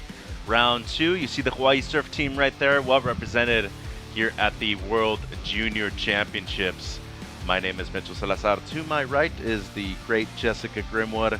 Just another big performance by the Hawaiian surf team. Davi Stella moving through in the first place, and it is Teo Sorrentino who moved through in second. Brand new heat out there in the water right now. Pierre Lamoth from France in red. Daryl Barrier from Tahiti, he's in blue. Jeremy Cedeno, the Ecuadorian surfer, in the green. And Lucas Borja in the white from Chile. All international heat. A couple of surfers from Latin America. One from Tahiti and one from France. How good was that vision of the Hawaiian team too? I think there was like 3 generations standing in that in the shot there. So it just shows how many people have come over. I heard you guys speaking about it earlier, but 365 competitors. Oh, look, there's the team. Love the vibes. This is what it's about here. There's the generational split with those guys, and yeah, it's just a special event, Mitch.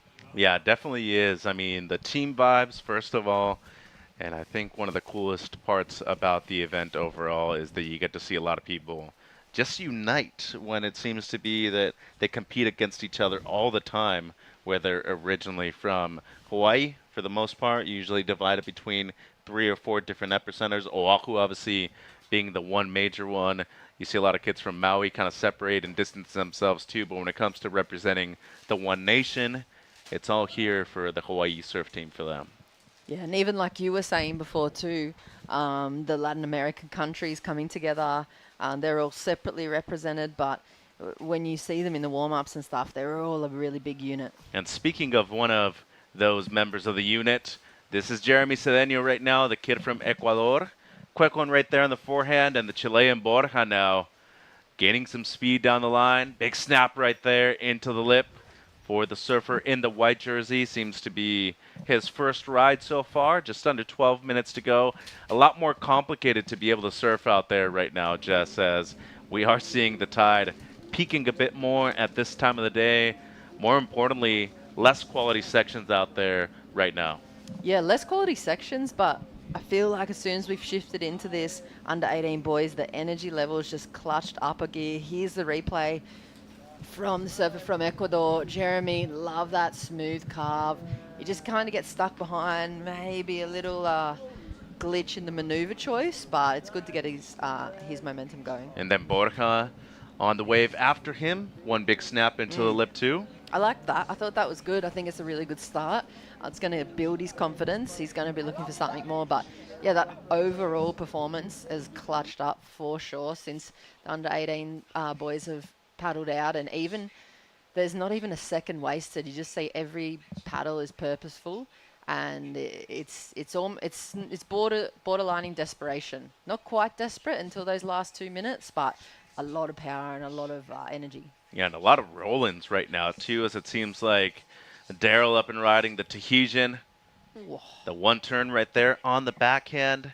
A lot of those waves tend to crumble on the outside. It seems like you're going to be able to get a steep takeoff from the get-go, but it was a quick wave right there, just the one section for Barrier. Meanwhile, Cedeno with a quick one right there on the forehand too. Just over 10 minutes on the clock. Let's go downstairs. Shannon. So much. Davi, you're telling me the water's a little colder right now than you would kind of feel the most comfortable with, but how was it out in the lineup because your surfing's been on fire? Super fun, tricky conditions. Hard to tell which waves are good, which ones are bad, but stoked to have been able to get it done.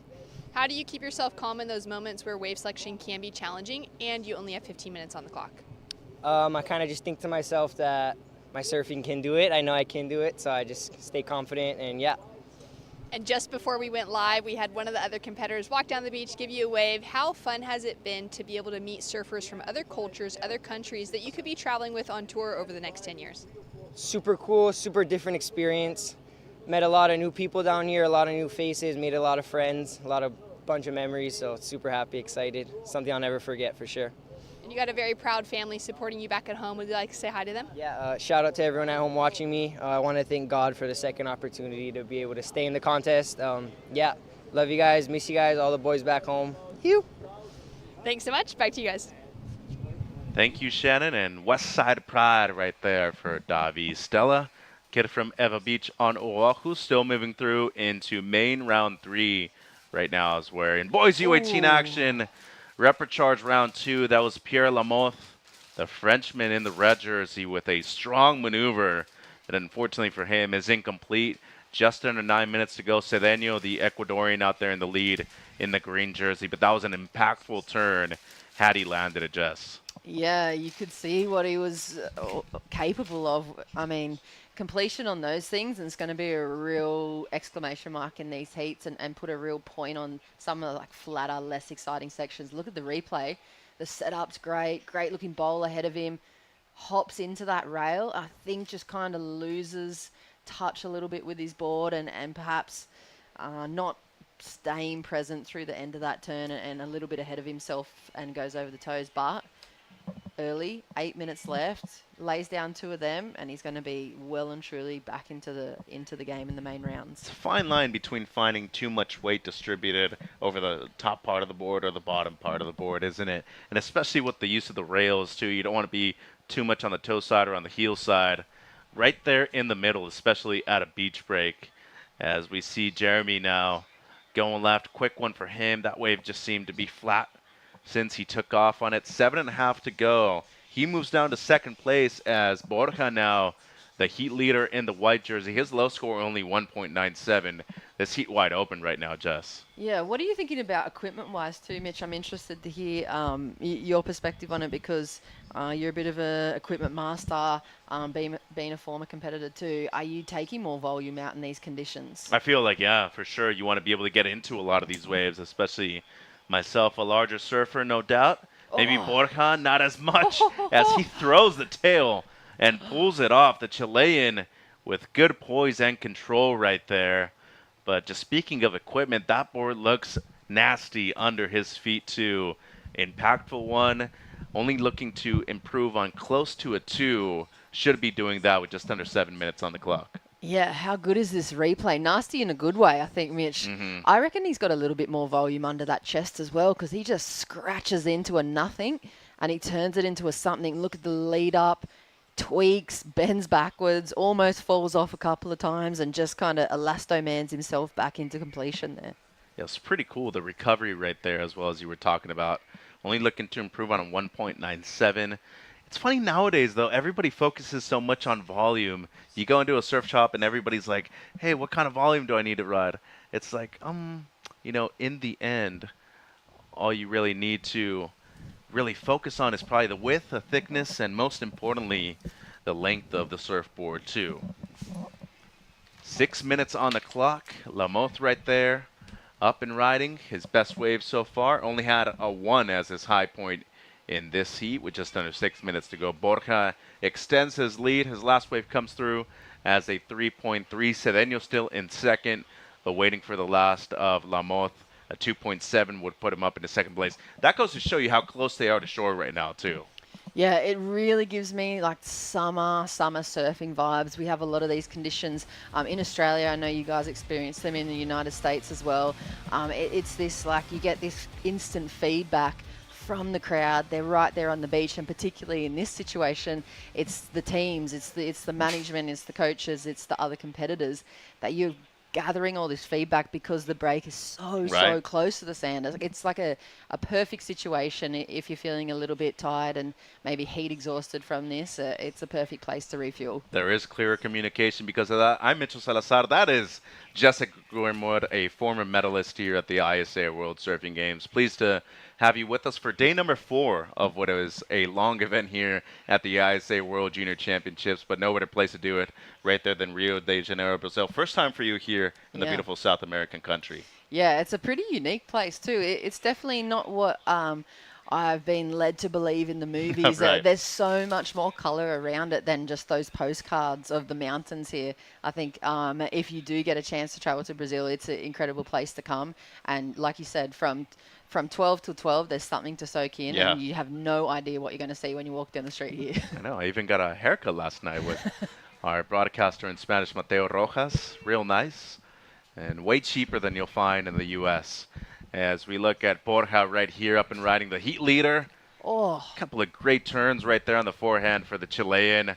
Has to kickstall right before he hits the sand. 2.93 what he's looking to improve on, as we do have a situation change right now. It seems like Lamoth on his last two has been able to move up in the first place. A 3.87 and a 2.47 have him in first. Just slightly over Borja, though. He's only needing a 3.05 to move back up into first, Jess. How good's this angle right here? You can get an appreciation for what he's been able to create in this heat because it's so flat and it is so close to the shore. And he just, I just can't think of anything else but Elastoman for his legs at the moment. He just looks like he's feeling it, he's on, and he's creating himself some opportunities. Yeah, Mr. Fantastic. Mr. Fantastic, yeah. A character from Marvel Comics. He's Yep. Elastic, part of Fantastic Four, obviously. And you can tell that I am a geek just for knowing that. Daryl Barrier right there, the Tahitian on the forehand. Only needs a 3.31 for second place. Use priority on that wave with 3 minutes to go. So a big moment in this heat for him right now as he does catch only his second wave in the first 12 minutes of this heat. Gone by real quick. But as you mentioned, communication way clearer from the coaching staff and everybody supporting on the beach with the amount of distance that they have between the sand and the water. Yeah, and you can see they're shouting right there. I think that might be Ecuador's jersey on the beach near the yellow flag that's shouting directions. But, I mean, ideally, the direction doesn't need to be taken from the sand at this point in the heat. Ideally, the work's been done beforehand and the surfers are confident to make those decisions. But in the juniors, in the learning phase of their career and their development, they do have to take direction. They do take signaling. And so not having the extra 300 or 500 meters between the signals and the athletes helps so much. It helps in their decision making. It helps in the clarity of the direction. Absolutely. Cedeno now. The kid that was up in the top two spots for a good portion of this heat, now down to fourth. Ooh. Great combo right there on the forehand, though. Good variation, and you do want to see the three major elements of the scoring criteria right there, speed, power, and flow. In fourth now as Borja drops a 2.97 on his last. Still in second place, Cedeno needing a 4.0. Yeah, so he's needing the best wave of the heat. Here goes... Oh, Pierre. Yeah, Pierre, good-looking right-hander, too. Oh. Clean face, down-the-line snap right there for Lamoth, and much better right there at the end. Wanted to close it out with the strong re-entry, though. And now Barrier, Tahitian, much better right here. Good torque right there on the backhand. And that is some great stuff and good work in a short space. Ouch! Geez. Watch out for those ankles, as it seems like Daryl is fine. Now our attention on Borja once again. Looks left, then goes right. Setup snap right there, a bit out of control. And whenever you see those kind of forced-looking turns, just never really impresses the judges. And another surfer that finishes right on the sand.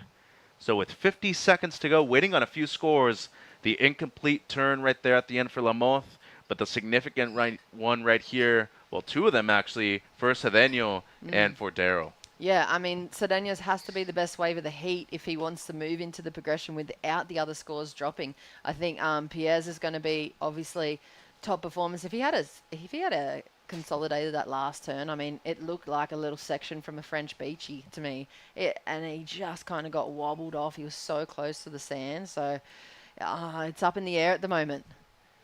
Let's see what the numbers lock in as. Yeah, 4.0, as you were mentioning, with 10 seconds to go, as it seems like no one else is going to be able to catch a wave before the buzzer sounds. So still waiting on the score for Cedeno, the 1-4 Barrier, the Tahitian in the blue jersey, and the score's in for green. Not enough, a 3.4. So now this wave right here needs to be a 3.31 or better if he wants to move up into the top two. Wow, that first turn looks so nice. His style is incredible there. It's hectic, little ankle breaker, like death roll onto the dry sand there. That's something that you don't see in any other division in surfing around the world. Yeah, that hurt me just watching it. As we look at the last of Borja right now, gets dropped down to third place because the last of Barrier comes through as a 3.83. So he moves up into first place, and now Borja was needing a 3.05 or better. So a lot of flip-flopping going around in this heat, Jess, and it's not enough for the surfer in white. It's the Tahitian in blue moving through in first place, and Lamoth, the Frenchman, in second. We're going to say goodbye to the Chilean Borja and the Ecuadorian Cedeno. as it seems like the Tahitian team very proud and happy with what they were able to do in this last heat. Big heat coming up. Surprise Mafumolo about to hit the water along with Jonas Meskis, Liu Mingjang, and Jorik Clays.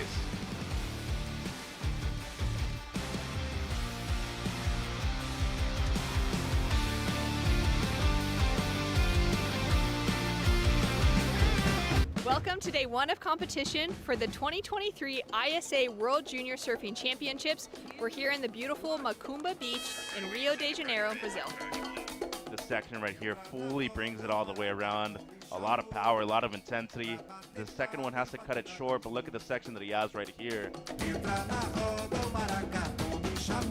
Excellent surfing took Australia's Isla Huppets to an 8.17.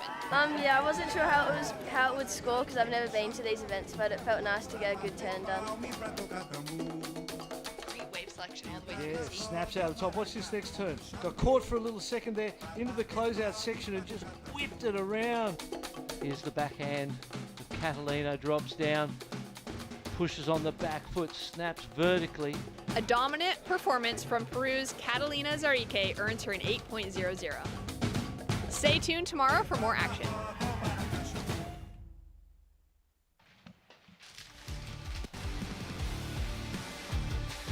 Back in Rio for the fourth day of competition of the ISA World Junior Surfing Championships. My name is Mitch. To my right is Jess Grimwood, and we are talking about the world's best under 18 surfers here in Rio de Janeiro, Brazil. Heat 4 of Boys U18 Repechage Round 2 out there in the water.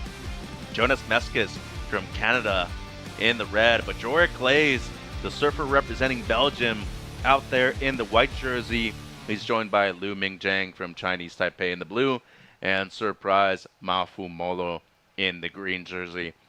All international heat out there in the water right now. A surfer representing Europe, one South African, one surfer from Chinese Taipei, and Meskis representing Canada out there in the red. Yeah, huge one too. An exciting one, I think, for me.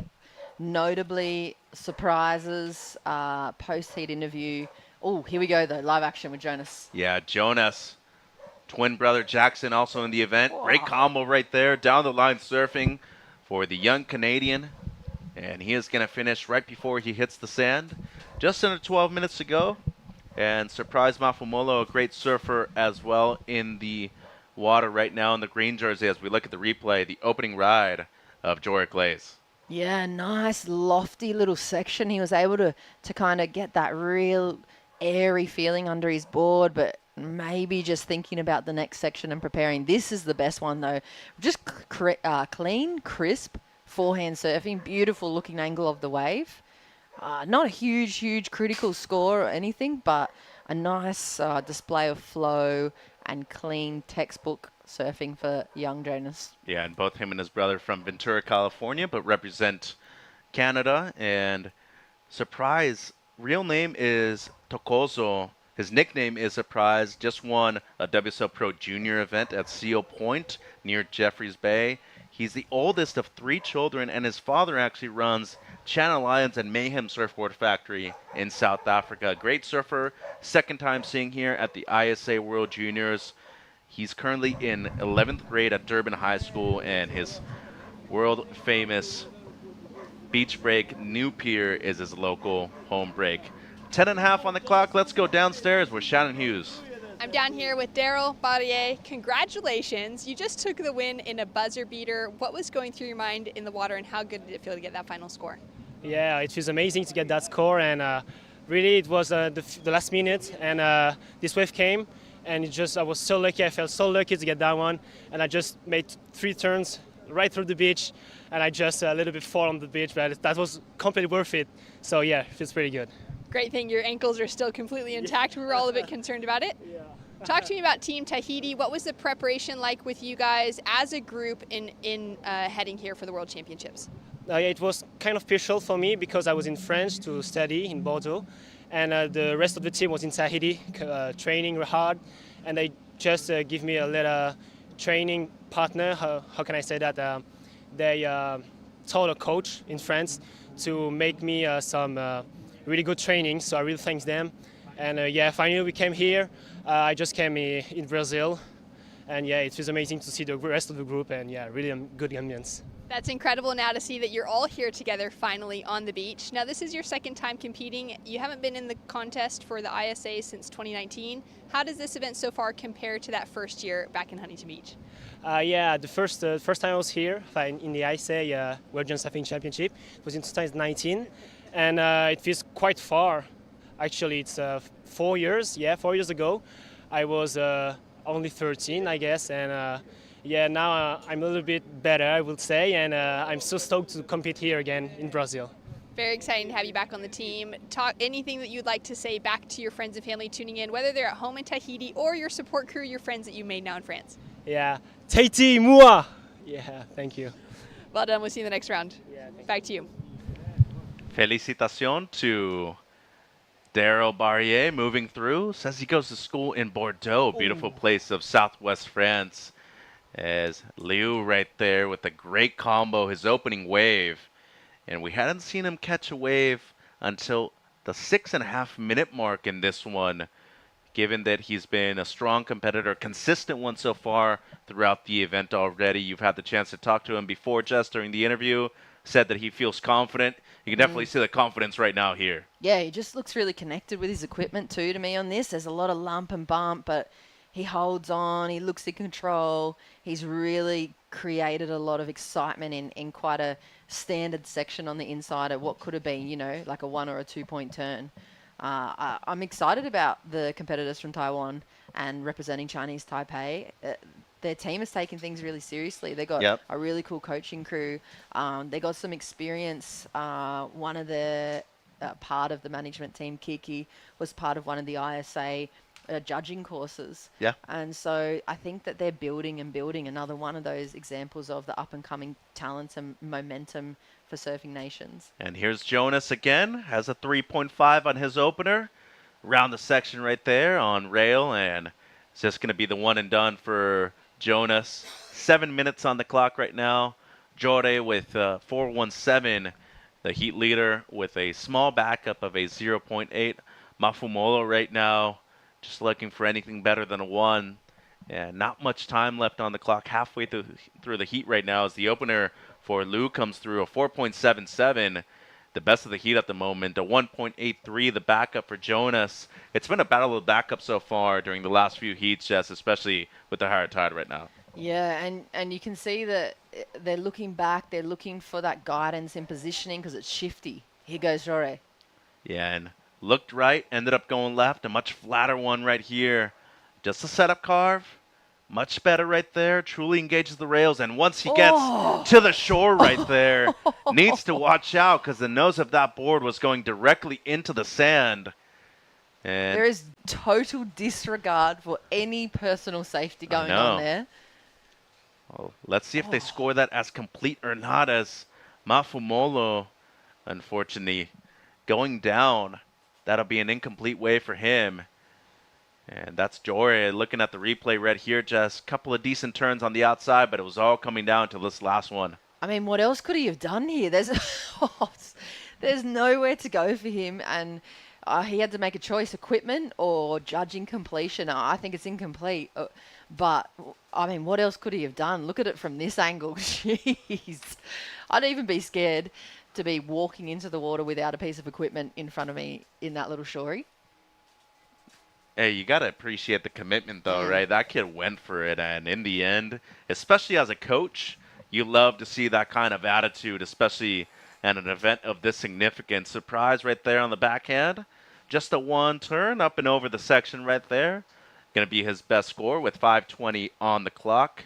Meskis now down to second place as the last of Clay is a 2.5, so incomplete right there on the finishing turn for the Belgian surfer in the white jersey. Liu so far with just a 4.77, an 0.5 as his backup. Doesn't need much for second place. Here's the replay of Surprise. Wow, look how good his placement is of his front foot as well, just off to the side of the rail, really controlling that board. And here's the shift in energy for him. It was similar to his earlier repechage heat. He had this energy from the get-go in that heat, but now it's clicked into gear and he's paddling. And I just think you can't count him out in that position, but they're going to have to find some more waves and opportunity and something a little more than that from Liu. Shifty, but this is where the practice in the off season Right. or the lead up comes That's into exactly play. right. Huh? Collecting these little experiences for conditions like this. Preparation should be done before the event, as I feel like you are spot on right there, Jess. Meskis on the backhand, another surfer that's looking to finish right on the sand too. I don't think that's going to be the last time we say that during this week either. Jorah right now on the forehand. Much better right there. Only looks to improve on the 2.5. 4 minutes on the clock right now. As you mentioned, Liu doesn't have anything better than a 0.5 as a backup. Just a 0.3 on his last. And it doesn't need much for second place either. He's playing with fire right now. Surprise does get his best at 1.83. Would have to say pound for pound, one of the strongest surfers in the event, no doubt. Mafumulo. Yeah, power to weight ratio for sure. This kind of reminds me of that coin jar analogy. It's like 5-cent coins or, silver coins on their own are nothing. In a massive jar, there's thousands of dollars collected from all those tiny little cents. And it's like the surfing. Have they been doing the, little coin sessions every single afternoon after school, every morning, the training sessions? Have they been collecting each little minute bit of value and then putting it all together for this jar that is the championships? And it really shows. I mean, luck comes into play somewhat, but a lot of it is prep. And here's Mafumulo now. A lot of speed down the line. Big section ahead. Strong turn right there for a surprise. And it's just going to be the one and done for him. But a lot of intensity going into that one turn. Needs a 4.54. And I feel like that's a piggy bank right there analogy, Jess. You're using the Queen's coins and whatnot. I feel like that's very Australian. We obviously have something very different in the U.S., but I get where you're going with your terms. Yeah, the slotted piglets, another version of it. The slotted piglets. Yeah, there's so many different ways to look at it, but just adding the value to your own career. I want to note too as well for the South African team, similar to the Chinese Taipei team, they both have members in the management squad that have had experience via the ISA pathways and the they're not the direct scholarships, but trying to upskill people in the industry in what it takes to be successful in surfing. So at the moment, they're in 3rd and 4th, but they do have that decision making in the back end. And here goes Mafumulo again on the backhand. Setup turn right there, kind of slides the fins. A lot of good energy on this one, and finishes right on the sand too. Don't know if that's going to be complete right there at the end. The issue is that water runs out, and he was trying his hardest to be able to finish that. Don't know if they are going to be able to count that or not. I'm saying yes. I'm throwing it out there and saying that's complete, but I think he's still going to need that 3.57. So you think it falls short? Do you think he at least improves on the 2.8? Yeah, I think he improves a little. Here we go. Liu right now up and riding. And the one foam climb in a real tight spot right now in 4th place as the last of Mafumulo does come in. You were spot on 3.03. So this just slightly increases on the 2.8. Now needs a 3.35, but that's not counting the last of Liu, and it's in. The last for Liu, a 1.83, enough for second place. The surfer in Chinese Taipei was out of the conversation for a long time. Now gets his backup score, but look at how tight it is between second and third, 6.6 to 6.37. And Jorah Clays right now is right on top of Jonas Meskis, as he does have higher priority in being the heat leader too. I love this. I love how intense these young guys are playing. They're playing every advantage. Here we go. And Jorah gonna use priority right here. Smaller looking wave. Doesn't need to improve on much, but have to say that he won't be able to do it right there. Where is Surprise as well? Needs a mid 3. Jonas needs just a low 3. 10 seconds to go. And dare I say, will there be a chance right here for Jonas Meskis? Splashes the water. He doesn't like what the ocean is doing at this moment. And it seems like Jang right now just going to come in on his belly. He did his job right at the end, got his backup score, even though it was a minimum one, but did just enough to be able to move through into main round 3. Yep, you got to do what you got to do, and a win's a win, like they always say. So it's going to put them straight back into the contest, and you got to move on, collect what you need to out of that one, and just refresh. And putting board and body on the line was Jorge Clays. Much more action to come. Heat 4 about to hit the water here at the ISA Juniors.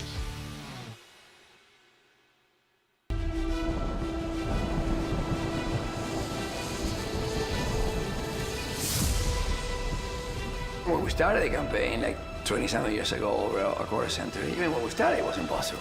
I mean, everybody, okay, my friends, my brother, I said, you're really gonna put your energy in this? Let's go surfing. I never thought surfing would be in the Olympics, period. We all just looked and rolled our eyes back at, like, come on, Fernando. Surfing will never make it. I've never actually dreamed of being in the Olympic because surfing wasn't an Olympic sport. I never thought surfing would be in the Olympic sports. The Olympics wasn't ever a dream of mine because it wasn't a reality, it wasn't tangible. It's the biggest event in the world. Fernando is the reason why we're all there. Yeah, it's like me telling you I'm gonna, swim around the world. 27 years later, he pulled it off.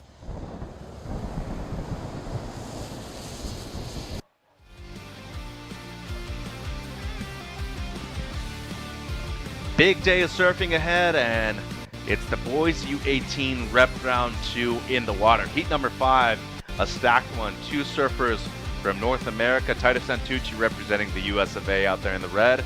Jackson Meskis from Canada in the blue. It's Pascual Lorenz from Chile in green. And Jaden Hill, the surfer representing Barbados in the white. Here's the surfer from Encinitas, California. Titus Santucci, first-time member of the USA Junior team, and last year's surfer as well for the kid from Southern California.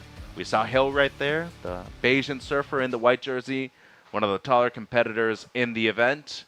13 minutes on the clock, just a 1.5 for him to open things up. Waiting for the opening score of Santucci, as Lorenz also has just a throwaway score of a 0.37 on the board. Mitch and Jess here in the booth for heat number 5.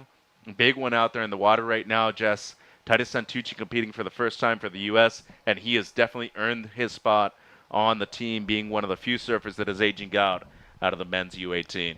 Yeah, and when we talk about the USA team as well, if they're able to medal at this particular event at the juniors, they've really earned it, because a lot of their team, I don't know in percentages how many, but they've had to surf through the repechage to get themselves back. So if they are to walk away with any type of medal, they've gone the real long, hard road to get there. I'd say at least a third at this point, it kind of seems.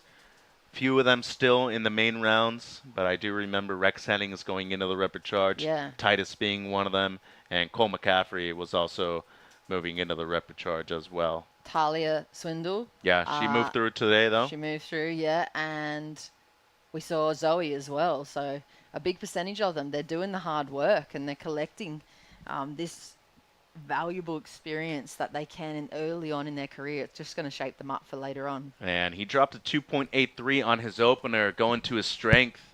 The backhand right here for Santucci, just a quick one. 11 and a half minutes on the clock. Meskis out there in the blue jersey. His brother Jonas just competed out there. They're twins, and great surfers, both of them from Ventura, representing Canada, though. Meanwhile, Lorenz out there, the kid from Chile. Beautiful country in South America. Close enough when it comes to travel to Brazil. I'd have to say around 4.5 hours at the most here from Rio all the way to Santiago. Here's Jackson now. The Canadian out there in the blue jersey, just the one carve to open things up for him. So slow start to the heat for all 4 surfers.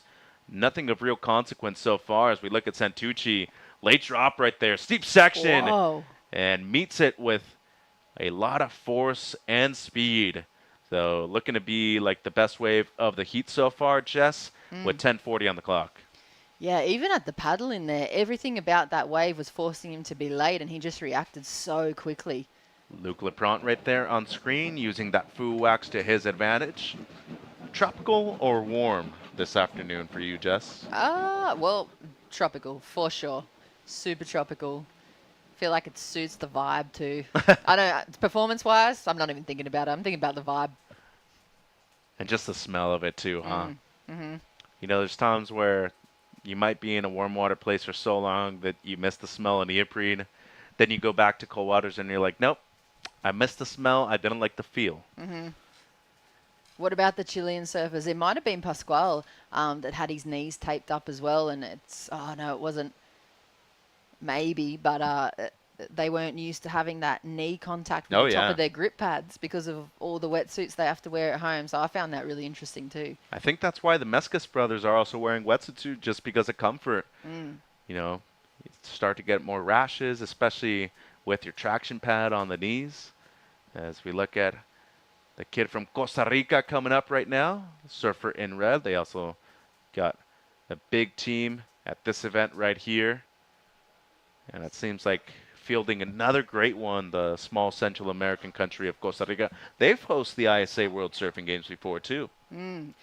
It just shows in their development. You can tell, and I think as we start imprinting further and further around these surfing nations and outreaching, you'll see the effect coming through the next 5 years. There's Jaden from Barbados, same line of thought as well. When we had the other surfer from Barbados, I think it was Povey, he was talking about the fact that their trip was much more funded this year. The Olympic Committee totally got behind them, and they've got this opportunity now because of the last 5 years of surfing.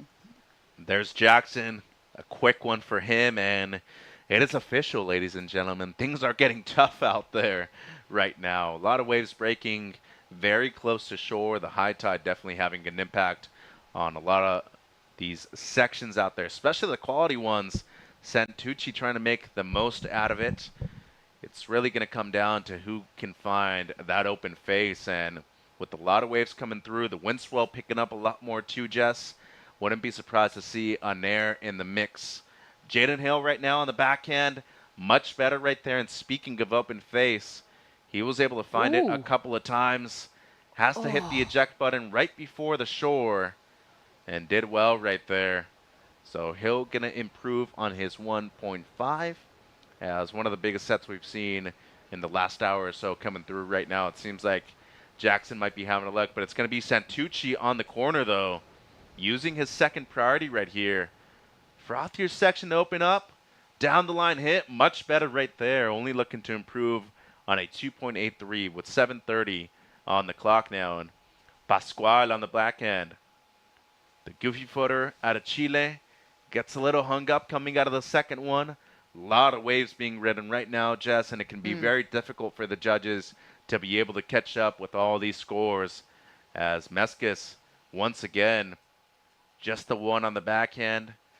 You can definitely notice that the backwash is impacting a lot of these waves, especially when it comes to those impactful closeout turns.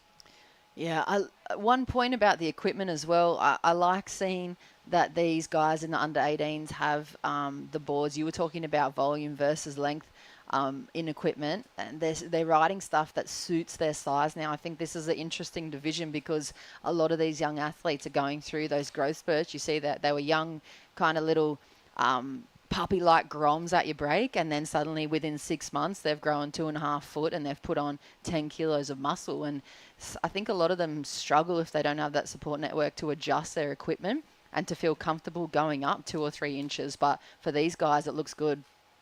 Pascual now up and riding, going left. Last score at 2.23. Down the line with a lot of speed right here. One more section. And just too close to the sand right there for that wave to really give him that scoring opportunity right there at the end. 6 minutes on the clock. The less of Santucci, 4.27. So he's in first with a pair of 4s. Hill opens up a bit more with his last, a 2.4 for him. Mescas only needing a 1.9 for second place. He is currently in third. And Lorenz, who we just saw on screen right there, his last just a 1.9. He needs a 2.15 for second place. Under 6 minutes now. Heart rates are through the roof at the moment too. Heat, if they're wearing neoprene, you've got the added heat pressure on the body. You've got the 15-minute time pressure. Here's the replay. Look, so late on the takeoff, late into the section, creates himself a score and an opportunity. these are those small little things that he's been doing in preparation that are paying off right here. And hats off, great backhand turn there too. Just bread and butter surfing for him. You can tell, I believe Ryan Simmons at home in the States, Yep. but they've got the co-coaching, you were telling me, Asha and Courtney, and they've obviously deeply dove into the strategy that it takes to progress through this level of competition. Rapid charges changes things a little, and it changes, obviously, the amount of pressure. They're in sudden elimination, and they've done the background work. That 4-6-7, it may as well be a 6 or a 7 in context of this heat. That's what it feels like. One of the competitors getting some laughs. For the first time, Mitch, sometimes these cameras are like one shaka away from your nose when they're being filmed. You either revel in it or you shy away. The Irish surf team right there. And yeah, just speaking about, head coach Ryan Simmons and how impactful he's been to the U.S. surfing team overall. I mean, one of the best in the business, first of all. A great beach announcer, I'd have to say, probably the world's best in what I've seen. But he always says one thing that's most important to all of his surfers. Foam is your friend. So get on a bigger board if you can. Jaden Hill right there got dropped down to third place because the last of Meskis enough for second. A 2.23 for Jackson. The last of Hill needs to be at least a 2.31 to regain second place once again. Just under 4 minutes to go. It's the battle of twos out there right now, Jess. I know. Do you see a 2-3-1 in last of Jaden's? It's right around there, and the score is in. It's a 2.07. They're splitting hairs right now. A lot of these waves are very comparable. I think it's going to come down to the steep section. Right. I think he lost that point to whatever it was in the bottom turn. He just didn't come deep enough off it. Oh. And Santucci right here, up and riding. Bolly won to finish off. And he threw the tail out on that last section right there. Was looking to improve on a low 4. Won't be able to do that, but just goes to show you his talent and what he's capable of in a wave like this, coming from Seaside Reef, a wave that tends to fluctuate quite a bit depending on the tide and the size of the waves out there.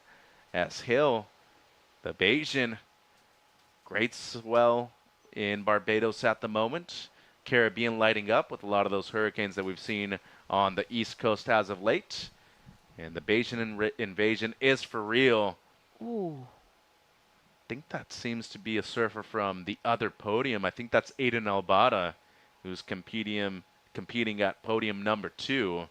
We do have Pascual Lorenz out there in the green jersey in this heat in podium number 1. The Chilean, the goofy footer out there. 2 minutes to go. Santucci still in first. Meskis in second, waiting on the last of Hill, and it seems like Lorenz has another one to come through as well, as Jackson had a look right there. And here's Lorenz up and riding. Deep bottom turn into the lip. Manages the backwash well, and is able to fit in a small foam climb at the end, Jess, with 1 minute 40 seconds on the clock. Gee, I see it similar to Jaden's. They're losing a lot of points by bottom turning 2/3 of the way up the face of the wave. The connection with the section and that one turn that they both had on their backhand is good enough for the 2+ ride, but without the foundation of the bottom turn, that's where they're being crucified right now. You want to see them get a deeper bottom turn, don't you? Sometimes these waves don't allow for it, though. Little lip line hit right there. Got some projection down the line. For Hill, needs a 3.04, so it would have to be his best. A 2.4 and a 2.07 at the moment are his top two, down to the last minute now. Yeah, it has been a real grindy heat, but once again, in context, it doesn't really matter what the numbers are for the two best waves. You just got to look at the situation and what's happened and unfolded strategically, and that 4-6-7 was the best wave, was the best turn, but he created it with his surfing. So if anything, those other guys that are just chasing the twos need to, in the 30 seconds, get the feedback, and they're asking for it. They need the feedback from the beach announcers and try and remember what Titus had to do for that 4-point ride, because then they have to adjust on the fly. Well, that 894 heat total seems like a 16-point heat total in the context of this heat. It's seemed almost impossible to be able to get anything above a 4.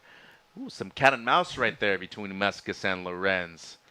Jackson with higher priority at the moment, playing some defense. The last of Hill right now, not enough. A 2.2 for the surfer from Barbados, and you see the frustration right there being released from Pascual Lorenz, as Titus Santucci will be taking out the heat win here for the U.S.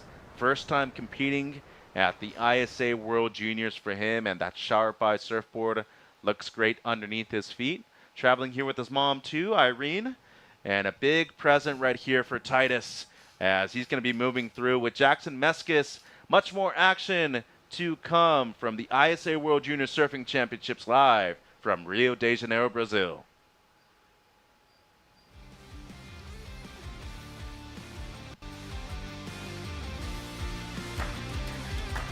Welcome to day 2 of competition for the 2023 ISA World Junior Surfing Championship here in Rio de Janeiro. And with the highest score of the day, Team Japan's Anon Matsuoka gets a 9.33. And this wave by Team Australia's Kira Buckpit, 8.50. Team Canada's Sanoa Olin with an 8-point ride. Yeah, I just feel like this event has taught me so much about competing, and it's really gave me the experiences to develop the surfing and the competing that I have today. So I'm just soaking it all in and grateful to be here with Team Canada, and yeah, just see all the younger kids on the team that are going to be taking over the team for the next couple years. Team Australia's Fletcher Keller with 9.17 point. And it is for sure that he is a contender to go for the final 2, Chris. Strong calm on the outside. Love the use of the rails right there from Mendoza. And as you can see right here, it gets a good click to finish too. And for our host country, Team Brazil, Ryan Kainalo with his 8-point ride. Ryan Canalo out of Brazil. That turn was searing, Bart. It's pretty special for all the team. Everybody's so happy to have this event here, and everyone is welcome for us. Join us tomorrow for more exciting action.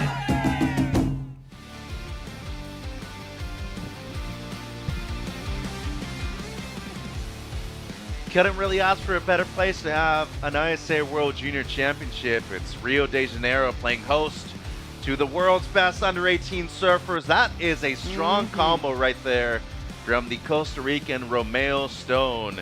Heat 6 of Boys U18 Reprecharge Round 2 in the water. He's joined by Luc Lepront out there in the blue jersey, up and riding. An incomplete turn for him. Luis Escudedo, the surfer representing Belgium, and Lorcan Southcombe from Ireland in the white. Escudedo represents Belgium, resides in Portugal though, and Southcombe, the Irish surfer in the white jersey, also a very talented one. There you see Luis, quick up and down on the backhand right there with 12 minutes and 20 seconds on the clock. Score is in for the opener of Team Costa Rica. Romeo Stone opens up with a 7.5, Jess. Well, speaking of Romeo Stone, you know those people that you meet around the contests and they obviously have this other thing going on or energy-wise. He had this aura about him yesterday. He's here with his mum as well, and he just seems really at peace internally, but also really excited, somehow focused within the mix of this crazy high energy, chaotic contest environment. So I'm not surprised to see him post the high. He could have won pretty much every other heat with one single wave. This kid rips too. Spencer Rowson had that sick layback in the morning heat. Luckily for him, competing once again at the same spot where he surfed earlier this morning too. That plays dividends, especially when you're talking about an 8-day long event, Jess. Yeah, and I think being still a younger, we call them grommies, they're used to surfing probably 3 to 6 hours a day maybe, and longer on the weekends or if it's pumping. So having another rep in the same play field is definitely an advantage for their day. As Lorcan up and riding now on the forehand. I don't know what happened, but we're seeing a lot better waves in this heat than we had in the previous one. It's only been a couple of minutes, too. As Southcombe finishes right there on the sand. Had a good combo on the outside. A 2.67 the opener for Escudeiro, the Belgian in the green jersey. Waiting for the opener now for the Irish surfer in the white. And here goes Stone, as you mentioned, excited and peaceful at the same time. Brings it down with a great wrap and perfect timing for the second one, too. You could just see it with the body language. He is feeling confident right now, Jess. Yeah, you can see his connection too, his connection to his rail. Look at the excitement after that. Let's break this down though. Replay. Nice little hop, sets himself up for this kind of carve on a really weird section. This is the critical turn though. Just flares on a section that really told him to stay quiet. And I think that if he can carry this momentum through, it's going to be so dangerous for the rest of the field. This is a replay here of the 7.5, the tweak and the torque in that first wrap and then releasing the fins. That's the start. So it's just building and building for him. I think he's got to have another similar score because it's a whole nother level of surfing than what we've seen over the last few heats. Waves, yes, there's been probably 4 more opportunities, but his surfing and connection has been outstanding compared to the rest of the field so far. I like the little mini claims, too. They're not huge. They're just kind of like personal ones. Like, yeah, that's for me right there. I feel good with myself. And in the end, I tell to all the kids that I work with, Jessica, you don't have confidence, you don't have anything going into the event. Let's go downstairs to Shannon Hughes. Down here with Titus Sancucci, congratulations for that big win. Huge celebrations for Team USA, especially in the rapid charge. What was it like coming in out of the water? It was fun out there. It's super tricky conditions because, there's so much backwash and everything, and that's something that I'm definitely not used to. So it's a lot of nerves going into it with Team USA behind you and everything, and it being the ISA, but it was good to just catch a couple waves and get my feet in the wax. Awesome. And I saw you having a little debrief with Coach Courtney Conlog. What were the words said between the two of you? I've been having pretty rough heats here, so it was kind of just calming the nerves and getting a solid game plan and just making things simple because I feel like I haven't been able to open up yet, so it was just calming my mind and really getting a solid game plan together. Are you starting to feel a little better now that you've gotten this heat win? Definitely, yeah. It definitely wasn't my best heat ever, but I felt good to get a couple waves and just go through the motions. So yeah, definitely getting some confidence under my feet. Awesome. Well, you got a great support crew behind you, not just for Team USA, but from your family as well. Is there anything you'd like to say? Yeah, just thanks to all my family and friends back at home, and thanks to everybody who's supported me in the past. And yeah, thank you guys. Well done. We'll see you in the next round. Back to you guys. Thank you, Shannon. Congratulations to Titus Caimana Santucci, kid from Team USA right there. As we look at the heat leader of heat number 6 right now, Romeo Stone, the Costa Rican, who really just can't put a foot wrong out there right now. A 2:07 for this last wave here. But his backup score comes through as a 6:17, Jess. He is way out in the lead as we see a member of the Spanish team, España. They're really coming with another strong team. I'd have to say 2 of their biggest contenders, the Echavarri sisters, González Echavarri, Janire and Annette. And then, of course, you have to think about the Odriozola brothers out there, too, both Kai and Hans. Yeah, they're similar to the Romeo Stone story that's happening in this heat. They're just that another notch of performance under pressure. I mean, Stone's found himself a 6:17 backup in this heat. He wouldn't, and he would never come in. I think he's too humble of a human. He's too focused on improving his own performance to come in, but he could almost come in at this point because I don't know if I see another 7 or 8 coming through in the lineup. So first and second are looking good for him, and there's still 8.5 minutes. Couple locals down here on the beach this afternoon at Praia Macumba. A lot of football fans here on the beach too, Jess. Is it Flamengo? That is not Flamengo. No. Vasco is Vasco. the team. Yeah. I'm still getting my head around all the local teams. There's a lot of passion for sport. I don't know. I think that badge might have been that. It's a that different pink. one. Yeah, okay. It's a different one. There you go. Don't know the name. I think it's Corinthians, maybe. Oof. I obviously only know one. I saw one game here in town, and it You've was been Flamengo. to a game? Well, on the TV. Oh. In the eatery, I went and watched it with the rest of the locals, and it was amazing, the experience. It was. I have not seen the passion for sport in grand final level or any level under it in my own country like the passion I saw that night for a local football game here. It was incredible. Yeah. And it shows you why they're so good and so passionate sport and they're enjoying so much domination in surfing. Pretty crazy. I feel like Portugal's getting there too. I mean, you Mhm. see the beach crowded, especially for finals there for the championship tour event. But I think overall for all sports, Brazil still takes the cake in that one. I can tell you this, Jessica, with 5.5 minutes on the clock, Romeo has found his Juliet out there in the water right now. 13.67 heat total for Stone. And we look at Lapront right now on the back end. Ooh. Strong combo right there for Luke as he is looking to move up into second place. Didn't need much, just a 2.24. The team loves it on the beach. Mhm. So do I. 5 minutes on the clock. Yeah, that Smith shapes looks really good under his Mhm. feet as well. Nice amount of rail in it, and you can see they're just screaming. This is the feedback that they're getting, that directly in earshot for Luc Lepront, and he's moved into second place too. So 467, there's the vibe. You can't see any more South African flags than what they literally everywhere. Cheeks, shirts, hats, flags, probably thongs, as in flip-flops, towels.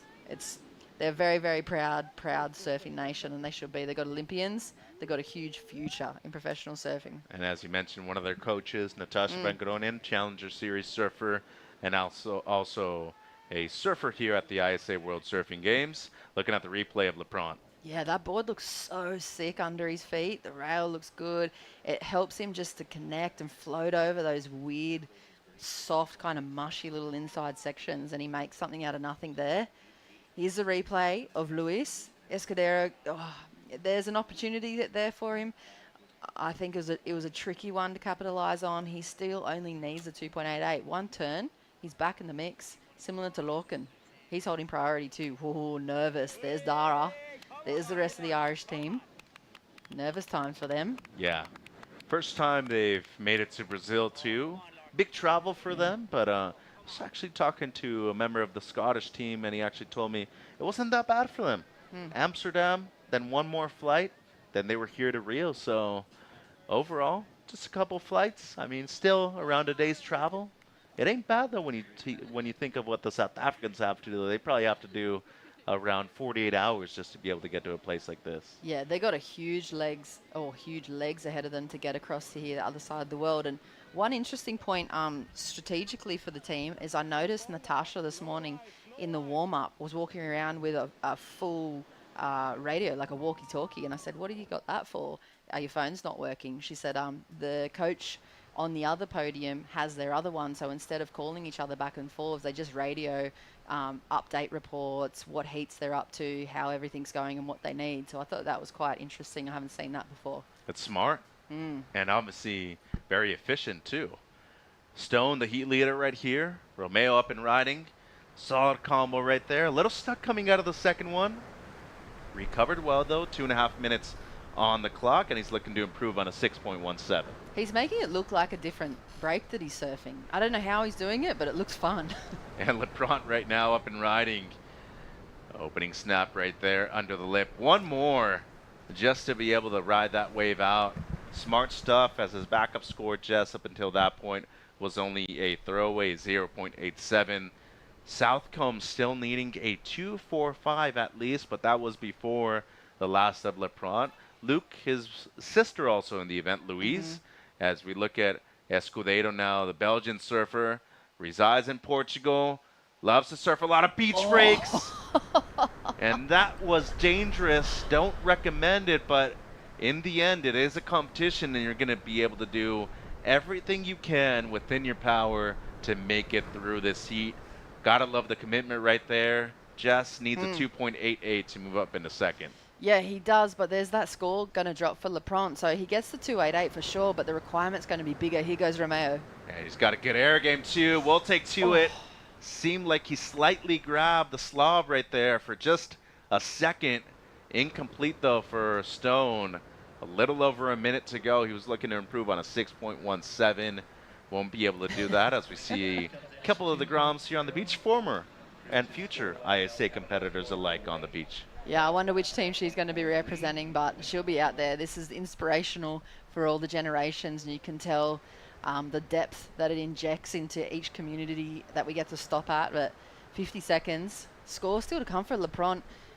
I mean, Lewis and Lorcan going to need something special now. They're going to need 2 turns or one real big critical final maneuver to get the requirement, because LeBron's wave was really nice. I think it was better than his 4.67.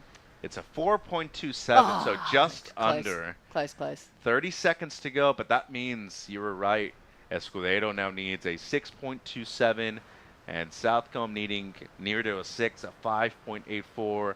Lorcan does have first priority, 20 seconds on the clock, and it is now or never. You can see Stone right there looking in towards the beach, wondering how much time is left. And it seems like there could potentially be one more wave right here, Jess. Southcombe having a look. He might have to be forced to go left on this one. And it's now or never. Will this wave count right here for Lorcan? And either way, it's going to be too late. So it's going to be Stone and Lapront moving through.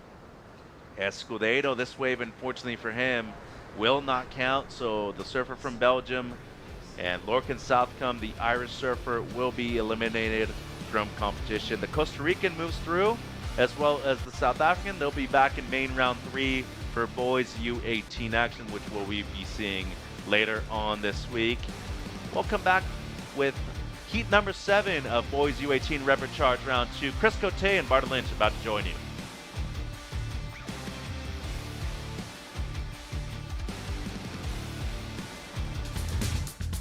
Yeah, I have a reef for 20 years. My reef business card said Jefe, which is chief, and dreamer. La Jefe a dreamer, Spanish and English. That was a card I would give to the president of the bank or whatever. He always made people laugh. Because, you know, the guy like talking, when I asked him for an extra $1 million in loan to buy sandals, and the guy looks at this, I never lend money to somebody with this title, you know.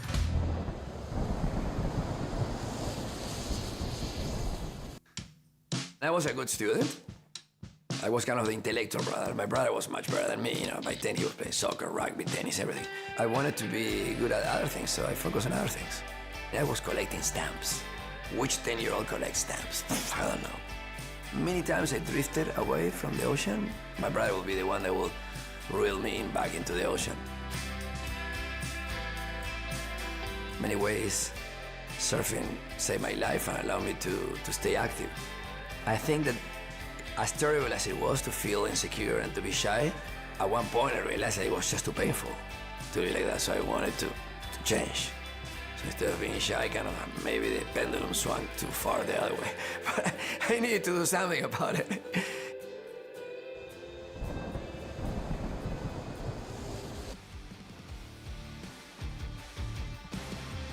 Welcome back, surf fans. We're right back into Repechage round 2, heat 7.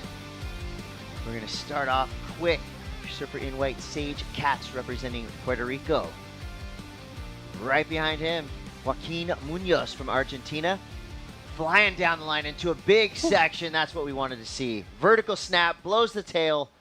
And let's just start this shred party off with a bang. Spencer Rowson from Team New Zealand. I'm Chris Cote. This is Barton Lynch, your 1988 world champion and still a ripping surfer. Joaquin Munoz, Connor Donegan, Spencer Rowson, and Sage Katz enter the lineup. Puerto Rico, New Zealand, Spain in the mix, as well as Argentina. Barton, so far, it's been so good. You would never be able to tell that this is a repechage round. Look at how good all these young surfers are doing in pretty testing conditions, but everybody's making it work. Ooh. This heat's just exploded with action. How is it? Just out of the gates, everyone recognizing the need and the necessity for the early start, pumping and draw. Oh, my. Hey. Wowza. Spencer Rowson just went nuts, just looked at that lip and went, I'm just going to tear you apart. Yeah. That was a fantastic turn. Powerful. It's going to be interesting to see where the judges go with that. I loved it. They've got their work cut out for them. I think there was about 8 waves ridden in the first 3 minutes of that heat. Luckily, we have an elite panel of judges at both podiums. Remember, we do have 2 podiums happening now. Just up the beach, there's another contest site where more repechage rounds are happening. I believe that is repechage girls and boys happening up the beach. You can check isasurf.org for more. 11 minutes to go here. Waiting for scores to come through. That gives us a chance to catch up with Shannon Hughes. Thanks so much. I'm down here with Romeo Stone. Romeo, you had a bit of a bummer earlier because you lost out in the under 16s and you're out of the draw. But now in the under 18s, not only did you win the Rapid Charge heat, but you just dropped the only single surfer to get into the double digits for your heat total in the entire round. That 13 points, no one's even reached a 10 yet. How were you able to find that? I just went out there like not really thinking too much. I free surfed before and I really was bummed from earlier from losing in my round, so I just wanted to give it everything. Like I had everything to gain, nothing really to lose. So yeah, I just gave it my all. Well done. What does it feel like to be out there in the lineup with, kind of conditions like this, but also with that pressure now mounting on top of you, wanting to do Costa Rica proud? It feels really good. I honestly feel more grateful than nervous to be here in Rio representing my country. It's something that I'm so grateful for because not a lot of people get to do it. So yeah, I feel pressure, but it's more like I'm just stoked to be here.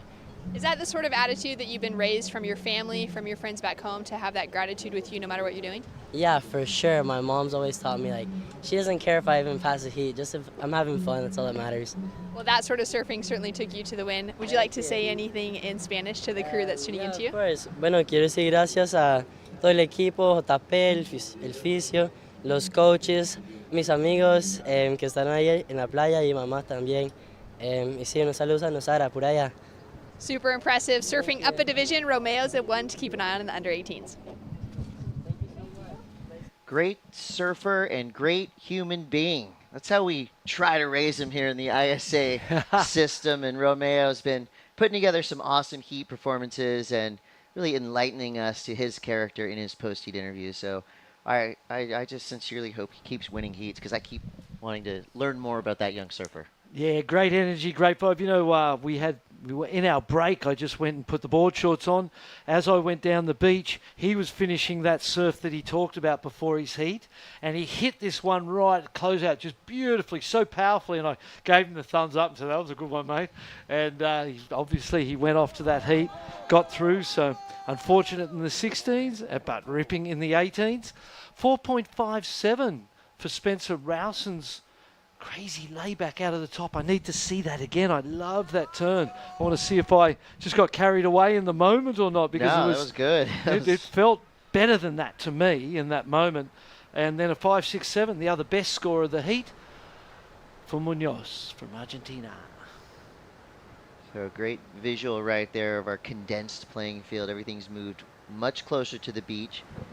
So for surfers who can get combinations in these tricky conditions, they're going to be rewarded in kind, and that's most likely what the thinking was for Spencer Rowson. It was a powerhouse turn, maybe just a bit of a smaller wave.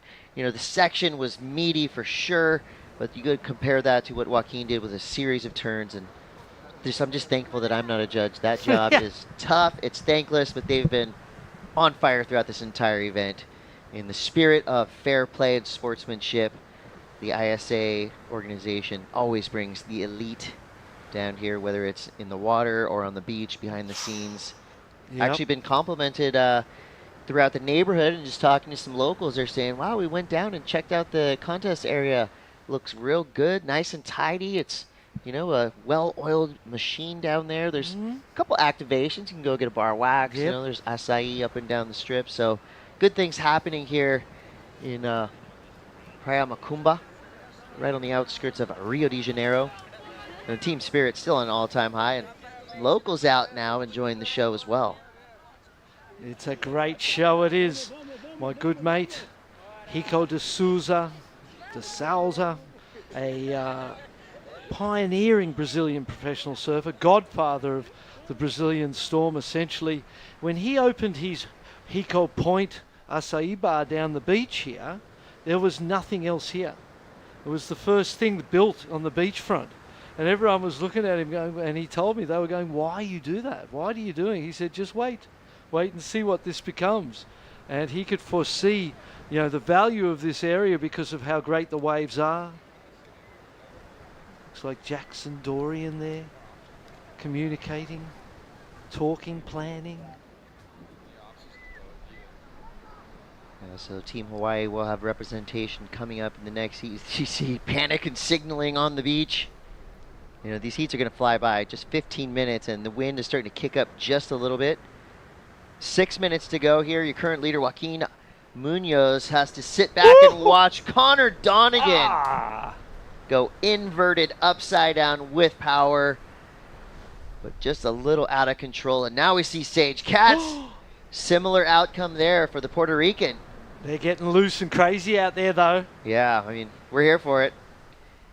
And we're here for surfing like that. Spencer Rowson, he's impressed us a lot with his power. Give him a closeout section. He'll make that section pay. Ooh. Great surfing for your current second place surfer from New Zealand in green. Meanwhile, Joaquin Munoz with that 5.67, trying to get rid of a 1.8. Big heat coming up next. They're all big heats. But this one especially, Ellie Perry, Noah Storhog, Grayson Grant, and Ryan Ruskoff. Well, and it's a Northern European, surf-off, isn't it? Finland, Norway. Amazing to see all of those Northern European countries. Yeah. Finland, right there together. Half of them are from Encinitas, though. So yeah, well, good spot, mate. You love it? Love it. Do you love home? Oh, yeah. Yeah. Well, with 4:47 to go here, Barton Sage Katz trying to recover from a little previous mistake there. He's looking like the third Lopez brother, right? He's got that Corey Lopez, Shea Lopez kind of vibe to him, and that's a high compliment. Nice and controlled on that two-turn combination there, so he'll definitely get rid of the 1.0 and the 0.80. He does have time with 4:30 to go. He's just got to get right back out there and get himself in the takeoff zone. I like the looks of that last wave for Sage. He deliberately held back the performance. You could see him sort of compose himself in a moment as he took off and just had to finish it, because the first two he was going at them so hard, didn't get the completions. You watch here, snap, right here he just goes, okay, let's just do that. Let's get it complete. Let's build some momentum, get something decent on the board. Judges still thinking about that ride. Still thinking about the last of Spencer Rowson's too. It was another lovely out of the top. I personally felt like the layback was most probably more powerful and more explosive. So it'll be interesting to see where it comes in relation to that. If it comes in higher, sometimes there's that balancing act where in retrospect, you might go, oh, maybe we're a little low there. I don't know. Maybe we, and there's this. As we see the replay, oh, it was a good one too. Single turns on both those waves. It's a point better, 1.1 actually, 5.67, and that's most probably because we just saw fins fly everywhere. That was the replay for Connor Donegan. I mean, that right there is going to be real tough to ride out of. A lot of whitewater bouncing you around. Well, like we've noticed, in these 15-minute heats, the fall-offs are so influential, as we see the Argentinian pumping and driving. Probably just a bit of a desperation wave, not with priority. Maybe thought something was about to develop down the line. It didn't, so we'll see if that's better than a 1.93. Meanwhile, Sage Katz still waiting for his first score to come through. He's got a ramp. Nice Kicks try. out the jams a little too hard there. Got to go for it at this point in the heat. 2 minutes and 30 to go. Well, it's like Stevie Winwood said, if you see a chance, take it. 2:20 left here. This heat has been one of the quickest heats we've seen all day long. So much action, a lot of waves being ridden. Scores coming through now. Sage Katz now in the conversation, a 4.83. So he's going to be hunting a backup of 2.78. This is one of the tightest heats we've seen of the afternoon. With 2 minutes left, Connor Donegan representing Team Spain. He's got a little section to work with there. See shades of Goni Zubizarreta. Love the way he surfs, Connor Donegan. His brother as well, Dylan, both in this event. From the Canary Islands, representing Spain as a Spanish territory. So if it was big, gnarly, barreling over volcanic rock, the Donegan brothers might be doing pretty well. They would be so comfortable. They would be right at home, those boys. Well, here we go. Paddle battle galore. They don't look too far from comfortable out here either. Moniz. Some action there from Joaquin. Munoz, should I say. Minute 15 left. You hear whistles and hoots and hollers coming up from the beach. Some of them signals, some of them just stoke. 1 minute. Kiwi in the lead. 2 solid rides. Munoz just trying to find that second score, catching anything, just recognising the need to improve on that 193. The good news for Sage Katz is he'll go, well, I just pulled it back and got a 483 and a score that counts by pulling it back. Maybe I don't need to go as hard as I thought I did. 40 seconds left. I would say all eyes right now are on Sage Katz, your representative from Puerto Rico. Time is not on his side. Inside of 30 seconds now. Desperately hunting for something in this lineup. We'll see if this wave comes through in time. So Spencer Rowson does have that top priority spot. He's going to activate here on this little right. Could have some open face to work with. And he has just been hammering these oncoming sections. Could have one more.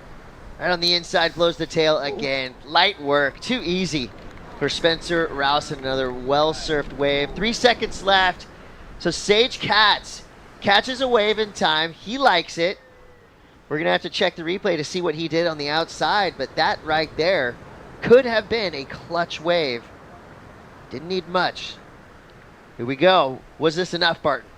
Looking for a 4-4-2. First snap. It's a smaller wave. Second snap. And then he kind of catches here a little bit, slows down. But 3 turns. 3 turns. Compared to what we've seen, I'm thinking he's got it. It's a fine line for my mind. I feel like those snaps weren't in the lip enough and connected to something of consequence. A bit on the face, a bit kind of, it was beautiful surfing, don't get me wrong, but I don't know if there was anything critical enough to get the judges excited enough to go to that score. True, that would have been a great opening ride, but if you're thinking you need that clutch ride to save your heat, I'd have just had to push a little harder, and I think the body English tells us the story there. Just wasn't enough. It comes through at a 3.80. That's why I'm not a judge, because I get excited about just about everything. Love how he surfed, but just did not go his way. But Spencer Rowson and Joaquin Munoz climb their way back into the main rounds, and we're going to go to a quick break, but we'll be right back with more repechage action. Do not go anywhere.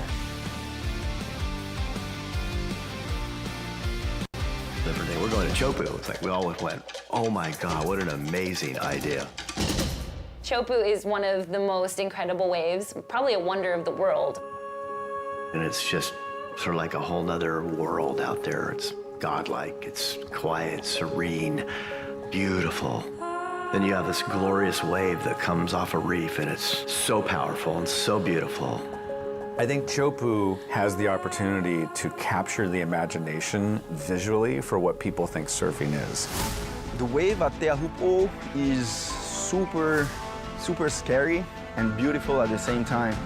I have to give them a lot of props for the courage of making a commitment to Tahiti. I think it'll be a really exciting way to showcase all the athletes and their talent. I think it's gonna be very good.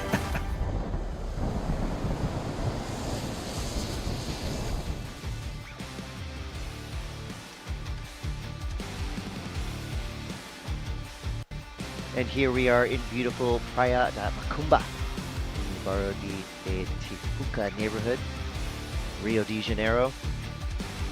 Here you see the beautiful landscape. Most of the cities in this part of Brazil are just lined up along the beach, and then you go inside a little bit, you've got rainforest, you've got mountains. I mean, just surrounded by natural beauty. That's the landscape and the people. This place has it all. But now let's get serious. Here we go. Probably one of the first times ever, Barton Lynch. We've got Finland, Norway, Sweden, and Switzerland all in an elite level competition here at the ISA World Junior Surfing Championships. We've got Rivian Roskop, Ellie Timperi, Noah Storhog, and Grayson Grant. Ellie and Grayson both part of that seaside tsunami from Encinitas, California.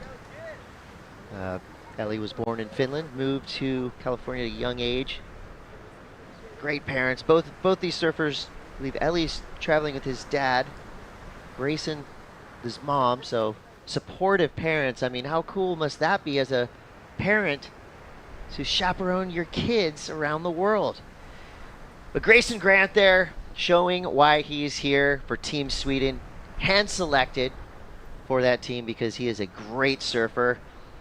And Ellie right there, might have thought that wave had something a little more for him, but he's still got 11 minutes and 50 seconds to go. Great surfer right there, Ellie Temperi. I've seen him perform on many different levels, but here we go. This is a start from Noah Stonberg. This was a 3. Drives down, nice closeout, re-entry, quick off, jumps off. This wave, I thought I was looking at Corey Lopez right there. You mentioned the Lopez brothers before. See that stance, that basic stance right there? Looks so much like Corey. Oh. That was anything but a basic maneuver though. Beautiful out of the top, flaring, completed. Great way to start the heat. Judges thinking about that. And up until now, that 3 of Noah Storhog is the best score we've had, 2.73 for Rivan Roskov. Here goes Ellie again. Ellie has a vicious backhand, as you see right there, lightning quick. I mean, that wave did not have a score on it. He manufactured it with style and speed. Great surfing from Ellie Temperi. 10:50 to go. Surfers make their way back into the takeoff zone. Let's go to the boardwalk. Standing by is Shannon Hughes. Thanks so much. I'm here with Spencer Rowson from Team New Zealand. Spencer, well done on a great fought battle out there. Talk to me about that heat. Yeah, slow start, but managed to find a couple in the end. Had to sit on blue for like half the heat, which is a bit nerve-wracking, but yeah, we got it done, so pretty happy. How do you find using priority to your advantage like that? Is it something challenging for you as a surfer, or is it something that you enjoy as a competitor? I enjoy it as a competitor, but it feels a bit stink sometimes when you have to sit on someone like that, but it has to be done if you want to make the heat. And talking about other things that you're enjoying, spending some time here in Brazil, you said you don't get to travel that often. How has your trip been going here so far in a country quite different from your own? Yeah, it's been pretty cool. Hanging out with all the NZ crews, pretty sick. Yeah, a lot warmer than home right now. Mum and Dad are probably watching, and some blankets on the couch, something like that. But yeah, it's pretty cool. Well done on a great heat. We'll see you out there in the next one, and best of luck. Sweet, thank you so much. Back to you guys. Great kid. I mean, I just... Yeah, me too, mate. I mean, the surfing's awesome, but what if we do just a whole day of interviews so we get to know this entire field?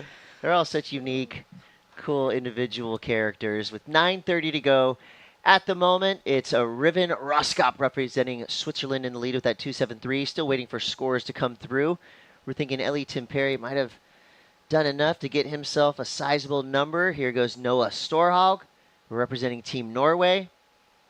Quick snap there, and these surfers are making it look easy, and we know it's not. So Ellie Temperi, you know, again, you think back to the wave that he just had, looked like maximum you were going to get a 2 on that wave. Yeah. He went ahead and surfed his way to a 4.43. It shows you his skill level, and now we see Riven again, and Grayson Grant flipped the script as well. 5.17. Grayson Grant, of course, here he goes again. With some help from Team Sweden, but also under the tutelage of a great surfer shaper from Encinitas, California, Daryl Goodrum. So yeah. Not only do these teams have coaches as well, but for some of the nations that only have a couple surfers, they might bring on an expert, and that's what Grayson's done. Daryl Goodrum, a ripping goofy footer, and definitely a great person to have in your corner. And Grayson Grant right now showing us that he's been well educated and prepared for this heat. As it stands right now, the 2 Seaside Reef Lot Trolls, Ellie Temperi and Grayson Grant, 1 and 2. And here goes Ellie again. Don't let this kid go left. Straight up and down. That was an incredible turn. Going to be interesting to see where that comes in as well. Tough to differentiate, between one crazy big one and 3 good ones. But that's as vertical as you can get. Yeah, what do you think of the technique there? I mean, the kid's got it, right? And the style is just beautiful. Here we go. Look at the speed he's able to create here. I just love Grayson's speed and how great his board looks underneath him. Unfortunate there. Most probably didn't need that wave right now. That wasn't such a good wave. This is the one we want to see. Boom! The freeze frame at the top of that would have been 12 o'clock.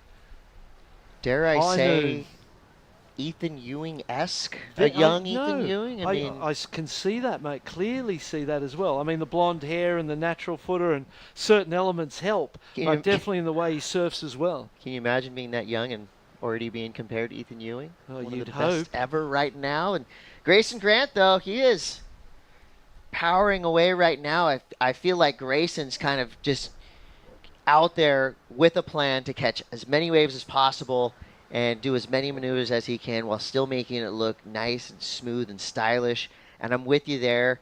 His style is so clean. And you know the judges appreciate it. If you can mix clean style with high speed and big turns, I mean, you're doing everything right. That's exactly why we keep saying speed, power, flow. Grayson Grant is checking all the boxes in that criteria. Above, yeah. All of the above. Here we go. A little bit stuck at the top of that wave for Riven Roskop. He was in that top priority spot. Now he has to hand it over to Noah Storhog. Ellie Temperi out the back with second priority. Here goes Noah. Only one turn out there. Critical moment in the heat. 6 minutes to go. Third and fourth with first and second priority. But essentially they just gave it away for nothing that improves for both of them. So first and second, now with first and second priority in that exact order, and in commanding situations where both third and fourth don't really have a score to match that of first and second. So really, if you're Noah and Rivan now, you're going, I need two, is what I need. I've got to get two. Well, for Ellie and Grayson, too, these guys surf together all the time, so there is a certain comfort level that they have together. Yeah. And, you know, they're not necessarily working as a team right now, but just knowing that you're surfing with your friend definitely helps. There's Ellie right there. You can tell he's got a little bit more freedom there with two big scores. He can go for it on that inside section. Loved the opening turn. Wasn't able to come down with the second one, but he's already sitting on a 5.6 and a 4.43. And this is just like what they do every day at home. Go wave for wave. Grayson now, beautiful backside snap to start. Goes vertical again. Backwash, no problem. Surfs right through it with style and speed. A great combination there for Grayson Grant. Looking for the 4.87. I feel like he gets that for sure and goes into the lead. Him and his good mate from home representing their heritage and doing a great job. It's, you know, when you look at the quality of the surfers in the repechage round, that makes you understand how good the surfers in the main draw are, and these guys will, given they can maintain their position for the next 4 minutes, they will be in that main round again. No more elimination rounds from this point on, so everything becomes cutthroat from here on in. Ooh. Boom, beautiful. A little bit of Rob Machado in there too, eh? Some influences. Definitely. He surfs with Rob Machado all the time. Can see that influence as well. What a great influence that is. One of the most beautiful surfers. He was, when I saw the young Rob Machado coming through in the juniors at the US Open, I was like, wow, I just fell in love with the way he rode a wave. I loved his style. As a skinny goofy I'm sure you inspired Rob quite a bit as well. I know he would admit to that, no doubt. You and Rob do have similar styles. And, you know, he's been an inspiration to me, and he was born in Manly Hospital too, same hospital I was. That's true. There We don't like to admit that Rob was born in Australia. We like to but claim him. We've got to get it out there, mate. Got to get it out there. The truth must be told. Yeah, his mother, an Australian, a great athlete herself. 3 minutes and 15 seconds to go here as we see Riven Roskop battling his way back into this heat. So far it's been Grayson and Ellie, green and red, getting those big numbers. Grayson's last wave, that 3-turn combo on his backhand, super fluid, fast and powerful. That's enough to get the highest single wave score of this heat, a 6.50. Pair that with a 5.17. He's up and into the double digits. Ellie Temperi now would need a 6.08. Time winding down, and Grayson's out the back with priority. That tells us that Ellie most likely had paddled for a wave, or both of those surfers are just kind of waiting patiently to see what happens next in this vexing lineup. I'm confused looking at it. I don't think they are. They seem to be doing everything right. Rivan just dropped a 4, his best score. Dropped the arse down to a 6.03. And Noah needing a 7.03, so some big scores needed, but definitely doable. Conditions, I suppose, when you think of the performances we've seen, the scores are where they are because of the standard of the waves, not anything else, because the way these two young Californians representing their heritage countries, the way they're surfing, it's just sharp and as fast as Challenger Series, pro surfer level already.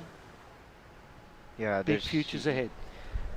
You know, if there was no graphics or anything on the screen, you would be thinking you're watching a high-level QS 100%. or a World Surfing Games in the ISA. I mean, the only way you'd know that this is a juniors event is because it says it in the title.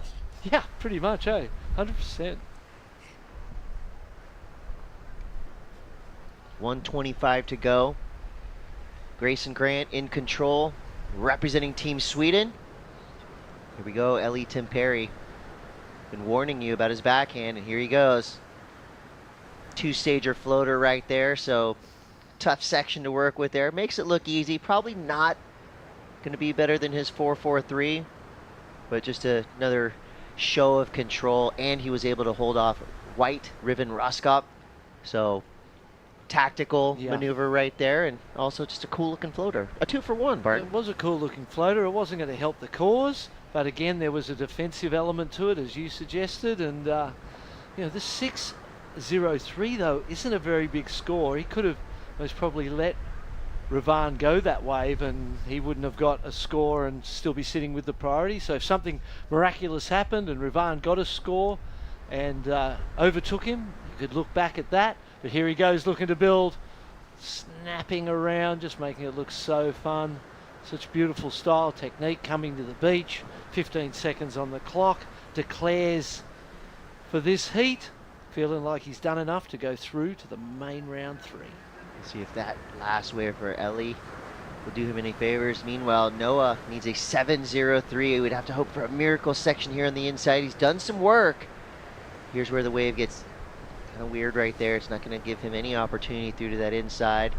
But give a lot of credit to Noah Storhaug from Norway and Riven Roskop from Team Switzerland. They went up against a couple of Team Titans in Ellie Timperi and Grayson Grant.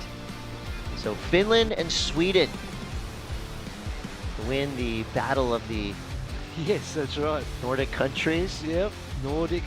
Pretty awesome. What a great heat to witness. That was very cool to see. A lot of highlights in that last 15 minutes. We're going to take a quick break. We'll be right back with more from the ISA World Junior Surfing Championships. Stay tuned.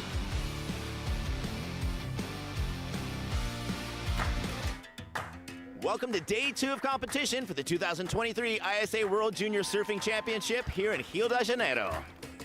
And with the highest score of the day, Team Japan's Anon Matsuoka gets a 9.33.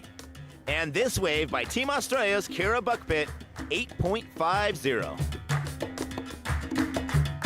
Team Canada's Sanoa Olin with an 8-point ride. Yeah, I just feel like this event has taught me so much about competing, and it's really gave me the experiences to develop the surfing and the competing that I have today. So I'm just soaking it all in and grateful to be here with Team Canada, and yeah, just see all the younger kids on the team that are going to be taking over the team for the next couple years. Team Australia's Fletcher Keller with 9.17 points. And it is for sure that he is a contender to go for the final 2, Chris. Strong combo on the outside. Love the use of the rails right there from Mendoza. And as you can see right here, it gets a good click to finish too. And for our host country, Team Brazil, Ryan Kainalo with his 8-point ride. Ryan Canalo out of Brazil. That turn was searing, Bart. Oh, it's pretty special for all the team. Everybody's so happy to have this event here, and everyone is welcome for us. Join us tomorrow for more exciting action.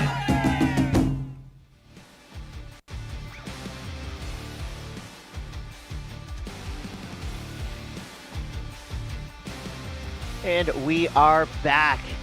Talent level going through the roof. Joey Biasotto, Tomas Goroski, Jake Anderson, and Jackson Dorian. You might be thinking, well, these are names that probably belong in the finals, but guess what? We're not even close to there yet. We're still in repechage Round 2, heat number 9. These are 4 surfers that either had really tough heats to start in the main round, or they may have made 1 or 2 mistakes that pushed them down to this bracket. And you know, right now there's nothing more they're thinking about than making it back to that main round, which is their last chance qualifier.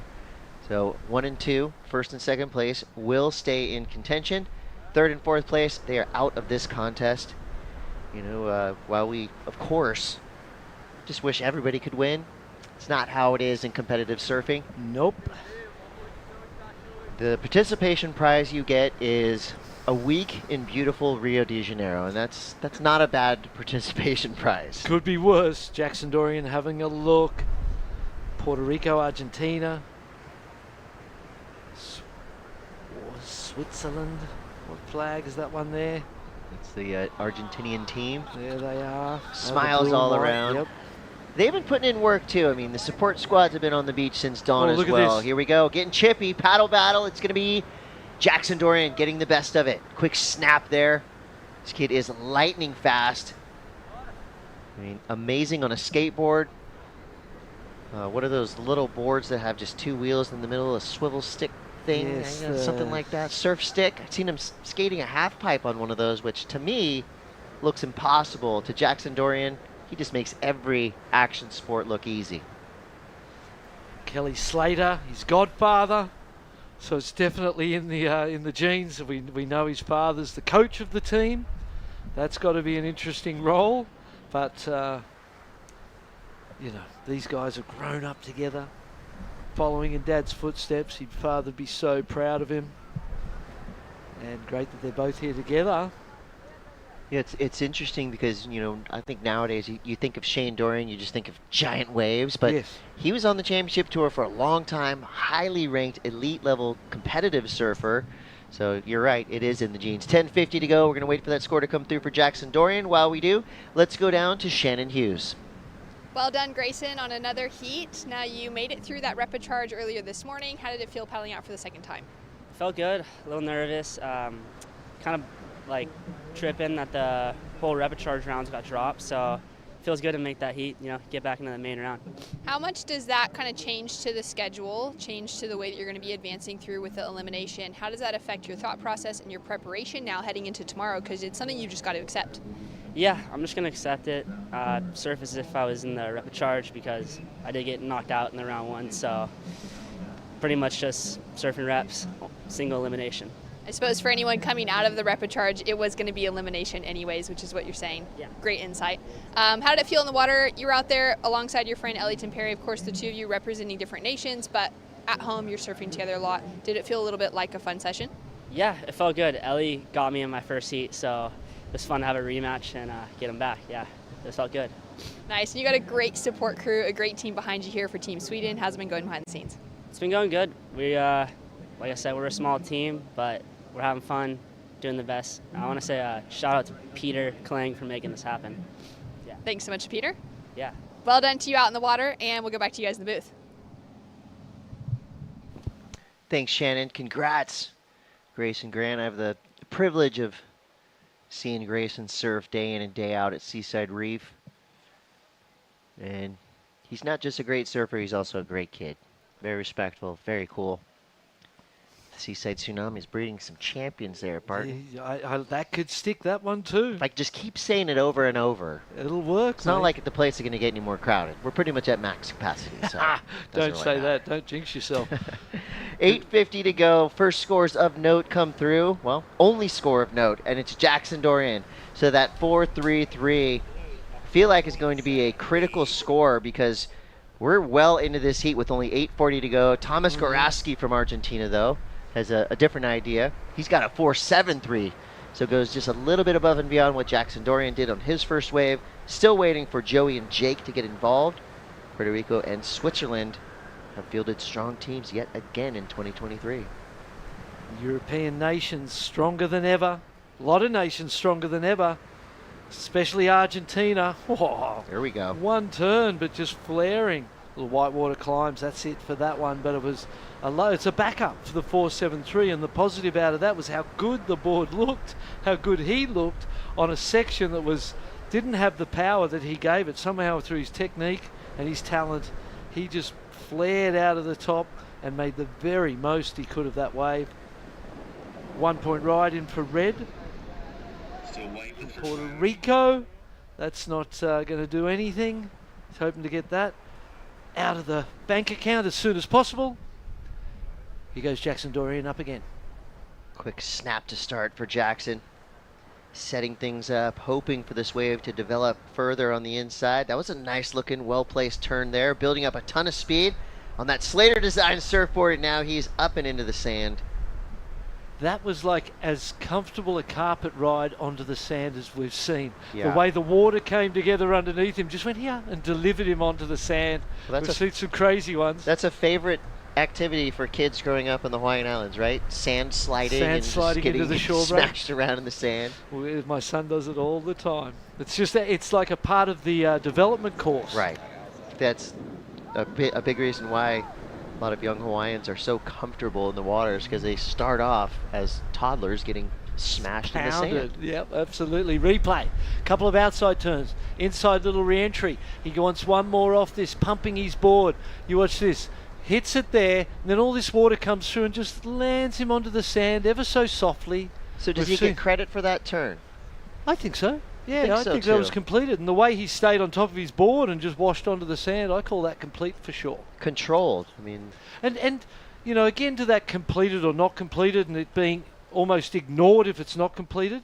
If you think of this as a dance, everything you do has leads to the impression that you get. Can't ignore something, pretend it never happened because it wasn't completed. It still kind of influences in a way how you see the score. So I think that in that case, that was a really nice controlled finish. Jake Anderson from Team Switzerland. He's got a nice little right-hander to work with there. Bashes the end section, rides out clean. You see him kind of stand straight up, signifying to the judges, I got it. I got this one. And Thomas Gorowski, I'm impressed with this young surfer from Argentina. I mean, he is making the most out of these conditions. He's surfing real fast, and he's got tough competitors to contend with, especially Jackson Dorian. I think one of the things Jackson Dorian... Oh, this is one of our favorite people. That's Sean, one of our photographers, getting the action from every angle. Waterworks photography. We've had some great drone footage through the event that's been amazing to look at. The crew's killing it. Here we go. Joey Biasoto from Team Puerto Rico. You know, I just feel like if he gets one good section, he's going to hammer it. You can tell he's a big, powerful surfer. 100%. Just needs that opportunity. He needs to create that opportunity for himself. You can't rely on luck, even when the waves are pretty wild like they are right now. But he still has time, 4:40 to go. Jackson Dorian, 3.37. He needs a lip. He needs some face. It's kind of, being tradesman-like in the surfing and in the waves that he's catching, where the judges, they want you to be spectacular. They want to see you fly to close out and hit something. And one of the things, I suppose, that comes with having a high profile is the expectation.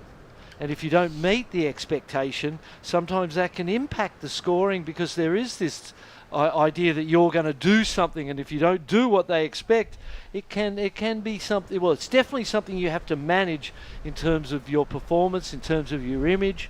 It's a great thing, but it can also be a difficult thing if you're not meeting their expectation. There being the judges, of course, or the public in a more social sense. Because we do expect a lot, we see a lot, we know what he's capable of. We have seen more of him surfing beautiful, big and perfect type of waves than we have these sort of small beach break conditions. So it's interesting to see him out there and how he's what he's making of this. Seems like he's trying to find the taper again, back to that conversation around taper and a wave that's nice and perfect and gives you length as a free surfer. As a competitor, you don't need those waves. Those waves rarely score. What you do need is big sections that close out and just to go crazy on them and belt them. And there's this fine line. Almost if you made a comparison to gymnastics and surfing itself, whether it's the vault, where you run at the section, do one big thing, or a floor routine. And to me, it's more floor routine than it is vault. The current sort of trend is taking it more towards vault than floor routine. Somewhere in the middle there is most probably the perfect surfing. Well, it's funny nowadays, I'd say for the probably past 8 or 10 years, when people would go on surf filming trips, they slept in.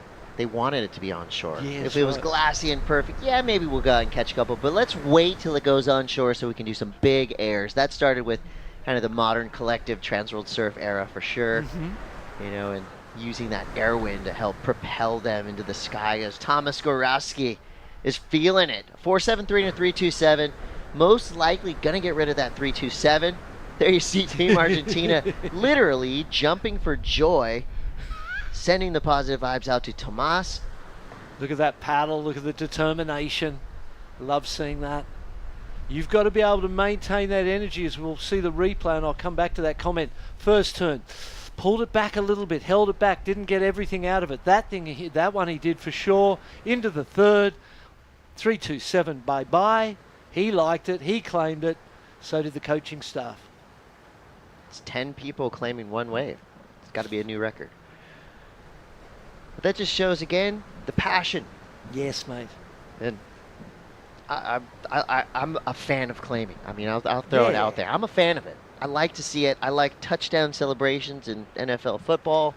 I like home run celebrations. I love it all. It's just a fun element of our sport. I haven't watched a lot of NFL except for this season, and we've watched Sunday morning and Red Zone's kind of on the table. Here we go. He's just keeping the ball rolling. The young Argentinian has a section to work with. Blast the tail out. Comes down on dry sand. It's a no-go there. Inside of a minute, Gorowski in the lead. Jackson Dorian's been hanging tough in second. 4.33 and a 3.57. We're down to 40. He's still not out of danger yet, as Jake Anderson from Switzerland needs a 4.97, and Joey Biasotto from Team Puerto Rico needs a 5.73. Time, though, is going quick. Jackson's been there for quite some time out the back. It's been a while since we rode a wave. There must have been a paddle or some kind of a priority loss, because you would imagine by this point in time he might have got his way to the top of the priority roster. He's having a paddle and a look now, Chris. All right, Jackson Dorian now building up some speed down the line. It's a total closeout, so nothing doing there for Dorian. 10 seconds. First priority with third place. Looking for the 4.97. Will Mother Nature give him an opportunity? And that right there, well, we'll see if this wave counts. I don't think it's going to affect the standings, as Tomas Gorowski from Team Argentina grabbed the lead early on, hang on to it throughout the entirety of that heat. Jackson Dorian comes through with a second place finish. We're going to lose Jake Anderson from Switzerland and Joey Biasotto from Puerto Rico, but congrats to both of those young surfers. You've done your nations proud, competing with heart and passion throughout the entirety of this event. Now we'll see you in Rio. You're on vacation. Your only job now is to support the team. And there you go, Team Argentina. They are fired up, and they should be. That kid just put on a heck of a performance. Top class field, really tough heat, and he just surfs so well, looks so confident.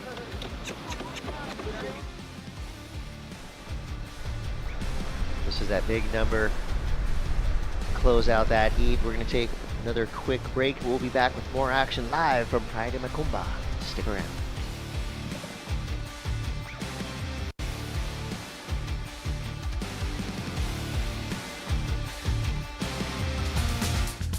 Yeah, I have a reef for 20 years.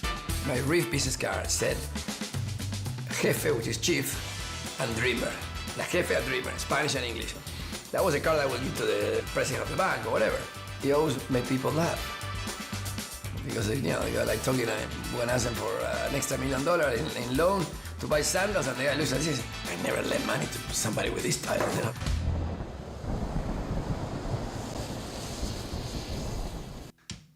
I was a good student. I was kind of the intellectual brother. My brother was much better than me, you know. By 10, he was playing soccer, rugby, tennis, everything. I wanted to be good at other things, so I focused on other things. I was collecting stamps. Which 10-year-old collects stamps? I don't know. Many times I drifted away from the ocean. My brother will be the one that will reel me back into the ocean. Many ways, surfing saved my life and allowed me to stay active.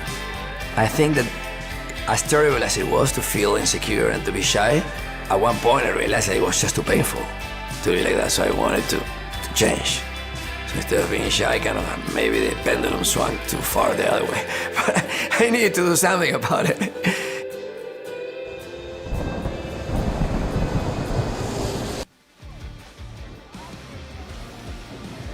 And we're back. This is the ISA World Junior Surfing Championship. We're live from Praia Macumba here in beautiful Rio de Janeiro. I'm Chris Cote, and always stoked to be right alongside the stoked bloke himself, Barton Lynch. Barton, when you're not here commentating at the ISA, you have a awesome podcast, am I right? I do have a podcast, the Stoke Bloke Show. We've been kind of at that a little while. It's been a lot of fun. Nice to have a platform, and as these guys have now got a platform to change their futures. That's right. Matteo Cadena, Antoine Habashi, Flynn O'Connor, and Lex O'Connor. Oh, the brothers. They've come together again. Oh, man, this is going to be fun. Well, all four of these surfers are super talented. Matteo Cadena on screen right there, the nephew of legendary Diego Cadena. A few small scores, Chris, a 0.93 and a 0.67 for Matteo, who you were just referring to. Looks like he's into a smoker here, though. Ooh, this could be good. Little right-hander. Gets up and into it. Backside vertical hook there from Matteo Cadena. He needed that. Those first couple of 0.nothings really can eat away at the confidence. 3.33 for Antoine, representing Switzerland. And 0.63 to follow that up. Here we go in the white. Lex O'Connor drives down, try a carving cutback, and then beautiful top turn there. Nice and complete. His brother, Flynn, only got a 0.05 on his first one. And this is Antoine's 3.33, brah. Wow, good, clean style from Antoine Habashi. And this is that big backside whip that we loved from young Cadena, his dad, Tigre, another legendary surfer from Mexico. Feels like that's the best wave of the heat so far to me. Here's an O'Connor boy, quick in and out. Flynn, that must have been the 0.5. Well, with 10-12 to go, scores have come through. Matteo Cadena comes through the 4.67, the highest single wave score so far. Plenty of time to go. Gives us a chance to catch up with Shannon Hughes. Thanks so much. I'm down here with Tomas Goraski out of Argentina. We're going to practice some English with the responses. Tomas, congratulations on a heat win. Your surfing looked very confident out in the water. Were you feeling that way? Yeah, thank you. I feel super comfortable with my surfing. I catch some good waves. Nothing, keep going. Incredible. And talk to me about that big air that you went for at the finish. You didn't land it, but is that something that you've been wanting to bring into your surfing throughout this competition? Yeah, just trying to learn, but it's okay. Just keep going and let's go for the next round. A great result for Argentina continuing through. Would you like to say something to all your support crew? You got all the boys here with you that ran up the beach for the interview, but you've also got so many tuning in Spanish. Muchas gracias a todos mis amigos, a mi familia que sé que me están apoyando ahí. Vamos con todo y nada, no parar. Estamos juntos, cara. Impressive performance. We'll go back to you guys. Thank you, Thomas. Thanks, Shannon. And yes, congrats to Thomas right there, getting a big win for Team Argentina. He is back in the main round. 8:54 to go. Lex O'Connor in the lead, dropping a 6.5 out of nowhere. So Team Sweden, they're riding high after that performance in the previous heat. Another Swedish surfer, but Matteo Cadena sitting on that 4.67, just backed up with a 0.93. So he is firmly entrenched in second place for now. Antoine Habashi with a 3.3. And Flynn O'Connor yet to get involved, but Good thing for Flynn is he's sitting in that top priority spot. He is up in the right-hand corner of your screen in the green jersey. Goal's got to beat that 4.67. Get something above that. Take yourself into second place behind your brother. Be a one. You know, how stoked would you be to be surfing the heat with your brother and both of you guys getting through? That would be a rare situation. An absolute stoker for the O'Connor family. I'm sure they're back there looking and watching in Freshwater Beach, Sydney, Australia, just around the corner from Manly, and the place where Duke Kahanamoku first went and introduced surfing to Australia. So it's got a extremely rich heritage and history. At the surf club there at Freshwater Beach, they literally have Duke's board that he rode that day. The actual board. In the surf club. So it's the birthplace, mate. It's a powerful place, rich history. The board riders clubs really started to get their acts together. We know they fundraised for the boys to get here. So it is the birthplace. It's right there, mate, where it all happened. And then around the corner was those first world surfing titles in 1964 at Manly Beach. So that area, intrinsically connected to the history of Australian surfing. Spent a lot of years at Manly myself, and when I was a grommet, and we would get to Manly and it'd be dead flat in the winter, and there'd be small south swells, we'd walk to Freshwater up and over the hills, like going on a surf trip back then as a kid, and we'd camp out at Freshie for the day. It was so cool. It's a great little spot, very different today. There wasn't much there back then. Now it's high rises, high density living, because everyone realizes how good a place it is. Right. I feel like Manly has some comparisons to Rio. Very true. A similar look. Look at this. So Flynn O'Connor now trying to join his brother in the top two advancing spots and doing a good job of it there. Rides out clean after a wicked combination. He did a great job of it, didn't he? Yeah, and right behind him, his bro, Lex O'Connor.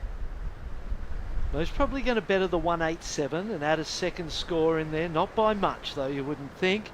Flynn's was a beautiful wave. He sat with that priority after the .50, sat with the priority for, call it 10 minutes, Nelly. No, we're at 5 to go. 8 minutes or so. Ooh, there we go. We want to see that. We like seeing that, Antoine. Better if you make it for yourself, but it's entertaining for us nonetheless. Flynn O'Connor, 510. I feel like he gets that score. Yeah, that was a really nicely surfed wave, and it was kind of the gift that kept on giving him. Yeah, exactly. Something to work with all down the line. The O'Connor brothers also coached by ripping goofy footer out of Encinitas, Daryl Goodrum. Lex and Flynn both representing Team Sweden.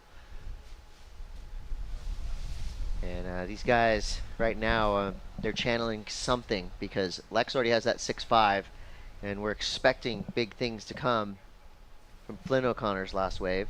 We sure are. Here it is on the replay. Let's check this out. Waits patiently, gets a cut back while he waits for it to stand up. Unbelievably good wave selection. Look at this beautiful bowl up into that second turn. Two cracking hits on the outside. I see a 6.33 on our screen for that wave. White, his brother, got this first turn and then got stuck behind it, pulls through the white water. 2.5 for that ride. Just slightly bettering the score he had before. And here's that air attempt. Pumping down, waiting for it to stand. Had to do that because nothing else was on offer. The perfect option. You don't make it, nothing ventured, nothing gained, but worth a try. Here we go, Mateo. Mateo's backhand has been sharp. Quick turn there. He's able to bank off a little chunk of water there. So goes into his third turn. Looking for something on the inside here. Wow. Some more action through the inside. So a 4-turn combo for Mateo Cadena. He's trying to spoil the O'Connor party. Yes. And it looks like he may be doing a good job of that. He's already got a 4.67. He only needs a 2.17. So I feel like he's done that and beyond. And quick score drops in. It's a 4.20. Cadena now jumps into that second place spot. And I suppose the 4.20, you said sharp was the perfect word. He was so sharp, so fast, and that wave really maybe was never going to give him much more than that, but the 4-2 dropped in really fast. Judges were obviously quite clear in their mind. I felt like I might have gone a little bit higher than that. I don't know if it's just because I'm a goofy too and I liked what I saw, but it was as a 4-2 with that 4-6-7, it's an interesting place to be. You could be Flynn O'Connor with a 6-3-3 and no second ride, or you could be Matteo on 2 4s with 3 minutes to go. It's a toss-up, man. I don't know who I'd be in this situation. Normally I'm quite clear on it. I think I would rather be Flynn at this point in time. He only needs a 2-5-4. Surely with 3 minutes you can find that, and with second priority. Are you sure? Well, Are you sure? No, nothing's for sure. But the person with first priority is your brother. So really, you kind of have first priority. If anybody's going to help you out, it's got to be your brother. That's right. Although the brothers that we know in the surf world, the Irons brothers, the Ho brothers, they're not giving away waves to their brothers. So the knows Hobgoods. What happens next? The Hobgoods, maybe. Nah. They might be giving. Yeah, no, they're fiery too. They're competitors too. There's nobody better There's to Lex. beat than your own brother, I would say. Lex just gave his brother priority. For man. a wave that wasn't going. Oh well, it's a 2.5. Maybe he was looking to improve on that. I don't know that he does. Wasn't a very good wave. Not a great turn. It was fair, but in this situation, Matteo looking to improve and hold his position. Little foam bounce there. Comes around, has a good section. I mean, real crispy, clean style here. He's able to fit a lot of maneuvers in as well without making it look forced. I'm super impressed with this young surfer, Mateo Carreña, representing Team Mexico. Now we're at 145. Here goes Antoine Habashi. He's been relatively quiet for the last 5 or 6 minutes, but he surfs so good. Everyone's ripping. Just hasn't had the opportunity yet. So 1:30 to go. The judges now are in the hot seat. Why was Flynn O'Connor not on Mateo's wave? With the priority and with that situation? Here we go. We'll see if he answers that question for you. Oh, no! I couldn't ride out. This is where, I'm so thankful not to be a judge. I just get to sit here and yell at the screen and have a good time, and they're up there doing the hard work, because this right here is going to be a matter of tenths of a point. Yes. Cadena's wave was expertly surfed. It wasn't a great wave, but how he surfed it was incredible. Here's your current leader, Lex O'Connor, trying to get rid of a 2.50. Great turn to start. Till he's waiting patiently for a section to work with. Hammers it there through the inside. 43 seconds left. It's the little chop hop claim there. And Cadena again. This kid's backhand is on fire. He's finding great right-handers too. He just goes back to where he starts every single wave. I feel like those last two were better than his 2 scores that he has now. Better waves. They look good from the angle we saw them on. Maybe straight on from a judge's angle, it's a different perspective.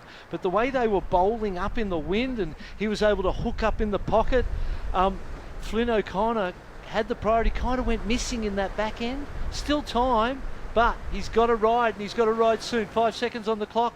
Blues up and riding. All surfers still waiting for scores at the moment.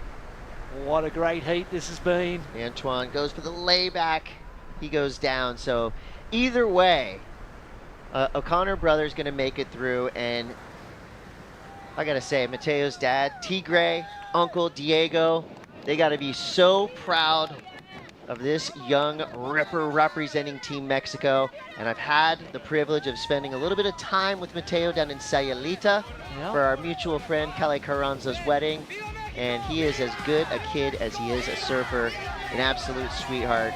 And right there, showing you that Team Mexico is united, and they're stoked because they got a young phenom on their squad who just surfed his way back into the main rounds. He surfed so good, and particularly in that last 5 minutes, he won the last 5 minutes, and that was an important thing to do.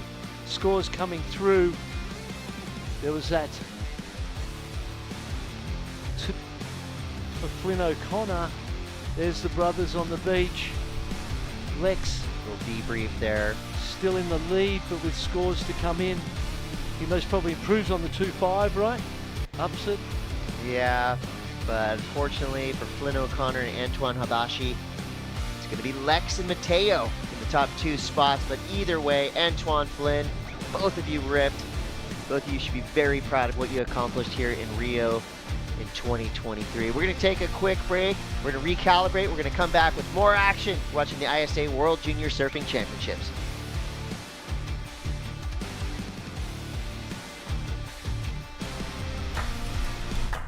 Welcome to day 2 of competition for the 2023 ISA World Junior Surfing Championship here in Rio de Janeiro.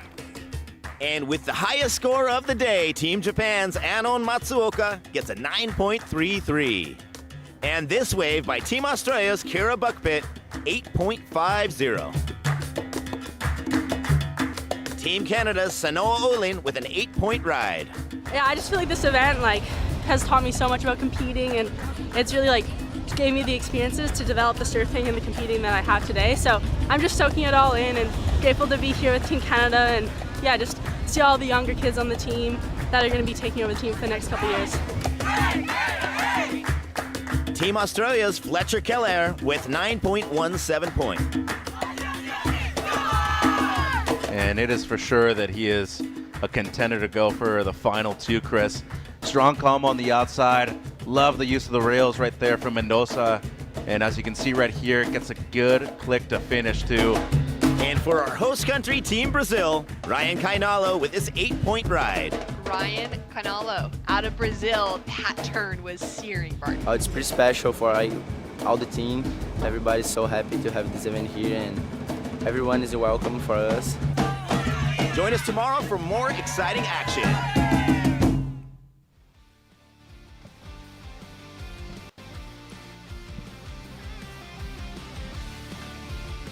Back in Rio for the ISA World Junior Surfing Championships. It's the boys U18 Reprecharge round 2, heat 11 out there in the water. Kai St. George in the red jersey from Barbados. David Emsley from South Africa in the blue. Craig McLaughlin from Scotland in green. And Malachi Hagley from England in the white. Back in the booth, Mitchell Salazar here with former medalists at the ISA World Surfing Games, Jess Grimwood. Jess, another international heat out there. Second generation professional surfer Emsley out there in the blue jersey. His father Greg, a former ISA competitor himself, and a former CT member as well. Yes, good afternoon. Thank you, sir, for welcoming me back in. The importance of the generational knowledge that's passed down in our industry and in our sport is incredible. And I mean, hopefully for David out there, it shines through today in these conditions, because you're going to need it. All those little tiny little clips of experience and knowledge that he's been pocketing over the years and growing up in a surfing family are needed in conditions like this afternoon. And Craig did have a good heat win earlier this morning. You had the chance to interview him. Really stoked. He said that the Scottish team been feeling great, and when picking up a bit more this afternoon, it seems like the Bayesian surfer St. George up and running on the backhand. Spicy start to this one right here. This kid's got a lot of bite in that backhand whip right there, so going to be a strong score. We've seen just 2 throwaways so far in this heat, and looking strong right there. Going right with St. George, the surfer representing Barbados on the red. I loved that 2-turn combo. We're going to be able to see it, if we see it in the replay, the way he paused in between. And he was able to really, really set the timing for that second turn, and it made it way more explosive than initially what could have been, and the first thoughts of coming into that section with a bit too much speed and a bit too early. So let's have a look at this replay. Spot on with broadcast replay. First turn, nice slash, heaps of spray, skips, pauses, waits, and then connects. That's the difference when we're talking about progressing through the latter rounds. That's going to play into the scale by 0.5s and 0.2s and 3s of a difference of a point. That's the difference when you talk about quarterfinals or an early round loss. Right. 5.33 right there for St. George, and almost looked like Indiana Jones whipping around that whip right there on the backhand for the surfer representing Barbados. 11 minutes on the clock. Emsley has a small score of a 0.2 on the board. McLaughlin and Hagley still waiting for their opening ride. And it seems like Emsley in third priority, having a look on the inside. He's going to let that wave go right there. St. George, though, a great surfer coming out of Barbados. You mentioned the amount of support that they've been getting from the Olympic Committee over there in Barbados. Lex O'Connor with a big win. He's downstairs with Shannon. Thanks so much. Down here with Lex, congratulations on getting a big win out in the water. How did it feel to be able to walk away with that victory? Yeah, thank you. It feels good. Haven't had a win at the ISA yet, so to get the first one in under 18s around Repo 2 feels good. Feels good to finally start building that momentum. Now we know that you and your family, you're representing Sweden, but you're living in Australia. What's it been like to kind of balance between the two? Because your family spent a lot of time on the road and you've gotten to spend some great time between both nations. Yeah, being based in Sydney in Australia, like a lot of opportunities, pretty good waves. So that's like the training ground, and then throughout the years we've been back and forth through Sweden and Europe. So also lots of practicing over there. And unfortunately, your brother Flynn went down in that heat. Flynn, come on in here. We've got him down on the beach as well. And it would have been awesome to be able to see the two of you guys advance here. I think that was probably the goal. Were you out there trying to work together in the lineup? Yeah, for sure. Definitely a bit of do this, do that. I'll sit on him, and then unfortunately, just didn't get a good enough backup. But would have been sick if he made it. Flynn, can you talk us through those last moments of trying to make it through at the end? Yeah, I got a nice, bad first wave, good second wave. On the third wave, I had the chance, but I fell. So, yeah, that wasn't so good. But yeah, it was super fun. So. Well, great to have both of you guys out in the lineup. Definitely names to pay attention to for the future of surfing out of Sweden, but also out of Australia, the O'Connor brothers. We'll go back to you guys. Thank you, Shannon. Congratulations to Lex moving through. And you can see right there, those guys are definitely brothers. Kind of frenemies right there. He's telling little bro over there, why didn't you make it through with me, dude? Yeah. In the end, somebody has to win. In that case, it was Lex. Quick one right there for Kai St. George. Just under 9 minutes on the clock. First wave of the heat for Malachi Hagley. The goofy footer representing England on the backhand right here. Great setup carve.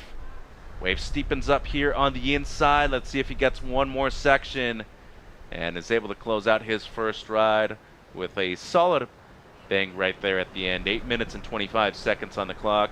Priority now with the surfer in the green jersey, McLaughlin. He opened up today with a heat win, Jess, looking for his first ride out there. Time's winding down, though, and he's still looking for a good one, as we have seen a score in the 5-point range in this heat. Yeah, the Scottish team on the beach would be going absolutely nuts as well. They've been, one of our favourites for club spirit. Here goes David. Emsley had a look right, ended up going left, and it was a closeout, so unfortunately misused priority right there for the second-generation professional surfer out of South Africa. It's going to be a mistake for him. How was the realisation mid-bottom turn or direction change as well? He was like thinking maybe there was a chance, and that gives you an indication when you're watching online that it really is just take off on as many as you can. We've heard a lot of the surfers say they can't tell which one's going to be the better wave. So having that high reps in 15 minutes is what we've seen. I mean, apart from, I guess, Romeo Stone was a little bit of a different story, but the rest of the stories seem to be similar. Wave after wave after wave. Eventually, one out of those 10 or 7 waves ends up being the opportunity and the 5 or the 6 point score. So, yeah, I think no need to be frustrated at this point for David. He's still got 7 minutes, and it's a small scoring heat at this stage. The right where they're surfing right now, too, seems like it's going to close out. It's like kind of trickling in, and all of a sudden tends to clean up quite a bit, too. Yeah, how's the bend in it as well? Sometimes you can't really see it from this angle, but it bends way back into this bowl section. Here we go. Yeah, this seems like one of those waves that's actually going to stretch out quite a bit for Emsley. On the backhand right here, much better. Going to be his best score by a mile. Let's see how high it actually goes, though. McLaughlin now, the great Scottish surfer, as you were mentioning, they have cohesion and chemistry among their team, and it's noticeable right now in this heat. Great opening wave right there. You can see the kind of intensity with the paddle back out, trying to gain priority over Emsley right now. And it's going to be a tight one to see who gets third priority in the last 6 minutes of this heat, Jess. Yeah, this is the importance. All the tiny little turning points in the heat, they all count towards it. Same with the training I've been speaking about this afternoon. Same with the prep. Cohesion and chemistry are probably the 2 best words I've heard all day, Mitch, and that does describe them perfectly. The Scottish team, they're so onto every little bit. I've even had a conversation with their management at some point just talking about the logistics of the event, what's been working and what hasn't been working, and how, both them and the ISA can adjust to make it a better experience all around. So they're very much immersed into this competition, and you can tell the intensity from Craig. Well, did get rewarded with fourth priority, so usually the rule states that if it's a close battle for second or third priority, in this case, it's usually going to go to the surfer who cut the first wave out of the exchange, that one being Gemsley, so he is rewarded with third priority. On the flip side, though, McLaughlin gets the better out of the exchange with the scores, a 4-point ride in comparison to the 2.5 for David Emsley. 5 minutes on the clock right now, Jess, and it seems like Hagley having to look going left here. Up and riding, the English surfer, strong start right there. He does have lower priority, though, than Kai St. George and has to give way. So Kai drops in on him, and he had a full right away on this wave right here. Unfortunately for him, though, almost seems like an error and a bad use of priority as that wave completely fizzled out afterwards. Yeah, the points were already spent for Malachi, and Malachi has to be careful as well, because he kind of pushed the point a little bit. I think he was making the decision as it went. Here we go, though. Craig up and riding now. McLaughlin, who at the moment is in second. Great opening snap right there. Carves it back. How's that combo right there for the Scottish surfer in green? Meat and potatoes, as we call it, Jess. Real basic stuff, but very well done. And now Emsley. Strong combo on the backhand for him. And one more for good measure. And just a little late to that one section right at the end. 4 minutes to go. So St. George waiting on his fourth ride, probably thinking that he's going to improve by a decent amount over the 0.57 that he has in his score line right now. Going to be an interesting exchange between the other three surfers, though. Yeah, I see a lot of body language from David Emsley too. Maybe that's just natural to his zone that he sits in performance. He's just processing it on the fly. Here's the replay, though. This one, Malachi. Important way for him strategically too. Money was spent there. So Kai, he I think you're right, Mitch. He uses his priority for pretty much no reason on the end of that. And Malachi pushes the point very, very close there with, priority interference has been thrown down all day. I've seen a lot of those technical mistakes, and that's just what happens at the junior level of surfing, especially in these rounds. They're still learning, but here is a real turning point of momentum of the heat. This second turn right here, way better slashing maneuver. That one would have been amazing if he could have ridden out of that a little bit too late off the transition on the rail on the bottom.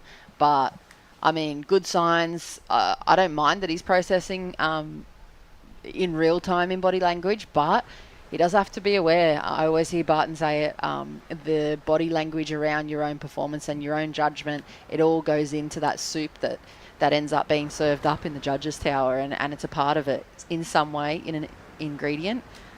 They have to be careful of it and have to be aware as professional surfers. Maybe just a bit too much, right? You don't need to tone it down that much, but just subtly enough so it's not as noticeable anymore.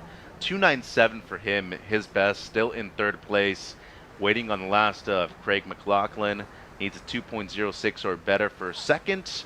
Have a feeling that he will be moving up into the lead with this last wave, though, as the last of St. George just a 117, and it doesn't seem like there was a prior interference on behalf of Hagley, but as you said, playing with fire in that instance right there was very close and even sprayed St. George a little bit.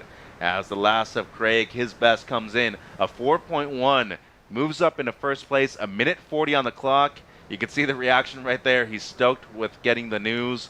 Does have third priority, and now Malachi in third place with first option of catching any wave that comes through, needing a 3.38, and this kid on screen needing a 3.54. Gonna go right is Emsley. Bully section ahead. One strong turn, and he likes it. And there's the body language coming into play, Mitch, too, but in a positive way for that performance for him. What a whip on the backhand. I almost thought it was going to be the same thing, a little late for a quick second, and then suddenly whipped. Here's the replay. Have a look at this setup. Drops to the bottom, whips it up late again, but gets the completion. Love the fist claim. Strong, full body flex there, I reckon. Yeah, that was a tough section right there. So basically needs a mid-3 as St. George having a look. He's going to lose second priority, and Emsley on the rebate on the inside. Starting turn right there. And one more for good measure right there on the shoreline. And his previous score comes through as a 3.7. And now for second place, 30 seconds on the clock. St. George down to third. Needs a 1.34 or better. And Malachi Hagley with first priority needs a 3.55. Wow. This is huge. And the last of Emsley just does not improve a 2.77, so doesn't even go into his top 2. Here's St. George now, doesn't need much. Basically just a widget, a 1.34. And you got to be thinking that he's getting that right there. Yeah, it seems like right on the buzzer too. Time might have winded down already. So will this be the score that he was needing? Will it count for the Bayesian surfer in the red jersey? It also seems like Hagley was up and riding. Yeah, wow. So we've got a score to come for him as well. So England. So this one does count before the buzzer, Jess. Was needing a 3.55. St. George was only needing something in the low ones. He gets that at 2.47. So that means that Hagley now needs a 4.68 or better with that one turn right there. Emsley's down to third, and McLaughlin at the moment safe in first place. One of the most thrilling moments of competition. Trying to process what's just happened, waiting for scores to drop in. Last for England going to drop in. Is it that 4.54? 3.27 for Malachi Hagley. Welcome to the ISA. We got ups and downs, we got beach break action, and we have the world's best under 18 boys out there competing in Reprecharge round 2. So it's Craig McLaughlin from Scotland moving through in first place, and the Bayesian surfer in the red jersey just barely holding on to second place. David Emsley from South Africa, we're going to say goodbye to him in the event. And also our surfer representing England, Malachi Hagley. Much more action to come. Heat 12 of Boys U18 Reprecharge round 2 about to hit the water. Don't go anywhere. It's the ISA World Juniors live from Rio. It's been 22 years thinking about this. I'm arriving in Tokyo, turn my phone on, look, and it's like the waves are gonna be great on the first day, then better, and then best. So I said, somebody's looking at us. Somebody wants us to be successful. As Olimpíadas, claro que me tornou um pouco mais forte. Não maior que ninguém, mas me deu um pouco mais de vontade de continuar buscando evoluir, de continuar no mesmo nível, crescendo e inspirando pessoas ao redor do mundo. I went to the Olympics with this bigger sense of pride and purpose. It felt just really special to win the gold medal in surfing for the first time and bring it back home to Hawaii. I've never been more proud to be Hawaiian than I am in this moment. And in many ways, we gave a surfing hug to the Olympic moment.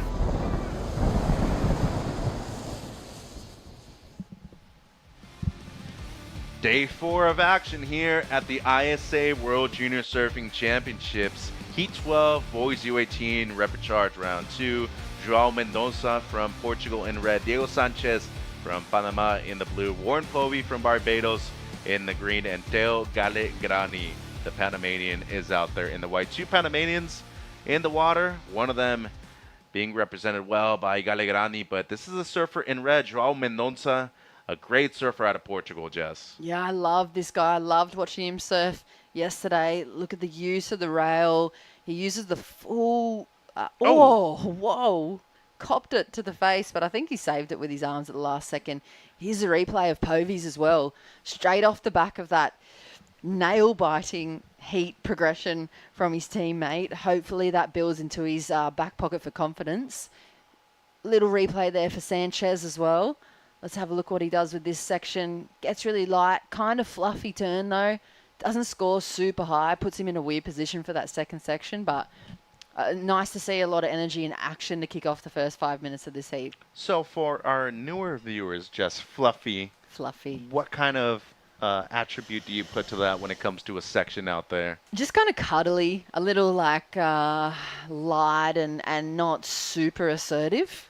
Not pushing through the section, really, is what Yeah, you're saying. More of a place turn. Yeah, placed, and it kind of leaves the options open for them to go into the next turn and commit harder to the next turn. So I feel like it lacks the commitment phase in that part. Let's go down to Shannon Hughes. Thanks so much. I'm down here with Craig McLaughlin on an unbelievable finish. Talk to me about that heat because it was so stressful, and somehow in the end you ended up on top.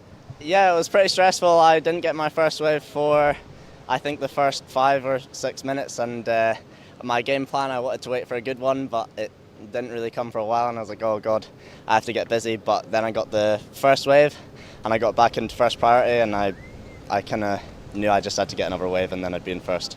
Found that backup score at the end. It was a little wild, scores dropping all across the board. What's it like in those moments, especially when you know you're up against a very stacked field, competitors that have done great things back at home or on the international stage already that you're out there against? Yeah, it's pretty stressful. I was kind of just sitting out there, and everybody was getting waves at the end, and I didn't want to blow my priority on a rubbish one, but I wanted to keep them off the good ones, but they were all getting some pretty sick ones on the inside, and I wasn't quite sure the result until I got onto the beach, but then my team told me that I came first, so I was stoked. Well, very smart surfing. The Scottish team behind you, you guys have been a pleasure to be able to watch around the contest. How's it been going behind the scenes? It looks like everyone's in high spirits. Yeah, it's good, yeah. We had a few guys go through heats and stuff today, so it's been really cool, and yeah, everybody seems happy. It's nice to be in the warm just now, and yeah, I think everybody's super happy. Anyone you'd like to say hi to? I said hi to my dad earlier, but I'll say hi again. And just shout out to my sponsors and my parents and my mate Finn. He's been cheering me on the whole time, so yeah, stoked. Well, well done, Craig. We can't wait to see how you go in the next round. Congrats on those top 2 waves. All you needed and it's all you caught. Great work. Thank you. Back to you guys. Well, Sean Connery would be proud as McLaughlin is moving through, and not only a great surfer, but also a great kid, very likable. Just under 10 minutes ago, we saw Mendonça right there on screen. Once again, he mentioned that he has a significantly beautiful style. It's noticeable at a beach break. I can only imagine what it's like when you actually get him on a proper wave, like a point break too, Jess. Yeah, it's just real buttery. Here goes Sanchez, though. Well, speaking of style, too, the Panamanian in blue. Good finish right there for Sanchez. Just over 9 minutes on the clock. He is currently in second, has a 2.73 as priority with the surfer in white, Teo Gallegrani. So Argentinian father for Teo, Italian mother. Older brother Kai, also a great surfer. Mendonça, the surfer from Portugal, out there in the red jersey. Opened up with a 3.5, and it seemed like he was able to get his hand to his board in time before it hit his face on the first wave, so does seem like he's okay. Povey out there, the surfer from Barbados, you interviewed him earlier this morning, was really happy about the support that he's getting from his NOC, his National Olympic Committee, and it seems like they're pushing surfing a lot more throughout Barbados now. Yeah, and it just plays to the stories of all these national teams. So here goes Teo. Gallegrani now, great start right there, has an awesome tempo, and as you can see, just a fantastic style too, wraps it all the way back, and just as I say that, digs a rail right at the end. That Mayhem board looks good underneath his feet, but needs to be able to finish those waves off. 8 minutes to go right here, Jess. A good start to the heat for him. Yeah, I love his style. I haven't seen it up close yet because from the beach it's quite a bit further, but having that zoomed in vision of him and his compression is so nice. And now it seems like Povey having a look at this. Potentially a double up right here on the inside. Trying to use those rails to get some speed down the line.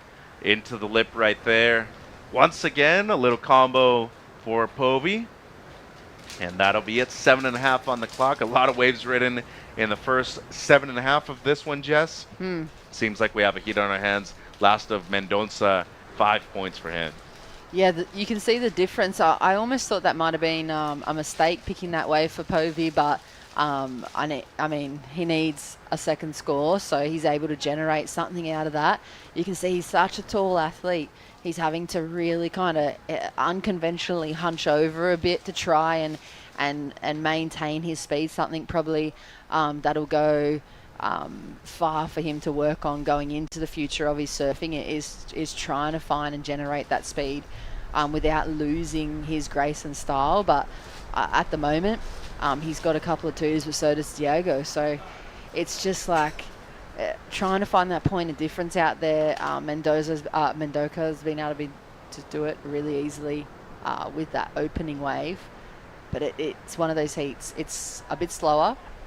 Those bigger sets haven't been hitting the contest bank. You kind of see the swell still just pushing a little bit to the west, I believe it is, down. But if they get that set, it looks like maybe one's going to pop up, maybe somewhere, and it bends back into podium one's contest site. It's going to blow out the rest of this heat, because if Povey can open up his upper body and his forehand, he's going to be dangerous. Teo looks like an absolute weapon with his compression. He looks super strong too. He's got a small base underneath him too. Short stature, great surfer, and a regular footer in comparison to his older brother Kai, who's a goofy footer. Opens up with a 3.5. The two openers of Povey, a 2.33 and a 2.17. Sanchez with a pair of twos has him in second place as well, looking to improve on a 2.3, and Mendoza, his low score, 3.5.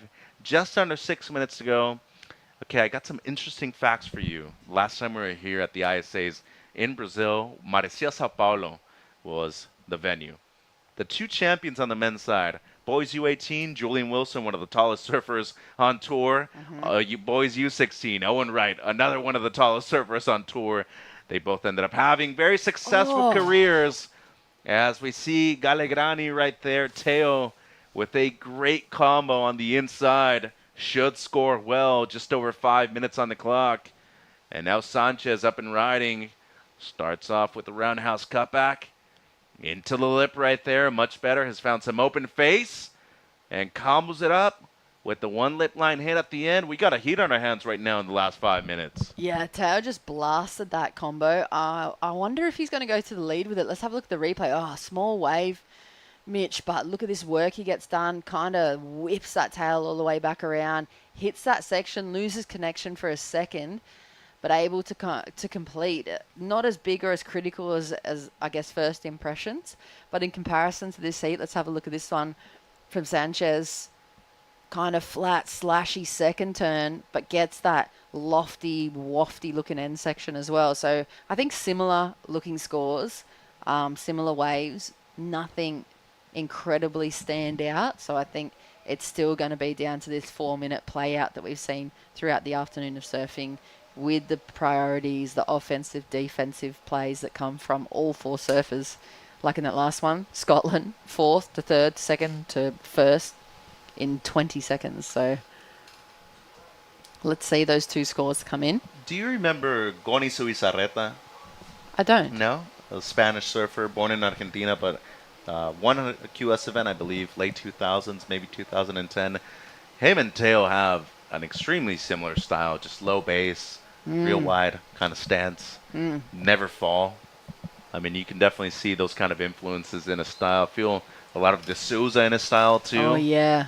Good comparison there. I see that as well. You know, short stature surfers. Yeah. Connor Coffin was kind of the same way, too, even though Connor was a little larger in size. Yeah, they kind of, it seems to be that they place their toes in a certain direction for that power and that base when they're a little bit stockier. I mean, that's how I've kind of perceived their stances. As we see Povey right here. Tall surfers you were mentioning, Jess, has to try to get as low as possible to get a lot of that compression out of those bottom turns. And unfortunately for him, not many sections on offer on that wave right there. 3 minutes on the clock. He was needing a 4.6, still needs it in 4th place. Sanchez down to 3rd as the last of Gallegrani, a 3.43. So enough for 2nd place, and the Portuguese surfer Joao still in 1st, looking to replace a 3.5.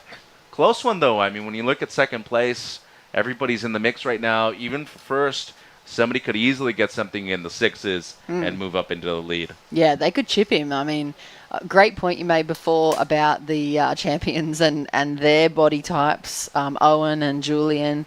Obviously, as these young surfers progress through, they're going to be working on that technique, and the best of them, it doesn't matter how big, tall, short, anything, wide, thin. If they're able to use their biomechanics appropriately, they can surf any condition to the best. And here's Povey now again. Ooh. Much better right there.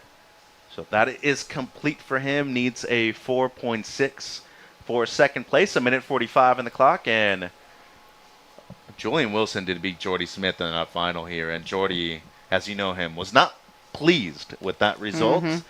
But in his defense, did go over to Huntington Beach for the World Surfing Games and won the gold medal and beat everybody that was at least above the age of 18, kind of signifying that he was ready to go on the course that he's at right now. Oh. Higher priority with Gallegrani. What's and happening? These two are teammates too. Might have been some sort of confusion right there. So Sanchez might be penalized right here as Teo still up and riding, a couple of carves on the inside. Oh, that's not what you want to happen within a heat, let alone within a team situation, because that is going to be a tense house this afternoon. That's probably the worst situation to have to try and manage. Dinner's going to be awkward. Oh, that's hard. That is a very, very hard situation to break down. Well, 50 seconds on the clock. Let's see what happens right here towards the end. Joao still out there in the lead, and he's been very patient after getting the 5-point ride, Jess. Hasn't caught a single wave. Only 3 so far. Here's the situation. Yeah, White has priority on the board. Blue thinks he has priority, so he goes anyway, keeps going. White's going, what in the world are you doing, Sanchez? This is my wave. We're on the same team. You're ruining this situation. Oh, that's going to be a really, really tough thing to digest for those young athletes and for the rest of the team. It's literally one of the hardest things to process altogether. There's another replay there of Sanchez, though. He just gets back to the job, and maybe after the hooter, maybe not. But either way, he's just kind of getting his head back in to the game for work and getting back to the tools, and that's what happened. That's work, you know. Sometimes things just go really, really wrong, and you have to be able to have a look, unpack, and figure out what happened and fix it for the next time. And still waiting on the score for this wave right here for Povey. And depending on what the situation ends up like, Povey might actually be benefiting from something like this, Jess. Yeah, I mean, for Povey and for Joao, they're just sitting outside of the drama and probably rubbing their hands together a little bit. I mean, you never want the other athlete to suffer, but at some point in your career and in your life, you go through those phases where you revel. Yeah, you'll take it. You'll revel in other people's mistakes for a while, and that's going to be a tough call, whatever that pans out with. The priority judge, I mean, he's world class. He flies all the way around the world, especially for this situation and these calls. So let's see how this pans out. Well, at the moment, I can tell you that the last 2 of Sanchez don't factor in whatsoever. Just a couple of ones for him. We saw on screen Mendoza's last wave too. Just a real small score, and it does seem like there has been a priority interference on Diego Sanchez. So unfortunately for him, his second best wave will not be counted. That means that at the moment it is Teo Gallegrani moving through in second place, as the last of Warren Povey wasn't enough. It was a 3.33. So it seems like officially it's going to be the Portuguese surfer Joao Mendonça and Teo Gallegrani moving through. Oh, let's relive the trauma again for Panama. Trauma and excitement, I guess, for Teo. Congratulations to him. Big lessons. Yeah, so a big heat win right there for the Portuguese surfer Joao Mendonça. It's the Panamanian Teo Gallegrani moving through in second place. We'll say goodbye to Diego Sanchez and Warren Povey, and sure to see them later on, whether at the ISA Juniors or the World Surfing Games. Be right back with Heat 13, live from Brazil.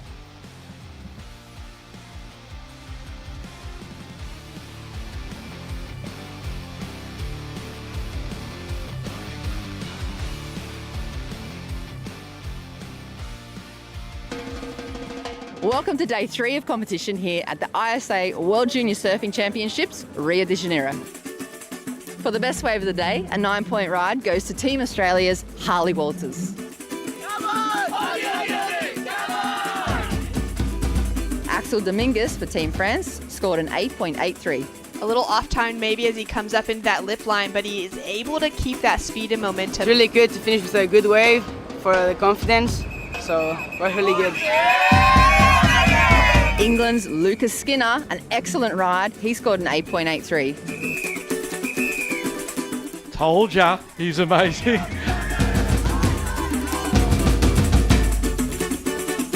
On the girls' side, Chesney Ganot for Hawaii scored an 8.5. Sol Borelli for Spain, she scored an 8.27. Matsuoka, this is just perfect. I mean, look at the setup card right there. The way she's able to compress and compact off of the bottom turn and just always stay at the right position on this wave. This Macumba Beach is my favorite wave. It's ISA Junior Champion. It's my goal. Tune in tomorrow for more action.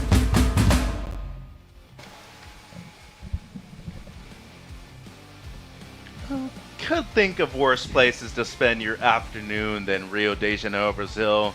We're here for the ISA World Junior Surfing Championships at Praia da Macumba, the most beautiful places in the world and in South America. You won't find many more like this. Mitch and Jess here in the booth for Heat 13 of Boys U18 Repechage Round 2. Keone Vanderbij from France in the red jersey. Lars Petters from Belgium in the blue. Khalil Pineda Schooley out there in the green, representing Colombia, and Alfonso Roel, the surfer from Uruguay, in the white jersey. Jess, we're seeing competitors from all different parts of the world. Keone out there representing France. Petters from Belgium in the blue. Piñeres represents Colombia, does live on the island of Maui. And Roel, the Uruguayan, out there representing his beautiful flag. One of the most underrated flags in the event, too, I'd have to say. Beautiful flag. Also underrated job. Hard job. Week long of flag bearer. You got to be tough for that job. It definitely works out your shoulder. As Khalil right there on rail for the first carve, then into the lip, throws the tail and the fins. He'll pull it too. Give yourself a round of applause, young man. I'm applauding that from the booth. The completion for that. He didn't even claim it. He just stood up, made sure he was definitely seen in completion, and he's back to the job. Love that from him. Oh, that's a Kelly type of claim right there. So you know the kid has skills. Up and riding now, Roel, the surfer from Uruguay, on the backhand. Strong goofy footer. And the South American will complete that turn right there at the end. He was looking for one more. And 11.5 on the clock. Keone opens up with a 4.0. Opening ride of Piñeres, a 5.83, Jess. So strong start from the kid from Colombia in the green jerseys. How's this shot right here from the drone angle? It's gotten glassy out there this afternoon. Yeah, the Largo. Nice sweep relief as well. A little bit of cloud cover. Tropical still, but a little tiny bit of safety from the sun because it is intensely hot all day here and all this morning. Here we go. First wave of Keone. Nice just openness about his surfing and his body in these conditions. We've seen a lot of people jam up and he's able to just put together nice clean surfing, little whip on the end section. Here's the replay though of Khalil. Great first wrap, sets him up well for this section. Loses the fins out the back. Oh, that might have been the first wave for him. That was actually the 5.83, so we're still waiting on his second score, the one that we had seen, and that's the opener of Lars. Yeah, he looks powerful too, doesn't he, this guy? Low stance, kind of thick and powerful looking legs, and really commands that board, stays with the wave. Nothing on the inside. Here's the replay of that one we saw just before though. Oh, I love that little top lip carve he's got, very skateboard-like. Loses the fins in front of him, rides out on over the backwash right on the shore. Nice surfing from him. Yeah, riding a channel lines right there is Khalil Piñeres. A 5.83 and a 4.27 for him. Have him in the lead. Keone with a 4-point ride to open things up. Lars, as you mentioned, a very strong kid out there in the blue jersey for Belgium at 3.33. And same thing for Roel, the Uruguayan, with a 3.3. Let's go downstairs, Shannon, with Joao. not just with Joao, but with the entire Portuguese team. But Joao, focus on you for a moment. Congratulations, you made it through that heat. Repecharge round, so there was pressure. If you lost, you were out of the event. How did you manage to take away that leading position? I was just nervous the whole heat, like until the end, but I was lucky to get two waves that were better than the others. So yeah, I was happy. Impressive.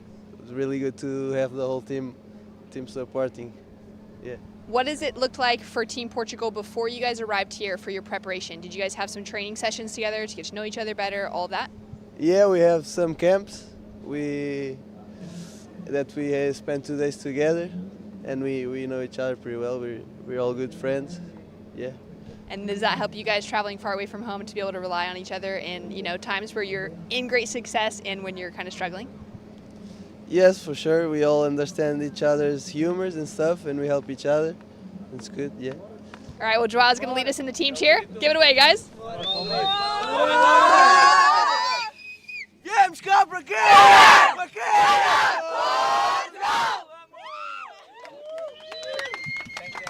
Back to you guys. Thank you, Shannon, and congratulations to Joao Mendonça, Portuguese surfer moving through. Love to see that kind of team unity, Jess. I love that moment. That's so good. It's one of the most memorable times of your life for sure, and for the Portuguese team being in that ring and feeling the energy after a win like that. Here's Keone van der Wijs, the surfer representing France in the red jersey. Tall, lanky, goofy footer. And just a couple of turns right there in the backhand. Nothing crazy, but should be enough to move him up into the top 2 spots as Roel moves up into second with his last at 2.5. Piñeras, though, the kid from Colombia out there in the green with a strong lead at the moment, 10.10 heat total just based off of 2 waves as well. Meanwhile, Peters in the blue jersey, the surfer from Belgium. Speaking of another very improved team out there, the Belgians, have really selected some great surfers to represent here at the juniors. Wouldn't be surprised to see them make a run for the Olympics at the World Surfing Games as well. Oh, I love that. A little bit of quiet. You can hear that Velcro, ripping in, putting that on properly. One of the little points and details that these athletes need to become ultra aware of before their heats. Having mishaps like we saw from one of the Australian surfers, there's no time for it at this stage of competition. And the heat leader up and riding in green finds a barrel. What? One of the first proper barrels we've seen all event long, and almost comes out of it too. Looking at the replay from the front angle here. Oh, how good was the drone angle on that barrel too. Great setup, perfect little tube section, hand in the wall to stall, tries to find the doggy door, kind of just gets a little bit squashed by the lip, and that was a great looking bit of vision though. Definitely was, and I think the only surfer out of the 4 that probably would have fit in the barrel out there right now. For sure. So cool to see him at least try to do something different, something that we haven't seen, and offers up a different perspective, especially for the judging panel. As we look at Roel now, the Uruguayan up and riding. Decent start right there for Alfonso, much better, but it seems like that little offshore breeze that's slowly picking up this afternoon maybe pushed his board a little bit too far out the back. 5 minutes 45 on the clock. Here's Keone now on the backhand. His last score at 2.67. Little setup right there, much better with the second turn up and over the whitewater for the French surfer in the red jersey. Got a heat on our hands right now, Jess. Yeah, there's a lot of waves being turned over, and I was just thinking, 2 of 3 of my most favorite times in my whole life. Oh, here we go. Last Peters. Yeah, and he's got a big section ahead, upside down right there, and he's riding an epoxy. You can definitely notice it with how white that board is right there. 5 minutes to go on the clock. Was needing something at least in the 5s to be able to match the scores that we're seeing in the 4s and the 5.83 of Piñeras.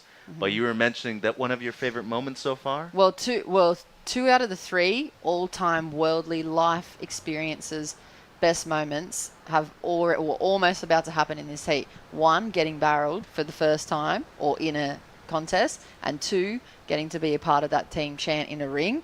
And Khalil is 4.5 minutes away from having 2 of those feelings in today alone, let alone the rest of the week.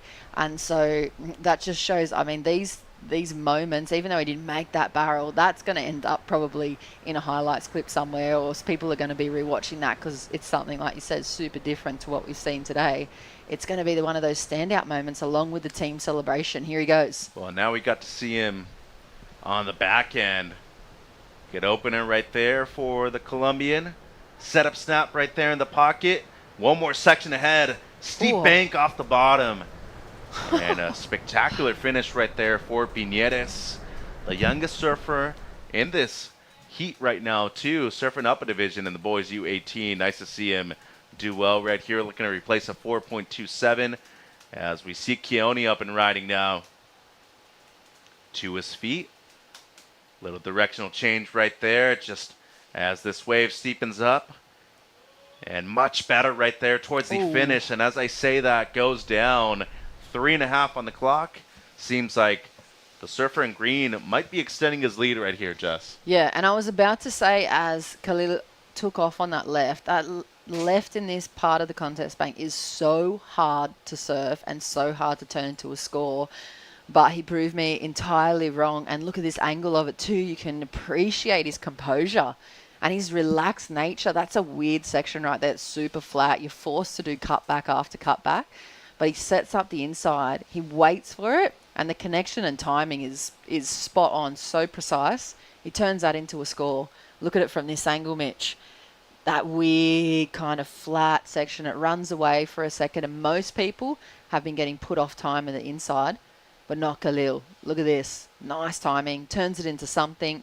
Doesn't waste the energy because he's once again, just found an opportunity and converted it, which is I've been speaking about the whole time, but it's going to be the difference. And in comparison to Keone's left, I mean, as a manager or a coach, I'd be thinking really carefully about telling the athletes to go on the lefts because there haven't been that many great scores for either natural or goofy footies on them. I feel like those bigger scores have come from the rights, and I'd be starting to break that down more so towards the latter rounds in this competition. Here's Lars now on the backhand. Needs a 3.48. Was close to pulling it off right there with 2 minutes to go. And Khalil does improve on his low score. Gets a 4.9 on his last. So as you mentioned, surf that wave up. But I think out of the 4 surfers in this heat, he was probably the only one because of his size, really. That wave was, one of those delicate ones that needed a smaller surfer of shorter stature to be able to execute that last maneuver right there on the left. 1:30 on the clock. Keone does improve on his previous ride at 2.8, so that's still his low score. But both Roel and Peters not needing that much, a 3.51 and a 3.48 respectively, to move up into second place. And enough time right now on the clock, Jess, just over a minute. Yeah, and the Belgian team are proud. Look, they're signalling. They're hoping for a little pulse of energy through the contest bank. He's obviously selected those rights. Smart decision, a takeaway for him regardless of result. He's hunting down the most valuable part of the bank and the place where there's been the biggest payoffs throughout the whole day. I can't think of any of the scores that have gone above that excellent ranges on the left, just due purely to the shape of the section and the weird wobble that it has on the inside. No one's been able to complete except Khalil pretty much. So I don't think we've had an excellent score on the left so far, at least in Podium 1. Yeah, no, definitely not in Podium 1. But those rights, so Lars for him, great choice of sticking to those rights, as with Alfonso. Here he goes. Yeah, and Roel right now on his way to the score. Needs a 3.51. Keeping up the momentum right here, the speed down the line. Doesn't need to try to overdo it right here. And unfortunately for him, that wave never really stood up the way he needed to at the end. Kind of had to look towards the beach right there. Don't know if he feels confident enough to be able to get that score or not. He doesn't need much. He had to surf into a 4. Is that wave a 4? And the score's in. It's not enough, Jess. A 2.83 on this one. Yeah, unfortunately for him, but nice setup. Great takeaway for him is wave choice, positioning. those calves are really, really smooth. He just kind of didn't get that critical section on the end to really, really showcase that backhand of his and the power that he brought into the heat, but some good takeaways for him. Yeah, Wave never did its job. He was just waiting the whole time. Give me a section, and unfortunately never popped up. So we're going to say goodbye to Roed, the Uruguayan, and Peters, the surfer from Belgium in blue. It's going to be Khalil Piñeres, the surfer from Colombia, taking away the win in the green jersey, and Keone Vanderbish from France moving through in red. Seems like already away for Owen Graham, the surfer from the Channel Islands, for the next heat.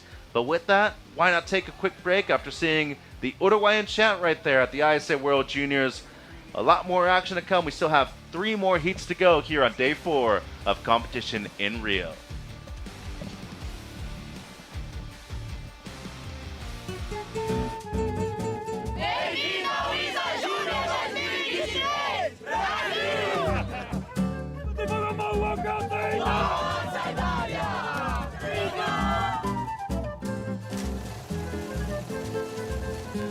Just looking at the world today, it's very clear that what we need the most is peace. And today, we are a proof of peace and a better world through surfing. It is my hope that in these 10 days of surfing competition, friendship, camaraderie, to hate, we answer with love. To violence, we answer with peace. And of course, we answer with surf, which is what we love. The amount of happiness of bringing this all together. I personally surfed this event twice before, and it changed my life. Like it's gonna change your life. Now that the world can hear, it is my greatest pleasure, my greatest honor. This is what I love to do the most. To officially declare open the ISA World Junior Surfing Championship in Rio de Janeiro, Brazil! Okay!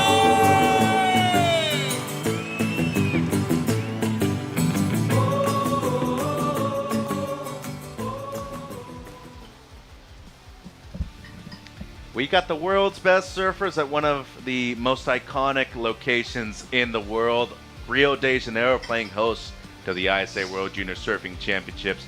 Noah Barrera from Ecuador out there in the red. Samuel Becerra from Brazil. We got a local surfer out there in the blue. Yu Cha Chi from Chinese Taipei in the green. And Owen Graham from the Channel Islands in the white. Here's the Ecuadorian surfer Barrera. Deep bottom turn in. With a lot of grace and style. Exits that wave, grabbing his rail. Right before he hits the shoreline, Mitchell Salazar here with former medalist at the ISA World Surfing Games, Jess Grimwood. Take it away, Reaper. Yeah, look at this thing. Sets up the backhand really nicely. The inside section is the money here for him. Few check kind of slashes. That turn right there, timed perfectly. He must have been watching Khalil on his backhand because it was really, really nice. This is the first wave for white. Owen Graham. Opening carve, it's just kind of a weird, wobbly wave, but he chooses better on the second time round. Nice open face carve. Good extension with the upper body as well, able to open up the wings. Few little taps on the inside. Nothing of real note except that first turn for him. Here's Samuel Becerra, the local Brazilian. Ooh, nice. Little Medina-ish two-turn kind of cut back or cut down the face. Similar to that of Owens as well. I think just kind of set up calves. A few feelings of tic-tacs across the rails. Here's live action. Well, up and riding again, getting to work very quickly here. Oh. Whoa, that was a moment of brilliance right there for the young local surfer. And the nice little game right there. Thank you, guys. Appreciate it. As you right now up and riding.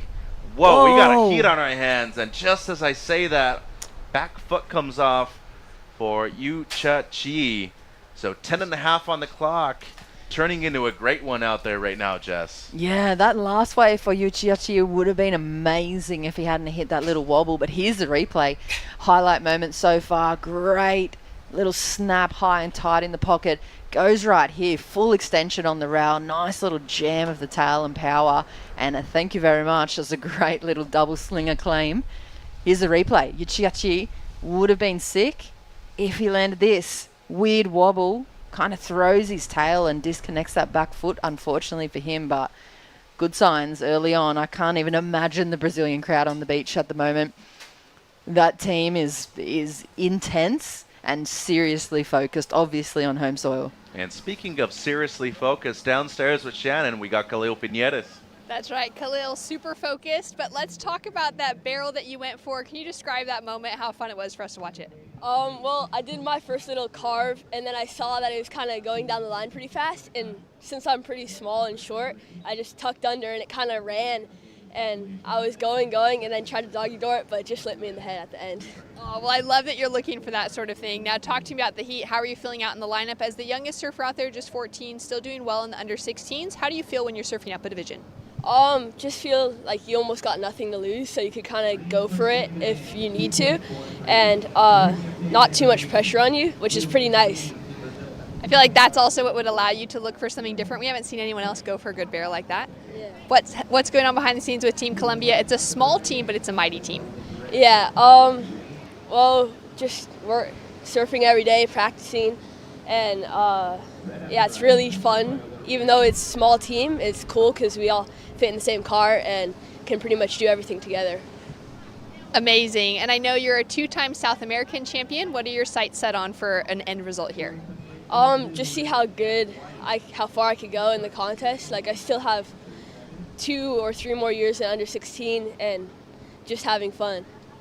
Well done. Is there anything you'd like to say to your friends and family tuning in? Psyche. Back to you guys. How could you not like that kid right there, right? That's the highlight clip of my contest so far for sure. His post-heat interview. What a good kid. Barrels. It had sweet little claim words. It had the biggest smile ever. And in the grab frame to the side, it had Samuel Becerra going absolutely berserk. Yeah. This kid is for real. In the U18s, Repcharge, round 2, heat 14. A 6.5 on the previous wave. The one moment of brilliance, laying it on rail, Jess. And now looking to improve on the 4.5 with just the one strong turn up into the lip line. And there's different ways to skin a cat, isn't there? You can definitely get to a certain score a different way. 4.5, getting up in a lip line rather than using the rail seems pretty difficult to me. Yeah. I love you can feel his connection to his equipment as well, and the confidence, and it might just be the black rail spray on the board, but it's very Medina-esque to me. It has that just feel about his pump in the bottom turn. And it seems like Noah right now, Barrera, the surfer from Ecuador, down the line, and that wind has picked up severely right now in the last 5 to 10 minutes. It was slightly offshore, now kind of across shore, right into a lot of these waves, more than likely benefiting a lot of those surfers that'll probably be going into those right-handers. 6.5 on the clock. Becerra does improve on his low score of 5.33. Graham in second still with a 3.5 and a 2.93. We're waiting on the last of Noah, though, needs a 3.24 or better for second place. And you from Chinese Taipei, you mentioned the kid has skills, knows what he's doing, needs something in the 4-point range to move up in a second. Yeah, don't count him out yet, though. If he connects with the 2-turn combo, that's a 6+ combination he has in his pocket pretty easily. If he adjusts, I mean, like you said, it's picked up in the last 5 minutes. It went from serious late afternoon glass off to ruffled, weird, kind of wobbly middle section now, and you can see it's even harder to make that connection. You can also get an appreciation for the shape of the sand too from this angle. You can really see when the next wave breaks through where those competitors are sitting, the angle that the right rolls in on and why it is so much more critical. It's a really good indicator, and that ocean knowledge comes into play with these athletes and the teams that are behind them as well. Well, speaking of Team Brazil, there they are. They are a force, and they have been putting obviously so much work and development in. We're so happy to be welcomed here by the Brazilian Surf Federation. I mean, Teco in charge of that, and just there's just so much going on behind the scenes with all their training, their prep. They're looking after their athletes really well. And you have a look here. The tall, goofy footer out of Chinese Taipei. The one strong turn on the backhand. And it's going to be all he gets right here. Needs a 4.0 to be able to move up into second place. Look at the replay from the front angle, Jess. Yeah, it looks like Conor O'Leary backhand to me. Yeah. He has like a similar thickness and stance, and the way he places his back leg and how much compression he puts through that back knee is very like Conor O'Leary-esque. He gets a little bit of spring out of the bottom of those turns too. I'm going to throw it out there. One of my all-time greatest goofy footers. Also see some similarities right there. Sean Cansdale. Oh, yeah. Sean Cansdale's a great one to bring up. There's Romeo Chavez, the Colombian in the blue jersey from the next seat. All smiles as Mateo Christodoulou from Greece also coming up. They're sitting close to each other. Yeah, well, they do know each other. So, as of right now, they're friends on land. But as soon as that buzzer sounds, they're going to be like, yeah, my brother, I got to take you out, Holmes. I can't imagine that type of malice from Mateo, but I know it's there because he's got his sights set on professional surfing, and it's definitely a big part of their game in the water. As it seems like Graham up and riding now. Forehand snap right there, down the line. Picking up some speed right here towards the end. And floats the boat right there. So in second place, playing a smart heat right now, Jess. Yeah, look at this replay. Kind of weird, crumbly section with that wind. Has to really hop on the front foot for the connection. Goes for the... it almost was going to be a snap, and then I think he double guesses and floats it. So not super critical. Probably won't be rewarded as overly committed, but he does have the completion on the other hand. And score in 3.27. Yeah, so he does improve. Actually gets his second best score as we see one of the members of Team Brazil, one of their staff photographers. As you having a look right here on the backhand, once again, that's a closeout. So his previous ride at 2.93, his best at the moment was needing something in the upper threes, a 3.84 for second place. As Graham still in second. And Becerra, the heat leader from Brazil, I mean, this kid's throwing away a 4.5 right now. You combo that up with the 6.5, he'd still be in the lead. And Barrera, right now, the surfer from Ecuador, needing a 3.57. You ever been to the Channel Islands before, Jess? I've never, but I've heard some great things about it. So have I. As we look at you up and riding, kind of a weird double up right there, and it seems to me like desperation is settling in for the surfer in the green jersey. Doesn't need much, Jess, but time is ticking away at the moment. Just a minute 45 remaining on the clock right here. Yeah, too early for that desperation for him. I think he has enough time. The paddle out's not long, and it's a one-turn show for him. If he can just reset and go back to that focus we saw him trying to tap into before the start of this heat, he's still in the game.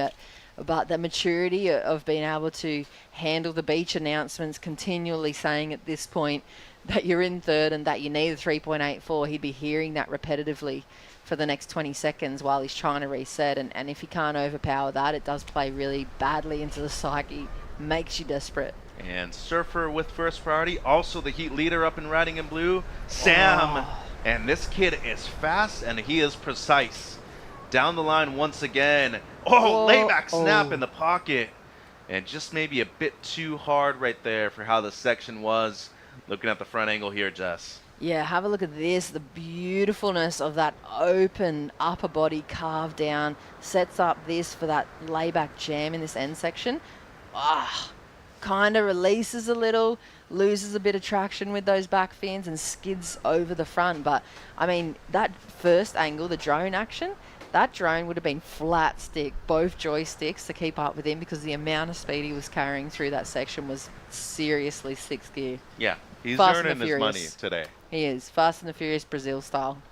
Well, a lot of Fast and the Furious movies have actually been filmed in Brazil, including the last one. I know. I'm actually going to do a tour of all the Fast and the Furious spots, Count me in. locations. Yeah, you're in. Count me in. Is Jason Momoa coming with us? Well, maybe. We might be seeing him on the road. Seems like this heat done and dusted. Becerra, the local surfer, throwing away a 4.5 and a 3.8. Got to take a bow for this young kid representing the host nation. Taking out a big heat win, and he's going to be moving into main round 3 for boys U18 action. In second place, surfing a very smart heat on ground from Chanelans. And we will be saying goodbye to Yu Cha Chi from Chinese Taipei and Noah Barrera, the surfer from Ecuador. Heat 15 about to hit the water. It's Chris Cote and Barton Lynch about to jump in the booth for the ISA World Junior Surfing Championships.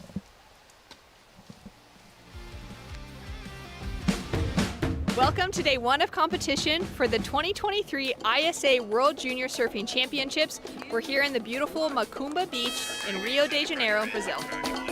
This section right here fully brings it all the way around. A lot of power, a lot of intensity. The second one has to cut it short, but look at the section that he has right here. Excellent surfing took Australia's Isla Huppets to an 8.17. Yeah, I wasn't sure how it would score because I've never been to these events, but it felt nice to get a good turn done. Great wave selection all the way through Yeah, the tee. snaps out of the top. Watch this next turn. Got caught for a little second there into the closeout section and just whipped it around. Here's the backhand. Catalina drops down, pushes on the back foot, snaps vertically. A dominant performance from Peru's Catalina Zarike earns her an 8.00. Stay tuned tomorrow for more action.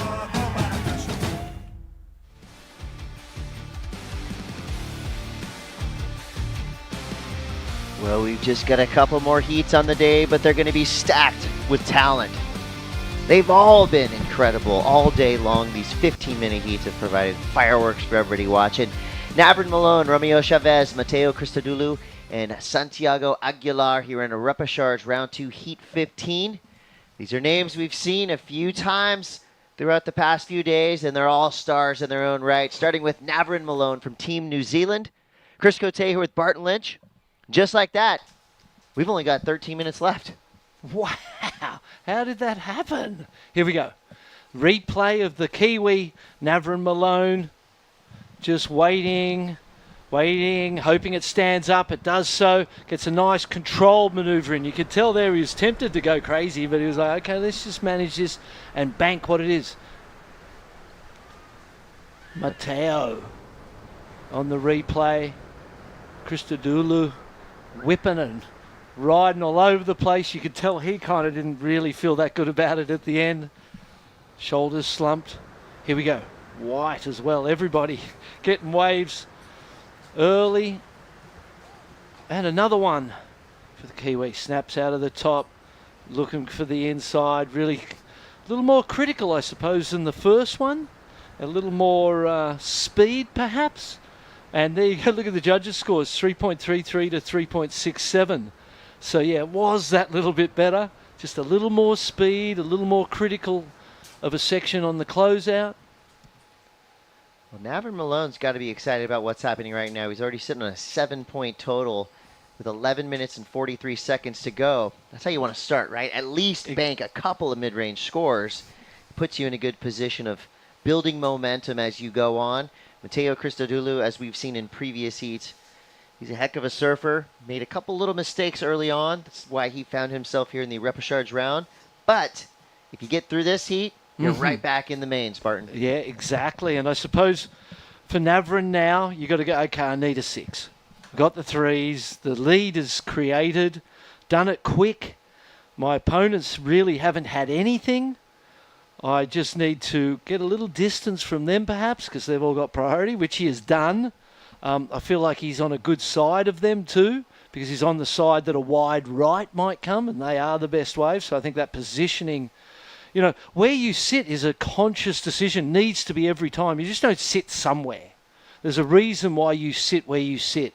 And as long as it's consciously made, that decision, then you're on the right track. But if you just kind of sit for the sake of sitting, you're not there for a reason or a feeling that you've had that you want to follow, then it's kind of, you're not maximising the opportunities that you have. I feel like where he's sitting is not really maximising the opportunities because you're surrounded by people with priority either side of you, So I was always, you've got to be conscious of that, even if you're headed down there and you're wide, just always moving away.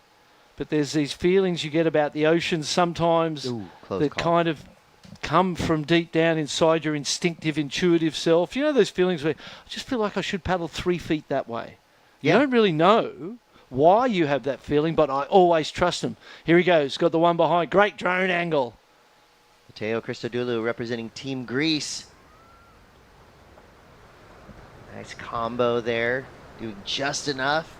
Really kind of using the most powerful parts of that wave to get him going down the line. This was nicely done from Matteo. Really was. Paddled for the first one, missed it, but it moved him in far enough that he got the one behind it. So that was an example of something going wrong, but leading to something right, turning the negative into a positive straight away. The young surfer representing Greece. Most probably the best wave of the heat so far. Those 3.6 and 3.3, I feel like that was most probably a better wave. Here's Whoa! Here's one of our favorite stars of the post-heat interview. Romeo Chavez representing Team Colombia. Board looks like it's got a lot of pop. Exactly. He went straight up vertical, but could not quite maintain his composure and get back down into the face of the wave. As we see now, Santiago Aguilar from Uruguay. This big hard turn there. Staying right in the pocket. Little tail slide on the face. So that wave really provided him some opportunity. I like that claim. Yeah, that was new. Yeah, that was warranted. I mean, he kind of ripped that wave. I'd say for him, we've seen him go pretty fast in previous heats. So that was maybe 75%, but it's going to be a great score. So with 8:28 to go, let's go back to the boardwalk with an interview from the winner of that last heat. Thanks so much. I'm down here with Sam and Coach Joao to be translating for us. Sam, I'd love to know, how is it that you make it through that heat? It's been a long day down on the beach. It was your first heat of the day. You didn't have to surf through the rapid charge this morning. How was your preparation coming into it? Ela perguntou como foi seu dia hoje, que foi sua primeira bateria da repescagem, e como você se preparou hoje para essa bateria aí. Cara, o dia hoje parecia que não ia passar. Foi duro o dia, mas graças a Deus aí estamos de volta no terceiro round e deu tudo certo. O time Brasil aí está de volta no terceiro round. He said it was a very long day. He was waiting a lot, but thank you God, he said he is back to the game. Back into the game. Yeah. Talk to us about Bahia Formosa, your hometown. It's in the far far north of where we're currently located. How does that compare to here in Macumba? Ela perguntou da sua casa da Bahia Formosa. Se compara com a onda daqui, se é muito diferente, o que você sentiu? Cara, a Bahia Formosa é um lugar muito especial. As ondas que eu peguei aqui, parecia bem o pontal de Bahia Formosa. Não teve muita diferença não, só fiz o que eu faço lá o dia a dia. He said it was a very special place for him, and this look like the waves look like the same wave, and his surfing is just the same. What he's doing there, did here. Perfect location then to be growing up to prepare for the World Championships here for the ISA. What are his aspirations now in this event, going for that gold medal?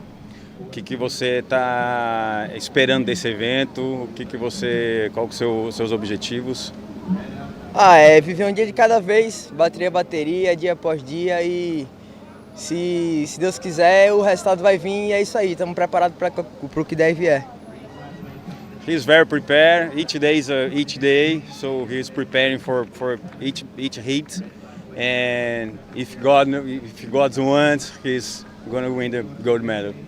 Well, an incredible performance. Very well done. Thanks so much, Joao, for the translation as well. Sam, into the next round. We'll go back to you guys. Big performance there for Team Brazil. Any way you can claw yourself back into the main round, you've done something massive, because we know how hard these repechage heats are with surfing like that. Romeo Chavez gets the turn done, averts disaster, and he's still at it.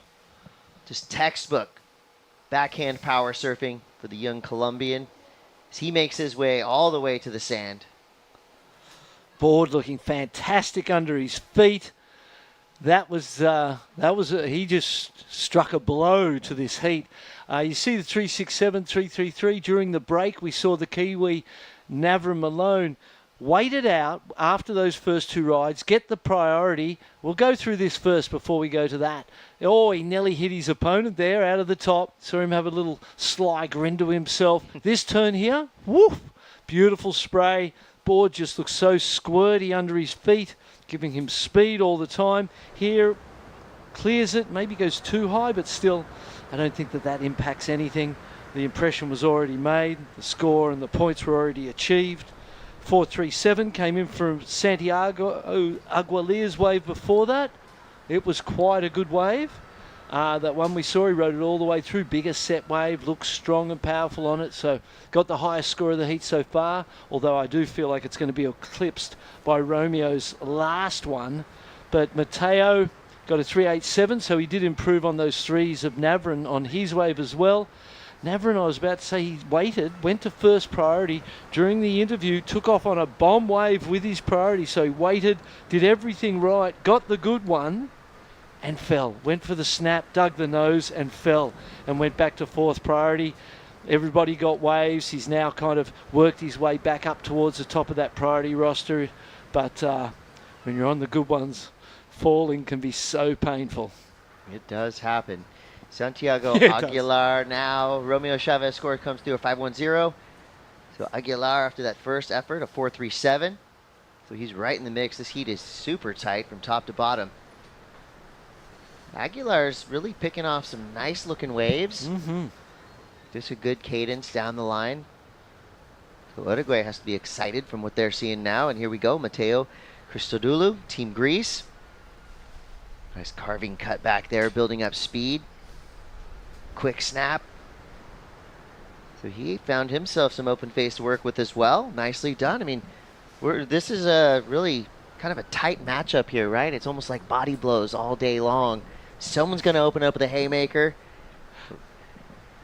Here goes Romeo Chavez, so he's going to try to back up that opening 510. Getting rid of a 1.07 already, which is a series of a few turns right there. Oh, how was that flare and squirt in that flat little section just speaks to the talent that he has and the quality of the equipment under his feet. Oi, brasileiros, como vai? Public having a great time down here celebrating the best junior surfers in the world, as we are. On the replay, Santiago, a couple of cutbacks there. Just waiting for this thing to stand up. You can see people desperate to get a second wave, kind of almost regardless of what it is. Oh, that was a quick little snap, little jab at the lip. And our Greek representative through to the inside. Couple of nice turns. This wave kept standing up in front of him. He kept delivering. Smaller inside wave here, but as you said, Romeo just wanted to get another wave. It goes flat in here. This turn coming up here, I think, is just this one here. See that squirt? Watch the back foot completely lift off the tail pad. That was a really textbook way to snap and create speed and squirt on a flat section. He might be riding a rusty dark arts board. Well, it's definitely dark.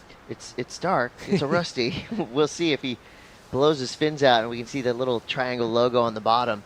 But meanwhile, Navrin Malone, he had that good mid-range start with a pair of high threes. He's trying to get things going to increase that score, and it's a combination like that gets the attention of the judges every time. I felt like it might have been a little cruisy in the first half, maybe. Did you feel that? It was just a little bit like, take advantage of it, mate. Hit it, take advantage of it. And it was a little bit kind of cruisy. Then towards the end, he picked up the tempo and things got a little more radical. I feel like the judges might think that there was some, something left in that first half. We'll see how it scores in relation to everything else. Matteo drops the 387 to take him to the lead. Romeo, who's hanging in there, he got the 313 to go into second. You know that famous high school cheer? Be aggressive. Be aggressive. That's what Santiago needs to lean into right now because he's had some decent waves. mid-range scores, and maybe if he just put a little bit more punch into him, a little oomph. And again, easy to say sitting right here in Easy this to chair, say. but here we go. Romeo Chavez, 5-1-0 and a 3-1-3. If he gets a 3-1-4 or above, he's going to be right into first place and tries to force it there just a little bit. We'll see Santiago Aguilar now. 10 seconds left. Oh, it's that. He's made it. It's that time in the heat. 4.57's the ask for Navin Malone, the Kiwi. I feel like he does get that. I feel like the inside work, the length of ride, the quality of the wave, most probably good enough to give it to him. He gets a 4.73, gets the score he needs, goes to the lead, dying seconds. Here's the replay. That was nice. Opening turn was good. Again, they're nice turns. We just feel like there's that opportunity to drive that rail a little harder, eh? But in here, he does that. Picks up the speed in the pump. Bangs it off that one. Bangs it off that one. Great wave selection. Got the first two rides and then waited deliberately with priority. Messed it up the first time. Absolutely killed it the second time. Took himself to the lead. He went off. Looks like he's going to advance. Score to come in for Blue. That's the one he fell on the inside on that closeout re-entry. I don't know. He's looking for it's only a 3-1-4. Not much of a score that he needs. Wow, nervous moments all up and down the beach. Santiago, the heat well surfed. And his name is now, of course, on our radar. Great young surfer representing Team Argentina. And there's emotion involved, of course, but I love the team coming to his side. And there you see the reverse of that as young Romeo Chavez comes through triumphant, gets the score in time. And he's got to be feeling pretty hyped because he was in a precarious position there for a minute. Totally. And even with the incompletion, got the score he needed. Here it is. Oh, That's where the score is, right there, isn't it? And there was kind of enough out of that early stuff to get the score he needed. Fair call too, though, when you look at the overall of the heat. First and second felt like the two surfers who should have advanced, so good judging. Well, we're going to take a quick break. We'll be back with one more heat on the day. The ISA World Junior Surfing Championships rolls on. I spent 22 years thinking about this. I'm arriving in Tokyo, turn my phone on, look, and it's like the waves are gonna be great on the first day, then better, and then best. So I said, somebody's looking at us. Somebody wants us to be successful. As Olimpíadas, claro que me tornou pouco mais forte. Não maior que ninguém, mas me deu pouco mais de vontade de continuar buscando evoluir, de continuar no mesmo nível, crescendo e inspirando pessoas ao redor do mundo. I went to the Olympics with this bigger sense of pride and purpose. It felt just really special to win the gold medal in surfing for the first time and bring it back home to Hawaii. I've never been more proud to be Hawaiian than I am in this moment. And in many ways, we gave a surfing hug to the Olympic moment.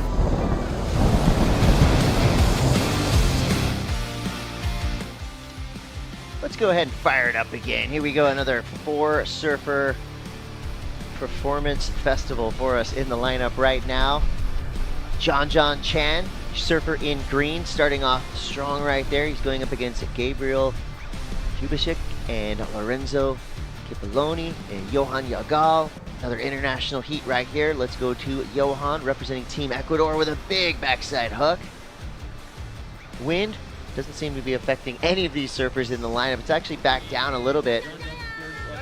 Team Chinese Taipei has been on the sand since dawn. They're going to be here till the very end, supporting John Chan. Here's your lineup. I'm Chris Cote. This is Barton Lynch. We got Gabriel, Lorenzo, John and Johan. Ecuador, Chinese Taipei, Italy, and Peru represented in the last heat of the day. But they're not going to be acting like it's happy hour just yet. These 15-minute heats fly by. We're inside of 12 minutes now. First score comes through for John Chan. It's a 2.83. And a 2.4 for Johan. So some starters there. .50 for Gabriel from Peru. The Olympic rings there. And that's an indication of how the wind is when you're outside. Maybe it's still a little bit windier than I pictured. Yes. No wind in the commentary booth. You've been enjoying the hospitality of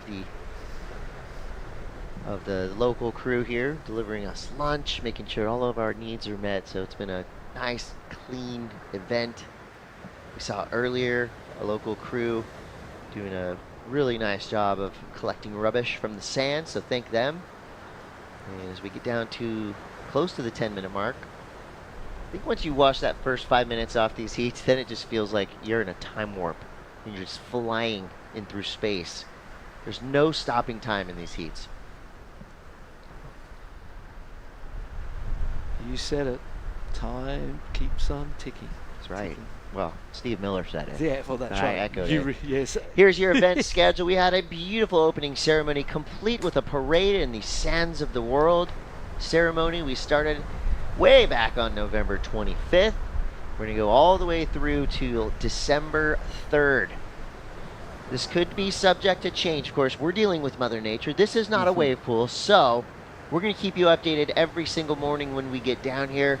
ISAsurf.org is the place you need to go for all your ISA information needs. And of course, their Instagram has been covering this event from every angle. Here we go, John Chan, big snap there. Something about the look of a bright pinkish red board like that. It just pops off the whitewater, doesn't it? It's ironic, but I was sitting here thinking exactly that same thing. We share a lot of the same thoughts. The colours just really add something to the performance. The green, coupled with that pink board, sits out from the colour of the water. Look at that pumping and driving rail to rail. A strange, odd rib just ran straight through the middle of that. He ran into that and lost his speed. Nice first turn, though. Ooh, big power gash right there from Johan Yagal. Team Ecuador getting fired up on the beach now. That's 3 turns. Make it a 4th. Big finish there for the surfer in white. Dangerous claim. But boys will be boys. Does a backflip off his board. Looked like my son doing parkour. Nice, big wrapping turn straight back into the whitewater and another. This is going to be clearly the best wave of the heat so far, but it is also going to be a score that he will keep to the very end of this heat. Puts him in a strong position with the first score of consequence. He's going to win that opening. The first 5 or 6 minutes of this heat. John in and out again. Great wave selection. Gabriel Bachik now from Team Peru. Great carve to start this wave. Leans into the power on that closeout section. I like that combination. Big rail turn, clean bottom turn, straight up into a closeout snap. And it's this time of the event where the teams start to get separated because the 2 podiums are running. And if you want to check out the information, Podium 2, you just click that tab. Podium 2, you can see all the scores and keep up with what's going down there. As we see, hit to the inside, beautiful. Closeout turn, lovely couple of turns. That will be, he had a 0.5, so a good way to bounce back from a 0.5 to start your heat. It's that bang bang boogie. Team Peru. 7:45 on the clock. Surfers resetting themselves in the lineup. Gives us the chance to catch up one more time with Shannon Hughes. Thanks so much. I'm down here with Romeo Chavez. An impressive result for Team Colombia. Congratulations. How are you feeling out in the water? We've got some help with the translation. La verdad, súper feliz. Un hit bastante difícil, apretado, pero se logró pasar con muchos cambios de posiciones. Y bueno, feliz y con toda la siguiente ronda y eso. Incredible. And talk to us about your intentions in this event. How far do you want to go with your results?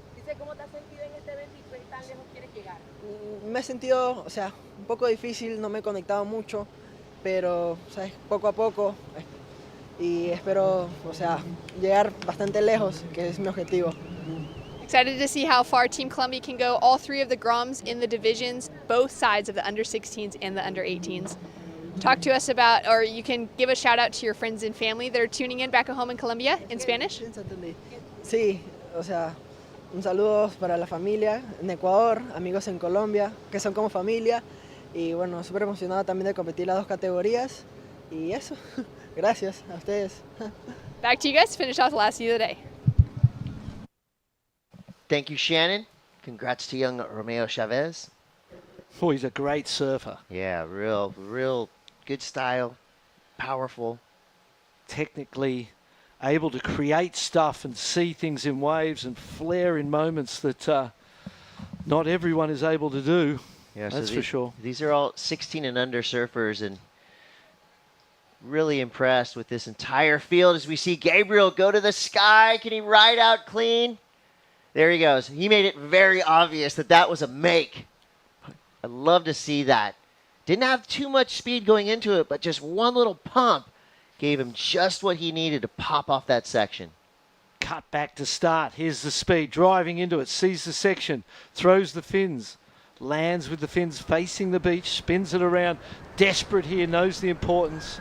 For a while there, it looked like he may not, but he does. Gets the completion. A 5-point ride for the last of our Ecuadorian. I thought that was going to go higher, that wave of his. That's going to keep this heat really tight. 4.77 and a 4.17 for the Peruvians so far. Everybody's right in that mid-range zone. Highest single wave score, the 5 for Johan Yagal from Team Ecuador. Score has come through for Gabriel, 4.77 for the front 3. It was a small wave. I mean, I feel like these days that's a pretty stock standard air, but yeah, one of the better 4.17, airs. huh? Yeah, one of the better airs we've seen. Yeah. The well, afternoon. it's good to see it, isn't it? Don't you think? Just to see Yeah. people doing that. That's going as we progress through that event. That's what we're going to see more and more of. Well, it puts some pressure right now on John Chan. Now he's going to hunt a ramp. Opts for the turn. You see him looking down the line. Where's the section? Wow. Wave was working against him there. So John Chan surfing for Chinese Taipei, but he's been living in Encinitas, California, surfing Seaside Reef with the Lot Trolls and the crew. Who does not surf Seaside Reef? Good question. There's a lot of people, man. I haven't been there in a couple days. Here we so- go. How's the speed he was able to create and the energy? Look at him. He is just so frothy right there. He was just so determined to try and make that. It wasn't such a great wave. And perhaps you might not even want to catch it in some way. But the way he surfed it and how much energy he put into it shows the talent that he has. It looked like he was amazing. thinking air, right? When he stood up, he was taking the high line, looking down, and just didn't pan out for him. But he'll get right back out there. The good news is there's tons of waves coming through. And now we're starting to see kind of an internal battle happening. You've got red and white in the right side of your screen. So that's your 1 and 2. White has priority for now. John will be in 4th priority. Lorenzo Cipolloni, Team Italy, is sitting in 2nd priority. He needs a 3.98. John needs the same score there. So these two guys are looking like they're going to battle it out for the next 3 minutes. White waiting patiently with the first priority and the highest score of the heat so far. 3 minutes. He's in 2nd place now, so that's solid. Only the people behind him both need 3.98, so that's not hard to get. He needs to build on that 2.40. He has got the priority. These are the hard moments. At least you're in the 2nd, though. You're not in the 3rd. You got to think about those guys behind you. John and Lorenzo, where are they sitting in relation to where he is? You know, I think that was a good decision from Johan there. He kind of put himself right in the middle of the pack. That way he could potentially hold off surfers going either way. Looks like something may be coming through. We got 2 minutes and 15 seconds left. So the surfer from Chinese Taipei got a 2.27 for that last wave. The wave was never going to be what he needed. Kind of wasted some time there. He's trying to get away from the pack because he's sitting in 4th priority. So is Blue. They're both paddling away, trying to get away from the pack. If I was White, I think I'd be right on Blue's inside right about now. I would not be giving them the space.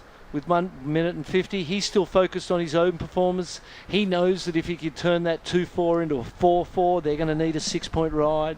So proactive, but here he goes. He's on the move. I think it's smart. Don't leave it. For me, I just couldn't leave it, not in my own hands. Yeah, make your own luck. You need to take control of that situation. And if you've got an advantage of some sort, you're obliged to use it to its maximum potential. You're at the World Junior Championships. Ooh. You're not going to get through by letting people have some space. Is this wave going to wedge up for John Chen? It does not. Just dissipates right underneath him. So now we're at 1:15. These guys are getting desperate in blue and green. You can feel that. But there's a nice calmness. Here's our heat leader. 2 big turns there. Power surfing. Never goes out of style. Never will. Nope. Gabriel showed us good sign of that right there. John Chen just trying to fight for something. The wave wouldn't let him around that section. Inside of a minute now. Got to be pretty stressful for Chinese Taipei. He is such a good surfer. He's just been on the wrong side of a couple of the last waves. Was that a paddle? Not really. He might have stopped before the wave even got to him. He was really positioning. What is this for blue? It's going to break on him. Ooh. 30 seconds. Where is white in relation to blue? Here he goes, paddling into position. He looked along the line of that, went, I don't see anything in that wave. He let it go. Great constitution, and 10 seconds on the clock. This one's a foamy. Where's John? Oh, a little double up here maybe. Looking for a 398. He ain't getting it on that, is he? He knows it. The head goes down. He declares, making his way in. Looks like the heat's over. Yeah, that's going to be it. So it's going to be Gabriel Lubicic from Peru getting the win there. Johan Yagal coming through with a 7.40 total. We do lose John Chen, as well as Lorenzo. Team Italy and Team Chinese Taipei out of contention with those 2 surfers, but they've got a couple left still in the draw, so still a chance to get into the top 10 of the overall team standings. Great performance there from Gabriel Lubicic. And for Johan, I think both Barton and I are new fans of this stylish young surfer from Ecuador. Absolutely. And he showed great experience, or just a calm disposition to control and manage himself and the priority in the back end of that heat. Well done. And there's the team. That's what you want to feel when you get in, the support, and then this as well. Consolation from your friends and family waiting on the beach, and every experience in a heat is going to be a learning experience. And we're going to teach you something right now. We're going to show you how radical today was. This is going to be a highlights package that will no doubt get you excited. Just a reminder of the talent level we've had here all day today. The ISA World Junior Surfing Championships will continue. Tune in tomorrow first thing. We'll be making the call bright and early. Set your alarm. Join us here in Rio, Brazil. We'll see you tomorrow morning.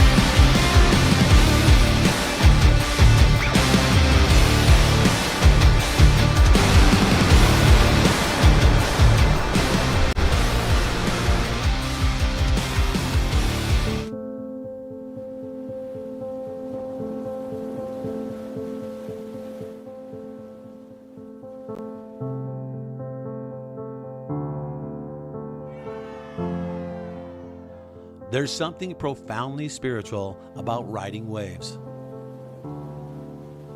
Water is transformative, healing.